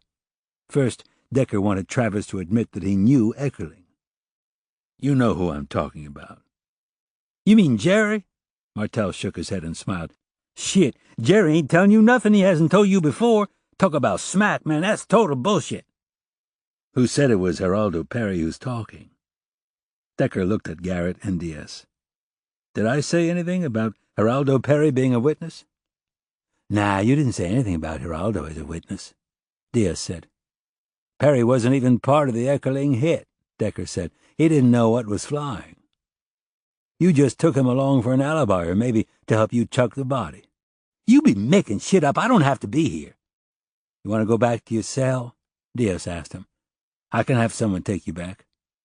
Or you can stick around a little while longer and smoke another cigarette. Garrett told him. Up to you. Martell didn't answer. If I've got it all wrong, then tell me what happened, Decker said. But tell the truth. I told y'all like 1,000,000 times we boosted the car. We didn't know nothing about nobody in the trunk. Decker told him, no one's going to believe that, Travis. Especially once we show the judge and jury these CDs and your note to Eckerling in your own handwriting. Diaz said, you knew Eckerling, Travis. That's very clear. What happened, Mr. Martell?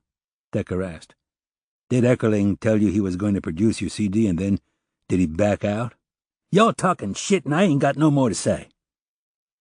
Decker had a lot more to say, but first he needed Martell's admission that he knew Eckerling. 6 Pepsis, a pack of smokes, and 3 hours later, the magic moment came. Martell kept raking his hands through his black strands, sweat pouring off his nose. You keep hammering at me. We need the truth if we're going to help you, Garrett said. Help me? Martell sneered. You ain't going to help me. You ain't going to do shit for me. If you be helping me, I wouldn't be in my cons, man. Of course we want to help you, Diaz said. That's why we're here. Do you think we'd be wasting our time talking to you if we didn't have something in mind? Garrett said, we know that you're not going to talk to us unless we help you, but we can't do anything for you, Travis, as long as you continue to lie. Once you lay off the bullshit and start telling us the truth, then maybe we can help you out. Decker said, because we know that you knew Eckerling. Just get it over with and tell us that you knew him, and then we can begin helping you. Don't deny the obvious facts, Travis, Garrett said. Decker said, that's just plain stupid. It's stupid when you say you didn't know Eckerling when obviously you did.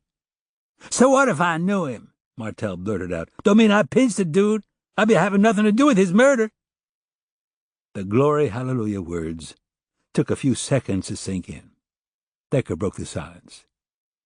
Great. That was step 1. That you finally admitted that you knew Primo Eckerling. I didn't be knowing the mofo. A long pause. Maybe I had met him once or twice. See, that's smart, Decker said. To admit that you knew him, that's smart. Because we knew that already. I said I didn't know him. I'd just be meeting him a couple of times. Met him where? Garrett asked while looking at his hands. I don't remember, Martell told him. Decker took a chance. Travis, you know you were at his office. We've got your prints in his office. Martell's eyes skated across the jail cell. Maybe I was at the mofo's office once. Maybe. Okay, I had been there just once, maybe 10 minutes, in and out. The bitch at the desk wouldn't let me get past no door. She kept saying he wasn't in. Garrett said, why'd you go to Eckerling's office?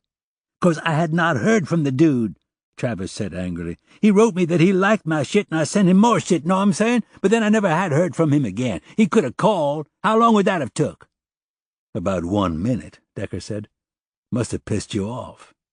Martell waved him off. You gotta get past the bullshit if you want to be big, know what I'm saying? You don't got a thick skin, you ain't gonna make it. He looked around the interview cell. If I didn't have a thick skin before I had came here, I got one now.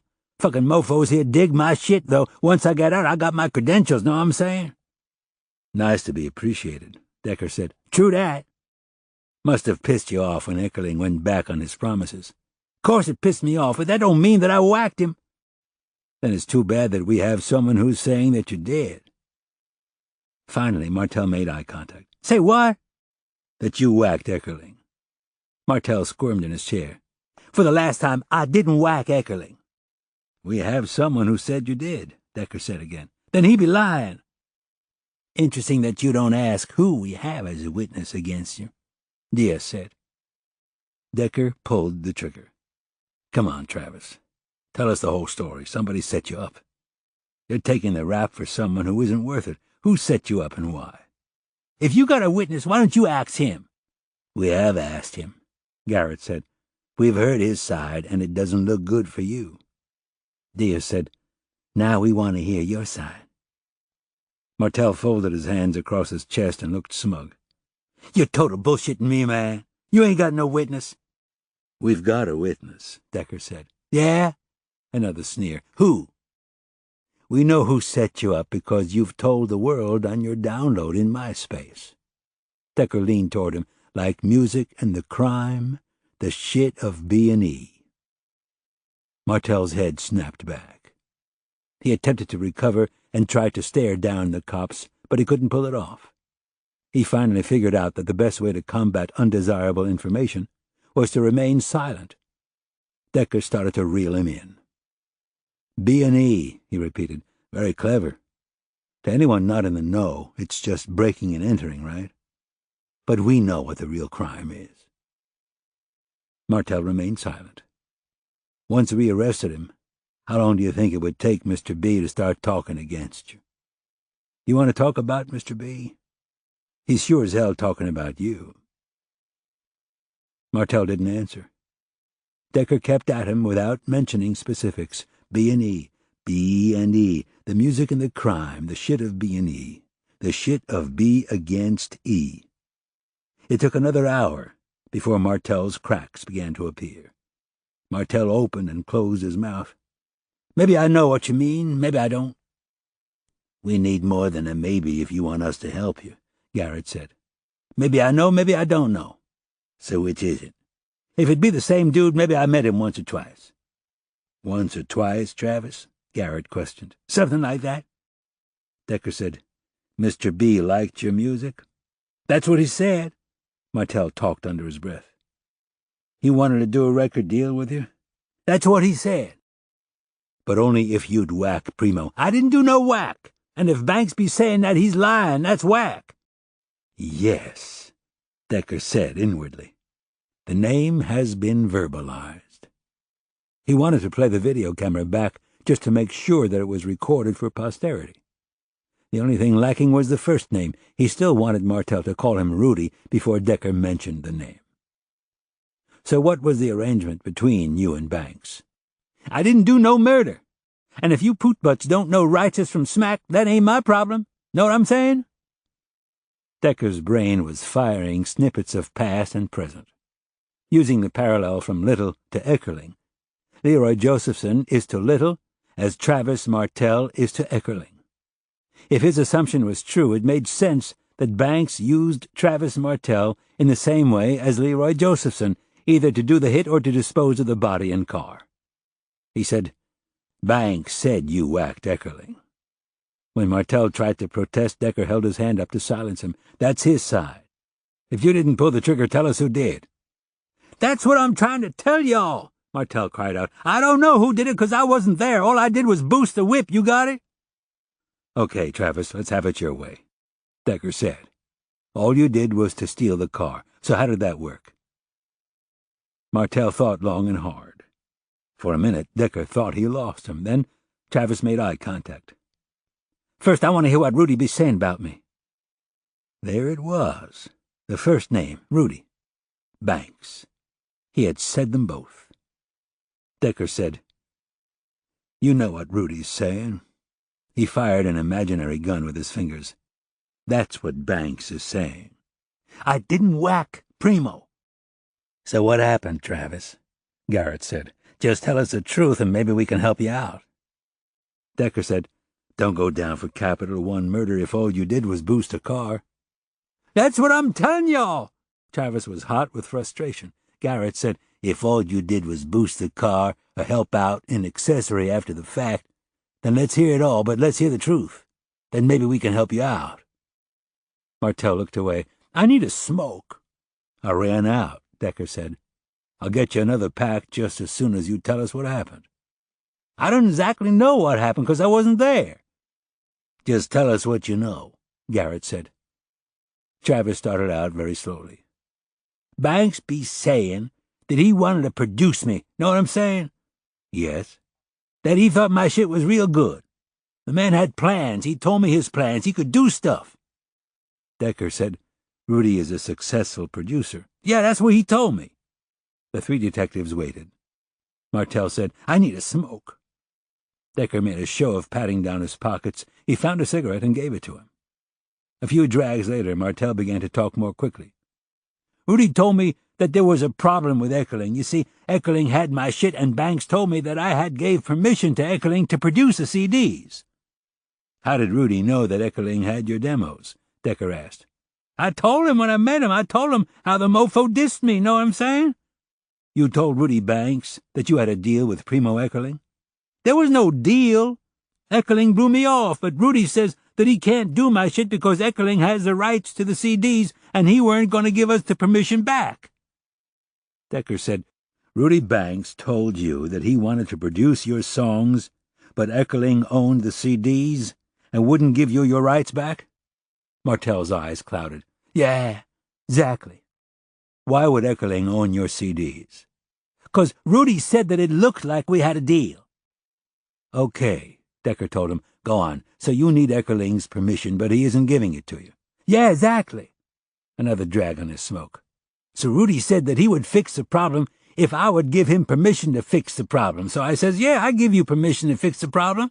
I don't know what he means by fixing the problem, know what I'm saying? I thought he'd just be talking as one producer to another. Maybe he'd get a lawyer or something." "Makes sense," Garrett said. "That makes total sense." When Travis stopped talking, Diaz prodded him to continue. "Then, maybe it was about a week later after we had had the conversation. Yeah, it was about a week." A pause. "We're at the Bitty Bit party over in Hollywood at Citizen Recording Studio. Man, everyone was there. Everyone and everybody. Most fine-looking ladies than I ever saw in my whole life, wearing fur and bling, and everyone was there." His eyes got far away. "I'm eating all this fancy shit. I'm drinking all this free drinks. I'm chatting up the biggies." A smile. "People listening when I talk. It was fine." He landed back on Earth. "Rudy comes over to me and says he got something big to do and he'd be back later to pick me up." Decker said, "How'd you get to the party?" "Rudy took me. That's why he come over to me and says he'll pick me up later." "Ah, makes sense. So Rudy came over to you and said, what, he had something big to do?" "Yeah, he had something big and he'd pick me up later." Martell scratched his cheek.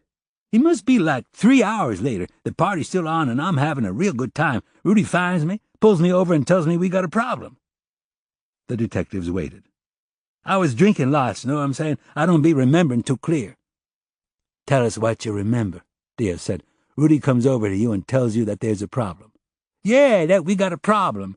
Martell nodded. "He tells me that he went over to Eckerling to talk to him and get the CDs, but there was a problem." "Rudy tells you this," Diaz clarified.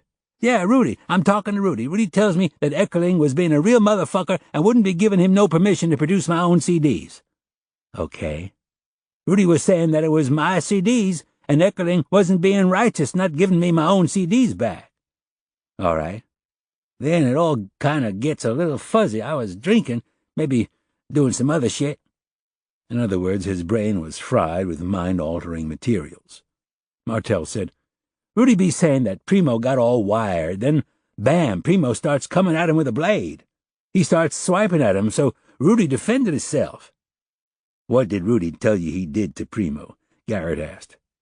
"That he shot him in self-defense, 'cause Primo kept coming at him with the blade." Decker said, "I'm confused. Who shot Primo?" "Rudy shot Primo. There was only the two of them." "Got it," Decker said. "Rudy told you that he shot Primo in self-defense." "Yeah." Martell tried the story on for size and liked it. "That's what Rudy told me, that he shot Primo out of self-defense, but now there was a problem, know what I'm saying?" "What was the problem?" That he had to get rid of the body and that I had to help because it was my fault that it happened in the first place. Because this is all about my CDs, and that's the way a white jury was going to see it. The detectives nodded encouragement. Martel sighed. So, Rudy tells me he parked Eckerling's benzine a few blocks away.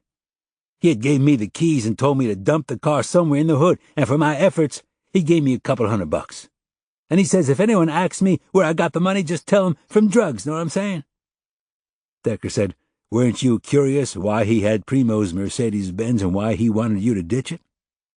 When Martel just shrugged, Decker said, Come on, Travis. You must have figured it out. Which hood did he want you to drop the car in? Huh? Did he tell you to dump the car in Hollywood or South Central? He says to dump it in my hood at Jonas Park. That it would look like some necker boosted the whip, made a deal down there, and left the car 'cause it was hot. Lots of drug deals at Jonas Park? Decker asked. Whatever you want. Martel paused to organize his thoughts, or to concoct a plausible story. So I call up Jerry from someone's cell at the Bitty Bit Hoedown, and I tell him I'm going to pick him up, and we got to go dump a benzine somewhere in the hood. Okay. So I go pick up Jerry, and we go cruising in the whip, and then we go to dump it in Jonas Park, but then we don't got anyone to take us home. Know what I'm saying? I ain't going to ask no runner for a hike. Let me see if I understood you correctly, Travis. Decker tried to keep his face even. Rudy gave you the keys to Primo Eckerling's car. Yeah. Where was the car parked? Down the block. Down the block from the Bitty Bit party? Yeah. So you took the car with Primo Eckerling's body in the trunk of the car and called up Geraldo Perry? No. First I called up Jerry, and then I took the car. Decker said, yes. Sorry, first you called up Jerry using someone's cell at the Bitty Bit party and told him you had a Mercedes-Benz with a body in the trunk that you had to get rid of and you were going to pick him up.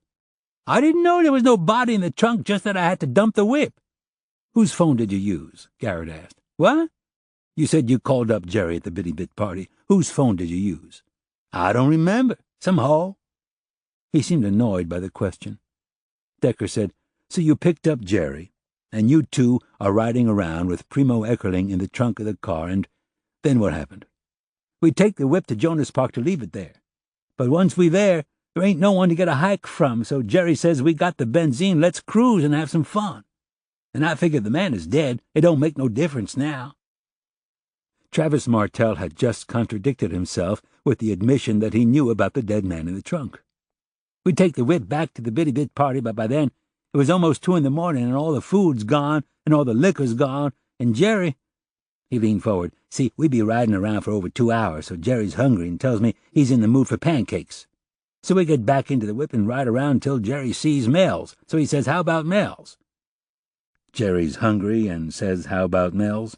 Exactly, Martel said. So we dumped the car about a few blocks from Mel's. We still don't got no hike home since we left the car a few blocks away, so I call up Rudy on the number he gave me. But I must have copied it wrong 'cause it ain't working. Maybe he gave you a wrong number on purpose, Garrett said. Yeah, I thought about that. So you're stuck without a ride home. What happened next? Jerry calls up a hoadie of his and tells him we'll buy some pancakes if he come pick us up. And his hoadie says okay, but he's with a bro, so we has to buy him some pancakes too. So Jerry says okay, he'll buy everyone pancakes. So we wait for round an hour, and then Jerry's buds come in Mel's, and I buy everyone pancakes with the money that Rudy gave me. I bought everyone pancakes and eggs and bacon and shit. It comes to like $100, but that's okay, 'cause I still had about 200 left over, even with buying everyone breakfast. So we all ate pancakes and eggs and shit, and then we went home. Martel shrugged. That's it. The cell was silent. Decker said, let me recap this very briefly. Rudy told you that he went to Eckerling's office to get your CDs back. Yeah. Rudy said there was a problem, that he and Eckerling argued. Yeah. That Eckerling came at Rudy with a knife, and Rudy shot Eckerling and stuffed him in the trunk of the Mercedes. Yeah. So you knew about the body in the trunk, Travis. He was dead. I checked it out with my own eyes. He was already dead. I understand that. I didn't do no murder. I know, Decker soothed. Rudy said he needed you to get rid of the body. He gave you the keys to the Mercedes and told you to dump it in the hood. Yeah. You picked up Geraldo Perry and went to Jonas Park to get rid of the car, but then you realized that you had no one to pick you up from the park, so you took the car all the way back into Hollywood to dump it. Yeah, like I told you, Jerry wanted to go to the bitty bit party anyway. And I figured why not, 'cause Eckerling was already there. Got it, Decker said. So you drove the car back to Hollywood, to the bitty bit party, but by that time the party was over, and Jerry was hungry. He wanted pancakes. Yeah, that's why we dumped the benzene where we did. We saw Mel's and figured we'd get some pancakes. We bought everyone pancakes. Why didn't you tell us all of this in the first place? Diaz asked. 'Cause Rudy told me that if something happens, that I shouldn't talk. That he'd get me a white-ass lawyer and everything would be fine. And you believed him? He's white boy, Travis said. He says he's a lawyer. That much is true, Decker said. He knows the system. Besides, I knew that he weren't going to be producing my shit if I ratted him out. Garrett pushed over a yellow legal pad. You want to write your story down for us? Then maybe we can talk to the district attorney and help you out. Martell regarded the paper and pen, and then Garrett's face. All this talk about food is way past lunch. I'm starving. I need something to eat. Start writing and I'll order in some food, Diaz said. I don't want jail shit, Martell insisted. I'll be helping you out. I deserve a good lunch. What do you want? Garrett asked. All this talk about pancakes. Martell shrugged. How about some pancakes? Chapter 36. Decker had been operating on casino time, protracted periods under artificial lighting without any sense of the passage of hours. He had arrived at county jail at 9 in the morning. By the time he was back in the West Valley, it was almost 6, the sun still in the sky, but the shadows were long. His cell's voicemail box was full, and there was a stack of pink telephone message slips in his inbox. After parking in the lot at the station house, he had entered through the back door, winding his way through the halls to get to his private space. The door to his office was open, the light was on, and a wonderful aroma was wafting into the squad room. His desk had been covered with a red-checkered tablecloth and set with paper plates and plastic utensils. Rena was sitting in his chair, absorbed in a novel. "Good book?" he said. She looked up. "Very good." She stood up and kissed his cheek. I was in the mood for a picnic. "We're indoors." We can open a window and pretend. Decker smiled and drew his wife into his arms. "You don't know how wonderful this is. I'm starved." Then shall we dispense with the pleasantries and get down to business? Absolutely. Decker drew up a chair on the opposite side of the desk. What have we? Rena opened a picnic basket. Corned beef on rye or chicken salad on whole grain? One of each. She handed him 2 wrapped sandwiches. I have cucumber salad, Waldorf salad. Just set them on the desk and stick a fork in it. Will do. Decker wolfed down the corned beef, then helped himself to the salads. "Where's Hannah?" In the study group. She told me that she spoke to you last night. She did. She said you two had a nice discussion. Interesting. It's hard to tell if she enjoys my company or finds me annoying. He looked up from his sandwich. I feel like I'm a litmus test. Depending what kind of mood she's in, I'm either way too acidic or way too basic. Rena laughed. How was your day? Really long, but very profitable. He gave her a brief recap of his 8 hours in a cell with Travis Martell. So now that Banks seems to be involved, Hollywood can justify even more manpower to hunt him down. Even more manpower? They were looking for him previously? Yes, they were, but not with this newfound intensity. He explained to her about the blood splotches he had discovered behind the newly painted baseboard in Rudy's apartment. The blood's not Primo Eckerling's. So whose blood is it? A very good question. We got the DNA back. We know it was a woman. Once we locate Banks, maybe we can even get an answer. The good part is that with Hollywood looking for him, I don't have to concentrate my efforts toward finding him. Plus, I got them to post a couple of guys to look for Ryan Goldberg. The missing doo-doo slut. Exactly. He put down his sandwich and picked up a pile of message slips. Sorry, I just want to see if any of my messages are from Liam Odell. Take your time. I'll just eat my sandwich and read my book. "What are you reading?" he asked absently. "A biography of Eric Clapton." "I didn't know you liked that kind of thing." "It has its moments. All celebrities are a mite off, but rock stars are uniquely nuts." "You're telling me?" Decker continued to sort through the messages.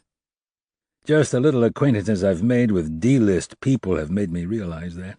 And yet the wannabes keep on coming like locusts during the dry season. Doesn't matter who steps on them, who squashes them and mashes them under their heels, there's always more. Travis Martel was willing to sit in jail and risk a life sentence in prison for a crime he probably didn't commit, just on the off chance that if he ever came out of the pen, Rudy Banks would get him a recording contract. Now, how crazy is that? Ah, here we go." Decker picked up the phone and dialed Liam's cell. "This shouldn't take long." Odell answered on the third ring. "It's Lieutenant Decker. What's going on?" "Nothing." His voice was tense. "I've managed to secure a couple of Hollywood police officers to look for Ryan." "Bully for you." Decker ignored his anger, knowing where it was coming from. "I spent the entire day at county jail talking to Travis Martel. He had some interesting things to say."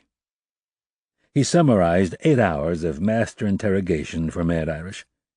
"It seems Rudy promised Martel a record contract if he'd either murder Primo or just get rid of the car." "And you believe him? Martel?" "I believe that he was involved, and I believe that Rudy was involved. Nice to have Rudy's neck in a noose, but right now I'm thinking about mud. If the police crop out, we're thinking about a private eye. Know anyone?" Certainly not Phil Schreiner, Decker thought. "I know some valley people, not so many city people." A beat. "I've heard good things about a West L.A. P.I. named Aaron Fox. He used to be with LAPD, but we never crossed paths. I'll get you a number. Again, let me know if you hear from Ryan." "Ditto." Liam cut the line. "Everything okay?" Rena asked. "One step at a time." Decker opened his chicken salad sandwich. "Wow, this is just terrific. Thanks again." Rena opened another box. "Hannah baked cookies for the squad room. You can have one. They're parva." "Tell her thank you. To what do we owe such benevolence?" "She was baking cookies for her friends, and I said as long as she had the bowls and cookie sheets out, she should bake for you guys." "What did she say to that?" "She said okay, but clearly wasn't keen on the idea. Then I told her you'd write her a note, and the school would probably give her credit for community service. That brightened her outlook considerably. It means she won't have to do her after-school hours this week." Decker popped a cookie in his mouth. "Delicious." I should be offended by my own daughter's tepid response to baking for me and the crew, but I'm not. He took another and made short work of it. Let's face it, no one works for free. The morning was clear and bright, the sunlight tumbling out from the cloudless blue ether. The drive to the Palisades was free-moving. Decker was behind the wheel with Marge sitting shotgun, drinking a mocha latte, and Oliver in the back mocking her coffee choice, railing on about suckers who paid $3 for something that probably cost 25 cents to make.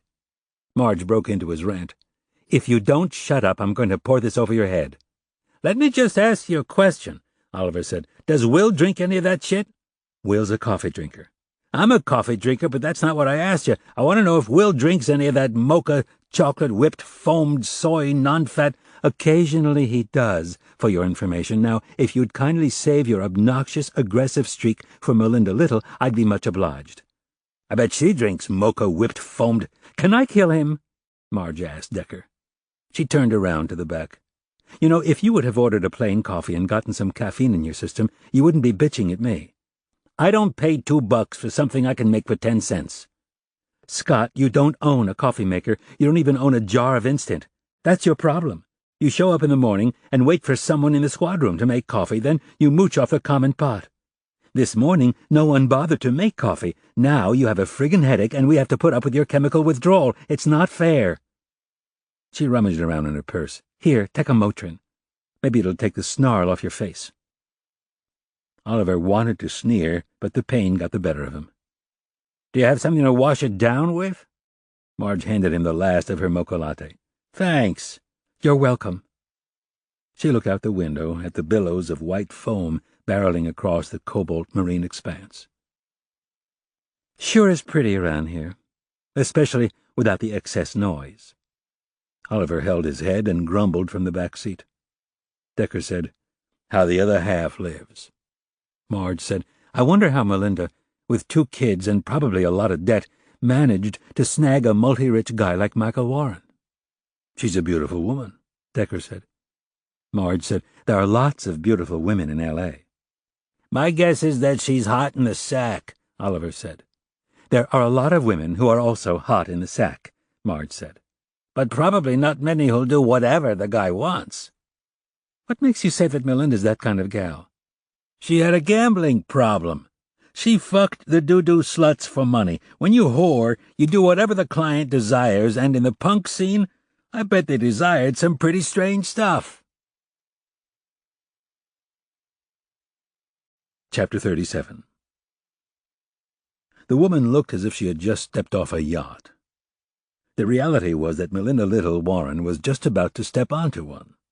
She wore a blue and white striped top, white capri pants, and white wedge sandals. Gold bangles along with a diamond watch encircled her wrists, and pearl drops hung from her earlobes. Her blonde tresses were loose and wild. She made a point of looking at her watch. I don't have time for this. I have to be at the marina in an hour, or else I hold everyone up. What do you want from me? I want to find out why you lied, Decker said. She blinked her eyes several times.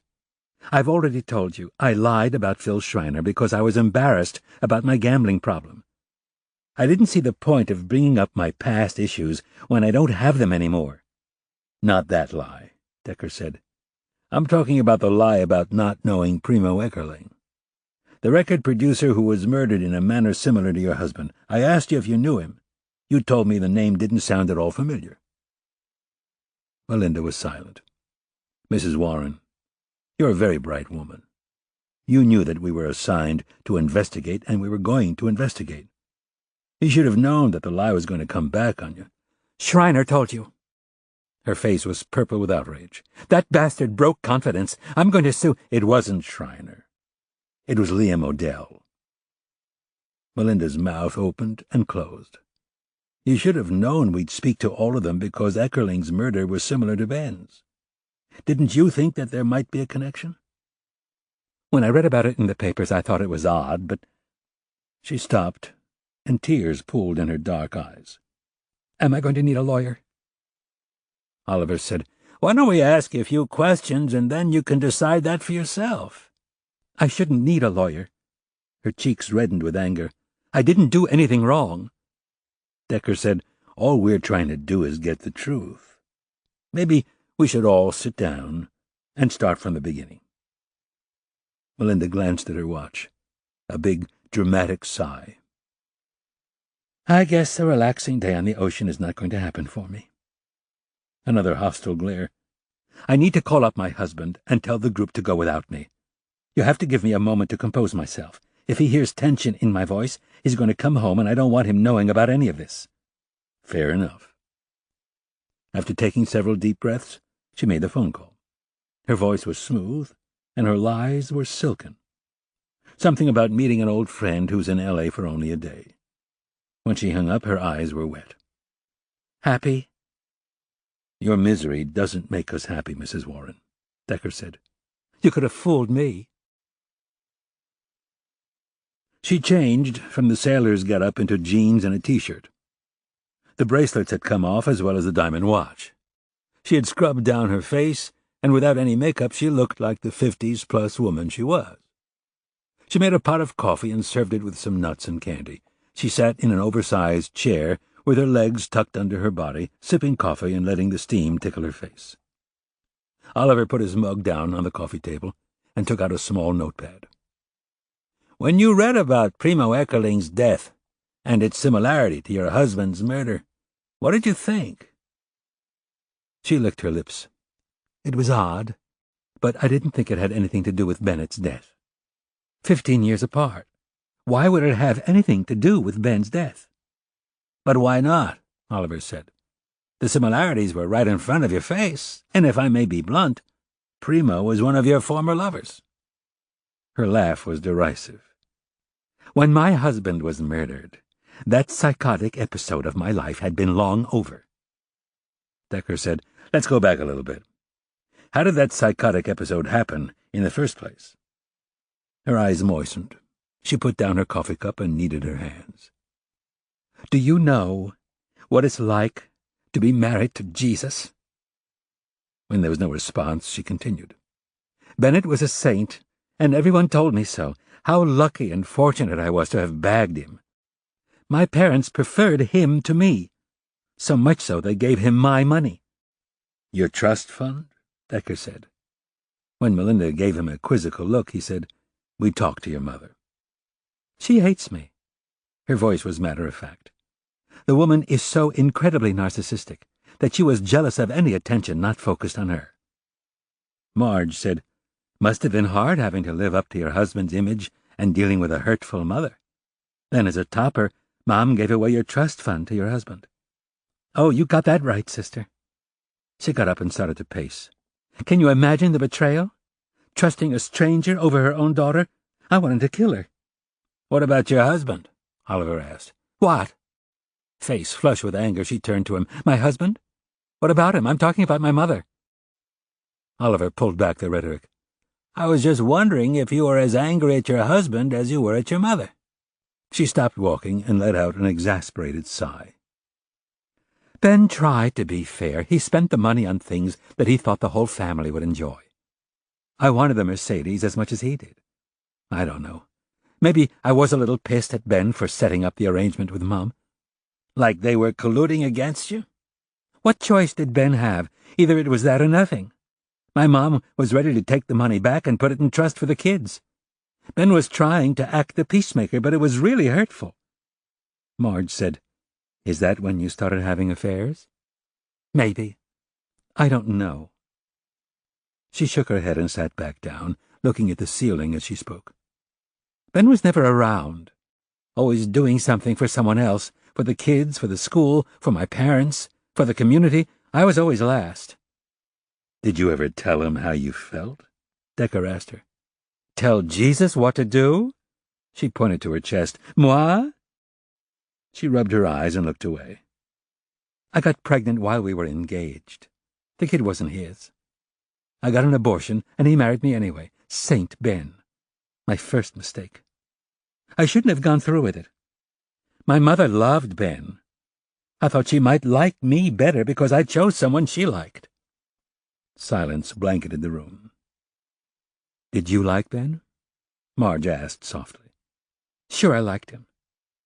I loved him." She slouched back into the oversized sailcloth chair. Her voice dropped to a hush. "I don't think he liked me all that much. I mean, what kind of man marries a woman who fucks around on him?" No one answered. "You want my opinion? He filled his life with all these obligations to avoid me, to avoid sex. I don't think he liked sex, at least not with me." "Maybe he was gay," Oliver said. "Why else would he avoid sex with someone as gorgeous as you?" That got a genuine smile. Every so often Oliver would do something like that, and Marge remembered why she worked with him. Melinda said, "I thought about that. I doubt if he had someone on the side, man or woman. His work and his extracurricular activities took up all his time." "Could he have been lying about some of his activities?" Marge asked her. "He was always available for my phone calls, and he always left me his schedule just in case. When I phoned him, he took my calls right away. Maybe he was wrestling with his sexual demons. Maybe that's why he scheduled himself so tightly, so he wouldn't have time to fool around." Marge said, "And in the meantime, you were home alone with 2 little boys making demands and no help. I'm a mother. I know it's not easy. Especially because I was on a very tight allowance, because of my problem." She made quotation marks around the word with her fingers. "I had to beg for every dollar just like a kid. It was demeaning." "Who controlled the purse strings?" Decker asked. "Mom or Ben?" "Both. Ben did the weekly grocery shopping. He bought clothes and supplies for the boys. He paid the bills. He paid all the expenses." She gave a wry smile. "I was allowed to shop for my own clothing, but Ben had to account for every dollar spent, or else Mom would take away my trust fund. That didn't give me a lot of latitude for my recreation." "By recreation, do you mean gambling?" Oliver asked. She picked up her coffee and took a gulp. It was lukewarm by now. Everyone was so afraid that I couldn't control my gambling that I started gambling just to prove them wrong. That's when I got into deep debt. How'd you pay it off? Melinda turned to Decker and raised an eyebrow. I was creative. A couple of times I managed to forge Ben's signature and withdrew my own money. Did Ben find out? If he did, he didn't tell me about it. Maybe he was secretly glad, all this responsibility of taking care of me. I think it was a burden, and every so often I'd win big at the tables and refill the coffers. Decker jumped into the touchy subject. So, when did you meet the doo-doo sluts? The name caused her head to jerk back. That part of my life was completely over before Ben was murdered, at least a year before. I believe you, Decker said, but I need you to answer the question. I met Primo first, at one of the poker casinos. I was about to bust, and he bought me some chips. That night I won, and Primo and I celebrated. Again she looked up at the ceiling. Ben had taken the boys on a camping trip. No one was home. It wasn't my first time being bad, but I hardly knew this guy. The room was silent. Melinda said, He drank, Primo did. He was loose with a buck. I like that. A shrug. That's it. And how did you move on from Primo to the others? Her eyes became steely. I don't see the relevance between my psycho past and my husband's murder. Decker said, Let me tell you why we think it is relevant. We know for a fact that there's a common link between someone in your past and a prime suspect in Primo's death. Melinda seemed confused. But they have Primo's murderers behind bars. Punk kids. Certainly I don't know them. The paper said it was a carjacking. It was way more than a carjacking, and we're just beginning to put all the pieces together, but there's a key player, and I think we both know who that key player is. I don't know who you're talking about. Figure it out, Decker said. We believe your husband's death is traced back to someone in the doo-doo sluts. Primo's dead. That makes 3 members left. Go down the list. She remained silent. Melinda, Marge said soothingly, you've held in this terrible secret for so long. Get it off your chest. Unburden yourself. Tell us your side of what happened to your husband. But I don't know what happened, she cried out. I don't know what happened. If I thought it had something to do with the doo-doo sluts, don't you think I would have said something a long time ago? Maybe you were too scared to talk, Marge said, but now it's all going to come out. This is your one chance to tell us everything you know. I'm in the dark, Melinda cried out. Can't you get that through your heads? Why would one of the doo-doo sluts murder my husband? Who are we even talking about, by the way? Decker said, Rudy Banks is missing, and we've got a witness who has implicated him in Eckerling's death. Rudy? Melinda gasped. She seemed genuinely shocked. Rudy murdered Primo? I can't believe... Rudy? They were friends. They haven't been friends for many, many years, Marge said. For the last 10 years they've been involved in multiple lawsuits with each other.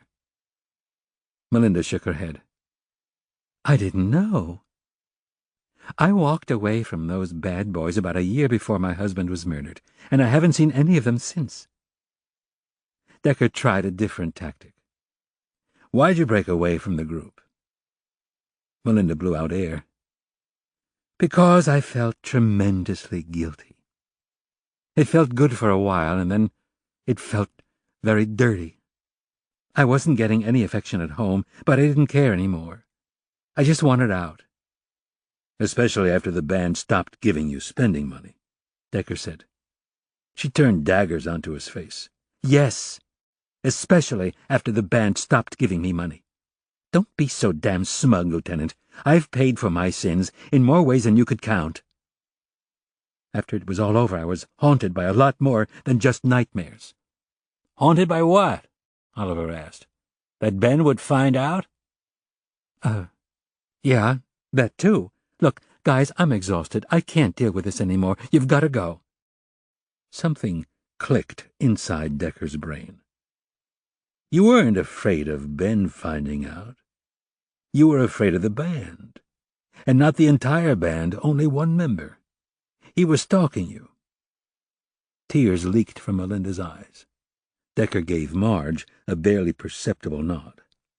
"Tell us about it, Melinda," Marge cooed. "Unburden yourself." When Melinda finally spoke, her voice was so soft, Decker had to lean forward to hear her. "He'd show up as soon as Ben left for work and the kids were in school. And when he wasn't bothering me in person, he'd phone me 10 times a day. He was a big guy. I was terrified." Decker said, "You mean Ryan Goldberg? Mud. He was obsessively in love with you, wasn't he, Mrs. Warren?" "He was crazy." "And it never occurred to you that he had something to do with your husband's death?" "Maybe." The tears were streaming down her cheeks. "Even if I knew he did it, I wouldn't have said anything." "You were afraid he'd come after you?" Marge asked. Melinda wiped her eyes. "He was big, he was strong, and he was psycho. He thought I was going to leave my family and run away with him. I was petrified that if I implicated him in Ben's death, or even mentioned him to the police, that my sordid past would come out, but even more important, I was scared that Ryan would come back and finish off the kids." Decker regarded her flushed face. Yet he wasn't totally satisfied. "So you did think that Ryan might have done it?" She dabbed her eyes. "I thought it was a possibility. Even though he told me he didn't do it. He swore that he didn't lay a finger on Ben." Decker said, "So he was still coming around after Ben was murdered?" "He came a couple of times. That's when he swore he didn't do it." "And you believed him?" "I don't know what I believed," Melinda said. "All I know is he finally stopped showing up at my doorstep. I had to convince him that if he didn't leave me alone, the police would think he murdered Ben. I told him that for his own sake he had to hide out for a while, and that I would contact him when it was safe." "And he agreed to that?" "All I know is he stopped coming around, and we never had any more contact." "Did you wonder why he stopped seeing you? Stopped trying to contact you?" Decker asked her. "No, I didn't wonder why. I was just relieved. After Ben died, I was so stunned. I was scared, I was broke, and I was crazed. I had 2 kids to support, and I had no one to turn to. I suppose that I assumed that Ryan got bored waiting for my phone call and moved on to another woman. He was an easy mark, a little flattery, and he'd give you anything he had." "He gave you money?" "He gave me lots of money, until the other band members took over his bank account." "You were angry at them?" Marge asked. "Of course. I was furious. But it was the best thing that happened to me. It made me realize how low I'd sunk. I tried to call it quits with Ryan, but then I realized he was in love with me." Oliver said, "So why didn't you just dump him?" "Because I was afraid he'd say something to Ben. And I felt a little sorry for him. He seemed like a gentle giant until he started showing up at my house 10 times a day. Then all pity flew out the window." "So you think if anyone murdered Ben, it was Ryan?" "I don't know." She threw up her hands. "It's over. Ben's dead. I've moved on." Decker said, "What was your relationship with Rudy Banks like?" "It was torrid and it was brief. Rudy was a good-looking guy and a total psychopath. We had an affair, and then poof, it ended, which was fine for both of us." "Did you know that Rudy was a North Valley student and that he knew your husband?" Melinda looked confused.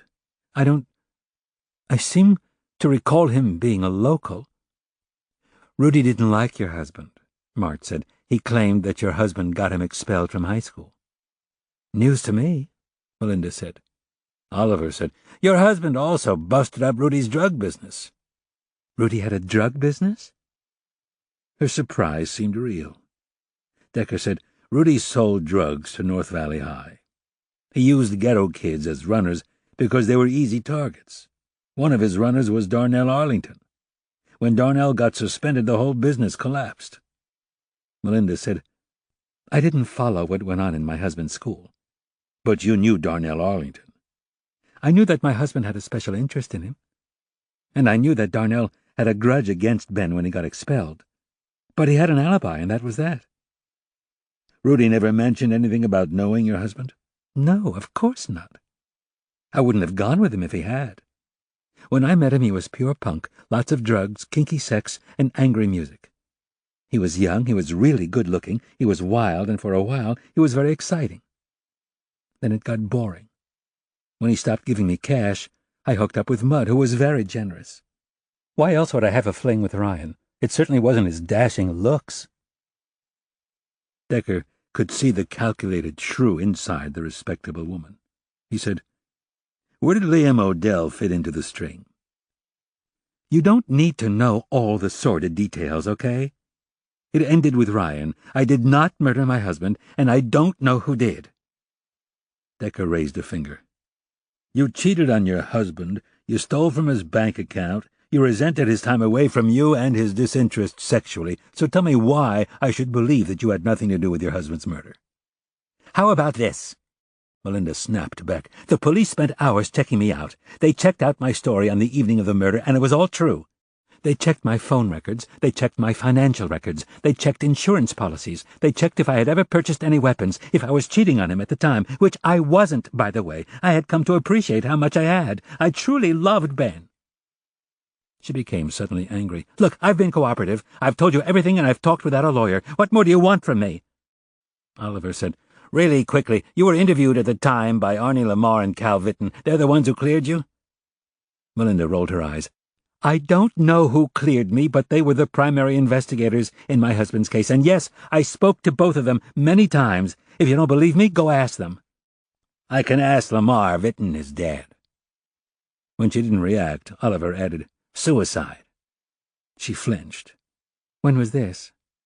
"Right when we reopened your husband's investigation," Oliver said. Interesting timing, Marge added. Do you think his suicide might have had something to do with your husband's demise? How would I know? She began to tap her foot. Can we wrap this up?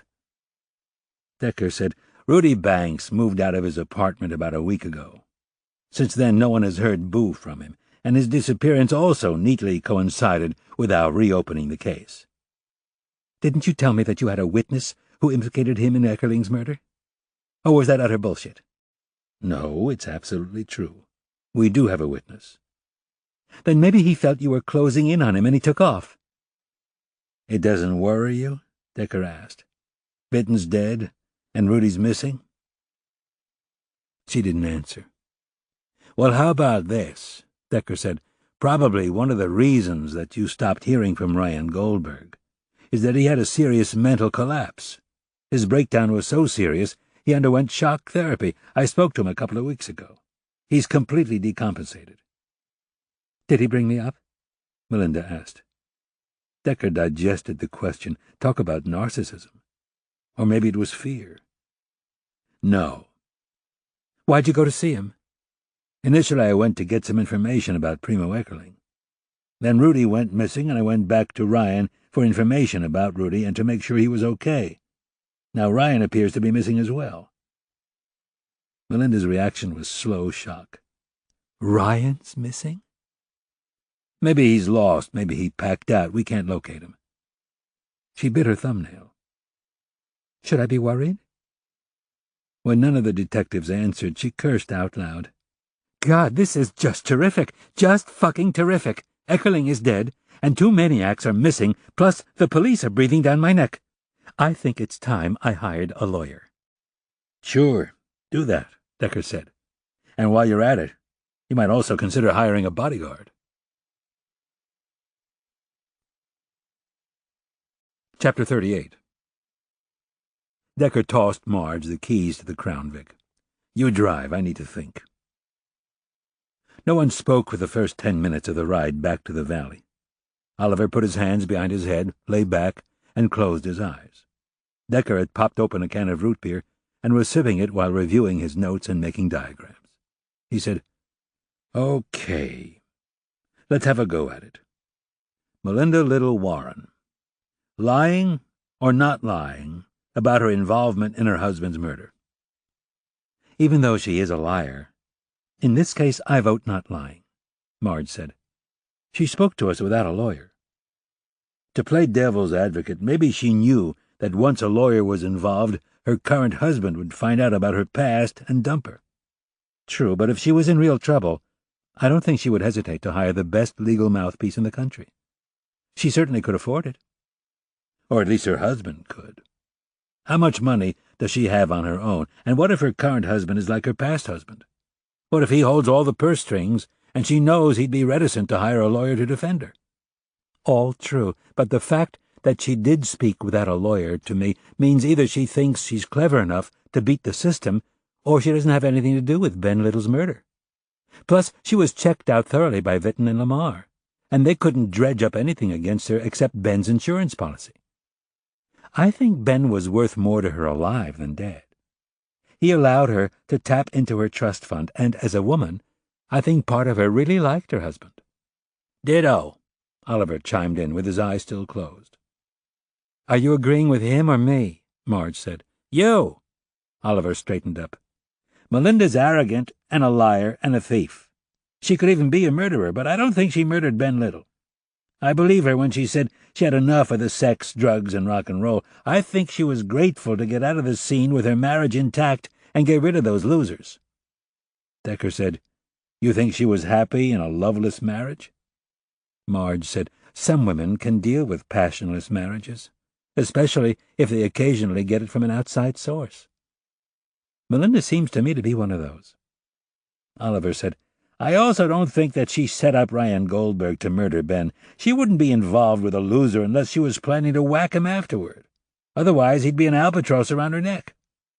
Marge said, I agree with that as well. Decker said, May I remind you, too, that Goldberg is missing? Maybe she did have him whacked. If she was going to whack him, Marge said, she would have done it long ago. Then how about Ryan murdering Ben on his own? Decker asked. Marge was non-committal. Melinda told us that Goldberg swore he didn't do it. That's meaningless. You met Goldberg, Pete. What do you think? At first glance, he seems too compromised mentally to pull off a murder, but like you said, I didn't know him then, and I don't know him now. He could be a gentle giant 99.9% of the time. It may be that 0.1% that we should be concerned about. Oliver made a face. He stalked Melinda. That's not a passive guy. Marge said, But he stopped after Ben Little died. That fits with what Liam said about Ryan moving on to someone else, Decker commented. Goldberg was a serial romantic, falling in love with the women he screwed. On the other hand, Mudd had a major breakdown. Maybe his crack-up was precipitated by his murdering Ben Little. Oliver said, And from talking to Melinda, you could tell that she really was frightened by him. So scared that she didn't even report him to the police. Marge said, Was Ryan so out of it that he could have thought that murdering Ben Little was the only solution to getting Melinda? Maybe, Decker said. But if he murdered Ben with the hope of snagging Melinda, why did he suddenly disappear from her life after Little died?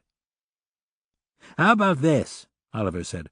Ryan murdered Ben with or without Melinda's okay, but now she's stuck. She tells Mudd to lay low. He did, and while he was hiding out, he felt so guilty that he had a breakdown and forgot about Melinda. Decker nodded. Sure, although I'm not certain I see him as a premeditated killer. If he did kill Ben, it was probably heat of the moment or an accident. A hulking guy who's not aware of his strength in an argument that got out of hand. Like Lenny from Of Mice and Men, Marge said. Oliver said, Let me remind everyone that Little was shot execution-style in the trunk of his own car. He had help, Scott, Marge said. We know Leroy Josephson was involved. Maybe Rudy Banks wanted Little dead and didn't want to do it himself. He hired out Leroy Josephson, but knew that Leroy needed help. That's where Ryan Goldberg comes in. Rudy puts the two of them together, two men he could manipulate. All that's fine, Decker said. But what's Rudy's motive for wanting Little dead? Maybe Rudy found out about Little's insurance policy, Marge said. Ben might have been worth more to Melinda alive, but Ben wasn't worth anything to Rudy Banks. Rudy hated the guy. With him gone, Rudy gets rid of a guy he detests, plus it frees up Little's insurance policy. Oliver said, But why would Melinda give Rudy any of the insurance money? To keep her past a secret, Marge said. We could postulate, or we could actually try to do something, Decker said. What's your schedule like tomorrow, guys? I'm not sure, Marge said. I think I'm pretty light, Oliver said. Book a trip to Ohio. It's time to revisit Mr. Arlington. Let's go back and talk to the link we have left. Arlington wasn't in town when the murder went down, but maybe he set something up. Darnell and Rudy ran drugs together. Darnell had a reason to be pissed at Ben Little. You two go back to the station house, get your tickets, and between now and tomorrow think up a plausible scenario involving Rudy and Arlington that culminates in Little's murder. Then take your theory, splash it in Arlington's face, and see what he says. Got it, Oliver said. What about you? Marge said. I thought you wanted to go with us. Rudy's missing. Ryan's missing. I think I need to be in town for a spell.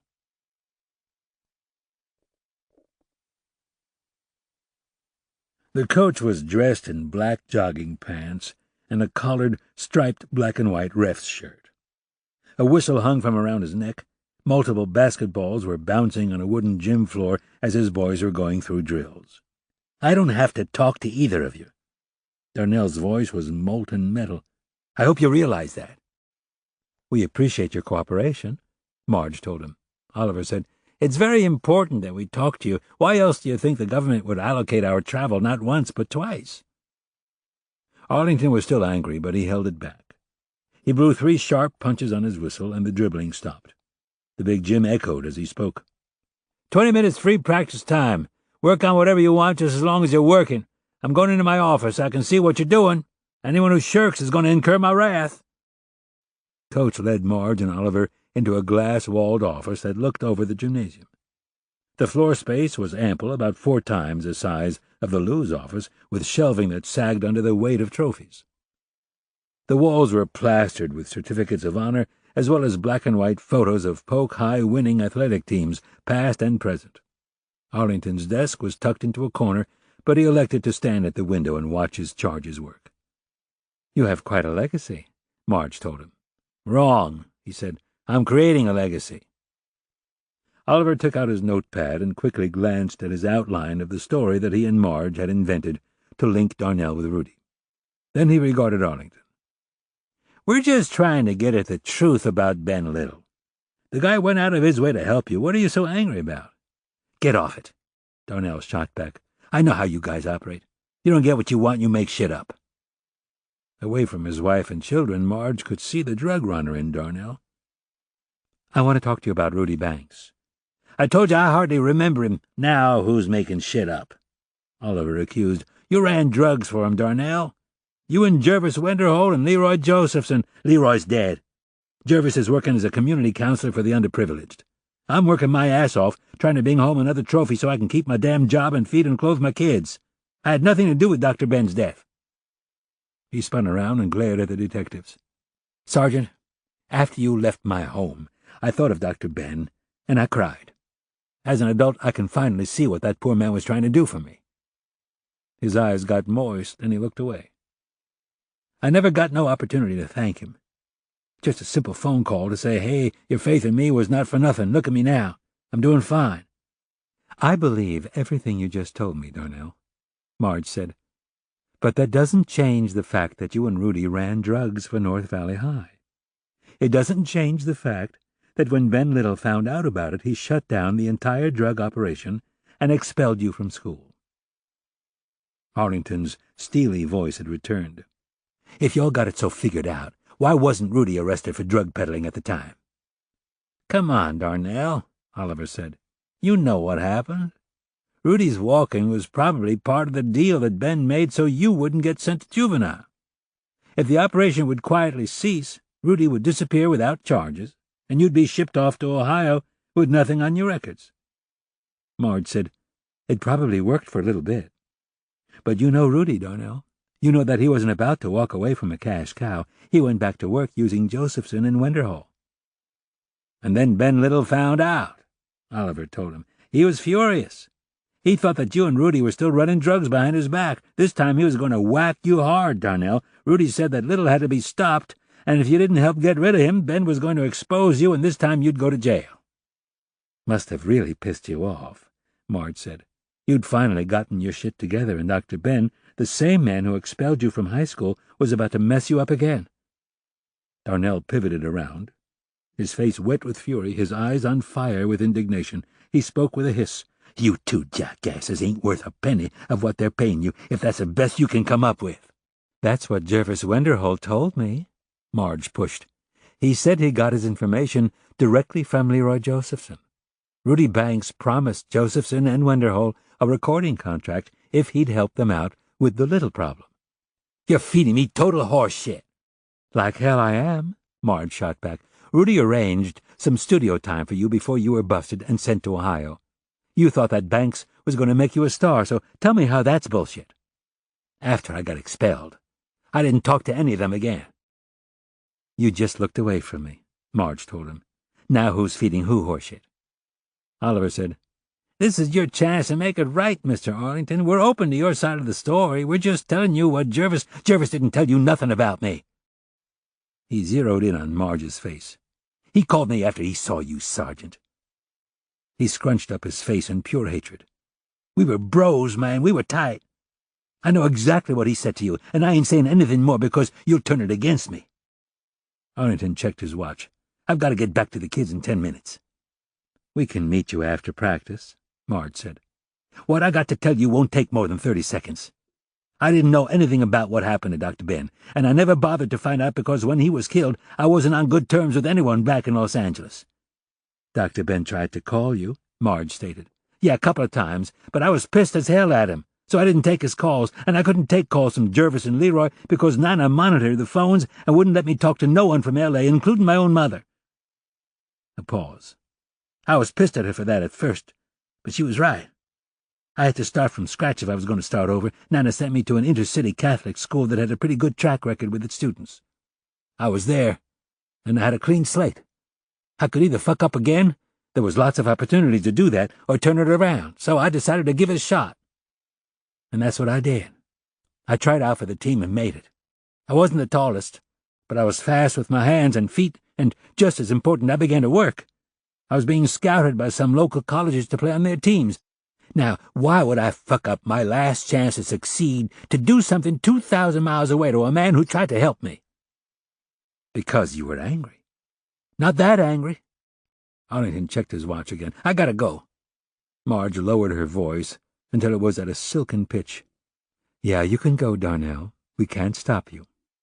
But this has haunted you for 15 years, and I'll guarantee you that it's going to keep haunting you until you get it off your chest. Nothing on my chest. You have 2 little girls, Darnell. Could you imagine your girls growing up without their daddy? What do you think happened to Ben's little boys? Don't they have a right to know? I wasn't there. I know you weren't there. You were right here in Ohio playing basketball. And you can keep on insisting that you don't know anything about it. Maybe I'll even believe you. But you can't lie to your conscience. No one spoke. Darnell continued to look out the window at his boys going through their workout. Suddenly his eyes moistened. Leroy Josephson. He called me about 6 months after Dr. Ben died. I hadn't heard from him since I left L.A., so his call was unexpected. Nana wasn't home, and I answered the phone. His face began to unfurl. I should have hung up. I knew he was bad news. Leroy was always getting himself into one kind of fix or another. But Leroy was Leroy, and we had a history. Arlington flinched. You must know some friends like that, all take but no give. You like the dudes, but deep down you know that they're bums.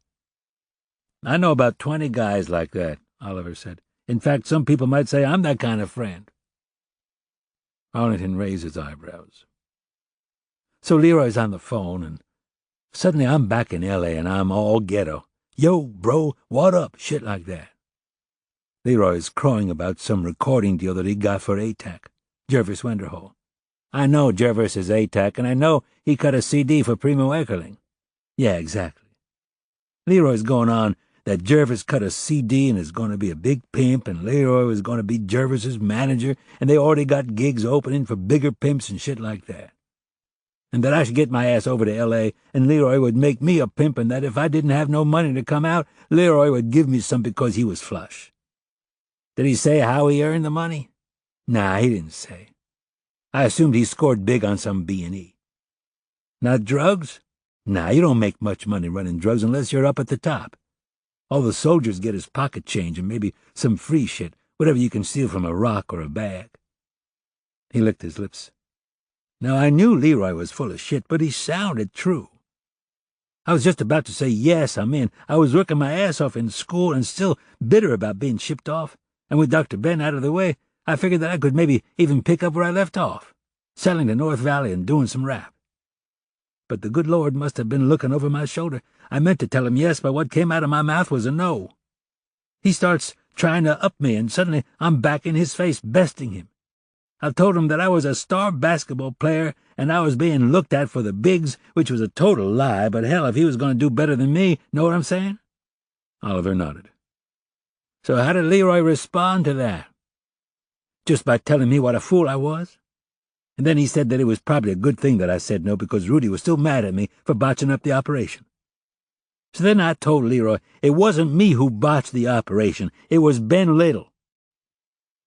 No one spoke. Arlington said. Then Leroy sort of laughed, snickered kinda.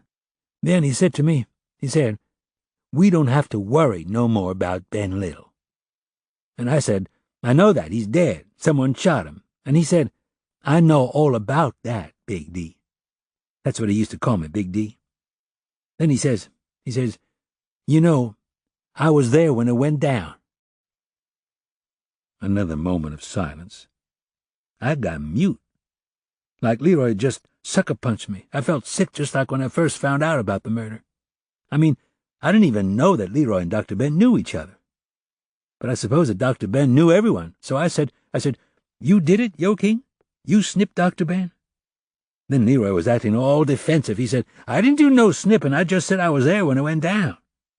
Then he said, I didn't know they was going to take him down. Things just got bad. And I say, who took him down? And Leroy say, don't matter who done it. It wasn't me, and it wasn't Jervis, and it wasn't even a brother. And now it's over. Then he asked me, do I want to be a major pimp or no? So I say, no, I don't got time to be no pimp. And that was that. He never called me again. I never called him again. Arlington swallowed hard. I never even thought about calling the police. I had no proof that Leroy was talking true, and even if he was, I would never pigeon a friend. Another beat. It turned out that Leroy wasn't just blowing smoke about turning ATAC into a pimp. He did cut a CD, and Leroy sent it to me, being all smug. At that time I was burning with envy, just burning.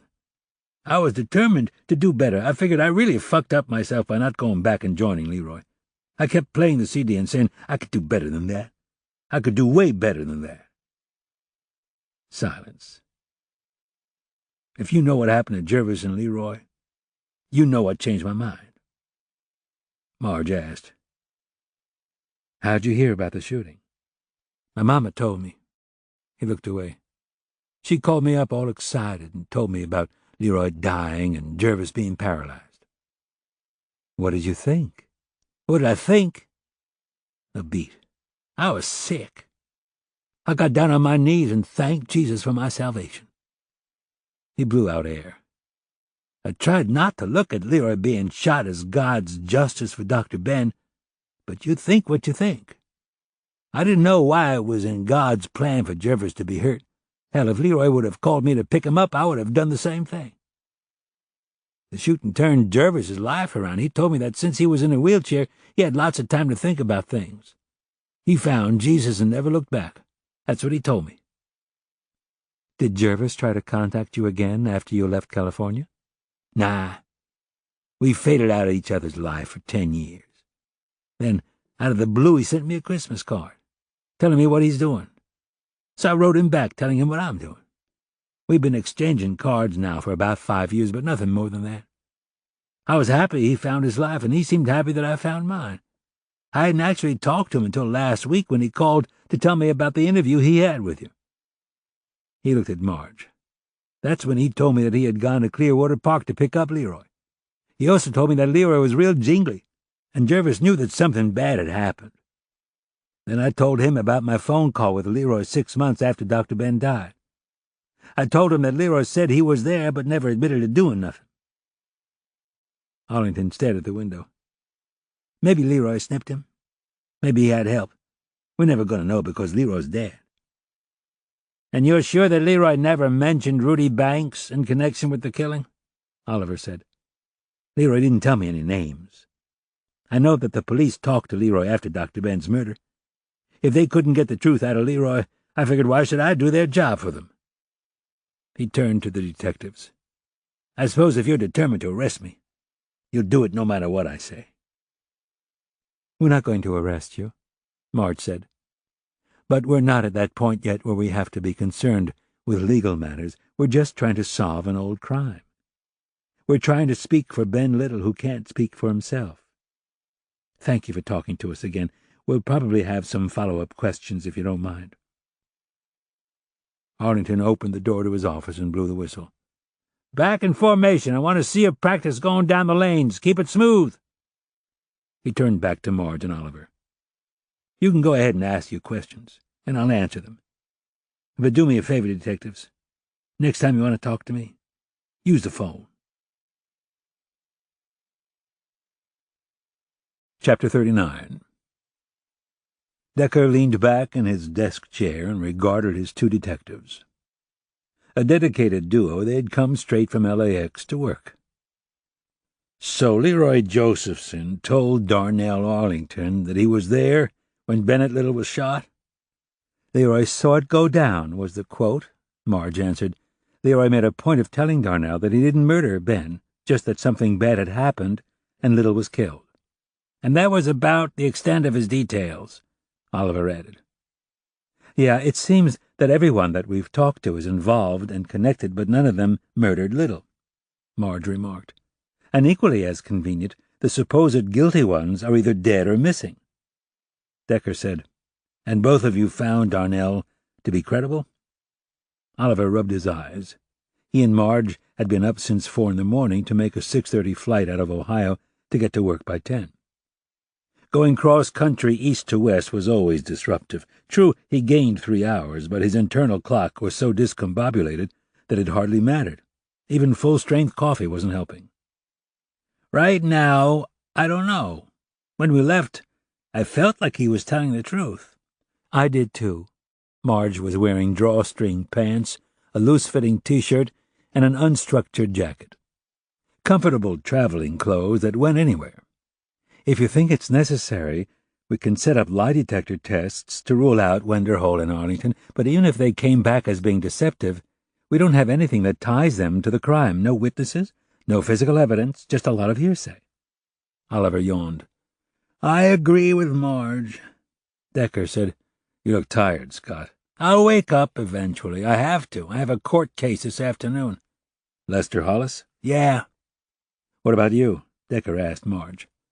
Other than a mound of paperwork, nothing too pressing. At this point, do we have any new reason to think that Melinda Little, Jervis Wenderhole, and Darnell Arlington were directly involved in Bennett Little's murder? I don't know about involved, Marge said. I don't think any of them were actually there when Little was murdered. Agreed. Do we think Melinda, Wenderhole, or Arlington commissioned Bennett Little's murder? After talking to Darnell, I don't think that he had anything to do with Little's murder, Oliver said.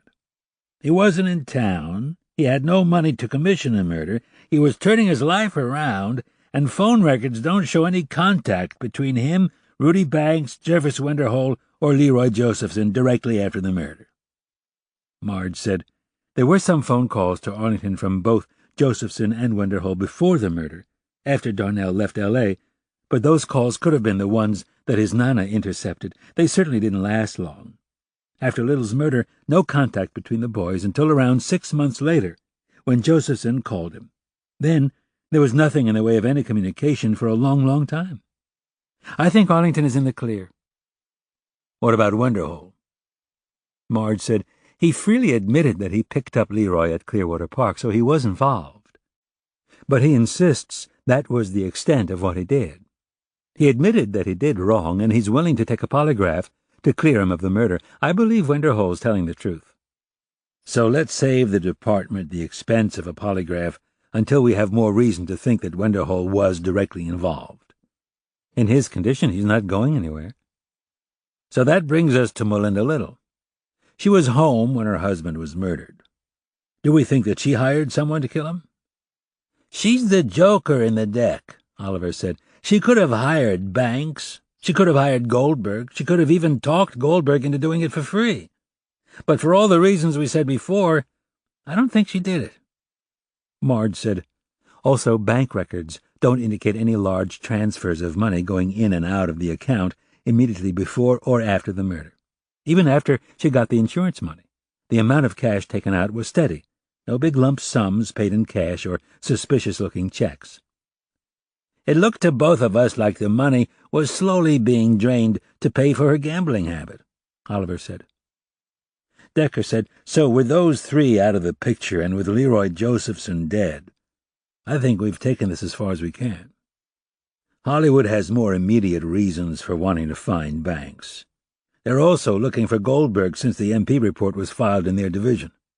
Until we can locate one or both, all we can do is wait. Waiting usually meant for someone to make a mistake.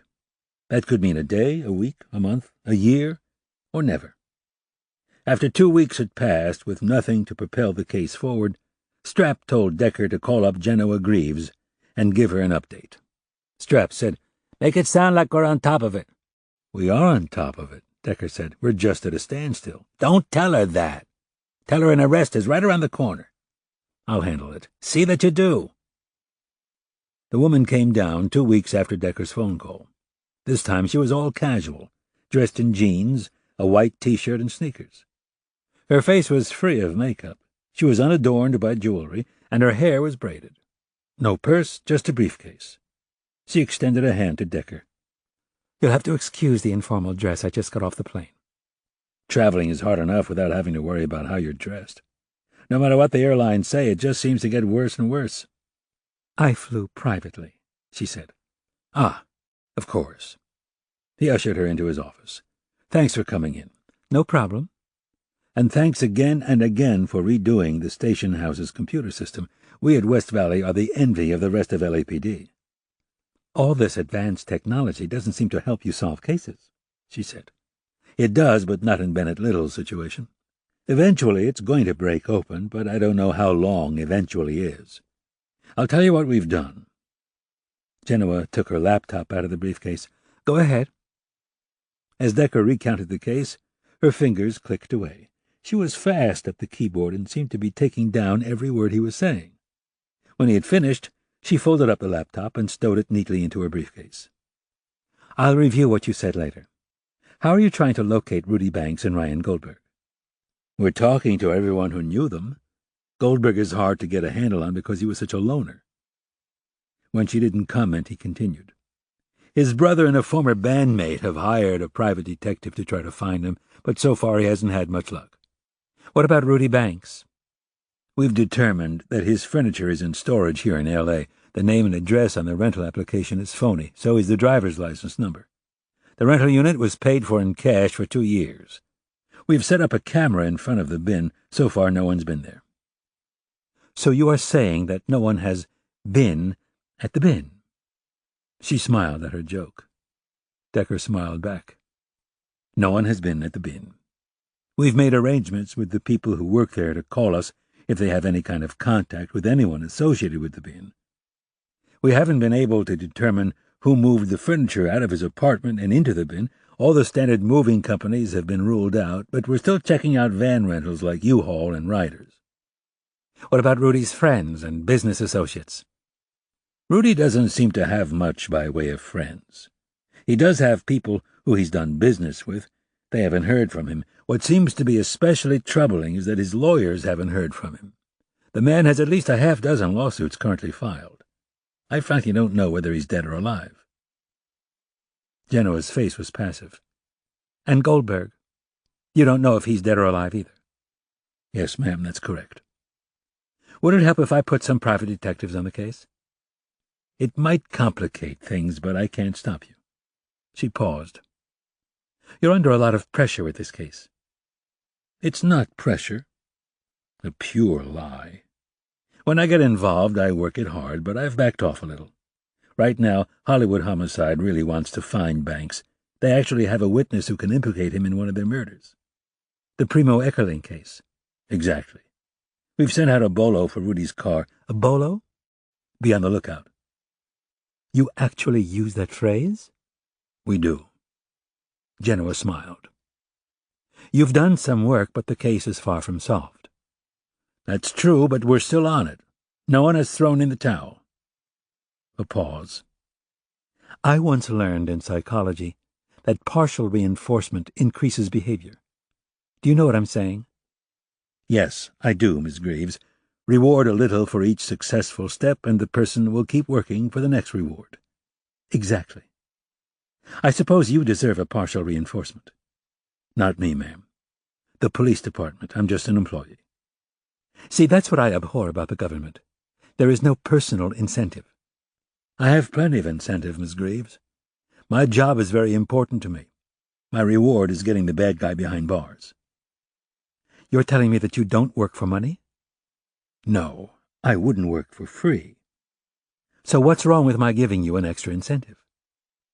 "It just doesn't work that way, but I certainly don't want to discourage you if you want to do something for the police or for the community. I know Captain Strap is waiting to talk to you. Ask him what we need." "I don't like that man. He's not sincere." "He is sincere. He's just nervous around you." Genoa smiled. Then she grew serious. "Out of all the people in the case, you know who I identify with?" "Who's that?" "Ryan Goldberg. His fate could have been mine if it hadn't been for Dr. Ben." She stood up. "All right, I'll meet with your captain and throw him a bone. Keep me informed if something new happens." "I will." "Let me know if you find Rudy or Goldberg, or if you find Rudy's car. I would think, while it might be hard to find a person, it shouldn't be so hard to find a car." "Think how hard it is to find your keys when you've misplaced them in your own house." She considered his words. "Yes, that is a good point, although I have a 30,000-square-foot house." Decker smiled, but she failed to see the humor. "The car could have been repainted. It could have been chopped up. It could be holed up in a garage, or it could be right under our noses. America's a big country, Miss Greaves. There's lots of space to get lost." The pillow began to vibrate, little tiny fingers massaging his cheek. Without opening his eyes, Decker pulled the covers over his head, reached underneath, and extracted the phone. "Decker, this is what I got, and I don't know how reliable it is." The voice jolted him awake. His heart began to pound. "Hold on."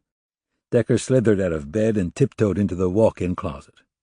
On the second shelf he kept 2 pencils and a pad of paper. "I'm here. I'm listening. What do you have?" "There's a small inn near Ocean Boulevard in Santa Monica called the Sand Dune. It rents by the hour. Ladies go in and ladies go out." "Uh-huh. My sources tell me that the guy you've been looking for has been there recently. Different name, different hair, different clothes, but it's probably him. They say that he pays in cash, and they say he's a chubby chaser. Whether any of it is true or not, I don't know. I'm just passing it along. Don't bother saying thank you. Your friendship is all I ask for." "By friendship you mean almost killing me?" "If I wanted to kill you, I would have. Besides, you always hurt the one you love." "By any chance do you have a direct connection with this fine, law-abiding establishment?" "Me? Never. Why would you think that?" "You've been known to help the ladies." "I'm a generous guy. I help everyone." "I assume that a certain lady told you all this. I'd like to talk to her." "Can't help you there. But I won't do you bodily harm if you go down to the establishment and talk to people. Just be polite." "Donati, it's a murder case. I need to talk to her." "Who knows if she even exists? And if she does, who knows if she's telling the truth? People say all sorts of things to get on my good side." You've got a good side? I do. I just don't use it too often. My bad side's so much more fun. The uncertainty factor. What if Donati got it wrong? What if Donati was deliberately misleading him? What if Rudy Banks didn't show up? What if he showed up and something went wrong? What if he showed up, everything went according to plan, but he wasn't involved in Ben Little's death? What if, despite Decker's best efforts, the case was never solved? For the moment, the what-if was pushed aside to deal with the what needed to be done. Talking to the owner of the Sand Dune Motel was a chore. It took a lot of cajoling before Mr. Cradle was thoroughly convinced that the detectives involved were from homicide and not from vice. At last, the proprietor figured out that to help the police would benefit him in the long run. Hollywood placed rotating decoys at the front desk of the Sand Dune. Sometimes it was a man, sometimes a woman. Since security cameras had already been set up, Decker, Diaz, and Garrett reviewed the most recent tapes, trying to see if they could recognize Banks from the hundreds of grainy shots of furtive men. Since the quality wasn't sharp, it was hard to make out features, and even when they did, they noticed that a lot of men purposely hid their faces or turned their backs toward the camera aimed at the desk. Several additional security cameras were installed, courtesy of the police, so that it was easier to capture faces from different angles. Old cameras were upgraded. Everything was in place. So they waited. And waited. And waited.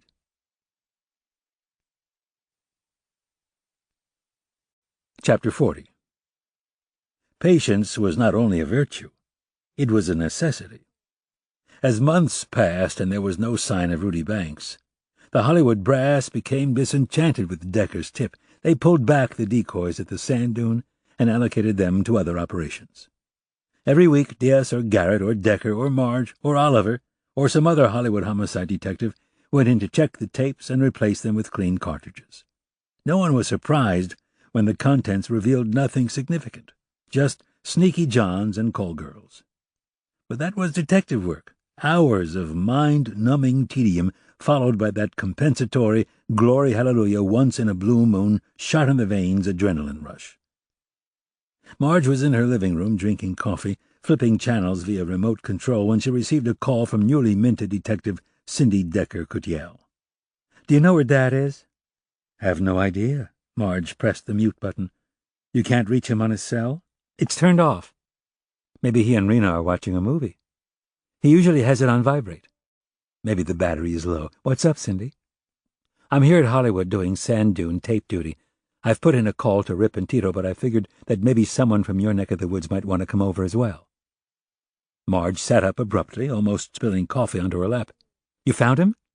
"I think so. Actually, I didn't find him. I was reviewing the tape when Petra Connor came in to help me. Do you know Petra?" "I met her at your wedding. She's from Homicide. You two are in a bowling league together."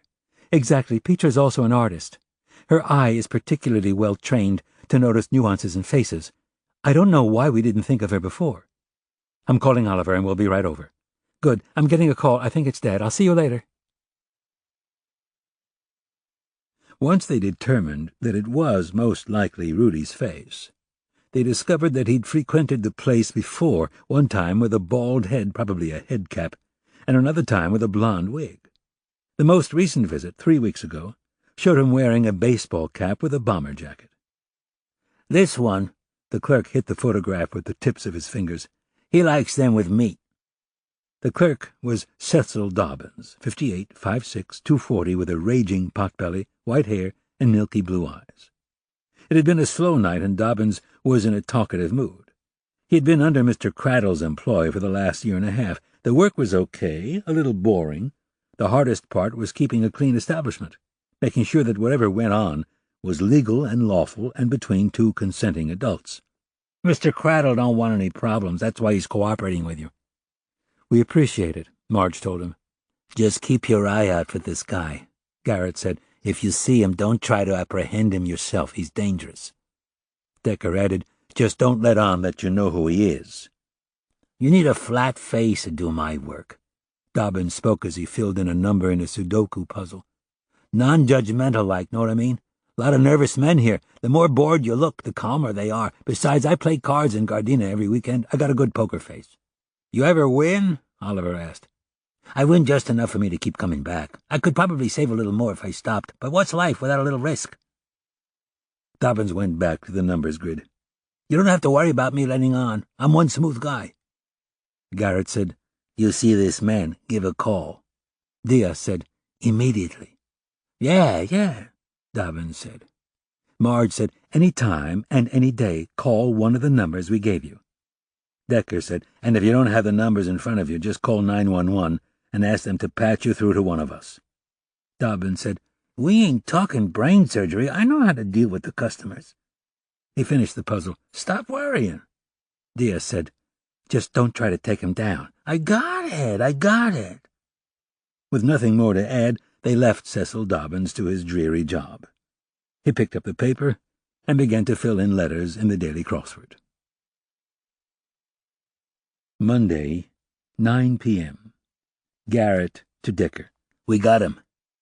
Decker was at home in front of the TV. He couldn't believe what the voice on the other end of his cell was telling him. You got Rudy Banks? He's in our sights. Came into the sand dune about 10 minutes ago. I'm about 20 minutes away. Tito's bogged down in traffic and is about 30 minutes away. Decker gathered his keys and his wallet, then went over to his gun safe, spinning the combination dial, trying to steady his hands enough to align the correct numbers with the wheel notch. Who's watching the place? I've called up Santa Monica and asked them to send some unmarked units. They're starting to block off the perimeter area with cruisers, but I emphasized to make sure that nothing was visible. I don't know how many people are in the motel, but it's not empty. The last thing we need is a hostage situation, Decker said. Agreed. Last time I checked, there were 2 plainclothes units in the vicinity. That's good. Where should we meet? Garrett gave him an address. He ain't going to slip away this time. The safe door popped open, and Decker slipped his Beretta into his shoulder harness. I'll be there in a half hour to 40 minutes. Let's hope it's all over by then. As he pulled out of the driveway, he called Marge and brought her up to date. I'm on my way. Call Oliver and tell him what's going on. The traffic gods weren't with him. It took over an hour just to get off the freeway, and as soon as he exited, Decker knew there was trouble. All lanes were at a standstill. He punched in a news channel, and when he heard the headlines, he hit the dashboard. Shit! Click, click, click, click. No one knows how many people are in the sand dune or how many, if any, have been taken hostage. There have been several unsubstantiated reports of at least one gunman. Decker turned off the radio and tried Garrett's cell phone. When no one answered, he tried Diaz's cell phone. Still no answer. He turned on the news station a second time. Reports of the gunman keeping at least 3 women hostage. His cell rang. It was Garrett. How far away are you? 5 minutes. You heard? Yeah, I heard. So we're meeting in front of the sand dune. See you in a few. Decker took out the top dome light and ran the siren. Even with the bells and whistles, it took another 15 minutes to weave through snarled lanes and pissed-off drivers. When he finally reached the destination, he flashed his badge to Santa Monica Police and was allowed to proceed. Ocean Avenue had become a stagnant pool of chrome. SMPD patrol units in white and light blue, LAPD's cruisers in black and white, unmarked cars, ambulances, fire trucks, and acres of news vans. Decker parked wherever he could and slowly inched his way closer to the hot spot, walking behind the protection of steel that the cars afforded. He darted his way over to Tito Diaz and Rip Garrett. Garrett had dressed in a suit and tie, but Diaz was still in jeans. Decker said, What the hell happened? Garrett was seething. I asked for unmarkeds to the scene. When I got here, I saw cruisers. I thought at first that SMPD fucked up, but then I found out that they were responding to a 911 call from someone inside who was shot. Holy moly. Tito and I have just spent the last 20 minutes bringing SMPD up to date. They're not happy with us right now. We conferred with them every step of the way, Decker said. Yeah, but I don't think they believed that we were onto anything. That's why they gave us permission to operate in their vicinity. Who made the 911 call? Decker asked. I haven't heard the voice, but it was a man. Diaz added that he had heard it was Cecil Dobbins. How bad is it? Tito shrugged. Decker looked at the dilapidated building in front of them. It was probably a beautiful private home in the 1920s.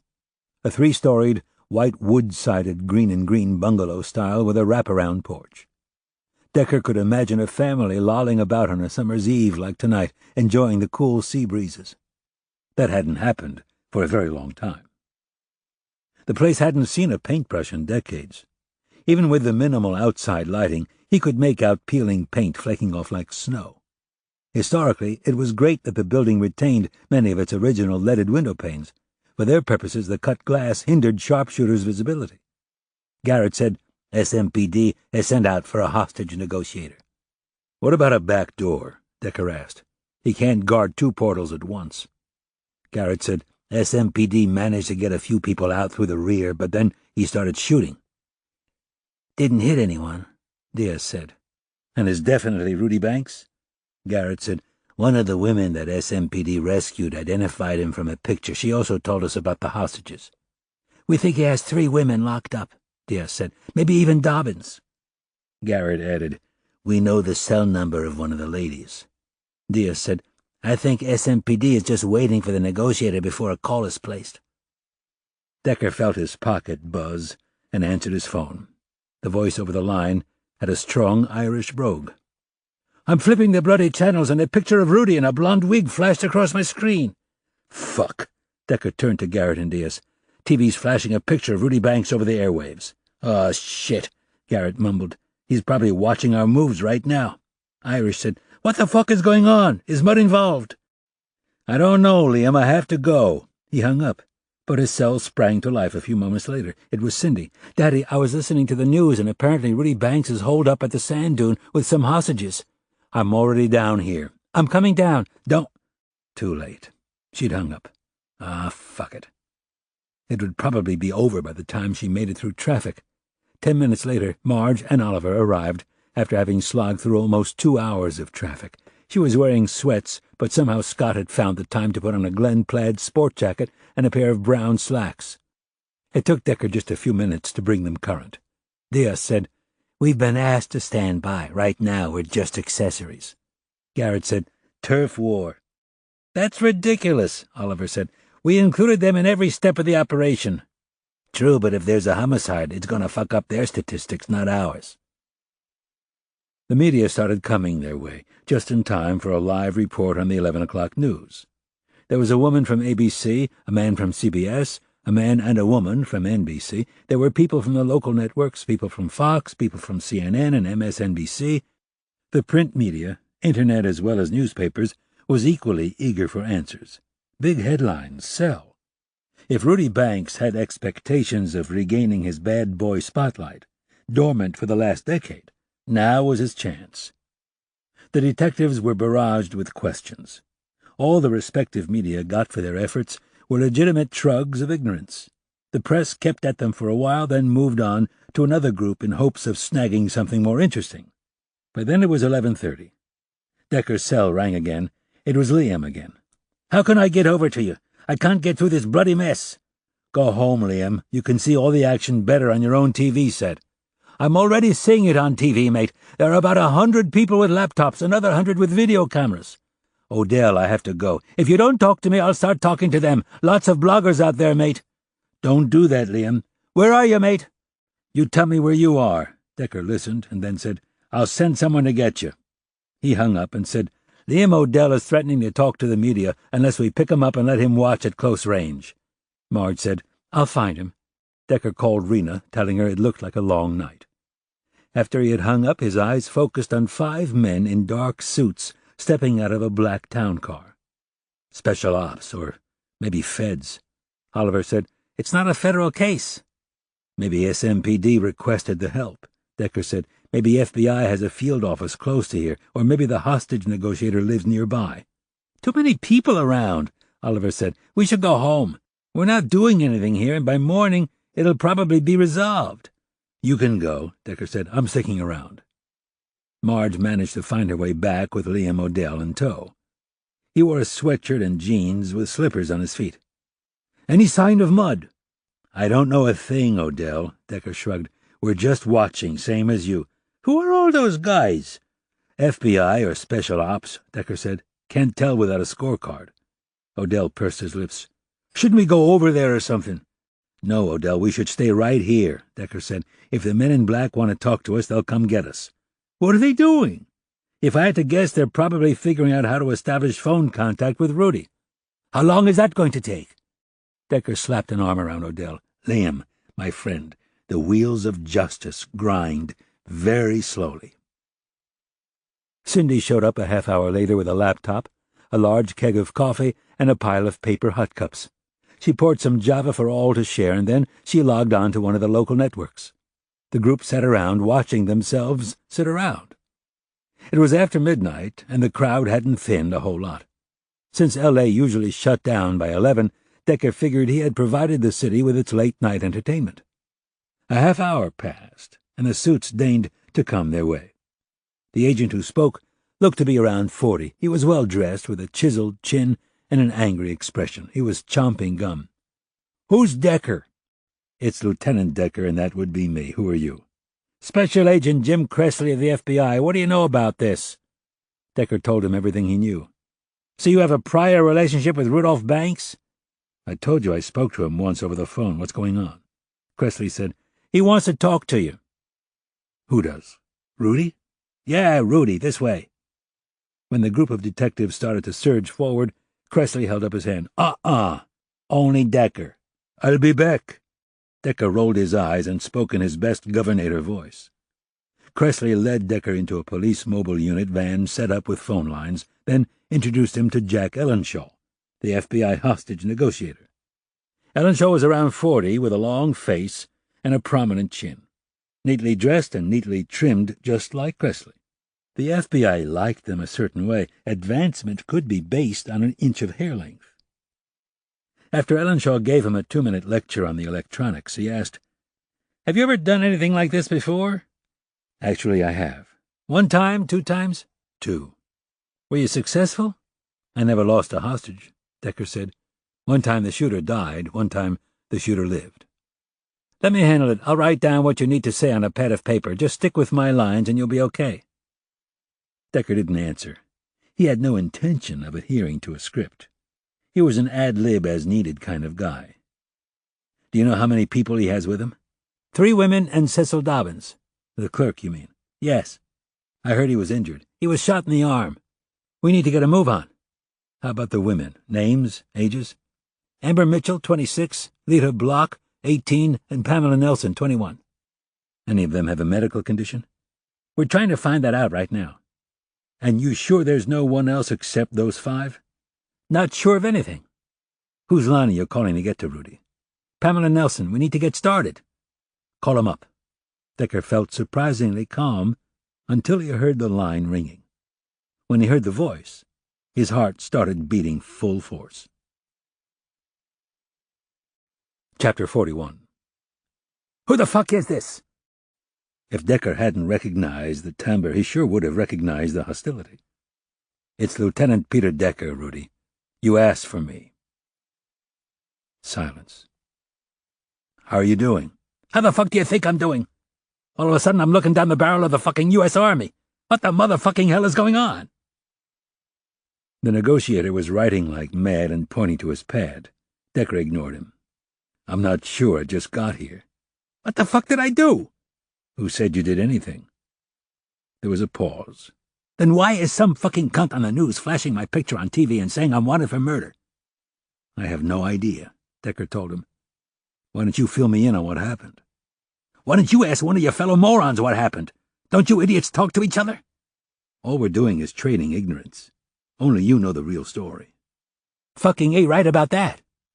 Why were you interested in talking to me in the first place, Decker?" "I was stuck with a cold case. We were routinely interviewing everyone who was interviewed at the time.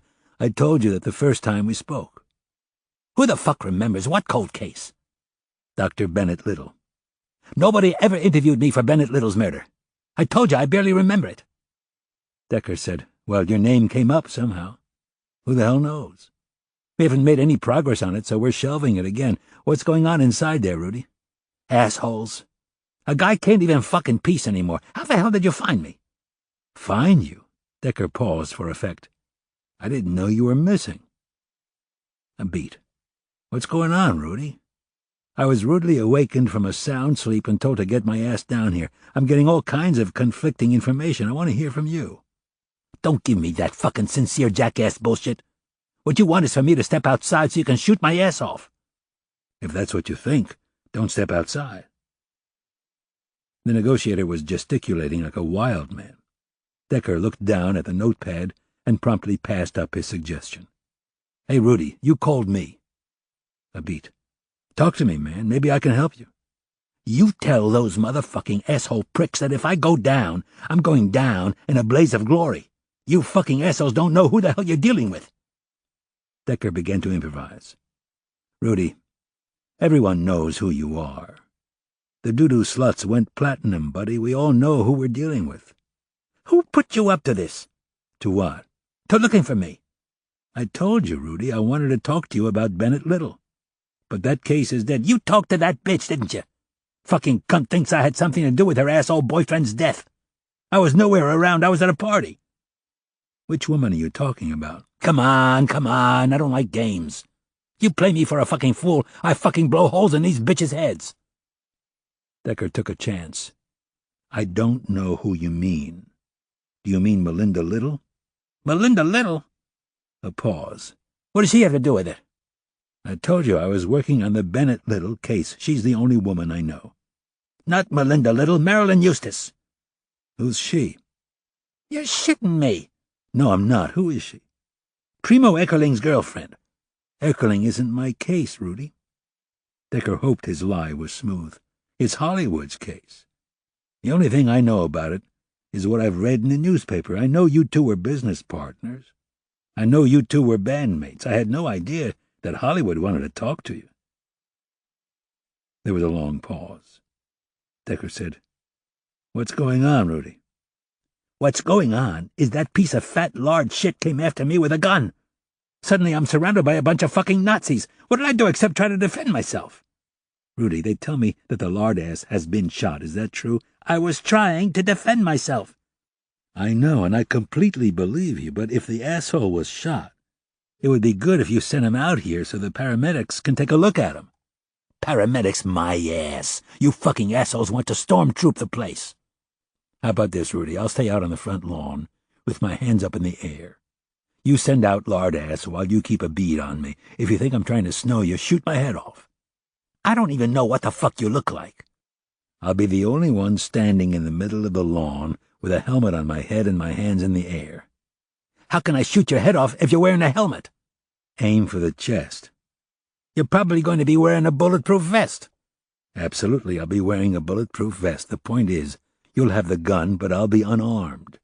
You have the advantage, and I don't want to die." "And while I'm keeping a bead on you trying to decide where to plug you, some motherfucking sharpshooter has a bead on me."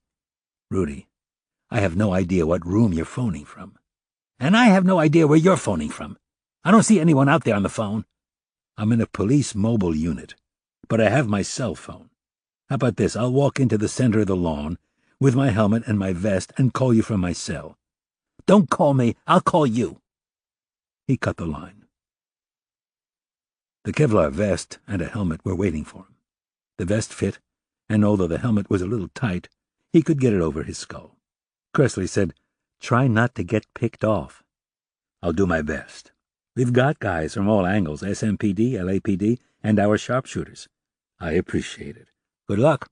"Thanks." Decker thought about being shot, and his mind immediately raced back to the few times he actually had been shot. Banks was a psycho, but on the psycho scale he was nowhere near Hirsch Schwartz, and he was universes away from Chris Donati. He left the van and walked into the middle of the front lawn. Flash bulbs were popping in his face, bursts of light like tracers. When his cell rang, Decker jumped. With shaking hands he answered the call. "I take it you see me?" "Yeah, I see you. You look like you're ready for Iraq." "I'm just a cautious guy." "Either you're a real dumbass or I'm a real dumbass." "How about if none of us are dumbasses and you let Mr. Lardass out?" "Your hands aren't up." Decker wedged the cell between his cheek and his shoulder, then he raised both hands in the air. "Okay?" Rudy didn't answer. "Hello?" "I'm still fucking here, as long as the fucking phone company allows my nighttime minutes." The two of them went on for a few more minutes. Decker's arms began to ache. "I've got to put my arms down, Rudy. I'm going to move very slowly. Don't get any bad ideas." Bit by bit he lowered his limbs until they were at his side.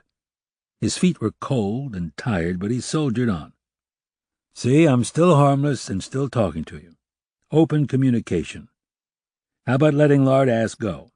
How about not? They continued to talk for another hour. Decker's patience was rewarded when Cecil Dobbins came out, huffing and puffing, holding his injured arm. Immediately the paramedics went to work. Decker said, "That was really smart, Rudy. Really, really smart. Do you mind if I back away? Afraid I might get itchy finger?" The thought occurred to me. "Why do I need you? I've got 3 in here for target practice." As Decker started to back away, Banks said, "Stay where you are." Decker stopped abruptly. His feet were like 2 blocks of ice. It had been hot in the valley, but the beach was always 10 to 20 degrees cooler in the summer. His shoulders were throbbing, brought on by the extra weight of the vest, the tension in his muscles, and the chilled saline spray carried over by the ocean breezes. Rudy said, "I like seeing you." Decker said, "Fine. I won't move. I just want to shift positions. My balance is off." "Move slowly. If you make a wrong move, you're dead." "I hear you." Decker rocked on his feet until he evened his weight distribution. "Thank you." "You're welcome." Decker couldn't believe the bastard had actually said something nice. Rapport. Rapport. "So what's going on?" "You fucking tell me." "I wish I knew all the facts. You asked to talk to me, I'm here. You tell me to stand in the middle of the lawn, I do it. You're in control right now." "Fucking you're right about that. You tell Hollywood police that I had nothing to do with that bastard's death. I'm glad that he died, but I didn't kill him." "Not to be dim-witted, but are you talking about Primo Eckerling?" "Fuck yeah, I'm talking about Eckerling. They have the guys who did it. Frankly, I'd like to give them a medal. The son of a bitch was a lousy drunk and a real bad bass player. Fucking bunch of no-talents. If it hadn't been for me, they wouldn't have gotten anywhere." "Rudy, everyone knows you were the group." Another 20 minutes passed as Decker continued to praise Banks, while Banks swore back in agreement. Finally, Decker took a step forward. "We all know you're a smart guy, Rudy. You let out Lardass. That was smart. Be smart again and let someone else go. Why bother with 3 bitches when it's easier to keep an eye out on only one? 'Cause in case one escapes, I got one for backup." "Okay, so let one of them go. Which one?" "You decide." There was sudden noise in the background, women screaming. Decker's heart was doing a steeplechase, and it took all his nerve not to rush the building. Since he didn't hear any guns firing in the background, he willed himself to stand still. 5 minutes later, a naked young woman came running out of the building, holding a shirt against her chest to cover her breasts. Immediately she was scooped up by the waiting paramedics. 1 down, and 2 to go. Decker said, "That was really smart, Rudy. You keep being smart, I'm going to get you out of this mess." "Don't fucking bullshit me." "I'm going to do my best." "Start by telling all those cops to get the hell out of here. Once they're gone, I'll come out. Then we'll talk, just you and me." "I can probably get them to back off a little." "Not back off. I want the motherfuckers to leave." "They're not going to do that. Not until you send out the hostages. Once you do that, I can probably get them out of here." "If I send out the bitches, they're going to fucking rush me. I can stay holed up a long time, Decker. I got food, I got women. I'm an independent kind of guy." He had to sleep, Decker thought. Sometime within the next 24 to 36 hours, his adrenaline was going to deplete, and fatigue was going to get the better of him. He said, "I'm not rushing you. You tell me what you want. I'll try to get it done." "I want the fucking circus out of here." "I can get the news vans away. The paramedics are going to stay. So will the fire trucks." "I'm not burning anything down." Decker didn't answer. Bang said, "Get the cops out of here." "Let me see what I can do. I'm going to back away from the house, Rudy. I have to talk to people if you want me to get it done. It might take a little time. Call me if you have questions, okay?" "Okay." Rudy cut the line. Decker backed away until he was out of range. Then he ran into the police van. He took his helmet off and rubbed his aching temples. "My feet are freezing and I've got a monster headache. I need a thick pair of socks, Advil, and some caffeinated coffee. I've got to get back."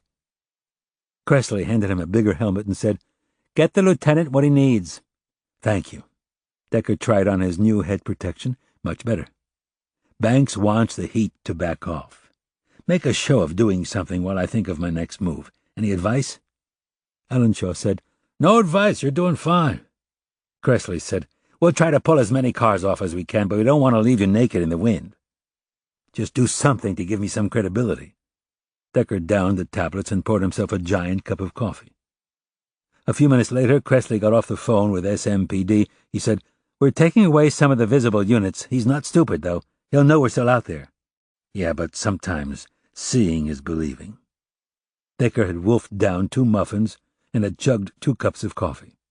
He tightened the chin strap of his helmet and adjusted the bulletproof protection across his heart.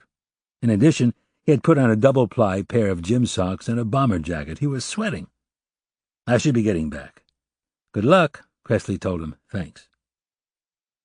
Decker jogged back out to the front of the lawn as black and whites began to retreat from the front of the house. 5 minutes later, his cell rang. Decker, that's the best you can do? There's still a fucking army out there. Let me count. 1, 2, 3, 4, 5. I count at least a half-dozen cars in my sight. I know they've probably got about 20 surrounding the place. What's the least amount of cop cars you can deal with? None. How about 2? Start with 2. A half hour later, 2 lone cruisers sat in front of the sand dune. Decker said, I did what I could for you, Rudy. How about showing some good faith and letting another gal loose? It took another half hour of prodding for a second naked woman to emerge from the seedy motel. 2 down. 1 to go. That was smart, Rudy. I was a fucking moron to let her go. As soon as the last bitch is out of my hands, I'm dead. Rudy, I know you're going to think that what I'm saying is pure bullshit, but no one wants to shoot you. Decker paused. What if I come in, and the 3 of us go out together? I'm a fucking moron, but not that big of a fucking moron. What's making you nervous? Decker asked. I'll strip down buck naked so you can see that I'm not hiding weapons. How many snipers do you have out there, Decker? I'll walk in front of you. They won't shoot me to get to you. Decker raised his eyes. At least, I hope they won't do that. No answer. I'm just trying to make this as easy as I can, but if you want, you can hold out there for as long as you want. Fucking ain't right about that. The next hour was chit-chat. It was a little past 3 in the morning. Despite the socks, Decker's feet remained cool, if not cold, and ached like hell from standing so long. The rest of his body was bathed in sweat. Exhaustion was overtaking him, and he had to fight to keep awake and alert. Finally, he said, Rudy, you can stay where you are as long as you want, but I'm going to need some sleep. So lie down and go to sleep. Decker said, let me come in there, and we'll all go out together. You put the girl in front of you, I'll walk behind. We'll surround you until we get you safe and sound. And arrested. If all you did was shoot lard-ass in self-defense, the only thing you'll be charged with is illegal possession of a firearm. Bullshit. I'll guarantee it, Decker said. You don't have that kind of power. I got the cops pulled back, didn't I? I'm not a fucking moron. You don't have that kind of power. Decker repeated himself. If all you did was shoot lard-ass in self-defense, we can only charge you with illegal possession of a firearm. Can you live with that? Of course I could live with that. But you assholes are going to charge me with attempted murder. You shot him in the arm, Rudy. Not the chest, not the head, not the stomach. In the arm. Every one of us knows you weren't aiming to kill. It took time to convince Rudy of Decker's sincerity, but he finally agreed to some kind of surrender plan. More time passed as Banks went back and forth on how to handle giving himself up. First, Decker had to take off his bomber and strip down to his vest. Then Banks told Decker to take off his shoes, show his ankles, and turn his pants pockets inside out. He managed to sneak a glance at his illuminated watch. It was almost 5 in the morning. The sun would be up within the hour. Banks said, I'm taking the bitch down to the lobby. I'll tell you when you can come in. You've got it. He waited over the line as he heard a female voice plead for her life. She was sobbing and mewing, and Decker wished she would just shut up. He didn't want Banks to become unnerved. Finally, Rudy's voice came through his cell. "You can come in. Do it slowly." Decker inched his way into the dark lobby. As his eyes adjusted, he saw the woman first, then the gun at her head, then someone taller in back.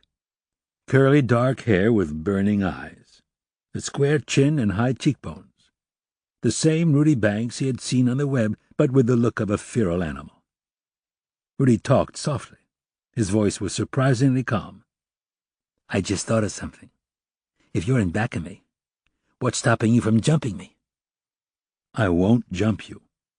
But if that plan makes you nervous, let the girl go and put the gun to my head." "Hard to do when you're wearing a helmet." "I'm not going to take off the helmet.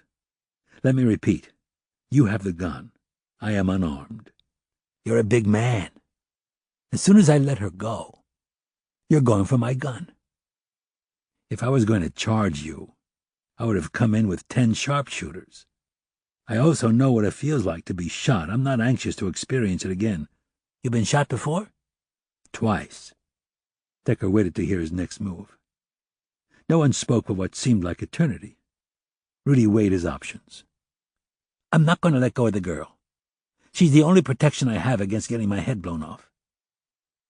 Decker tried to be as calm as he could. He didn't know which girl Rudy had in his clutches. Not that it mattered. All Decker saw was the terror plastered across a frightened child. "Do whatever you want. For what it's worth, I think it's better for you if you let her go. Less chance for something getting fucked up, but you're the boss."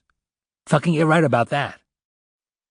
Decker's mind was racing with a single thought: how to get the gun away from the girl's head without either of them getting shot. If Banks got shot, while that wasn't ideal, Decker could certainly live with that. He could make out the girl's eyes, dilated and awash in fear. "What's next, boss?" "Down on your knees." That was not going to happen. Decker said, "If you're going to shoot me, you're going to shoot me standing up." "I'm not going to shoot you. But how do I know when I let her go you're not going to try to swipe the gun away?" Decker took 5 steps backward. "I'm way out of your reach."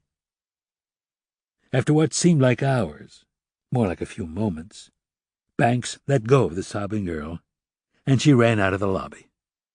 Decker was now staring at the barrel of a Glock 11mm semi-automatic. "Just you and me, boss." "Turn around." Decker said, "You've got to keep your eyes on me, but I've got to keep my eyes on you. If you get cranky and start peeling off rounds, I need to be able to duck." Silence. "I'm not moving on you, Rudy." Banks's arm was starting to shake.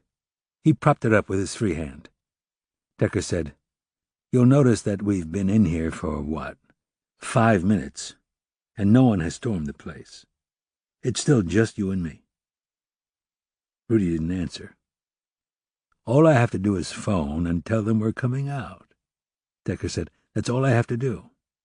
I promise you that none of our people want to fuck this up.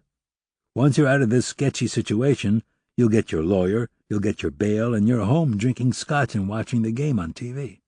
I fucking hate sports." "Come on, you know what I'm saying. You're a savvy guy, Rudy. You know how to work the media." Decker tried to keep condescension out of his voice. "Show these stupid kids what badass really is." More silence. The gun still aimed at his face. Finally, Rudy whispered, "Make your call."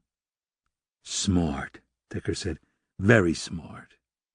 He tried to work as quickly as he could before Banks could change his mind. "All set." Banks said, "We walk out slowly." Decker was shivering and sweating at the same time.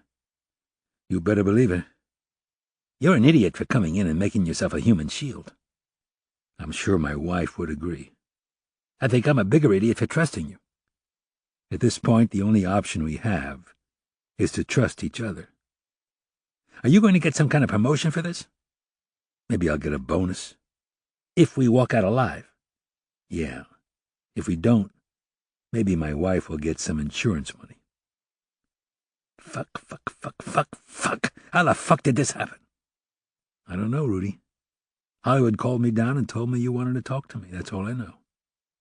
You tell Hollywood that they're fucking lunatics if they think they can slap me with Eckerling's murder. I will relay the message with all your sentiments. Banks exhaled, signifying resignation and or fatigue. Okay. Let's get this over with. You go first. Rudy, you're going to have to ditch the weapon. If they see the gun, they're going to get nervous. Slowly, Banks lowered the gun. Decker heard himself exhale audibly. Smart. Put it down on the floor. Don't kick it over to me. We don't want anything to go off. Just gently put it down on the floor. Time crawled into second-hand ticks, but eventually Banks complied. Put your hands up and step away from the weapon. I can't believe I'm doing this. It's almost over, Decker soothed. Raise your hands over your head, and we'll walk out together. Banks cooperated. Perfectly done. You see, I'm not charging at you. I'm not doing anything stupid. I'm moving very slowly. Rudy didn't answer. Decker said, You go first, but I'll be right behind you. They inched their way out of the sand dune and stepped onto the porch. They were so close in proximity that Decker could smell Banks's sour breath, hear his frantic pants with each intake of air. Dawn was palpable. Outside it had turned from black to gray. Visibility was a plus. Seconds from victory. Just a few more steps. They hadn't gotten more than 2 paces forward when the single shot rang out. Immediately, Decker dropped, covering his head and neck, trembling like a wind-blown aspen, not sure if the pain he felt was from the fire of a bullet or from his helmet knocking hard against the cold ground. A surge of cops converged on him. He heard his own voice. It kept repeating, I'm okay, I'm okay, I'm okay, I'm okay. He shook off the bodies around him. I'm fucking okay, leave me alone. Trembling from fear and adrenaline, he rubbed his arms and waited for his eyes to focus. He was still viewing his life with rods instead of cones. A slew of paramedics were kneeling on the lawn, working frantically at the spot where he had stood a few moments ago. What the fuck happened? He heard his voice ask. Someone shot the bastard, a disembodied voice told him. How the fuck did that happen? Decker spun around and was staring at Cressley. I was inches from the bastard. Whoever the fuck shot at him could have gotten me. It wasn't one of us. Then who the fuck was... It was then that Decker noticed a commotion off to the side, the cops wrestling someone to the ground. He ran to the spot. Ryan Goldberg was face down with a cop on his back, a gun to his head, and 20 cops ready to beat the shit out of him if he moved. His hands had been drawn behind his back and secured with a plastic tie, a pistol laid a few feet away from where he had been tackled. Decker was rendered speechless. Somehow, Liam O'Dell had made it through the yellow tape and over to the scene. He was frantic, waving his arms and shouting over and over, Why'd you do it, Mud? Why'd you do it? Why'd you do it? Ryan answered, Because Rudy is bad. The cops hoisted Ryan to his feet and pushed O'Dell aside. He tripped and almost fell on the ground. As he got up, he shouted, Fuck, Mud! Now you're going to jail! You're going to jail! Ryan turned around and smiled beatifically. Irish, I've been in jail for the last 15 years. Wherever I'm going, it's got to be better. Oh, Christ! Liam tried to run after him, but the cops held him back, threatening him with jail if he didn't get the fuck out. He shouted, I'll get your lawyer, Mud! Call my brother, Goldberg shouted back. He's a lung doctor. Chapter 42. It took a full week for Rena to even speak to him, and when she did, her conversation ran monosyllabic. I'm sorry, Decker told her for the umpteenth time. It's fine, Peter. It was stupid, I admit it. It was stupid. It'll never happen again. I said it's fine. I know you were just doing your job. Rena tightened her robe. I'm very tired. I'm going to bed. He heard the door close a little harder than it needed to. He sat at the dining-room table in his pajamas, looking down at his dinner plate. The meatloaf had congealed, and the vegetables were wilted. When he looked up, Hannah was looking at him with pity. Not too hungry? Not really. I'll wash your plate. No, I'll do it. He checked his watch. It's almost 10. Top of the morning, Hannah said. She'll get over it. Eventually, I suppose she will, Decker said. She has a point. It was stupid, Abba. Et tu, Brute? Hannah came over to him and hugged his neck. Decker patted her arm. Thanks, Hannah. I needed a hug. When he turned around to look at her, she was in tears. He took his daughter into his arms and embraced her tightly. She was wearing flannel bottoms and an oversized sweatshirt, and looked so forlorn and vulnerable. Just when he thought his guilt level had topped out, it went up another notch. I'm so sorry, Pumpkin. I'm so sorry. I was so scared. I know, Pumpkin. It was wrong for me to do something so dangerous. Weren't you scared? Of course. Then why did you do it? It's hard to explain, Hannah. The situation just kind of ran away from me. I was so focused on saving those women, I didn't see anything else. She was silent. I had on a bulletproof vest and a helmet. Your job isn't supposed to be dangerous enough to need those kinds of things. Mostly it isn't. Except when it is. She broke away from him and folded her hands in front of her chest. You were already shot twice. What are you trying to prove? Decker sighed. I'm not proving anything. Like I said, the situation just got away from me. That's no answer. She harumphed. Well, it is an answer, but it's a lame answer. It is a lame answer, but it's the only one I have. Decker tried out a smile. Please, don't be mad at me. Her face softened and the anger melted away. I love you, Abba. I know that sometimes that can be difficult. Her lip quivered. I do appreciate you. I know you do, Hannah. I know you do. He held out his hands, and she fell into his arms again. Love you, pumpkin pie. Can I tuck you into bed? I'm not ready yet. I have to sign off.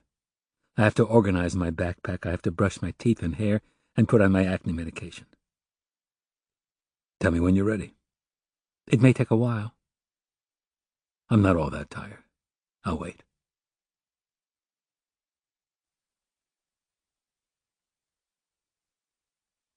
Dressed in a coral silk blouse, a white pleated skirt, and white sneakers sans socks, Genoa Greaves looked a step away from the tennis court. Her legs were bare, her calves strong and muscular. As usual, she had her laptop and took notes as Decker recounted the probable trail of events. Ryan Goldberg had fallen madly in love with Melinda Little. Egged on by Rudy Banks, Goldberg had decided to be a man and confront Bennett Little. But being as Goldberg wasn't quite right in the head even back then, he had asked for Rudy's help. Could he arrange the meeting and also come with him just to make sure things didn't get out of control? Decker said, Ryan made a lot of mistakes, falling for the wrong woman, the wrong women. There were others, but this was a real bonehead thing to do. Like inviting the fox into the henhouse, Genoa said. Decker continued. Rudy arranged the meeting, but he knew that Bennett Little would have never agreed to meet with him. Little didn't trust him, didn't like him. As a matter of fact, Little had been so angry at Rudy Banks because of Darnell Arlington's expulsion that he wouldn't even talk to Banks on the phone.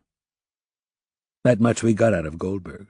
This is where conjecture comes in. I think Rudy did some improvising. Go on. If I had to lay out a scenario, it would probably be this. Rudy Banks called up Leroy Josephson, promising him a career as a rapper if he would just waylay Ben Little and bring him to a spot where Goldberg could talk to him. When Josephson asked how to do that, Banks probably gave him a gun and told him to use his imagination. Now, Little would never have met with Banks, but Little couldn't resist a student in trouble. Just after he had phoned his wife to tell her that he was on his way home, I'm thinking that Leroy Josephson flagged Little down just as he exited the Civic Center parking lot. Probably Little stopped for him, they talked, and eventually Leroy got into the Mercedes. Maybe Leroy was invited into the car, maybe he forced his way in. Then Leroy pulled the gun on Little. Why do you assume that? Why else would Little have driven all the way out to the foothills? That was the designated spot where Ryan Goldberg and Rudy Banks were waiting for them. Also, Leroy had the gun drawn when he and Little got out of the car.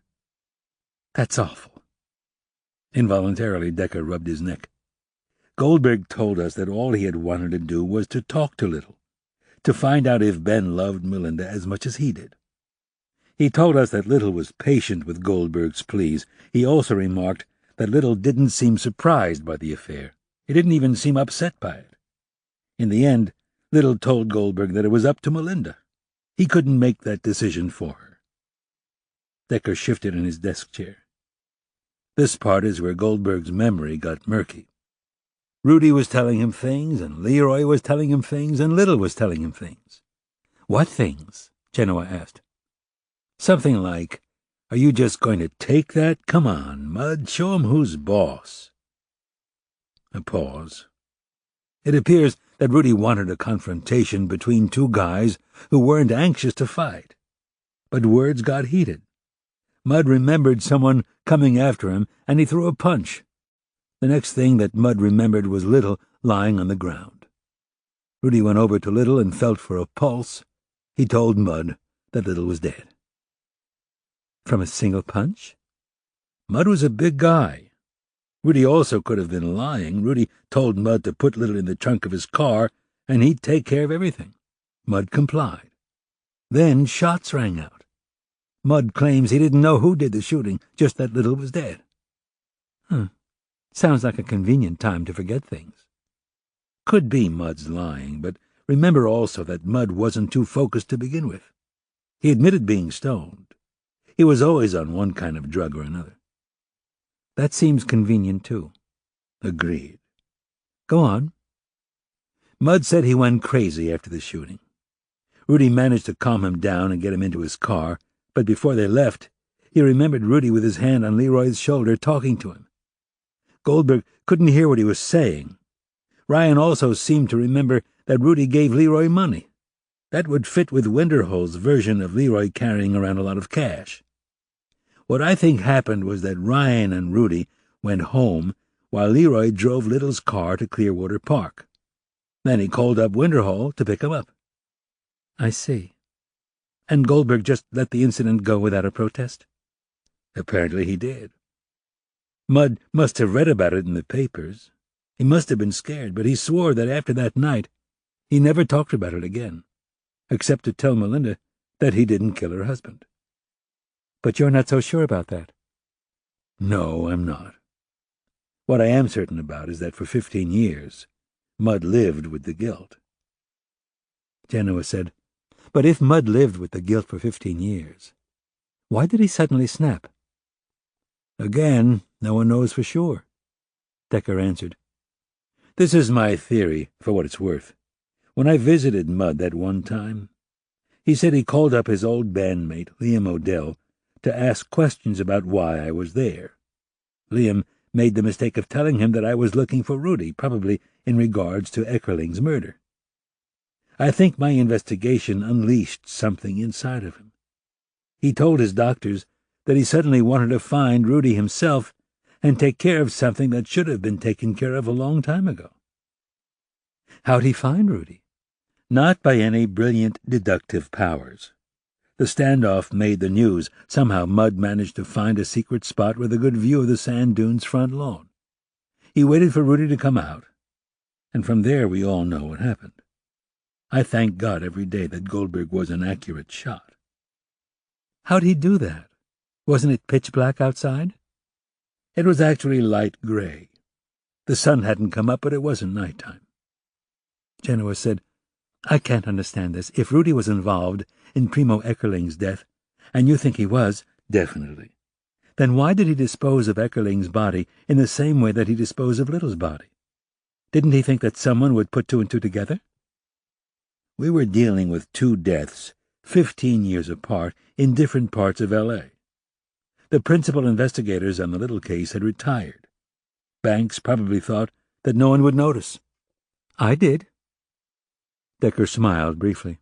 Yes, you did. And maybe Banks thought that even if the cops did realize the similarities, we'd blame the murders on Ryan Goldberg. He was the one who was unbalanced. But Ryan had nothing against Primo Eckerling. Primo was his friend. You're right, Miss Greaves. I can't answer that question well. I don't know what went through Rudy's head. All right. She clicked on her laptop. That's not a completely sufficient answer, but I suppose it's the best you can do. She typed away. That's taken care of. Now, what about Cal Vitton? Why did he commit suicide, or was it murder? We'll never know for certain. I think it was suicide. Why?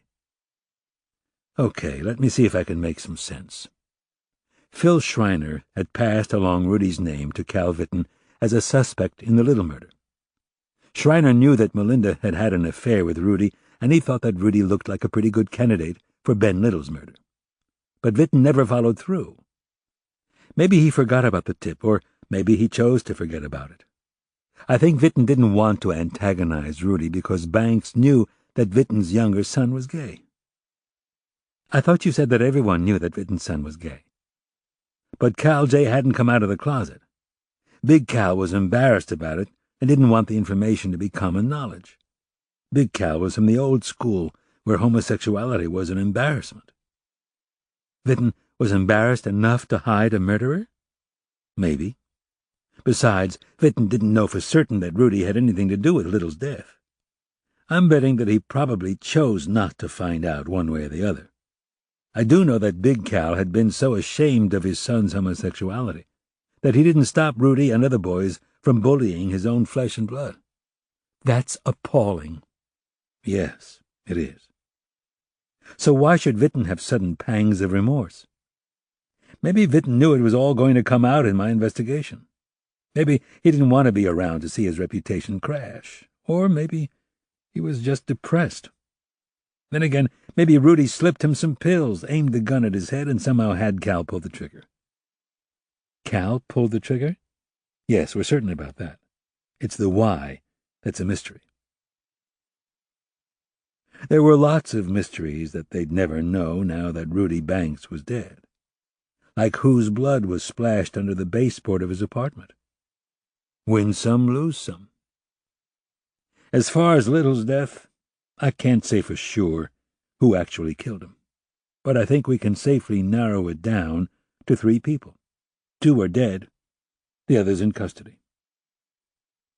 Then I suppose I got what I came for. Genoa stood. Although not entirely solved, I'm satisfied. And I intend to make good on my promise, much to the delight of your captain. Much to the delight of the entire police force. I understand that your captain is taking me to a dinner in my honor tonight. I'm meeting the commissioner and the police chief. I assume you'll be there as well? Decker's smile was tight. No, ma'am. I have prior arrangements. And you can't cancel them? Not unless I want a divorce.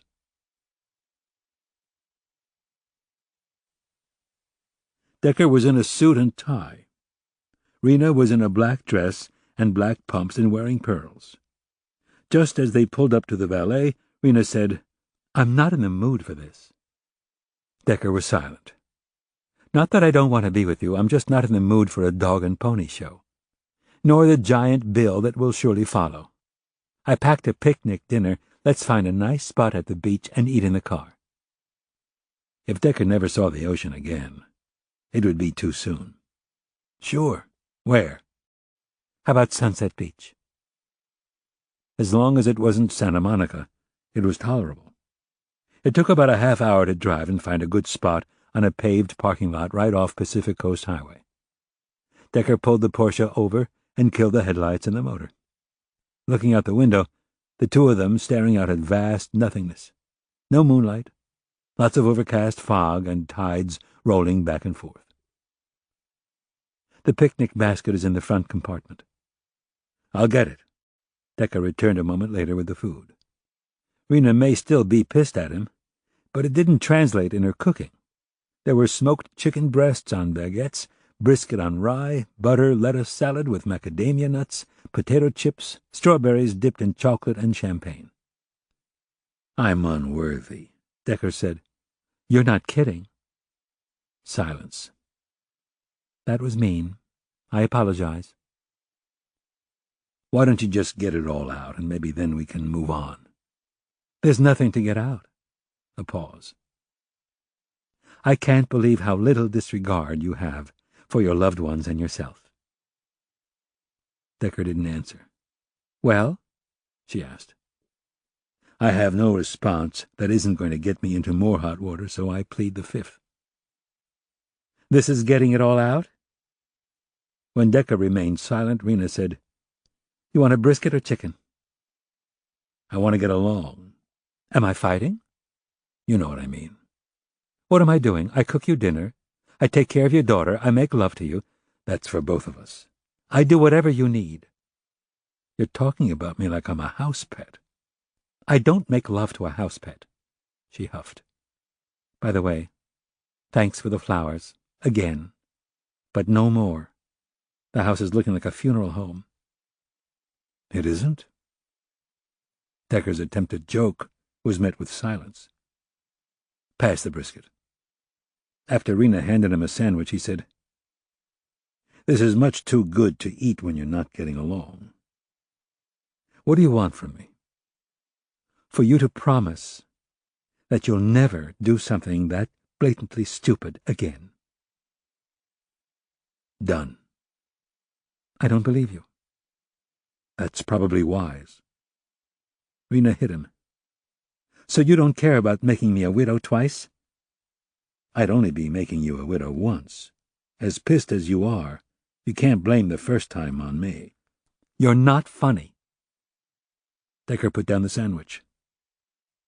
"The situation probably won't come up again, so the promise I made you will probably remain valid throughout my lifetime. I know it was stupid. People make mistakes. I love you. Can we move on, please?" Rena was silent. She took out a chicken sandwich, said grace over her food, and bit into it. They ate in silence, a half-hour of chewing and swallowing and an occasional grunt in between. When Decker offered to open the champagne, Rena nodded. They toasted to health. Then more silence.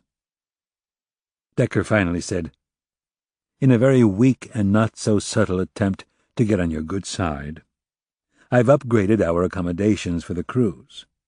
I've booked us a room with an outside deck and an adjoining room for Hannah." "This is what it takes for you to get a deck? Almost getting yourself killed?" A simple, "That's great, dear," would suffice. "That's great, dear." Rena was silent. But then she smiled. "I'm excited about the cruise." Decker smiled back. "So am I." 8 days without any responsibility in pristine surroundings. It doesn't get any better than that. "And you're sure you can get the time off?" Decker laughed. "After what I went through, that's not a problem." "We'll go whale watching?" "Sounds great." "And canoeing and kayaking?" "I'll row, you take the pictures."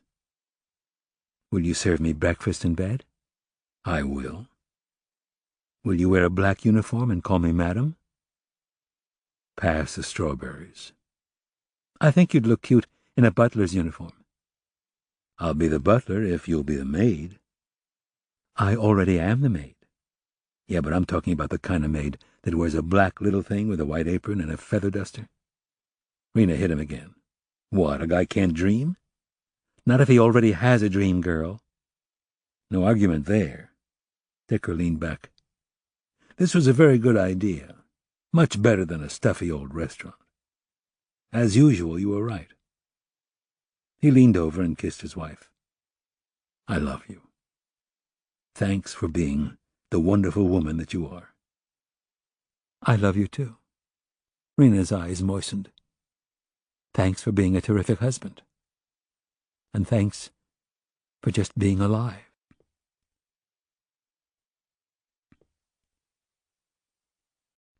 This